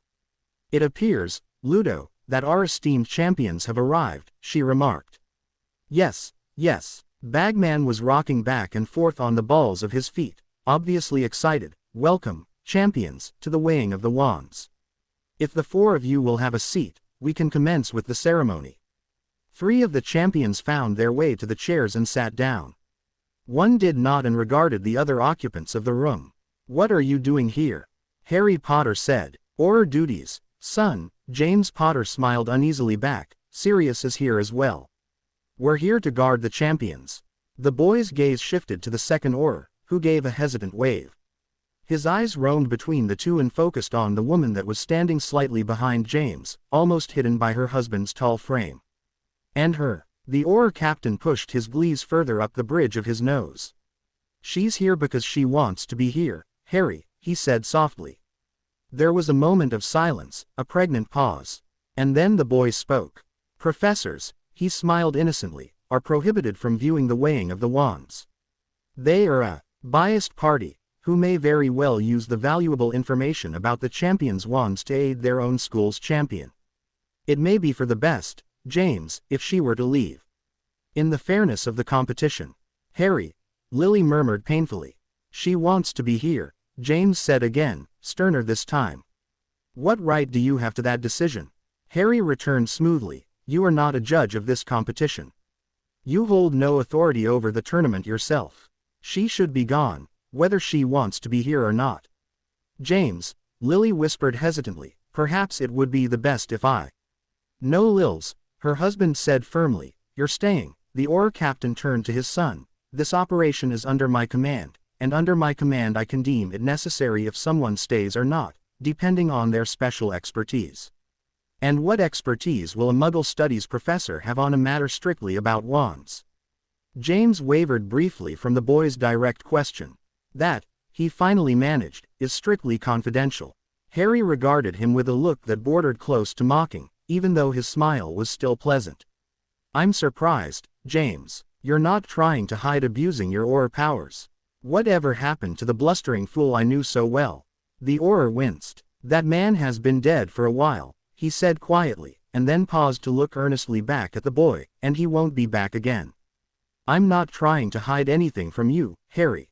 Not anymore. The boy smiled again. How noble, he said simply. All three adults cringed. Harry continued to stare at them, and would most likely have persisted for a long while when a soft voice called for him from the back. Harry, Fleur said again, her eyes on the boy's back. There was no request in her tone, no steely demand or girlish pout. The way she said it meant support, comfort, and in response, her bodyguard's smile twitched at the corners. Harry turned from his parents with methodical slowness and made his way towards the quarter villa's side. He sat down mechanically and looked away. None missed the way Fleur's hand immediately settled over the boy's. None also missed that the boy did not shirk from her touch. Lily looked almost jealous. Well, now that's all settled, the woman with the beetle glees said winningly. Let us start, shall we? Right. Bagman had been staring slack-jawed as the drama had unfolded. The woman's words brought him out of his stupor, and the former Quidditch star closed his mouth a little too quick. Everyone could hear his muffled curses as he bit the inside of his cheek. Ow. Damn it. Of all the accursed times. The woman rolled her eyes. Still clumsy as ever, Ludo. Clumsy. Bagman appeared amused. Why, I have not a clue what you mean, Rita. I am the very definition of gracefulness. I was a star beater for the Wasps, after all. A beater isn't exactly the most elegant position on a Quidditch team, Ludo, was Rita's glib reply. And the years you've spent outside of the pitch haven't helped either. The woman inclined her head towards Bagman's rather pronounced belly. Like an overweight cat caught with its paw in a jar of treats, Bagman managed to look both innocent and guilty at the same time. All I'm missing are a few exercises. A few laps around the pitch and I'll be back into shape in no time. The woman said back, clearly disbelieving. In any case, I do think that we have dallied on your Quidditch career long enough. I think introductions are in order. Ah yes, Bagman exclaimed, and to think I had nearly forgotten. The portly man chuckled at his own joke and then stopped when he realized no one else was laughing. Well then, where were we? Right, the enchanting witch you see before you is none other than Rita Skeeter, known for the few articles she has written for the Daily Prophet. Well, Rita's words for Ludo, though her eyes lingered on Harry, perhaps more than a few. Yes, Bagman said cheerily, and up next we have Garrick Ollivander, Britain's very best wandmaker. He'll be the one judging your wands, so make sure you've polished them well. The wizened man sitting in the corner nodded solemnly. It will be an honor. The rest of the room expected Bagman to introduce the man with the camera next. Instead, he took a step towards the door. If that is everything, Bagman said cheerfully, I will be leaving. An appointment with the goblins, you see. Very nosy lot, they are. Are they after your debts again? Rita showed her perfect white teeth in a dazzling smile. You really shouldn't have gambled away your Quidditch fortune, Ludo. Though perhaps an article of mine will bring you some sympathy from the public. An interview, perhaps, after the weighing. I really don't know what you're talking about. The man tugged at his collar nervously. The goblins are just discussing with me the financial situation of my vaults, nothing more. There's plenty of galleons left in the Bagman treasury. Bagman laughed again, though it sounded rather feeble in comparison to the last time. Of course, the reporter said silkily, I won't keep you from your appointment any longer. Right then, Ludo waved at the occupants of the room, I'll see you all at the first task. Good luck to you champions, and may the best man or woman win. The former Quidditch star was out the door faster than anyone can blink. Now that the comedic relief is gone, Rita said distastefully, her eyes flickering back to Harry, the weighing can truly begin. Mr. Ollivander. The old wandmaker stood up from his seat with a small nod and made his way to the front of the room, where the single table resided. In the meantime, Rita had produced a quill from her purse, white-feathered and clearly enchanted. The writing implement hovered over her palm before floating to her shoulder where it lingered like a tamed hawk. "What the hell do you think you're doing, Skeeter?" Sirius's angry voice broke in. The Auror's gaze was riveted to the quill, and his face was distorted in fury. "Auror Black," the reporter replied curtly, "I'm going to write an article about the weighing of the wands." Her lips curled. "What did you think I was going to do?" "Not with that you aren't." Sirius pointed to the quill which in response fled behind Rita's back. "That quick quotes quill of yours have ruined too many lives for me to count, including my friends. The public have a right to know, Black. It is no fault of my own that your friends were less than stellar parents." "Why you?" "Sirius," James pulled his friend back, "don't let her get to you. What's in the past is in the past." "But James, that completely trashed your reputation. Her sorry excuse for an article made all your friends leave overnight." "Yeah, well, all the good ones came back, didn't they?" Sirius swallowed and looked angrily away. James turned from him and leveled a heated gaze at the reporter. "I don't care what you write about us, but you're not going to write a damn thing about Harry." At his side, Lily nodded fervently. "I'll make sure of it." "You'll make sure of it?" Rita said mockingly. "Why, I do believe those are threatening words." The quill over her shoulder dropped down to her hand, where a sheaf of parchment waited, and immediately began to scribble words into the paper. "Watch yourself, Auror Potter. There are many secrets about your family that I haven't revealed yet. It would be a shame if I had to use them over such a petty argument." "We have no secrets left," James growled. "You made sure of that." The reporter smiled. "I can always create more. You little humph." Ollivander cleared his throat loudly and interrupted Sirius's rant before it could begin. "I still have wands left to categorize back in my shop. If we could continue without further delay." Both sides backed down, albeit reluctantly. "Excellent." The wandmaker stood behind the table, eyes unblinking as he stared at his audience. "Now who will be the first?" "I will." Victor Crumb rose from his seat and stalked towards the front of the room. He presented his wand to the old wizard, who took it gingerly from the Durmstrang champion's hand. "Ah, one of Grigorovich's creations, I see. 10¼ inch. Hornbeam wood with a dragon heartstring for a core. Very rigid, as is his style. Thicker than the norm as well. But that is to be expected. Grigorovich crafts his wands to be sturdier when used. More reliable in a way, though it lacks the elegance and finesse I am used to." Ollivander shifted his grip so that he held the wand by its haft. He flicked it once and a loud booming sound, like that of a cannon, erupted from the tip. Everyone blinked at the display and then looked back, to the back of the room, where a circular scorch mark had been burned into the wall. The wandmaker smiled. "A very eager wand you have here, Mr. Crumb. Good for dueling. Used defensively, and it will have few others in its league." "Thank you," Victor said, and took the offered wand back. He made his way back to row of seats and sat down without a second look towards his fellow champions. "Next." Ollivander gestured. Cedric Diggory rose unsteadily and walked for the table. The Hufflepuff smiled shakily as he presented his wand to the wizened man. "Very good, Mr. Diggory," Ollivander commented and ran a finger across the wand's gleaming surface. "Do you polish your wand frequently?" "Every other day." Cedric smiled again, with more confidence this time. "Excellent. One should always polish his or her wand at every opportunity." At the wandmaker's words, Sirius adopted a sheepish look and hid his own wand in the sleeve of his robe. "It is the very basics of wand care, and polishing it at least once a week will prolong your wand's lifetime." "Thank you, sir," the Hogwarts champion beamed.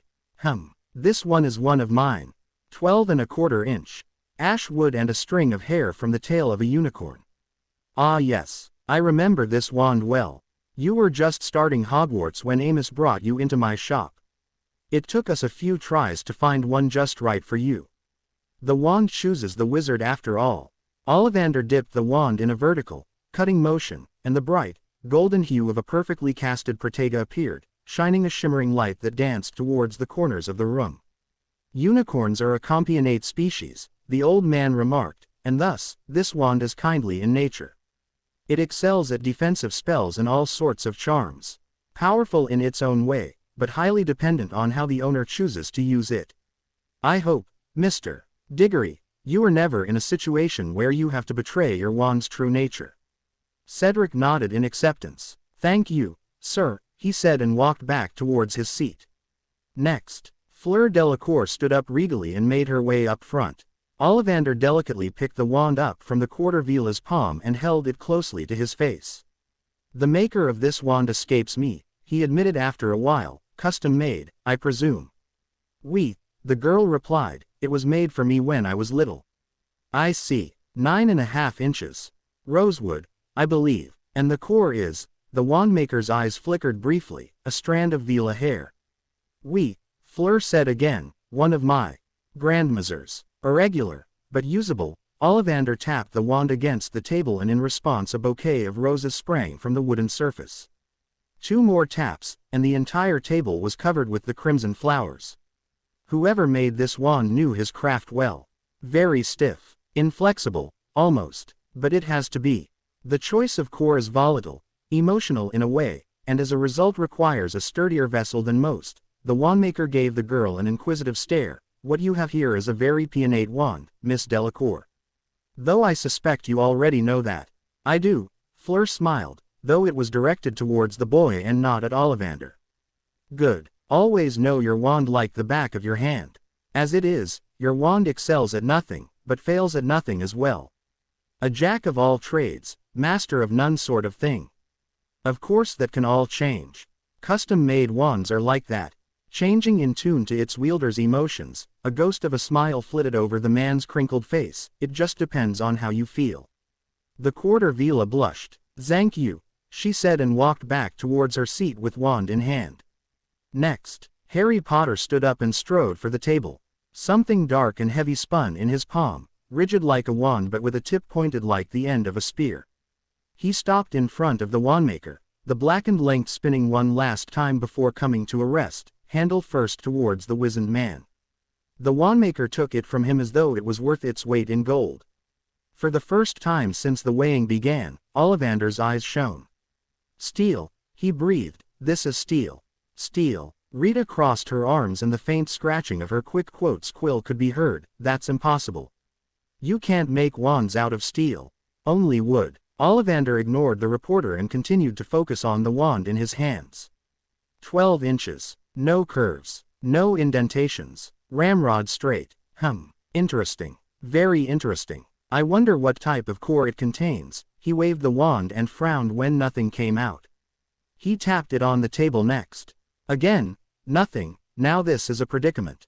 It seems that his wand refuses to respond to me. A dud. A fake wand perhaps. The quick quotes quill over Rita's shoulder began to write even more frenziedly. My, what a story this will make. The 4th champion bringing a fake wand to the weighing. An insult to the tournament. The public will be quite scandalized. James and Sirius growled low in their throats. They both started when Lily made the same sound from behind them. No, not fake. Ollivander rolled the wand between his fingers, scrutinizing every inch of its smooth surface. There is magic in this wand. I can feel it, faint, but distinct. It just does not react to me. The man's eyes turned to the boy. Perhaps, Mr.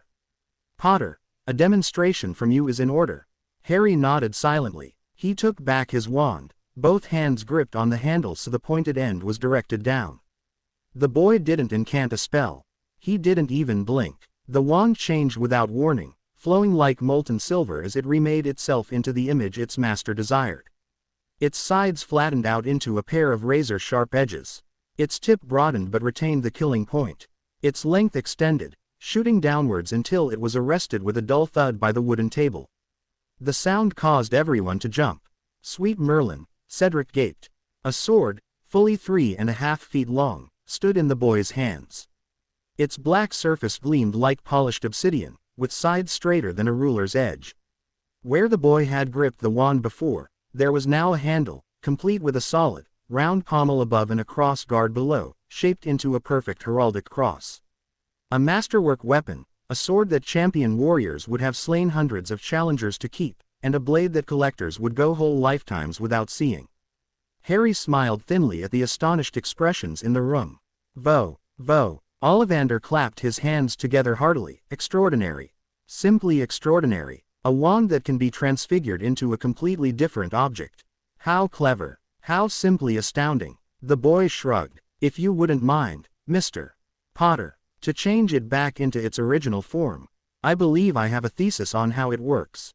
As you wish, Harry replied simply, and as fast it had changed into a sword, the length of steel turned back, flowing into a wand once more. The boy offered it to the wandmaker, who treated it with even more reverence than before. Interesting. You can't make wands out of steel, Rita cut in, though she looked a bit pale this time. I've never heard of such a thing. There hasn't been a single wand made out of steel in our recorded history.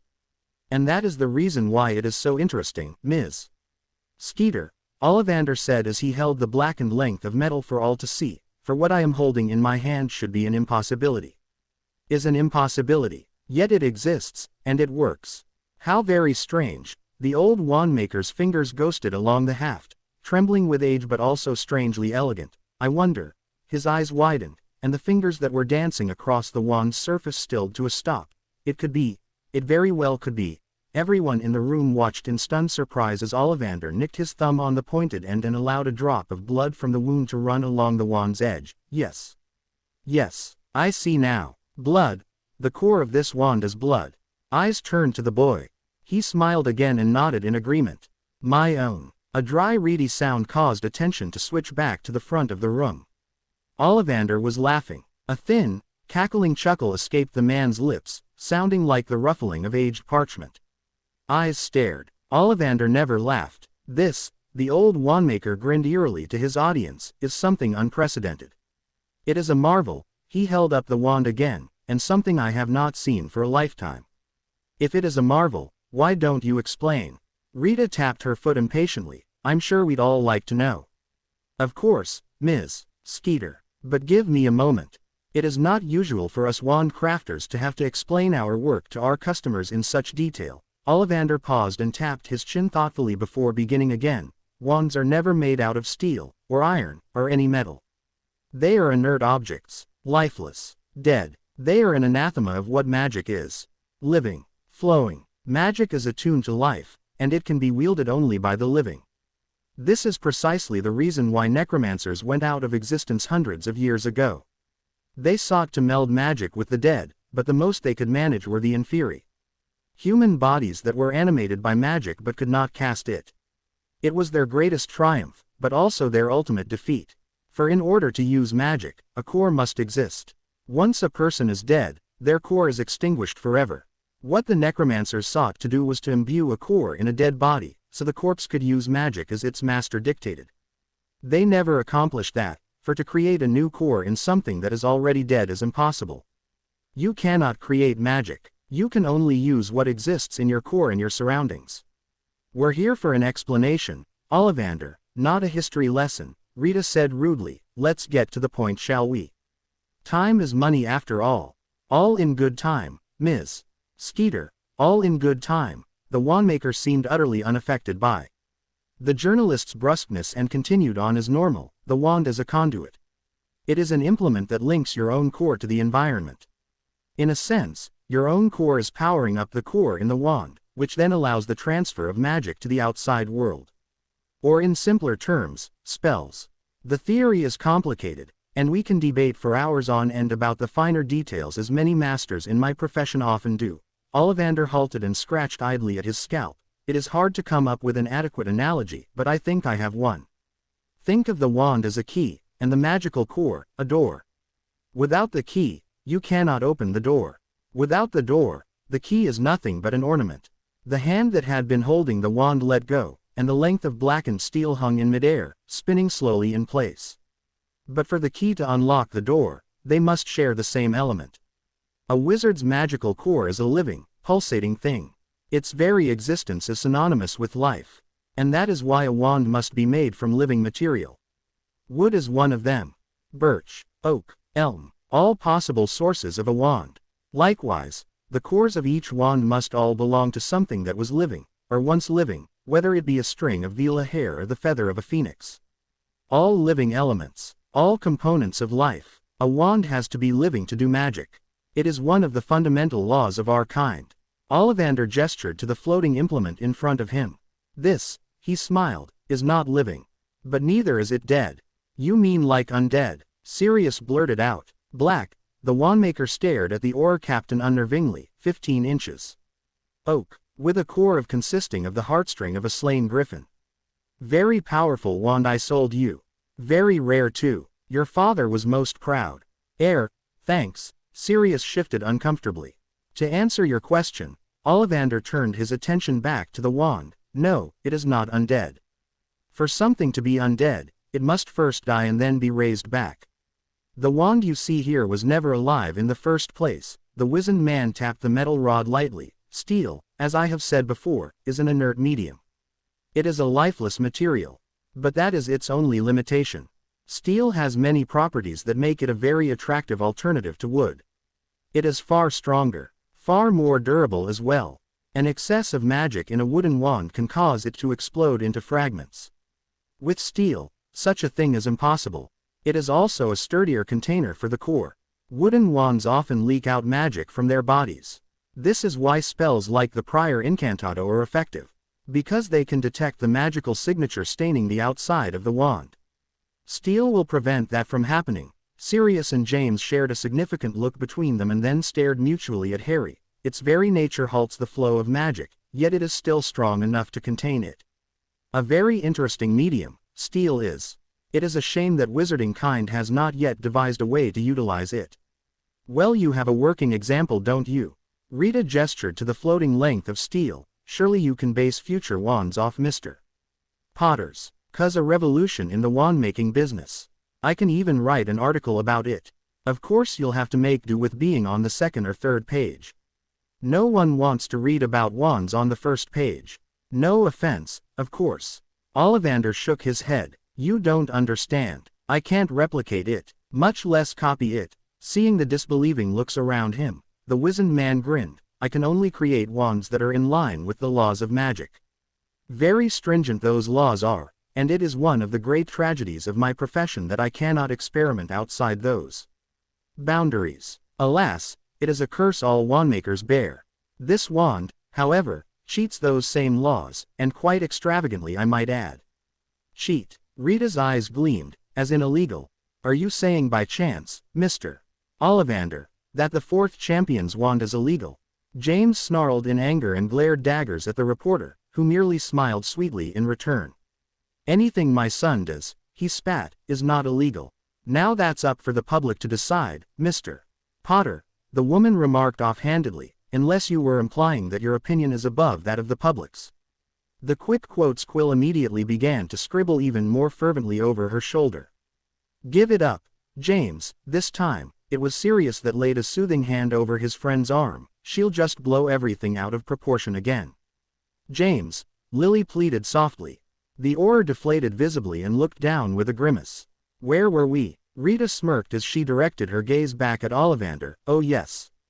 The esteemed wandmaker was just going to tell us how Mr. Potter's wand is illegal. Illegal. Ollivander blinked twice at the insinuation. Yes, it certainly seems that way, doesn't it? But I'm sorry to say, Ms. Skeeter, that Mr. Potter's wand cannot be described as illegal by any laws I know of. The reporter narrowed her eyes. But you just said his wand cheats the law. The laws of magic, the wandmaker emphasized, not magical laws. There is a significant difference, Ms. Skeeter. What Mr. Potter's wand breaks are the laws of nature, not the laws made by politicians at a session of the Wizengamot. But surely, there must be some detrimental effect, some negative consequence. Rita sounded almost desperate as she peered at Ollivander over her glees. It is still breaking a law. The man in question frowned in disapproval, showing the first signs of being truly agitated. I'm afraid you'll be disappointed, Ms. Skeeter, if you wish to use Mr. Potter's wand as a source for your articles. What he has done is both innovative in design and brilliant in creativity. Many academic circles around the magical world would be willing to part with a great deal of money to just examine his wand. The reporter sulked, but stayed silent. Now where were we? Ollivander returned to examining the wand. Ah, yes. We were going to discuss how this cheats the law of magic. The answer lies within the core. All of you are familiar with blood magic, yes. One of the strongest NCHES of magic known to wizarding kind. Very potent, but also extremely volatile. It is banned in many magical nations for precisely that reason. The benefits do not outweigh the costs. But in the case of this wand, I dare say it is the opposite. Blood, you see, makes for a very strong catalyst. It carries the magic in our bodies, vessels, in a way, and logic dictates that such potent a material creates powerful cores. The problem is blood is too powerful, too strong. Wood cannot contain it. Any attempts in the past mixing blood and wood have resulted in the wand rupturing under the strain, sometimes with catastrophic results. Many aspiring wandmakers, too confident in their own abilities or just plain foolish, have died when their experimentations exploded quite forcibly in their faces. At this, Lily let out a horrified gasp, and the two men by her side looked suddenly ill. Their reactions did not match a certain girl's, however. Fleur bit her lips, clutching the sides of her chair so hard that the wood began making strangled, creaking noises. Cedric Diggory shot her an alarmed look and started edging his seat away from hers. Crumb just snorted and returned to staring at the wand in Ollivander's hand. I imagine, Mr. Potter, that your wand took more than one try to make, the wandmaker said. Gravely. The first time I tried, Harry replied with a smile, I nearly blew off my left hand. Both Sirius and James swore out loud. Lily staggered back, hand over her, breathing hard. Rita Skeeter looked delighted and actually snatched her quick quotes quill out of midair so she could add in her own choice words. Again, their reactions were outmatched by Fleur's. The quarter Vila's fingers strained against the bottom of her chair, and soon, a visible crack ripped across the wooden seat's surface. One of the more negative attributes in being a wandmaker, the old man said dryly. The boy merely smiled again. Now, blood alone will not make this wand work, Ollivander continued. Steel remains an inert medium, no matter how strong the core is inside. What is needed is a bit of trickery. To make the core believe it resides in wood and for the steel to believe it is wood. But to do that, very complicated magic must be involved. Charms must be cast on both the wand and the core. Wards must be placed so that the charms will never deteriorate. A long and drawn-out process, it will take weeks, months, maybe even years to complete. And that is if it succeeds. What Mr. Potter has done is quite extraordinary. He has circumvented the process altogether. For what I have described to you is the creation of a steel wand. Such a process is not needed if what Mr. Potter seeks to create is not a wand at all. The man's lined face turned to stare at Harry. This is no wand. It is a projection of your own core. That is an easy way of saying it, the boy said back. Ollivander cackled. All of you were awake when I mentioned that two cores are needed to do magic, yes. One in the wand and one in yourself. The core within you sends magic into the core of the wand, which then materializes the magic into spells, or charms, or curses. The blood, in this case, acts only as a catalyst. This wand has no core. The blood within it carries the magic the same way it carries magic when flowing through our bodies. What Mr. Potter wields is not a mere wand, but an extension of his own body, channeled through the protective layers of steel, and controlled by the steel's innate sturdiness. The wandmaker saw the confused faces arrayed before him and cackled again, or to put it more simply, whenever Mr. Potter does magic, he does not draw upon the energies from around him or from his wand, but from his own magical core. And there is a difference. Sirius whispered, in drawing magic from your own core. Certainly, Mr. Black, Ollivander smiled. Blood magic is powerful yet volatile. Drawing magic from one's own core is several steps above that. Hearing the intake of breaths from around him, the aged man shook his head. The danger from using magic from the core is one of overtaxation. A normal wizard can cast as many spells as he wishes in a day and his core will sustain him, as long as he casts them every once in a while. But force him to cast frequently, over a short period of time, and he will perhaps last 30 minutes before collapsing. Take the same wizard and give him a way to access his own core while forcing the same test on him, and he will last 2 minutes at the very best. Of course, there are also other differences. The wizard drawing magic from his wand's core will eventually get better. He has merely exhausted the core in his wand, and with time, he will heal. The wizard using his own core, however, will never get up again. The core within a wand can be replaced. The core within a person, not so much. I hope you are aware of this fact, Mr. Potter. Harry met the wandmaker's stare, still smiling, and shrugged.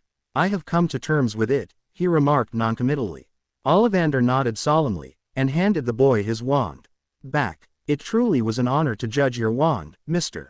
Potter. The aged wizard inclined his head slightly in respect, but now, I have a question for you. Harry twirled the wand between his fingers, spinning it in a blur before pocketing it back into his robes. You know I will say no, Mr. Ollivander. Yes, I know, but it is harmless to let an old man hope, yes.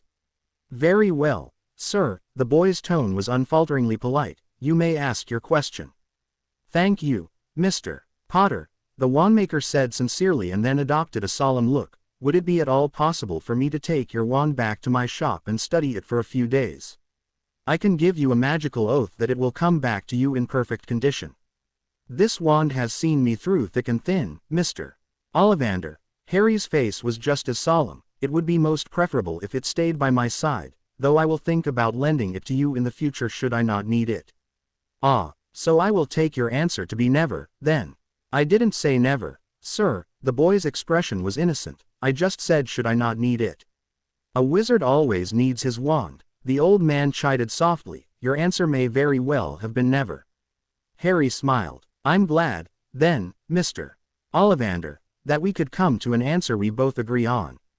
The wandmaker chuckled ruefully. If all young men are like you, then I think the next few years will be very interesting. He turned to the rest of the room. Today has been an interesting day. I have handled 3 powerful wands, and one very unique one. I will make many a wandmaker jealous with the tales I will tell. The man bowed low. I wish all of you luck in the tournament. Farewell. With that, Ollivander strode for the door and disappeared with the faint creak of iron hinges. For a moment, silence permeated the room, its occupants unsure of how to proceed without the presence of the wandmaker. Ahem, Rita Skeeter coughed into her hand. Now that business has been all taken care of, she clapped her hands twice. Pictures. Photos for the Daily Prophet. The man with the outdated camera immediately made his way to the front of the room. Here, please, he said, together, if you will. And later on we can do singles.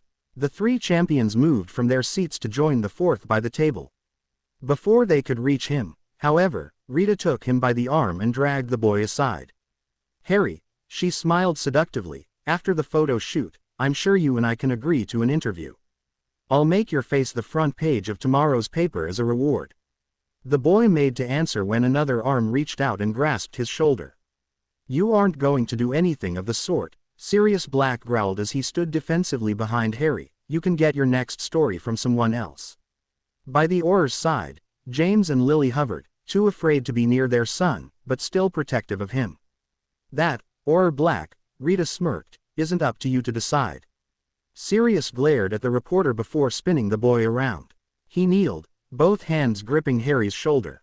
Look, cub, he said softly, I know you're still angry. I would be in your place too. But damn it, this isn't the way to deal with it. Rita embellishes all her articles. Fakes all of her stories so they can sell. If you agree to that interview, she'll twist your words and make your entire family out to be villains. But aren't they? The boy regarded the Auror with a neutral stare. It's quite evil of them to neglect their own child. I'm sure you can agree with me on that. Sirius winced, but his hold on his godson remained firm. They've gone through this once before. The public descended on them like jackals. All the friends they thought they had turned their backs on them overnight. Once is enough. Please, Harry, the man pleaded, don't make them go through this again. Your words, Harry placed a hand on one of Sirius's and pried it loose, will be taken into consideration. Rita leered at the scene before her. A fine son you didn't raise. Developed a mind of his own. If I were you, I would be proud. Sirius ignored her and looked at Harry with begging eyes. Please, Harry, are you going to remove your other hand, Sirius? Or am I going to have to do it for you? The Auror was about to argue when James pulled him back. It's fine, Sirius, he said roaringly, we'll be fine. James, did you forget what happened when that damned article came out? Do you want a repeat of that to happen? No, but if it makes Harry feel better, then we won't protest. The man smiled sadly at the boy. If you want to say anything to her son, then go ahead with it.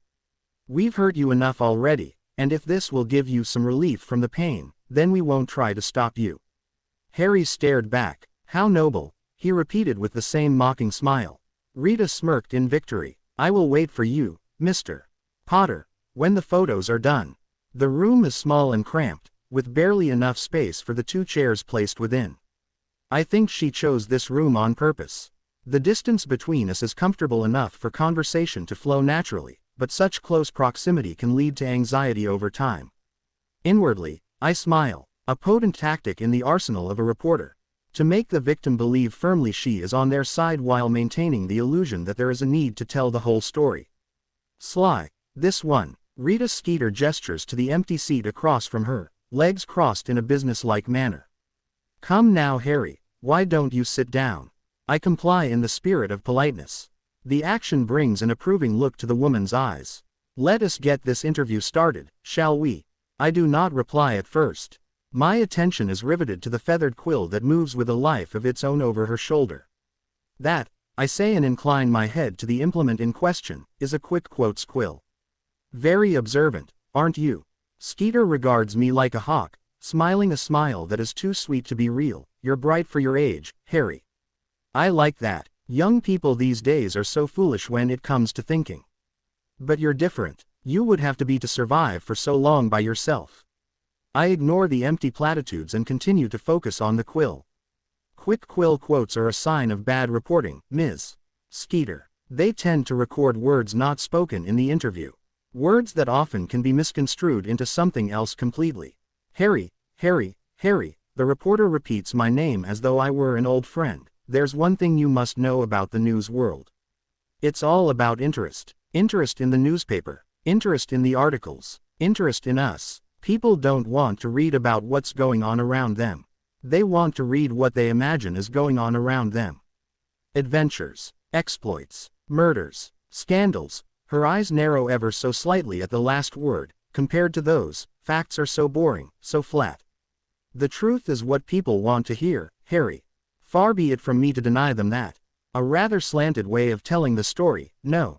I say neutrally, to be do away with the facts and resort to what people want to hear. Skeeter smiles at me, showing pearly white teeth that match perfectly with the string of pearls she wears around her neck. It's just good business. I'm sure you understand that.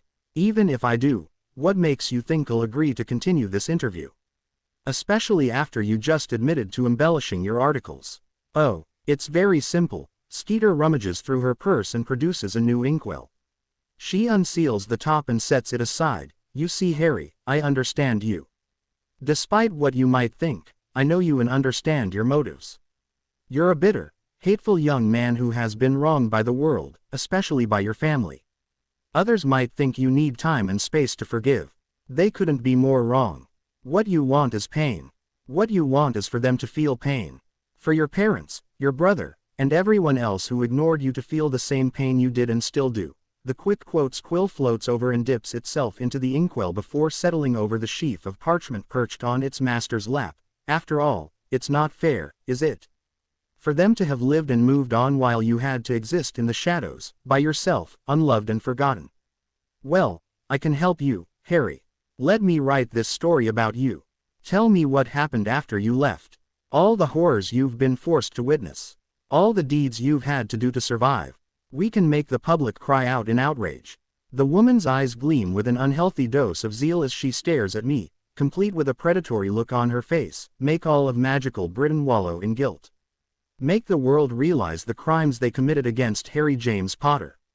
She sighs in ecstasy, and I am faintly disturbed by the lust that has replaced the zeal in her eyes. History is in the making, Harry. And it's poised to be written by my pen.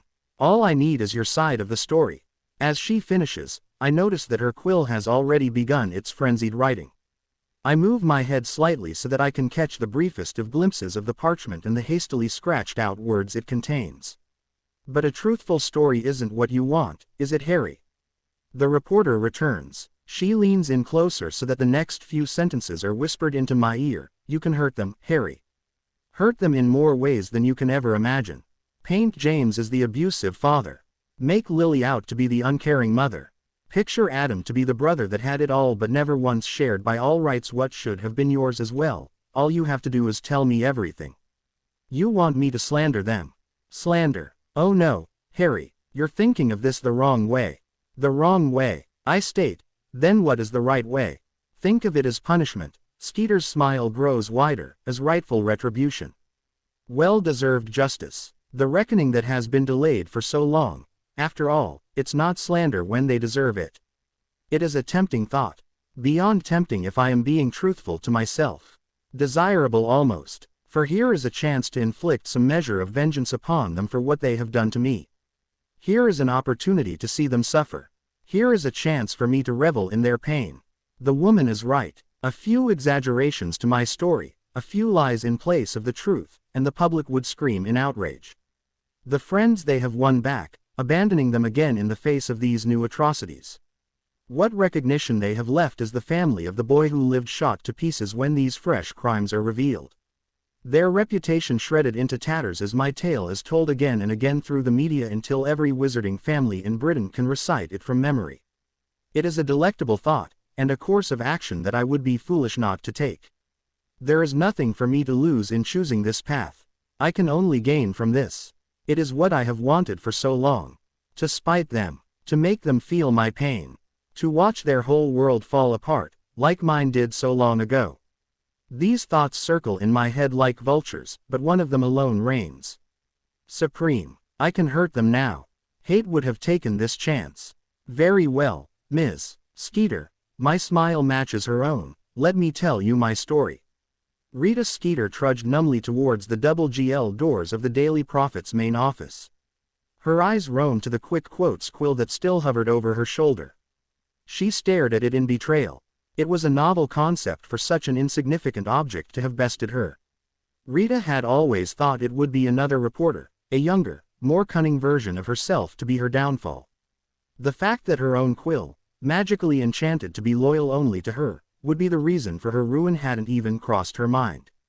How giants can be brought down by the littlest of things, she thought. She shoved through the entrance, giving no thought to just how heavy the doors were. A few of her co-workers, journalists and reporters alike, greeted her with waves and smiles over freshly brewed mugs of coffee. She ignored them all and made her way towards the Daily Prophet's editor-in-chief, Barnabas Cuff. The man in question waited for her behind a thick, oaken desk, surface meticulously clean, unlike the mess of sprawled parchments and used inkpots that consisted of her co-workers' stations. He was thick in body, especially around the waist and neck. A lifetime spent lounging in the writer's chair had wasted what had once been a muscular and handsome figure. A bushy mustache sat above the lips, flecked with specks of gray.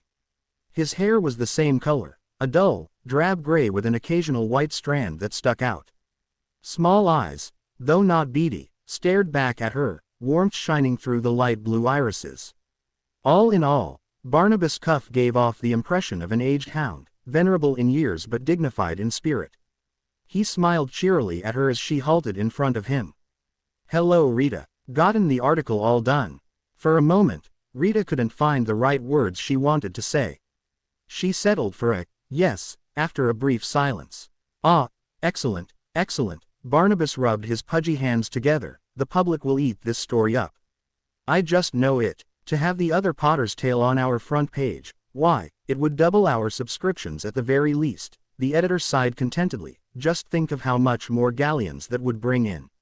I can finally afford that mansion up by Rotherham. Maybe even install a pool, like the Muggles do." Rita wanted to say that she sincerely doubted this article would be nearly as successful as her employer suggested, but she didn't have the heart to do it when she saw just how excited Barnabas was. He wasn't a bad man, she reflected, just a bit greedy. "You've put your own spin to it, I presume?" Barnabas asked, a glint of cunning materializing in his eyes. "Excellent, excellent. Not that I'm biased against good journalism, but sometimes it can get so boring at times. But you, Rita, you make things so much more interesting." The editor nodded his head towards the quill still hovering over her shoulder. "I can't believe I was against you using that when you first started. I was so prim and proper back then. So concerned that we got the facts right. But now, I'm glad I've seen things your way. People don't want the truth. They just want what they think is the truth. That quick quotes quill of yours has done wonders, I say. Marvelous thing it is. Rita made a faint choking noise in the back of her throat. What was that, dear? The man blinked at her. You sounded like you wanted to say something. She muttered something under her breath. Are you quite all right, Rita? Barnabas looked concerned. Was the excitement of writing Mr. Potter's story too much for you? You seem rather out of it today. Rita sighed. With all due respect, sir, I don't think we should publish this article. In the silence that followed, the reporter swore she could have heard a pin drop. You think we shouldn't publish this article? Her employer said slowly, disbelievingly. This is new, Rita. For you. You've always demanded the profit run every article you've authored. It's the story, isn't it? The uncertainty in Barnabas's face disappeared, replaced by excitement. The tale was so tragic that you are having doubts of publishing it. My, I knew the Potters were negligent in raising that boy, but I never suspected they would go to such extremes. Forget your doubts, Rita. The public deserves to know, as you are so fond of saying. The man leaned back into his chair, and smiled approvingly at her. I will look forward to reading your story in tomorrow's paper. Rita rubbed her temples tiredly. No, sir, that isn't it. Barnabas regarded her in consternation. Then what is it? I think, sir, that it would be best if you saw for yourself. She handed him a stack of parchment, her quill's tidy scrawl visible across the paper's surface. Barnabas stared at it as if it were something alien. You want me to edit your article? The man looked utterly confused. This is another first, Rita. You've always maintained that whatever you write has been impeccable to the highest degree. Sir, perhaps things would be clearer if you just looked over the article. Oh no, Rita, I can't do that. Barnabas held out his hands in front of him hastily. It looked like he was trying to ward the papers away. You know, I've stopped editing papers many years ago. You convinced me yourself that it wasn't needed, and I couldn't agree more. The editor-in-chief smiled sadly. The age of old men like me has passed, and gone with it is the age of good, honest journalism. The times have changed, and the public's perception of what news is has changed as well. I'm afraid if I read your article, I'd be too unsettled to publish it. Rita closed her eyes, remembering the first time she had written an article as a reporter for the Prophet. That had been nearly a decade ago, and she had nearly lost her job because of it. The Barnabas of back then had been a ruthless taskmaster as well as a champion of the truth. Her article had merely left out a few facts while adding others in.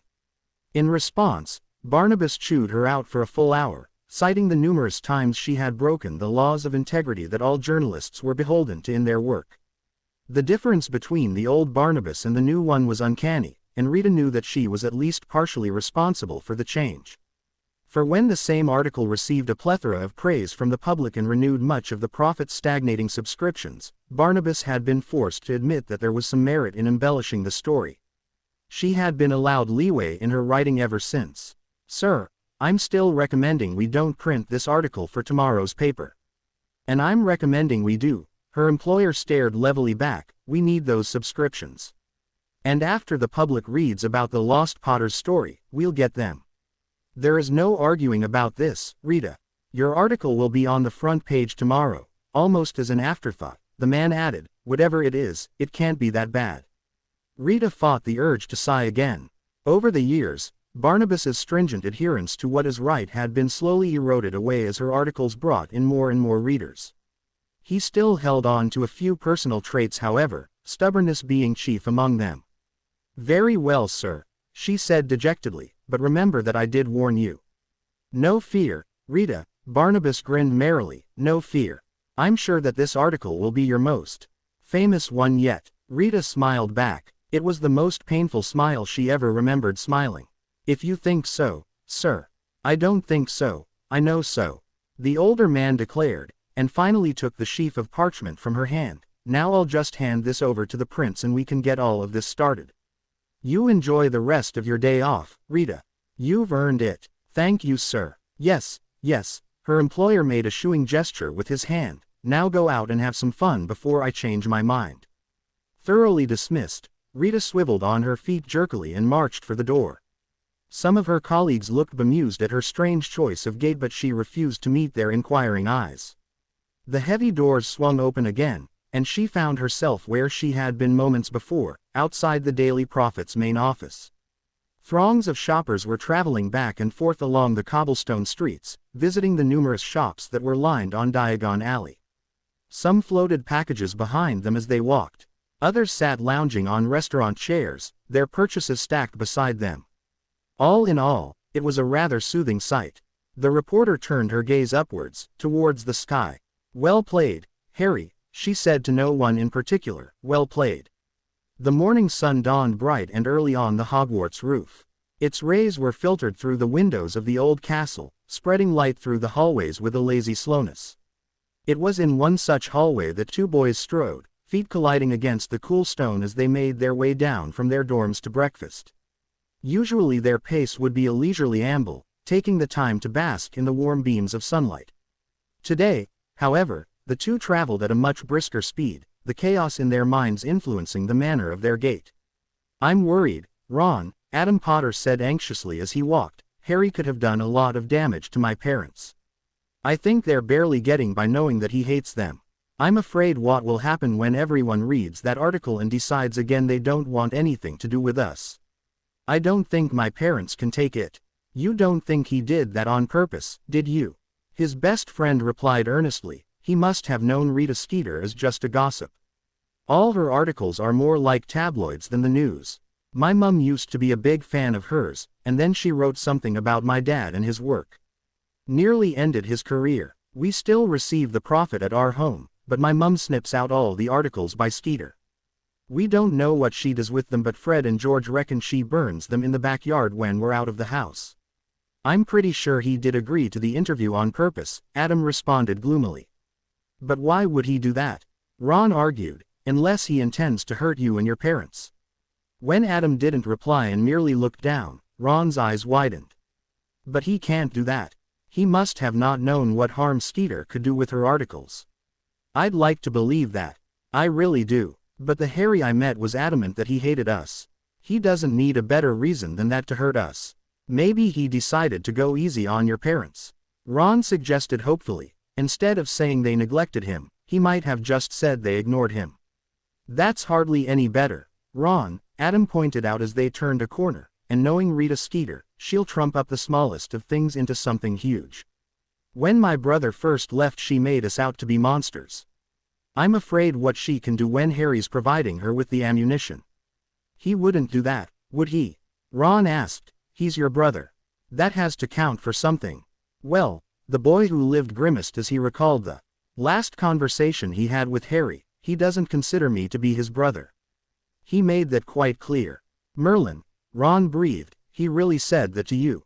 Adam smiled bitterly. "Is that so hard to believe?" His best friend nodded vigorously. "Yeah, it is. I mean, Fred and George sometimes go overboard when they're pranking me, but I'd never, disown them as brothers. Fred and George never treated you like I did to Harry. And even if they did, you still have Bill and Charlie. Even Percy. You'd at least have someone. Harry only had me, and I screwed it up." Ron said nothing. "You know what's funny?" Adam whispered. "You have 5 brothers and a sister. 6 siblings in total. Sure, you're the youngest of the brothers, and you had the misfortune of being born before the only daughter in your family. Molly never fawned over you like she did to Ginny. But at least she treated you right. And that's the funny thing. You, who should by all means know what it's like to be overlooked, are trying to comfort someone like me, someone who's always gotten what he wants, someone who ignored and mistreated someone like you." "That's not funny," the redhead murmured. "I know. That's why I'm not laughing." The two boys walked in silence for a while, navigating through the corridors of Hogwarts to reach the Great Hall. "Maybe it won't be that bad." As usual, it was Ron who broke the silence. "The fallout, I mean. You've been through it all before. It's not like it's all new to you." "I just don't want to see my parents suffer," Adam said firmly. "Anything they do to me I'll just turn the other cheek." "Yeah, that's the spirit." Ron grinned. "I mean you have friends now. Real, honest friends. So what if the rest of the school hates your guts? You've got me and Hermione.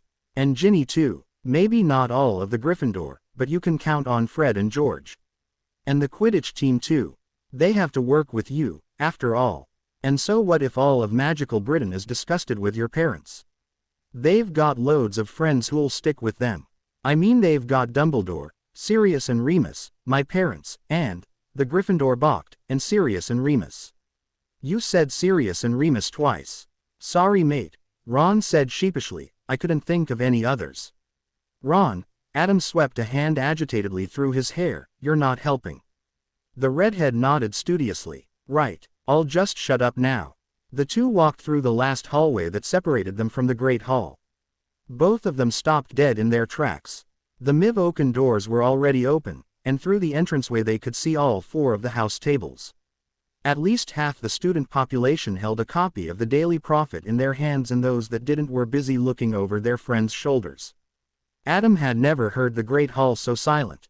Oh no, he breathed. Ron gazed at him sympathetically. Well, everything's out in the open now, his friend nudged him, let's get this over with. The boy who lived swallowed and began to make his way to the Gryffindor table.